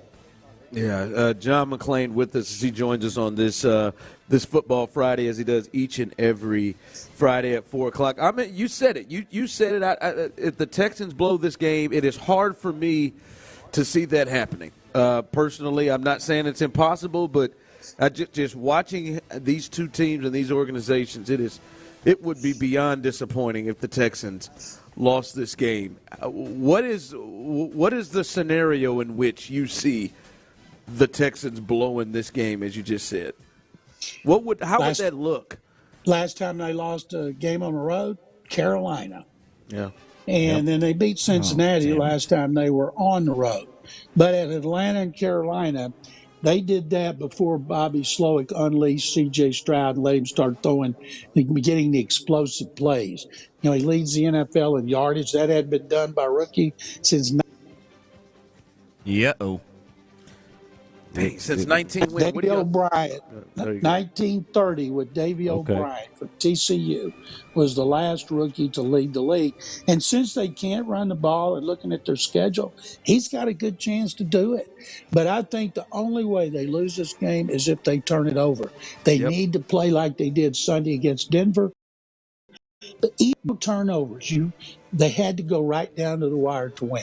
Don't you fellas feel? I'm glad you brought that up. It feels like the Jets need help to be in this game. Yeah, the Texans help. They need help from the Texans. They need help from the Texans. And if you don't make mistakes, and John, I think you brought up a really good point also is, like the talent of the Jets is on the defensive side of the ball.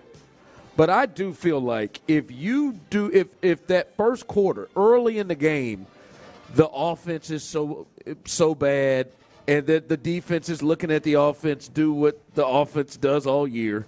And they know they're out of it. They're 4-8. It's Cancun or Costa Rica, where the hell they're going.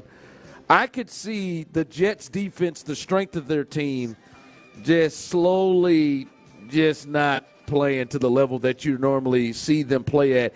If you can get this early. If there's a turnover early, if it's like 10-0, I watch them that defense just piece out the Dolphins in that first half. I think that's really important. If there's just negativity early to the Jets, I feel like the Jets will close up shop. It could be. Right now, I'm guessing if they were up 10, Jets aren't coming back. They'll make an effort, but I do not see the Jets overcoming a deficit like that against the Texans and a coach by D'Amico Ryans and with C.J. Stroud playing as well as he does. But, man, they just got to protect the football, especially if it's raining like everybody says it will be with 80% chance with a nice wind. At least it won't be cold. But I think the Texans to lose are going to have to beat themselves. Agree with you on that. Hey, Texans defense does its job, they win the game. It should be as simple as that. Texans defense does its job against an inept Jets offense, then this should be, if not a cakewalk, they should definitely win the game.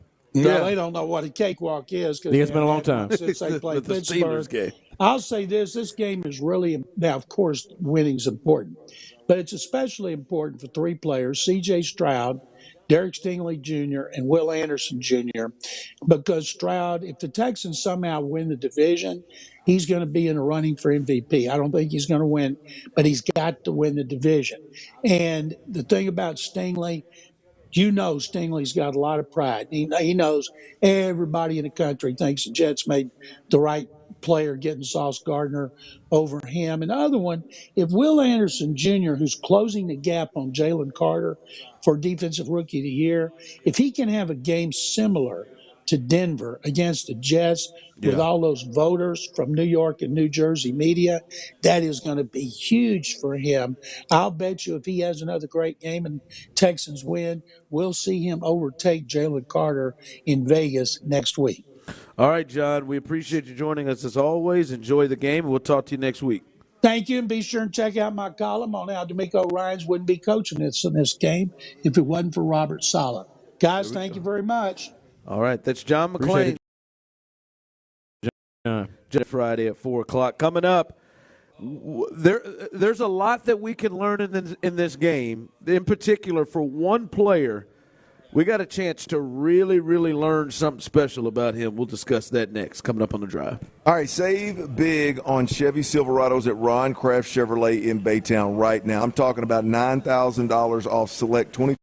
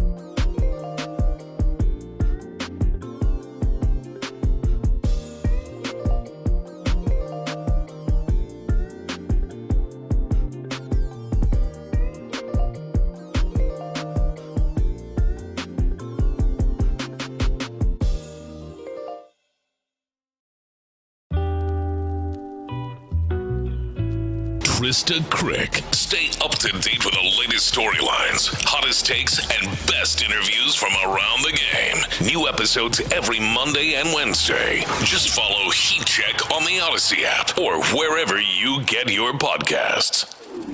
It's Attacker's Fiber Internet Football Friday on Sports Radio 610. Live from Big City Wings in Pearland, here's The Drive with Stoerner and Hughley. DJ fakes the give. He has a lot of time. Throws left side of the end zone. Caught. Nico Collins. Touchdown, Houston. There it is, Nico Collins. What a game he had last week. And you know what? I'm going to defend Nico a little bit. For some reason, it feels like Nico is just kind of going under the radar a bit. Nico has got him on fire, baby.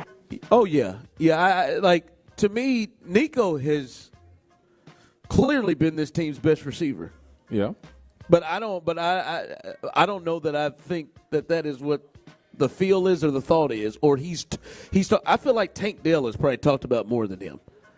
See, I think there's a difference between being your best and most productive. He's been their most productive and probably most reliable. Tank is their most special and unique.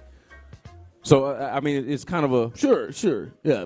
But I think it's almost like splitting hairs on which one is the one and the two. They're clearly your top two receivers that are two totally different profile type guys. Yeah, they're different profile guys, and one of them is in the top 10. Yeah. In the league in receiving. And one of them is ahead of guys like Stephon Diggs, ahead of guys like Devontae Adams, ahead of some of the best receivers that we would look at in the league. There was a stat. What was that stat you sent to us the other day, Tyler? Like he is number one in the league in terms of passer rating towards him. I think. Oh, Nico. Yeah. It was something like a certain distance in yardage for a pass. It's pass targeted and coverage. He's first in the NFL this season. Yeah, he's nice. 9 yards away from 1,000 yards, and he missed a game. And to me, and I'm sure he's fine with it. He's good with it. Like you know, this locker room is tight. But I think when I hear a lot of people talk about, and maybe this is to the point you're making, they're the guy that can make kind of special and big plays. Although Nico makes special and big plays too. And I think most people you hear, the Texans, it's Tank Dell. Like, I've heard that a lot. Like, Tank Dell, they lost their best receiver. And I'm like, well, no, they didn't. Nico. Yeah. That's why I've been careful to say their most unique weapon. I like the way you put that. Their most kind of specific receiver. Like, I wonder if we did a poll right now. Tyler. You don't have to do it. I'm just talking out loud. And said, the Texans' best receiver, Nico Collins or Tank Dell. Like to me, I feel like Tank would would win. Some of that is the Houston Cougar contingent, but I think Tank would probably win that. But I'm just at the point that Nico has been spectacular this year. Like, made you look at him completely different type of guy this year. And like, I don't know if it's true, Brandon. Don't know if it's true yet because it is just 12 games. He is masquerading at least like a number one receiver.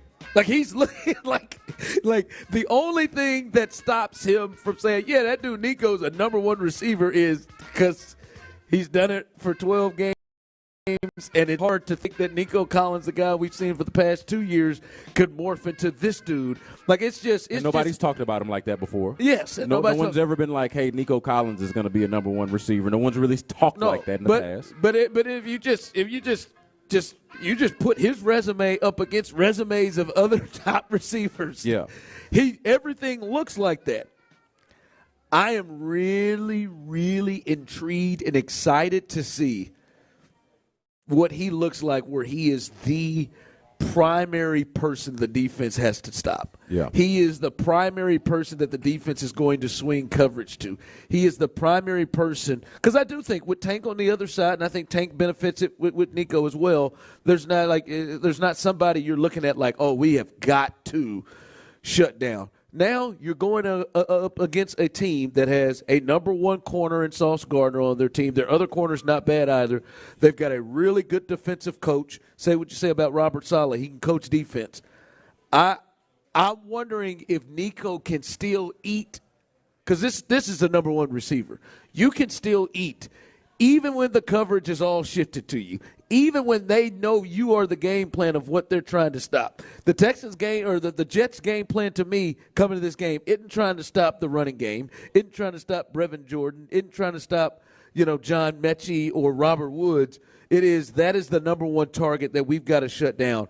And I wonder I'm excited to see if Nico can put up the same numbers and have the same production with all the attention towards it. Yeah, I still think that Tank Dell is probably their best receiver. If you were going to corner me and say just pick one, but with Nico, I think he's their best in the more classical sense. The big body, big target, but also the guy that could run. I think the biggest part about Nico that has surprised people is run after the catch, or not even that. I think the run after the catch should not be surprising because he's so damn big. But the fact that he's a better route runner, I think, than he was probably given credit for, but also better than he actually was before. Like, credit to Nico for actually really improving and honing his game, and I think that's got a lot to do with it. I just don't think he was as good as he is now before. Like, he was fine. Now he is showing some elite traits, both between his route running, the catching, and then, like you mentioned, the yards after the catch. And, again, the classical sense, the big body guy. Like, I think in football and in most sports, but certainly in football, you much prefer that the guy have size, that the person have a size advantage, and he's a mismatch in that way, that he can run the routes, he can catch the ball, and then when it's all said and done, after all of that is done, he's still big as hell, and plays like it. Not just big for the sake of being big, but big and plays big. So I think that part of it is huge. I'm really intrigued by this matchup as well. Number one receiver in Nico Collins versus a number one corner in Sauce Gardner. I think that I'm hesitant to say it. I'm hesitant to say number one receiver. No, that's what he is. I mean, I don't know what the hesitation is. He's the number one receiver on this team, but I'm just talking about it. There are number one, just like there are aces. And then there are number baseball. Yeah, there are number one. I think he's somewhere in between that. Like, I think he's obviously the number one receiver on this team. Is he a bona fide one? A bona fide one? I think you're still figuring that out. You're still figuring it out. This could teach us something. Like, to me, if he goes in this game, and I mean he's putting together.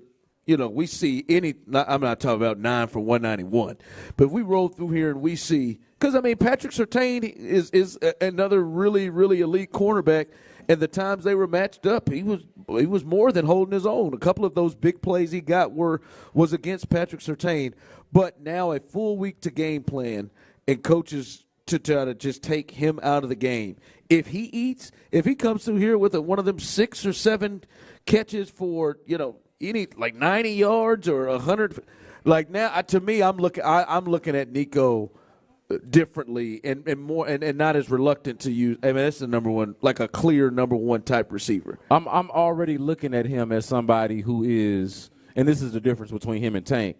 Like, Tank is elite. He has to get open, but he's elite at doing so. Nico gets open, but also if he ain't open, you might can still throw it to him. Yeah. And if he gets it, he can drag a dude or two for an extra few yards. He can. Big game for Nico Collins. One I'm going to be really, really watching in this game. All right, this is the question. We'll discuss this. The Texans got really, really helped last night by the Pittsburgh Steelers losing to the New England Patriots. Currently in the playoff spot. They've got 5 to go. Pretty doable schedule when you look at the teams. There are no just great teams there in this schedule. Does this feel like, because they're playing this Jets team, a must-win game? Is this must-win for the Texans? We'll discuss that next on the drive. All right, you better buckle up, man. We got some good D'Amico Ryan's audio coming to you, and there ain't nothing better than to sit.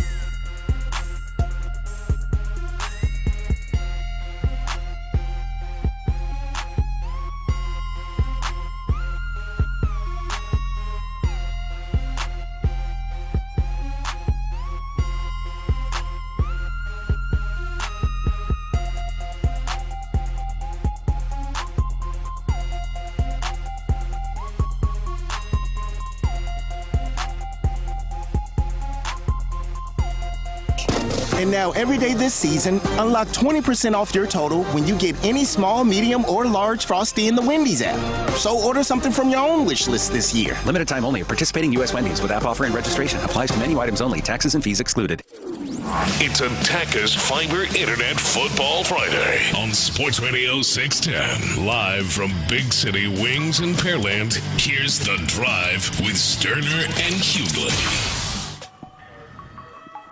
Tyler, you went in and put a poll up there. I did. Just for you. I bet you is the tank is the winner. I would bet that would be the case. Now, I've been wrong before. He's leading big so far. Oh, is he? Yeah, I would. We're about 100 votes in. Tank is sitting at about 64% of the vote. Yeah, I've said this from the jump. The combination of them feel like, to me, very much like DK Metcalf and Tyler Lockett, and I've said a kind of a poor man's version of that. But they have a better quarterback, so so that helps. They have a better quarterback, but I've said poor man's version as of now. Like we haven't, they've only been doing this for 12 games at this point, and he feels like DK, obviously the DK role, and he is. And he plays that Tyler Lockett role.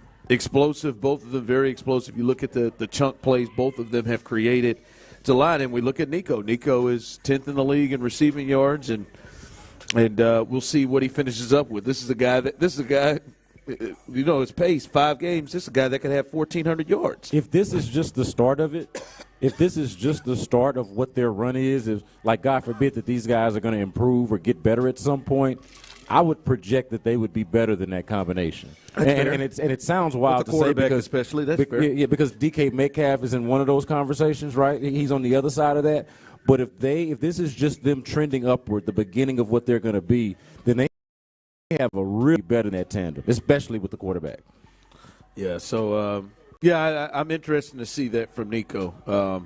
To see how he fares in a game with a big time corner in it and a team that has a good amount, a full week to game plan on how they want to stop him. So a big one coming up. All right, Sunday's Lord. Man, it's happening. Sunday's game. We talked about Sunday's game. Texans got the Jets. Pull through, and Ron, buddy. I think Ron is going to survive. I think he's going to make it. It's Friday. Get you some water there, bro. Football Friday. We're out here at Big City Wings. And if Ron can get this this water down. This Pearland got me right here, baby. Wow. That was I want to give that sausage a whirl. A little help right there. Don't put that on Pearland just because something went down the wrong pipe. Hey, you can put that one on Pearland. Again, I said Pearland. I know, but you can put that one on Pearland. Yeah, put that on an erroneous town. This is Pearland, but Pearland did that to you. We are here at Big City Wings in Pearland, city limit population. Oh, man, there you go. Over 115,000. If you are in the building, coming up, your chance to win a $50 gift card to La Michoacana. All you got to do is sign your name, put it in that raffle box, and you'll have a chance to win $50. There is no there is nothing up with it. There's no catch. All you got to do is sign your name, put it in the box. You'll have a chance to win $50 to La Michoacana. We're not going to send you no emails, none of that. Our UPS guy earlier won $50 to Academy Sports, and that'll be coming up here in the next 20 minutes or so. So you can do that here as we're live on this Tachys Fiber Internet Football Friday. And again, before something reached up and grabbed me in the throat, Sunday's game is obviously a big game. You got 5 left. After this game, your last 4 games, 3 of them are on the road, including a trip to Indianapolis, who is currently in front of you. This is a bad football team, guys. I mean, they've played some teams close, but this is not the same team that beat the Eagles. And I know that's one, or that beat the Bills in week 1. This is a team that is fragile, teetering. I don't even know how many of them care about each other or even care to play or even are together. You got an offensive situation where the quarterback is untrusting of his coaching staff and his teammates, and they're untrusting of him, and it feels like they're only starting him because they have to. And all of this lack of trust feels justified, by the way. Sure, yeah, both ways yeah, to me. Yeah, which makes it even worse. It's not like unfounded. It means something. I'll go to you first, Tyler, as a psychotic fan. And 713-572-4610. You can text in. Those on YouTube and Twitch, you can jump in. Is this a must-win game? Is this a must-win game for the Texans? 100%, right here, yes. Nodding his head. It is. It's a must-win to you? Yes, because, I mean.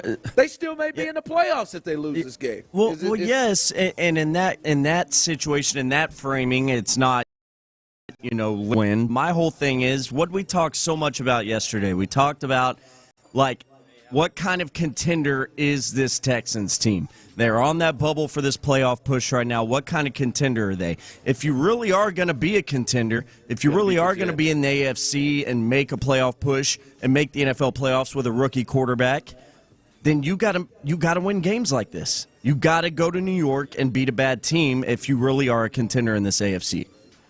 Yeah, I mean, what does it say about your squad if you don't? You can talk about it being must-win or not must-win, and mathematically, if we're just going to stick to the mathematics of it, if we're just going to stick to, hey, they are not mathematically eliminated from the playoffs if they lose this game, then the only game that can be a must-win are the ones that are actually must-win, win or go home, win or you're out of the mix. They're obviously going to still be in the mix, but to me, I keep on coming back to this, and this is similar to Tyler's point. What does it say about your squad if you cannot beat a Jets team that is this pitiful? A Jets team that is as bad as you laid out to start the segment. Everything that is going wrong for them offensively, leadership-wise, they do not have a lot going for them. Meanwhile, the Texans are on the rise. They are just a few inches away from, knocking that field goal down at home against the Jaguars, from being on a 4 or 5 game winning streak. This is a team that is on the rise, is playing well. I feel like you've got the coaching advantage. You've got the matchup advantages. You've got, if you believe in momentum, which I think is something that can be maybe not game to game, but if you believe in that sort of thing, the Texans definitely got to have that. What it says about your team if you cannot win this game is not good. It's not good. All of that talk that I had yesterday about how they could win a playoff game, they could make an appearance in the AFC Championship game. If they lost this game, that would change for you? Well, I would. Not only would it change, I would look like an idiot. I would look like an idiot. I would not do that to you. No, that's fine. It wouldn't be about what you are willing or not willing to do. It would just look dumb. I said that a team that at that point will have now lost to both the Carolina Panthers and the New York Jets on the road, I said that team could go and make an appearance in the AFC Championship game. That would look silly if they lose this game. So, no, mathematically is it a must-win? No. But in terms of how you view the team and how you take advantage of an opportunity, you got to have it. Absolutely got to have it. Seeing people here texting us, I said, is this a must-win? This is a must-win for the Texans playing this Jets team. See some people here catching up with us on YouTube and Twitch. My man Leonard Shack, we didn't stop by. We didn't talk to him a couple of times, the Alabama guy. As he said, man, can lose one and still hold up at home. So he doesn't think it's must-win. Austin here on YouTube, every December NFL game is a must-win. Listen, I'm going to tell you, you can't lose to the damn Jets. I'm just saying this. You lost to the Panthers. You already lost one of these suckers. You can't lose to the – you have got to get a race to 10. You got to get to 10 wins. Yes, you got to get to 10 wins. And you can't lose the one that you got to have. This is the one you got to have, because if you lose this one and you get to 7-6, you got 4 left. 3 of them are on the road.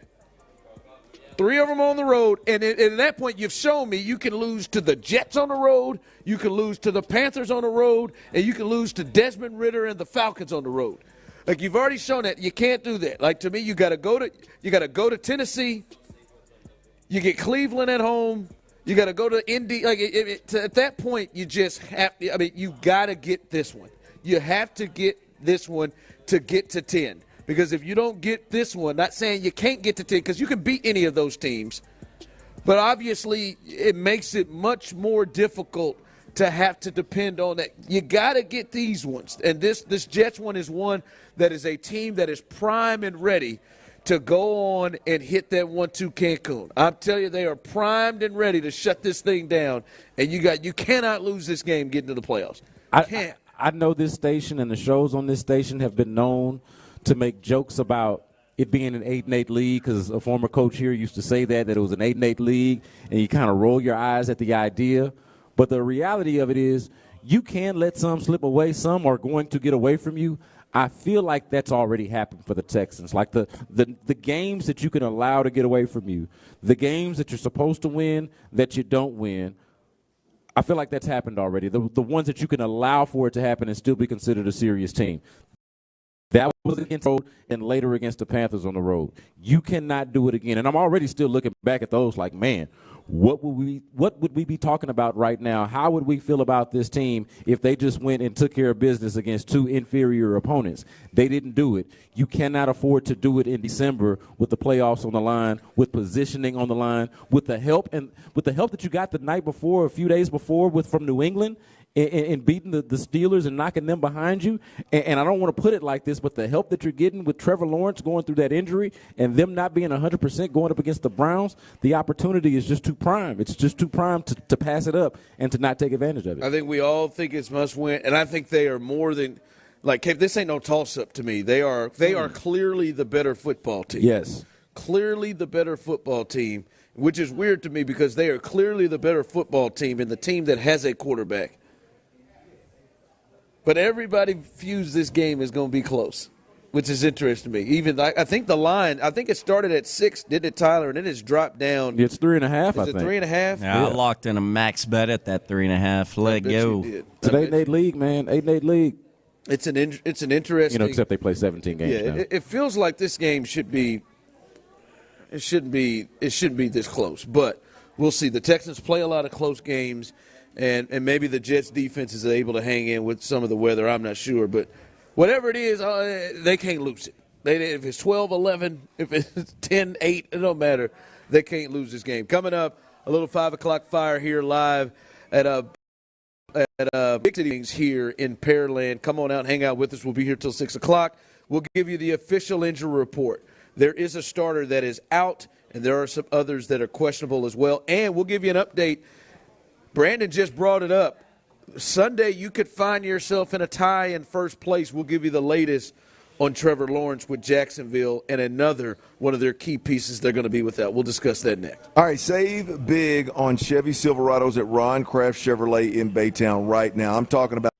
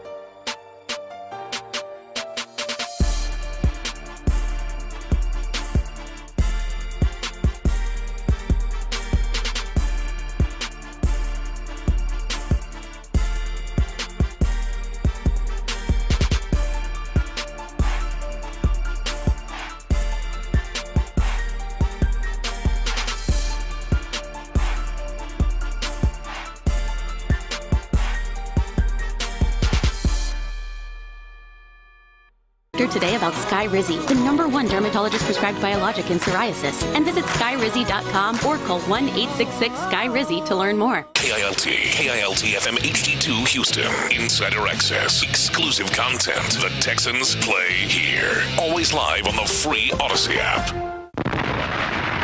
Sports Radio 610 presents The Drive with Stoerner and Hughley. It's the 5 o'clock fire. Brought to you by Regions Bank. It is 5 o'clock. We're looking for you, OB Skeezy, the Dilphin, Tyler Milner, T-Mill Psycho T have the latest for you. And the latest is we are live on this Tachys Fiber Internet Football Friday, live from Pearland at Big City Wings. So we'll be here till 6 o'clock or after. My man's got a big beer right there. He's ready to go. We'll be here until 6 o'clock, but that don't mean you got to leave. There are TVs all over the place, so any sports you want to watch, basketball, a lot of NBA tonight. The Rockets, we'll talk about them in a bit. They got a big game in Denver. Let's see if they can try to get a win on the road tonight. You can watch that here. The food is amazing. I see a family behind me ordering up something that I'm sure is going to be delicious, so get on down here and enjoy yourself here at Big City Wings on this Tachys Fiber Internet Football Friday. Have a good time. All right, fellas, the injury report is out. I'll get to the importance. One, there are 3 that are questionable. Noah Brown, Sheldon Rankins, and then George Fant. It feels like all 3 of them will be able to go. It was interesting because the 3 of them missed practice yesterday.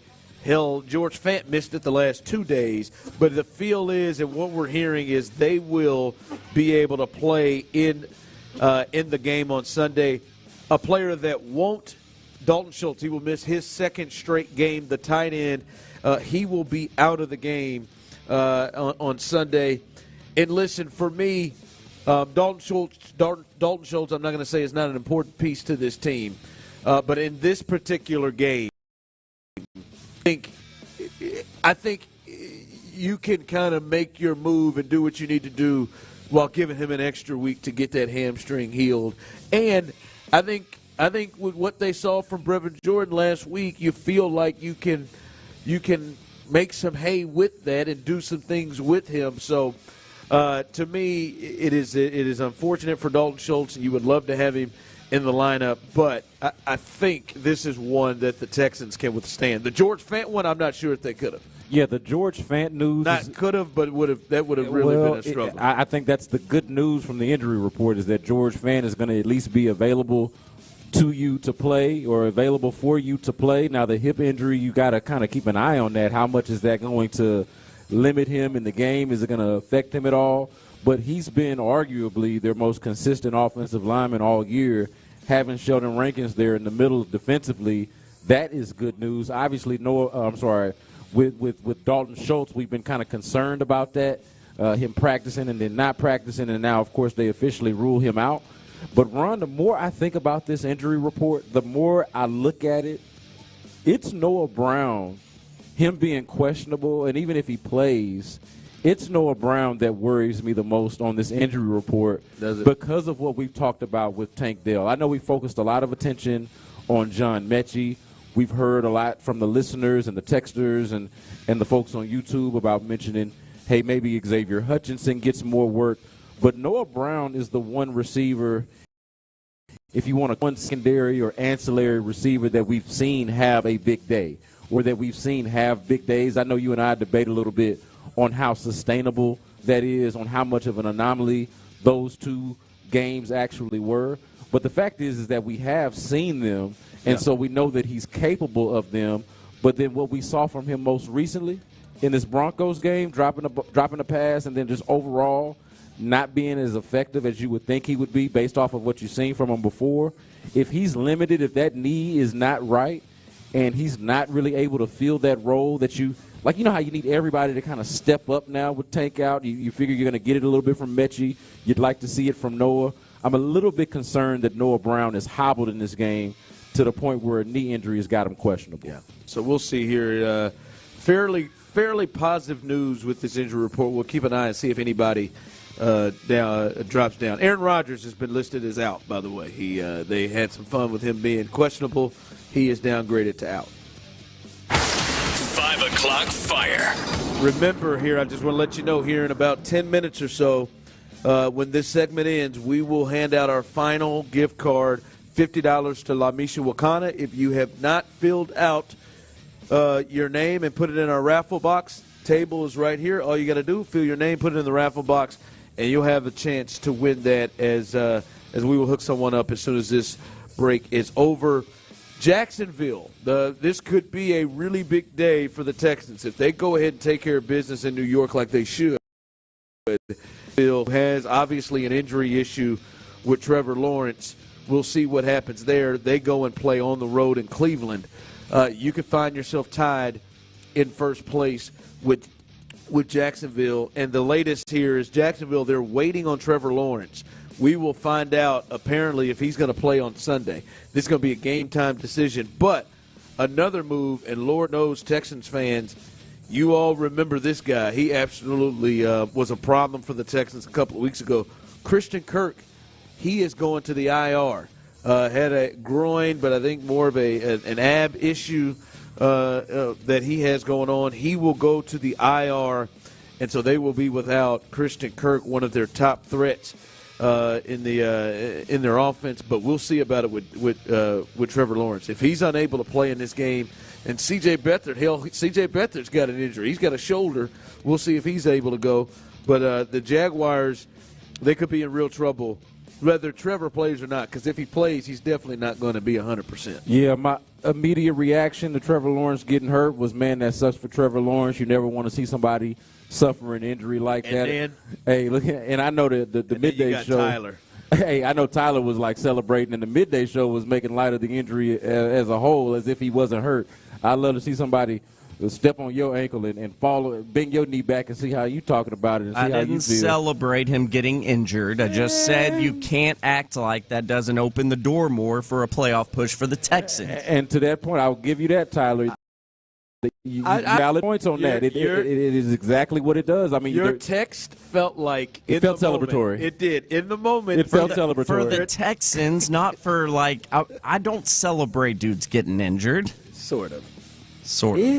But it does help. It does help. Jacob deGrom one, that was at least on the edge. You at least have to admit that. Yeah, I admitted I was said on Pearland. the edge.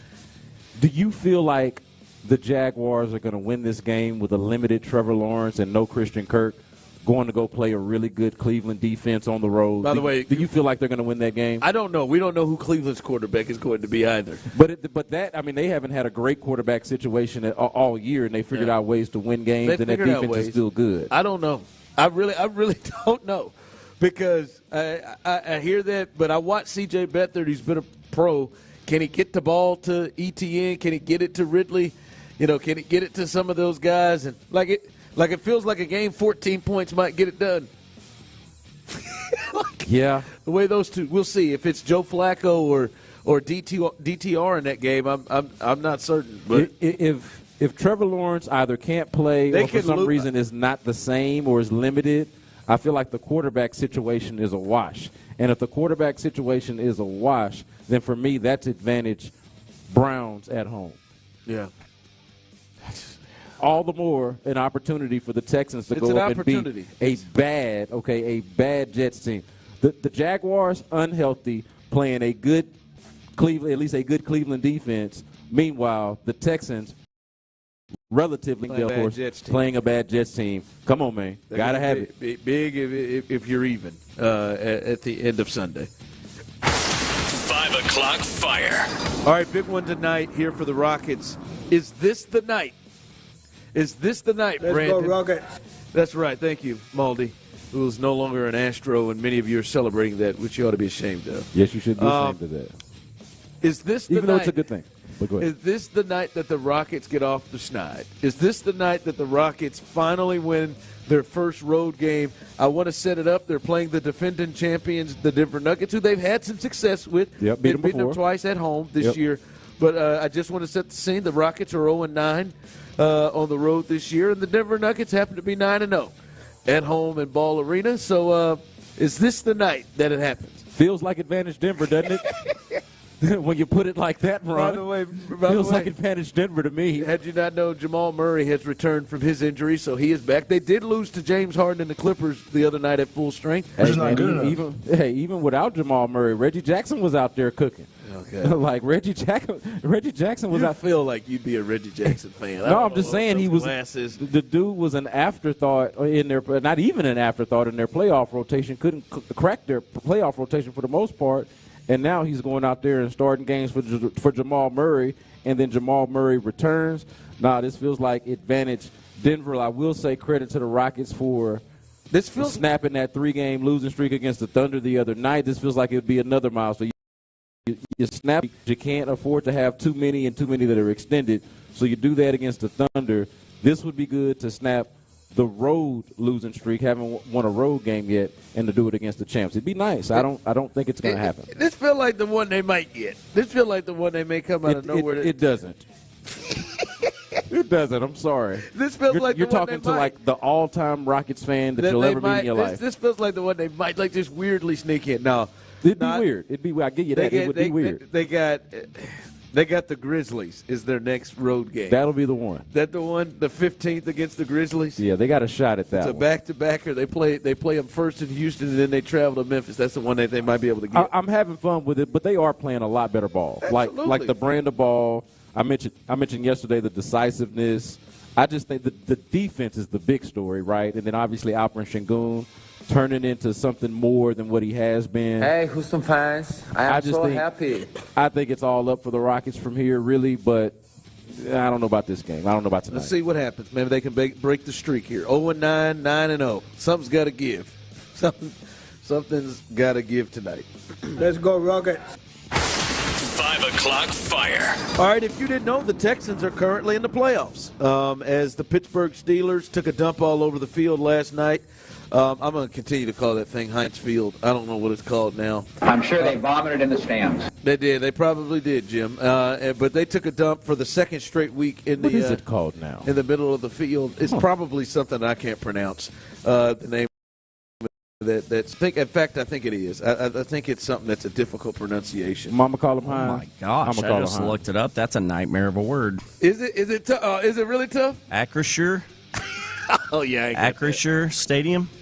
That might be it. Why would they do that? It's Heinz, man. Put that big old ketchup bottle in there. Well, anyway, they lose back-to-back games. They had two teams walk into their stadium with 10 losses, and they lose to the Arizona Cardinals. And at least with Arizona, you say to yourself, all right, Kyler Murray, they are a bit of a different team. We saw the Texans have some issues with Kyler. Okay, maybe that's it. But Bailey damn Zappi and this New England Patriots team that waltzed in there, they couldn't score last week against the Chargers, that lost 6-0.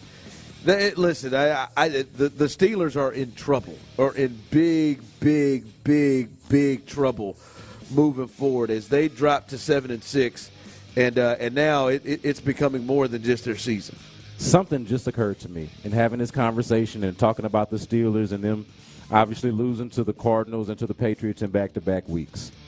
If the Texans lose this game, and it's not the exact same, but it's close enough for me to make this analogy, to make this comparison.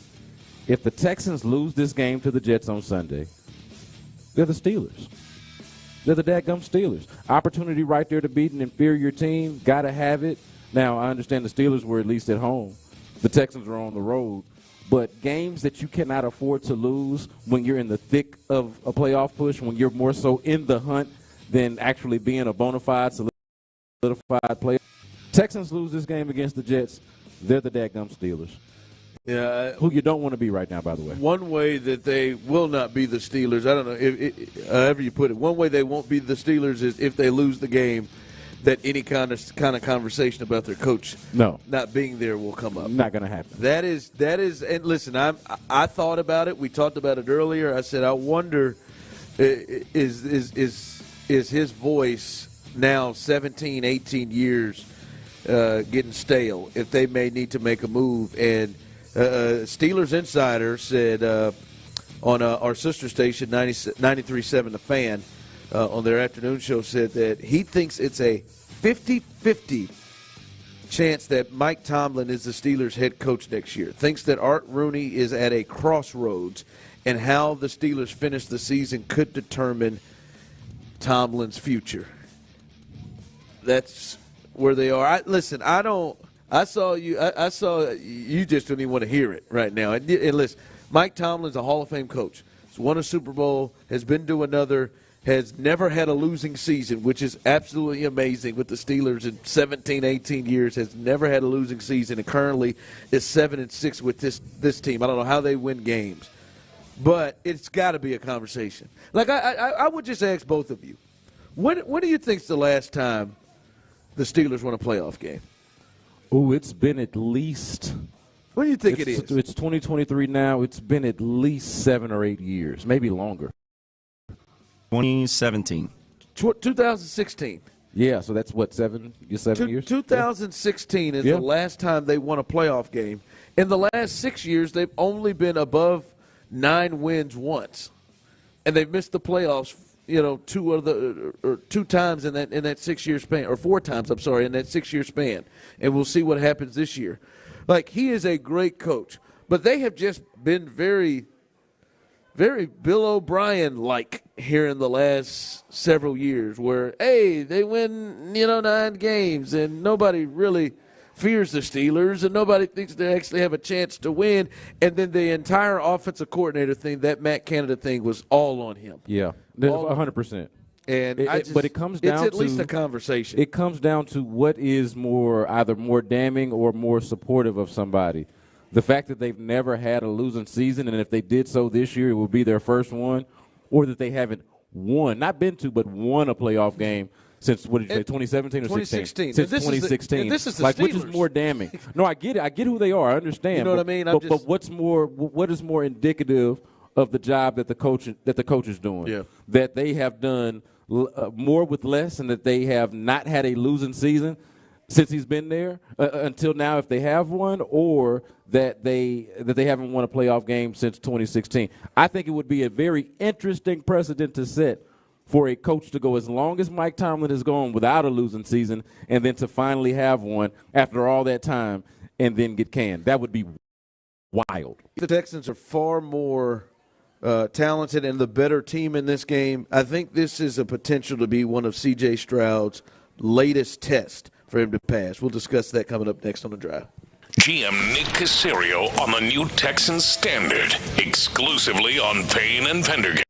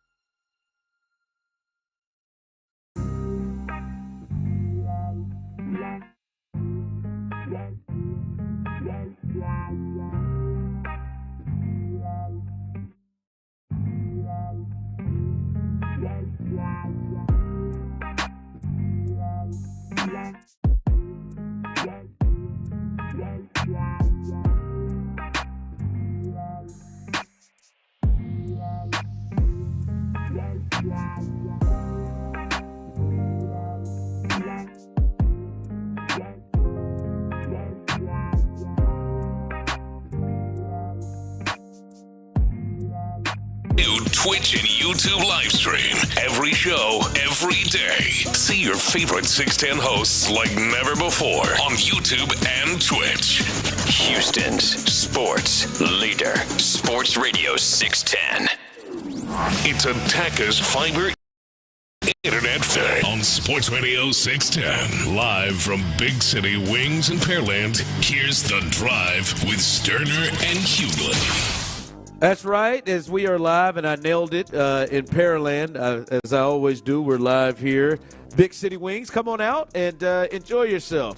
And congratulations to all our winners who been able to take home a couple of $50 gift cards. We do it each and every Friday on these football Fridays. Somebody on the text line came through and said, Mike T and Belichick have had great seasons and need to retire. Time for new blood. Like, it's hard for me to put Tomlin in the same category as Belichick. I mean, in terms of he's 20 years younger for one thing. It's 20 years younger, but I mean, he ain't lost it like that. Like, I mean, Bill is just making all kinds of, like, for me with Tomlin, the way that I look at it is, all right, what you've done, all right, you've earned the thought of, all right, let's work together and find an offensive coordinator and staff, and even a quarterback. Let's fix this offense together. Yeah, let's fix this problem that you created. Before it is completely over, right? Like, yes, we understand everything else. You've clearly been able to be successful, winning 8-9 games the last several years with this offense. Let's work together. But then after that, dog, man, we got to make some moves. So I think that's at least where I would be. Which do you think is worse, Ron? Firing a coach who is proven, like a Tomlin or like a Belichick. Let's go in that realm. Firing a coach like that for not having success during a time when they didn't have a quarterback, or entrusting your next quarterback with a guy like that who you might have concerns that the game has passed them by. Which one would you be more concerned about? Firing a guy of that stature for not having success during a time when he didn't have a quarterback, or trying to go get you a young quarterback and entrusting said coach with that quarterback. Well, the way you put it, like neither feels great. Well, the way you put it for me, B. Scott, I don't think the game's passed him by. I don't either. I don't think I kind of play devil's advocate in that way, that but was I hard feel for you. me to go there. I don't think the game's passed him by. If I thought the game's passed him by, he's got to rock and roll. I just think it's hopefully something. Would you trust him with a quarterback? You would trust him with a young quarterback, though. I would, but I know he's not going to be the one specifically working with the quarterback, right? You trust him to coach to hire a coach. But that's the part, and that's where I said we would be working together. Like, I think Mike has had a lot more power in terms of who he was hiring and when he was firing them. I think now we got to work more together to find it. It's not just solely up to you anymore. All right, speaking of somebody that has been able to find the right quarterback, that is DeMeco Ryans, his quarterback C.J. Stroud.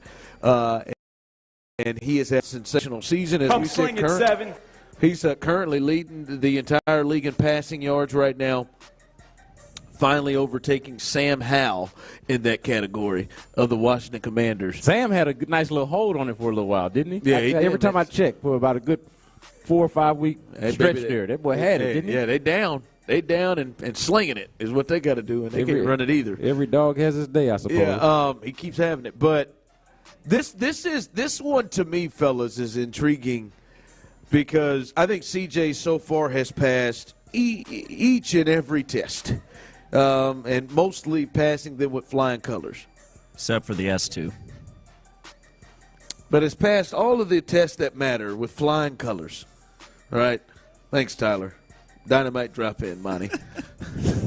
But I think this latest one is going to be something to watch Sunday, right? Because I think if the Jets are really into it defensively, this is going to be really like the first time now that we know who Tank is and we know who Tank is with CJ. This is going to be like one of the first times he's playing, arguably with the Ravens. I think the Ravens are better, but arguably the best defense he's played this year, especially the best defense they've played since they've kind of figured out their identity with this offense. He's going to play against a really good defense, a really good defensive play caller in Robert Saleh, and they've got really good parts. And I am interested how he plays without having a guy like Tank. They're going to confuse him, and they're going to probably take away a guy like Nico. I think Bobby Slowick is going to be up to him to be able to scheme some stuff, but it's not always going to be scheming things. I'm really intrigued for this test for him coming up without Tank, with this type of defense, to see how he's able to be successful through this game. And see, I think it's interesting that you just assume that they're going to be able to take away Nico. I feel like it's a given that they're going to try to take away Nico because that part of it makes sense. But this is sort of a clash of two powers, like you mentioned. C.J. Stroud now leads the league in passing yards, and then the Jets on the other side give up the third fewest passing yards. Other than the Browns and the Ravens, which is another reason I mentioned the Browns and the Jaguars earlier. It's another reason to look at the Browns and say, hey, man, no Trevor Lawrence, or Trevor Lawrence is not good, and Browns give up the fewest passing yards. But on the Jets, they give up the third fewest passing yards. It's one of the few redeeming qualities about this team, perhaps the only redeeming quality about this team, to be honest with you. And it's again, a clash of powers between them and C.J. Stroud. I want to see how C.J. Stroud is going to handle that. Is the strategy, is the way that they handle that, is by not trying to do too much. Controlled aggression, they talk about that a lot. I wonder how much that's going to be a factor, how much that's going to come into play. And then I even asked C.J. about this. I guess that would have been not yesterday but the day before. I asked C.J. about this on Wednesday. What's the advantage, if at all, if there is any, in going up against a defense that you're so familiar with? Like, we know they're going to try to take away Nico. We know that the defense is strong. As I just mentioned, they give up the third fewest passing yards of anybody in the NFL. Yeah. But is there any kind of advantage when you're talking about the mental game, okay, in knowing the defense that you're going up against, the Bobby Slowick versus Robert Saleh matchup, the fact that Bobby Slowick has been going up against DeMeco Ryans' defenses basically his entire career, because we're not just talking about him calling plays now, but that's basically what he's game planned against or seen, I should say, up close and personal, even going back to San Francisco.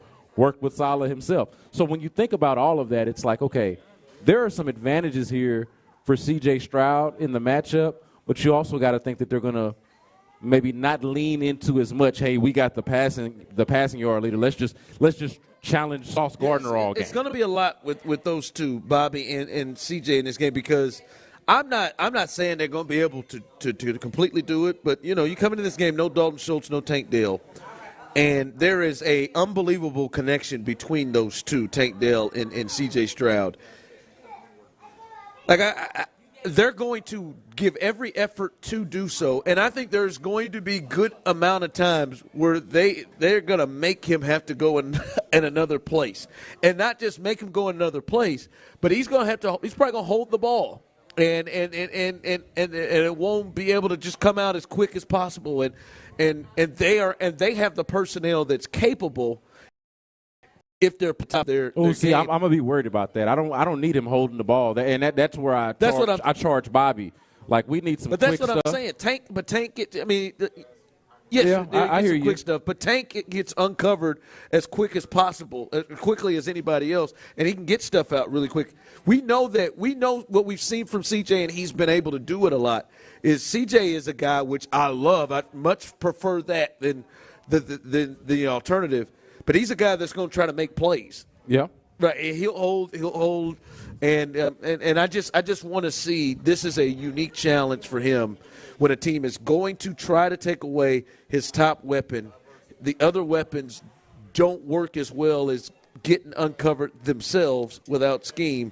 This will be one to watch to see how he's able to pass in this test. Missing his top weapon in Tank Dell, missing his top tight end in Dalton Schultz, and then one of his really good, more productive secondary receivers in Noah Brown has a knee injury. How does all that factor into the game plan, and ultimately how does it factor into how much they produce? We shall see. All right, one of our favorite segments we do each and every Friday, each and every week, as Tyler Milner, our trusty producer, takes the reins. The best of the week coming up next on The Drive. Just the greatest producer in the world, Tyler T. Mill. It's Texans.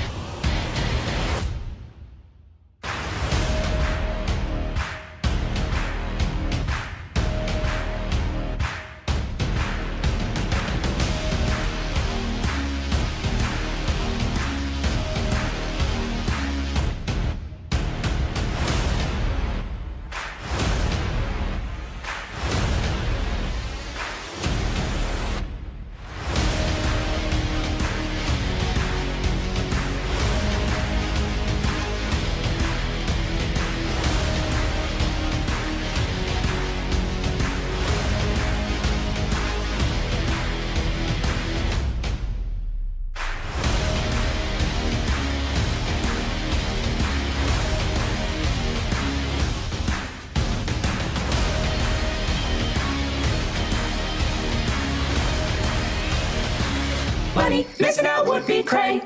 Appointments go fast. Book yours now at jacksonhewitt.com. Early refund advance offer to eligible clients. Application required. Finance charge applies. Loans by Republic Bank. Details at jacksonhewitt.com. It's Attacker's Fiber Internet Football Friday on Sports Radio 610. Live from Big City Wings in Pearland, here's The Drive with Stoerner and Hughley. All right, welcome back in. It's been a beautiful Football Friday, a beautiful Attacker's Fiber Internet Football Friday here live in Pearland. We're in Pearland, and not Lynn, but Pearland, at Big City Wings, and you can still come on out. Come on out, man. There you go. There we go. There you go.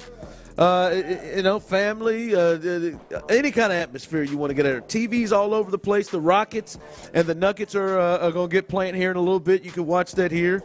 NBA throughout the night. Somehow Manny Diaz has gotten a job at Duke. That's what the turnover chain can do for you. So a lot going on out here. So you can have yourself a good time out here. Coming up behind us, remember, is Texans All Access, and I see our guy John Harris going to have a little conversation with D'Amico right off the block. So the head coach will be on with John Harris right after us as well. He's going to talk to George Fant, which is huge. George Fant is back. Drew Doherty, I believe, is going to have a conversation with George Fant. He is going to play in the game Sunday. It looks like he's listed as questionable. So stay tuned right here for Texans All Access. John Harris has you. It'll be up right after we hand things off here at this point. Someone texted in and said, hasn't CJ already passed this test? And I appreciate your text in, Austin. Appreciate everybody's text on the text line, 713-572-4610, as well as everybody who's chimed in on YouTube and Twitch. Listen, I would say when you look the defense that they're playing and the parts that the defense has and the play caller, I think this is, since Baltimore, the most capable defense to be able to execute that game plan or any game plan they want to execute. And when you look at the combination of, at this point, him and Tank have not – there's no confusion on what this offense is. They know their identity, and those two's connection is at an all-time high than it has been in other games when maybe Nico missed. I think he missed one game. So to me, when you look at the defense they're playing and the entire time that this defense had to prepare for it with the pass rush and the secondary and the unique parts of having a guy like Sauce Gardner, I think that is a different thing. Yeah, and I don't think that calling it a test or even calling it the biggest test is to even suggest that he can't pass it or that he's not capable. I think that what we've shown, and to some of the Texans' point, is that he's shown that he is capable. Like, even if he doesn't pass this test, let's say, I don't think that will be an issue of, hey, he wasn't capable or he wasn't good enough to do it. Maybe he's not good enough to do it on a particular day. I don't think maybe it's like that a blueprint. defense, or maybe the defense is better than him on that particular day. Hopefully not. But I do think that it's just yet another test. Yeah. And because of everything that you mentioned, it's the biggest test. And I would say even further beyond that, what's at stake? Like, the stakes is high. Like, just to take from De La Soul for a minute, the stakes is high in this one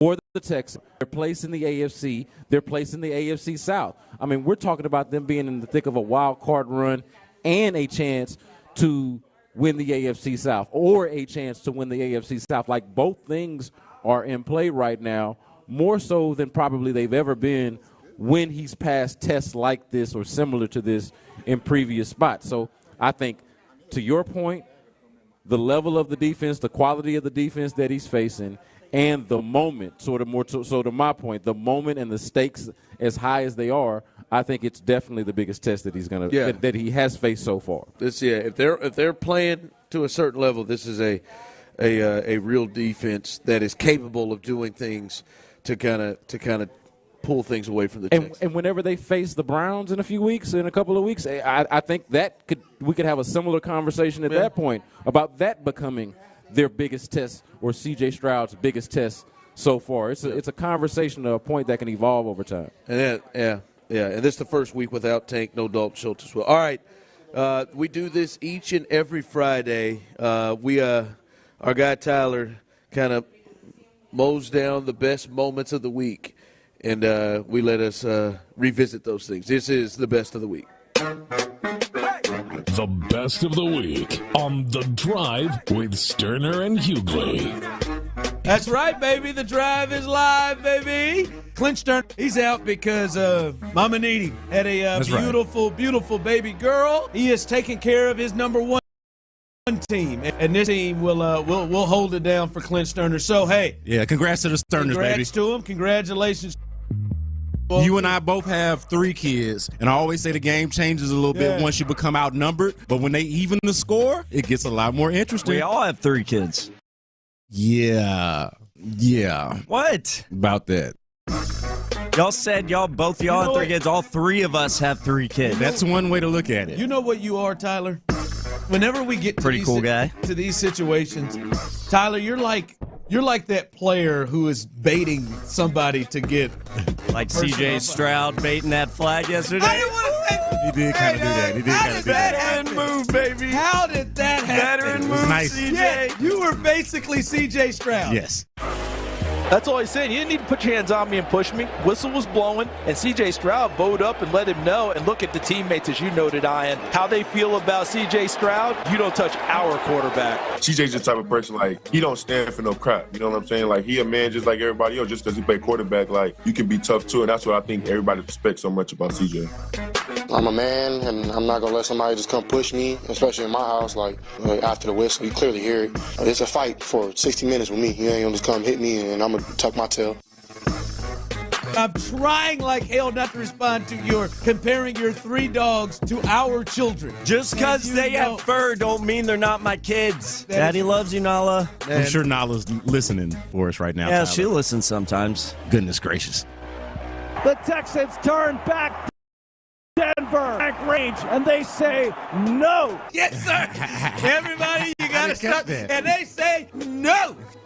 And they said no to trading Davis Mills. And I am so happy about that because looking around the league, you need a backup quarterback. Uncle Glenn, go ahead. Hey, how y'all doing? Look here, man. That old Italian boy and that old boy from Alabama, it's all about spaghetti and chitlins.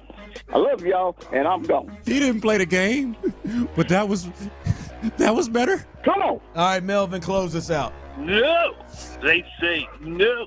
But, hey, guys, we're going to make the playoffs. It's all about spaghetti and chitlins. And they say no. Tyler is waving at you and smiling with that fake smile, and now he's got his tongue out. So hey, if you're watching that, sorry. I'm just now looking. This is a little delay. Yes, a little I'm just now seeing how it looks on the YouTube. Tyler, man. What a clown. Could you stop, man? Yeah, that's what it looks like. It looks like you're... You said it was a sexy Tuesday. I got excited. Yeah, but, I mean, you ain't got to be going down like that. I mean, good God, man. Keep your tongue in your mouth, man. And stop making that noise. Can you stop? Victor, what's your thoughts on this? How are you viewing Metchie? Everybody is underestimating C.J. Stroud's ability to lift other players. John Metchie, I need y'all. Thank you guys, and my buddy Tyler, happy birthday, and you're one of the coolest dudes I know. Thank you. All right, let's not get ahead of ourselves. Hey, Vic. As a Tech fan, who would you rather face, Trevor Seaman or Zach Wilson? Probably Zach Wilson, because they might show his hot mom on the screen at some point. I'll allow it. That's an acceptable answer. I'd rather Trevor. I felt like you were trying to bait us into saying that we'd rather Seaman, and I wasn't going to fall for it. Buckle up. Along with former top prospect Forrest Whitley, who has been a... My God. I haven't heard that name since the war. Who has been... It's the war. Forrest who?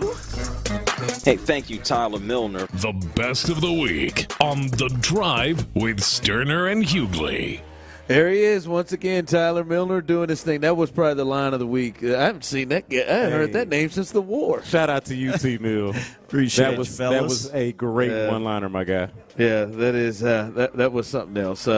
Tyler Milner doing his thing, best of the week as we always do. Again, remember John Harris, Texans All Access. They will follow us and Man, stay tuned, man, as they get you ready as well for this big game against the New York Jets. The gotta-have-it game, man. Extra dose of D'Amico tonight. Dose of D'Amico. I'm going to tell you what. Speaking of D'Amico, I just thought about it. Got hot, a little hot. We talked about this defense yesterday.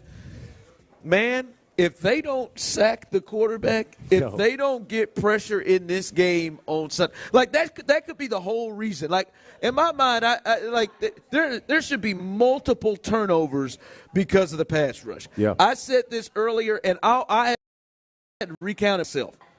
The Jets in the last 3 games have given up 17 damn sacks. Not just like pressures. Like not pressures. There are pressures where like this ain't sacks. This ain't pass. They've been losing the pass rush win rate. None of that. They've given up 17 sacks in 3 games. The Dolphins got them for 7. Dolphins were my fantasy defense that day. Big day. They also had a Hail Mary return for a touchdown. Oh, nice for you. 7 sacks in 1 game. 17 in 3 games. 17. The pressure that they should be able to get. Will Anderson, I think John McClain, who was on with us earlier, said it earlier.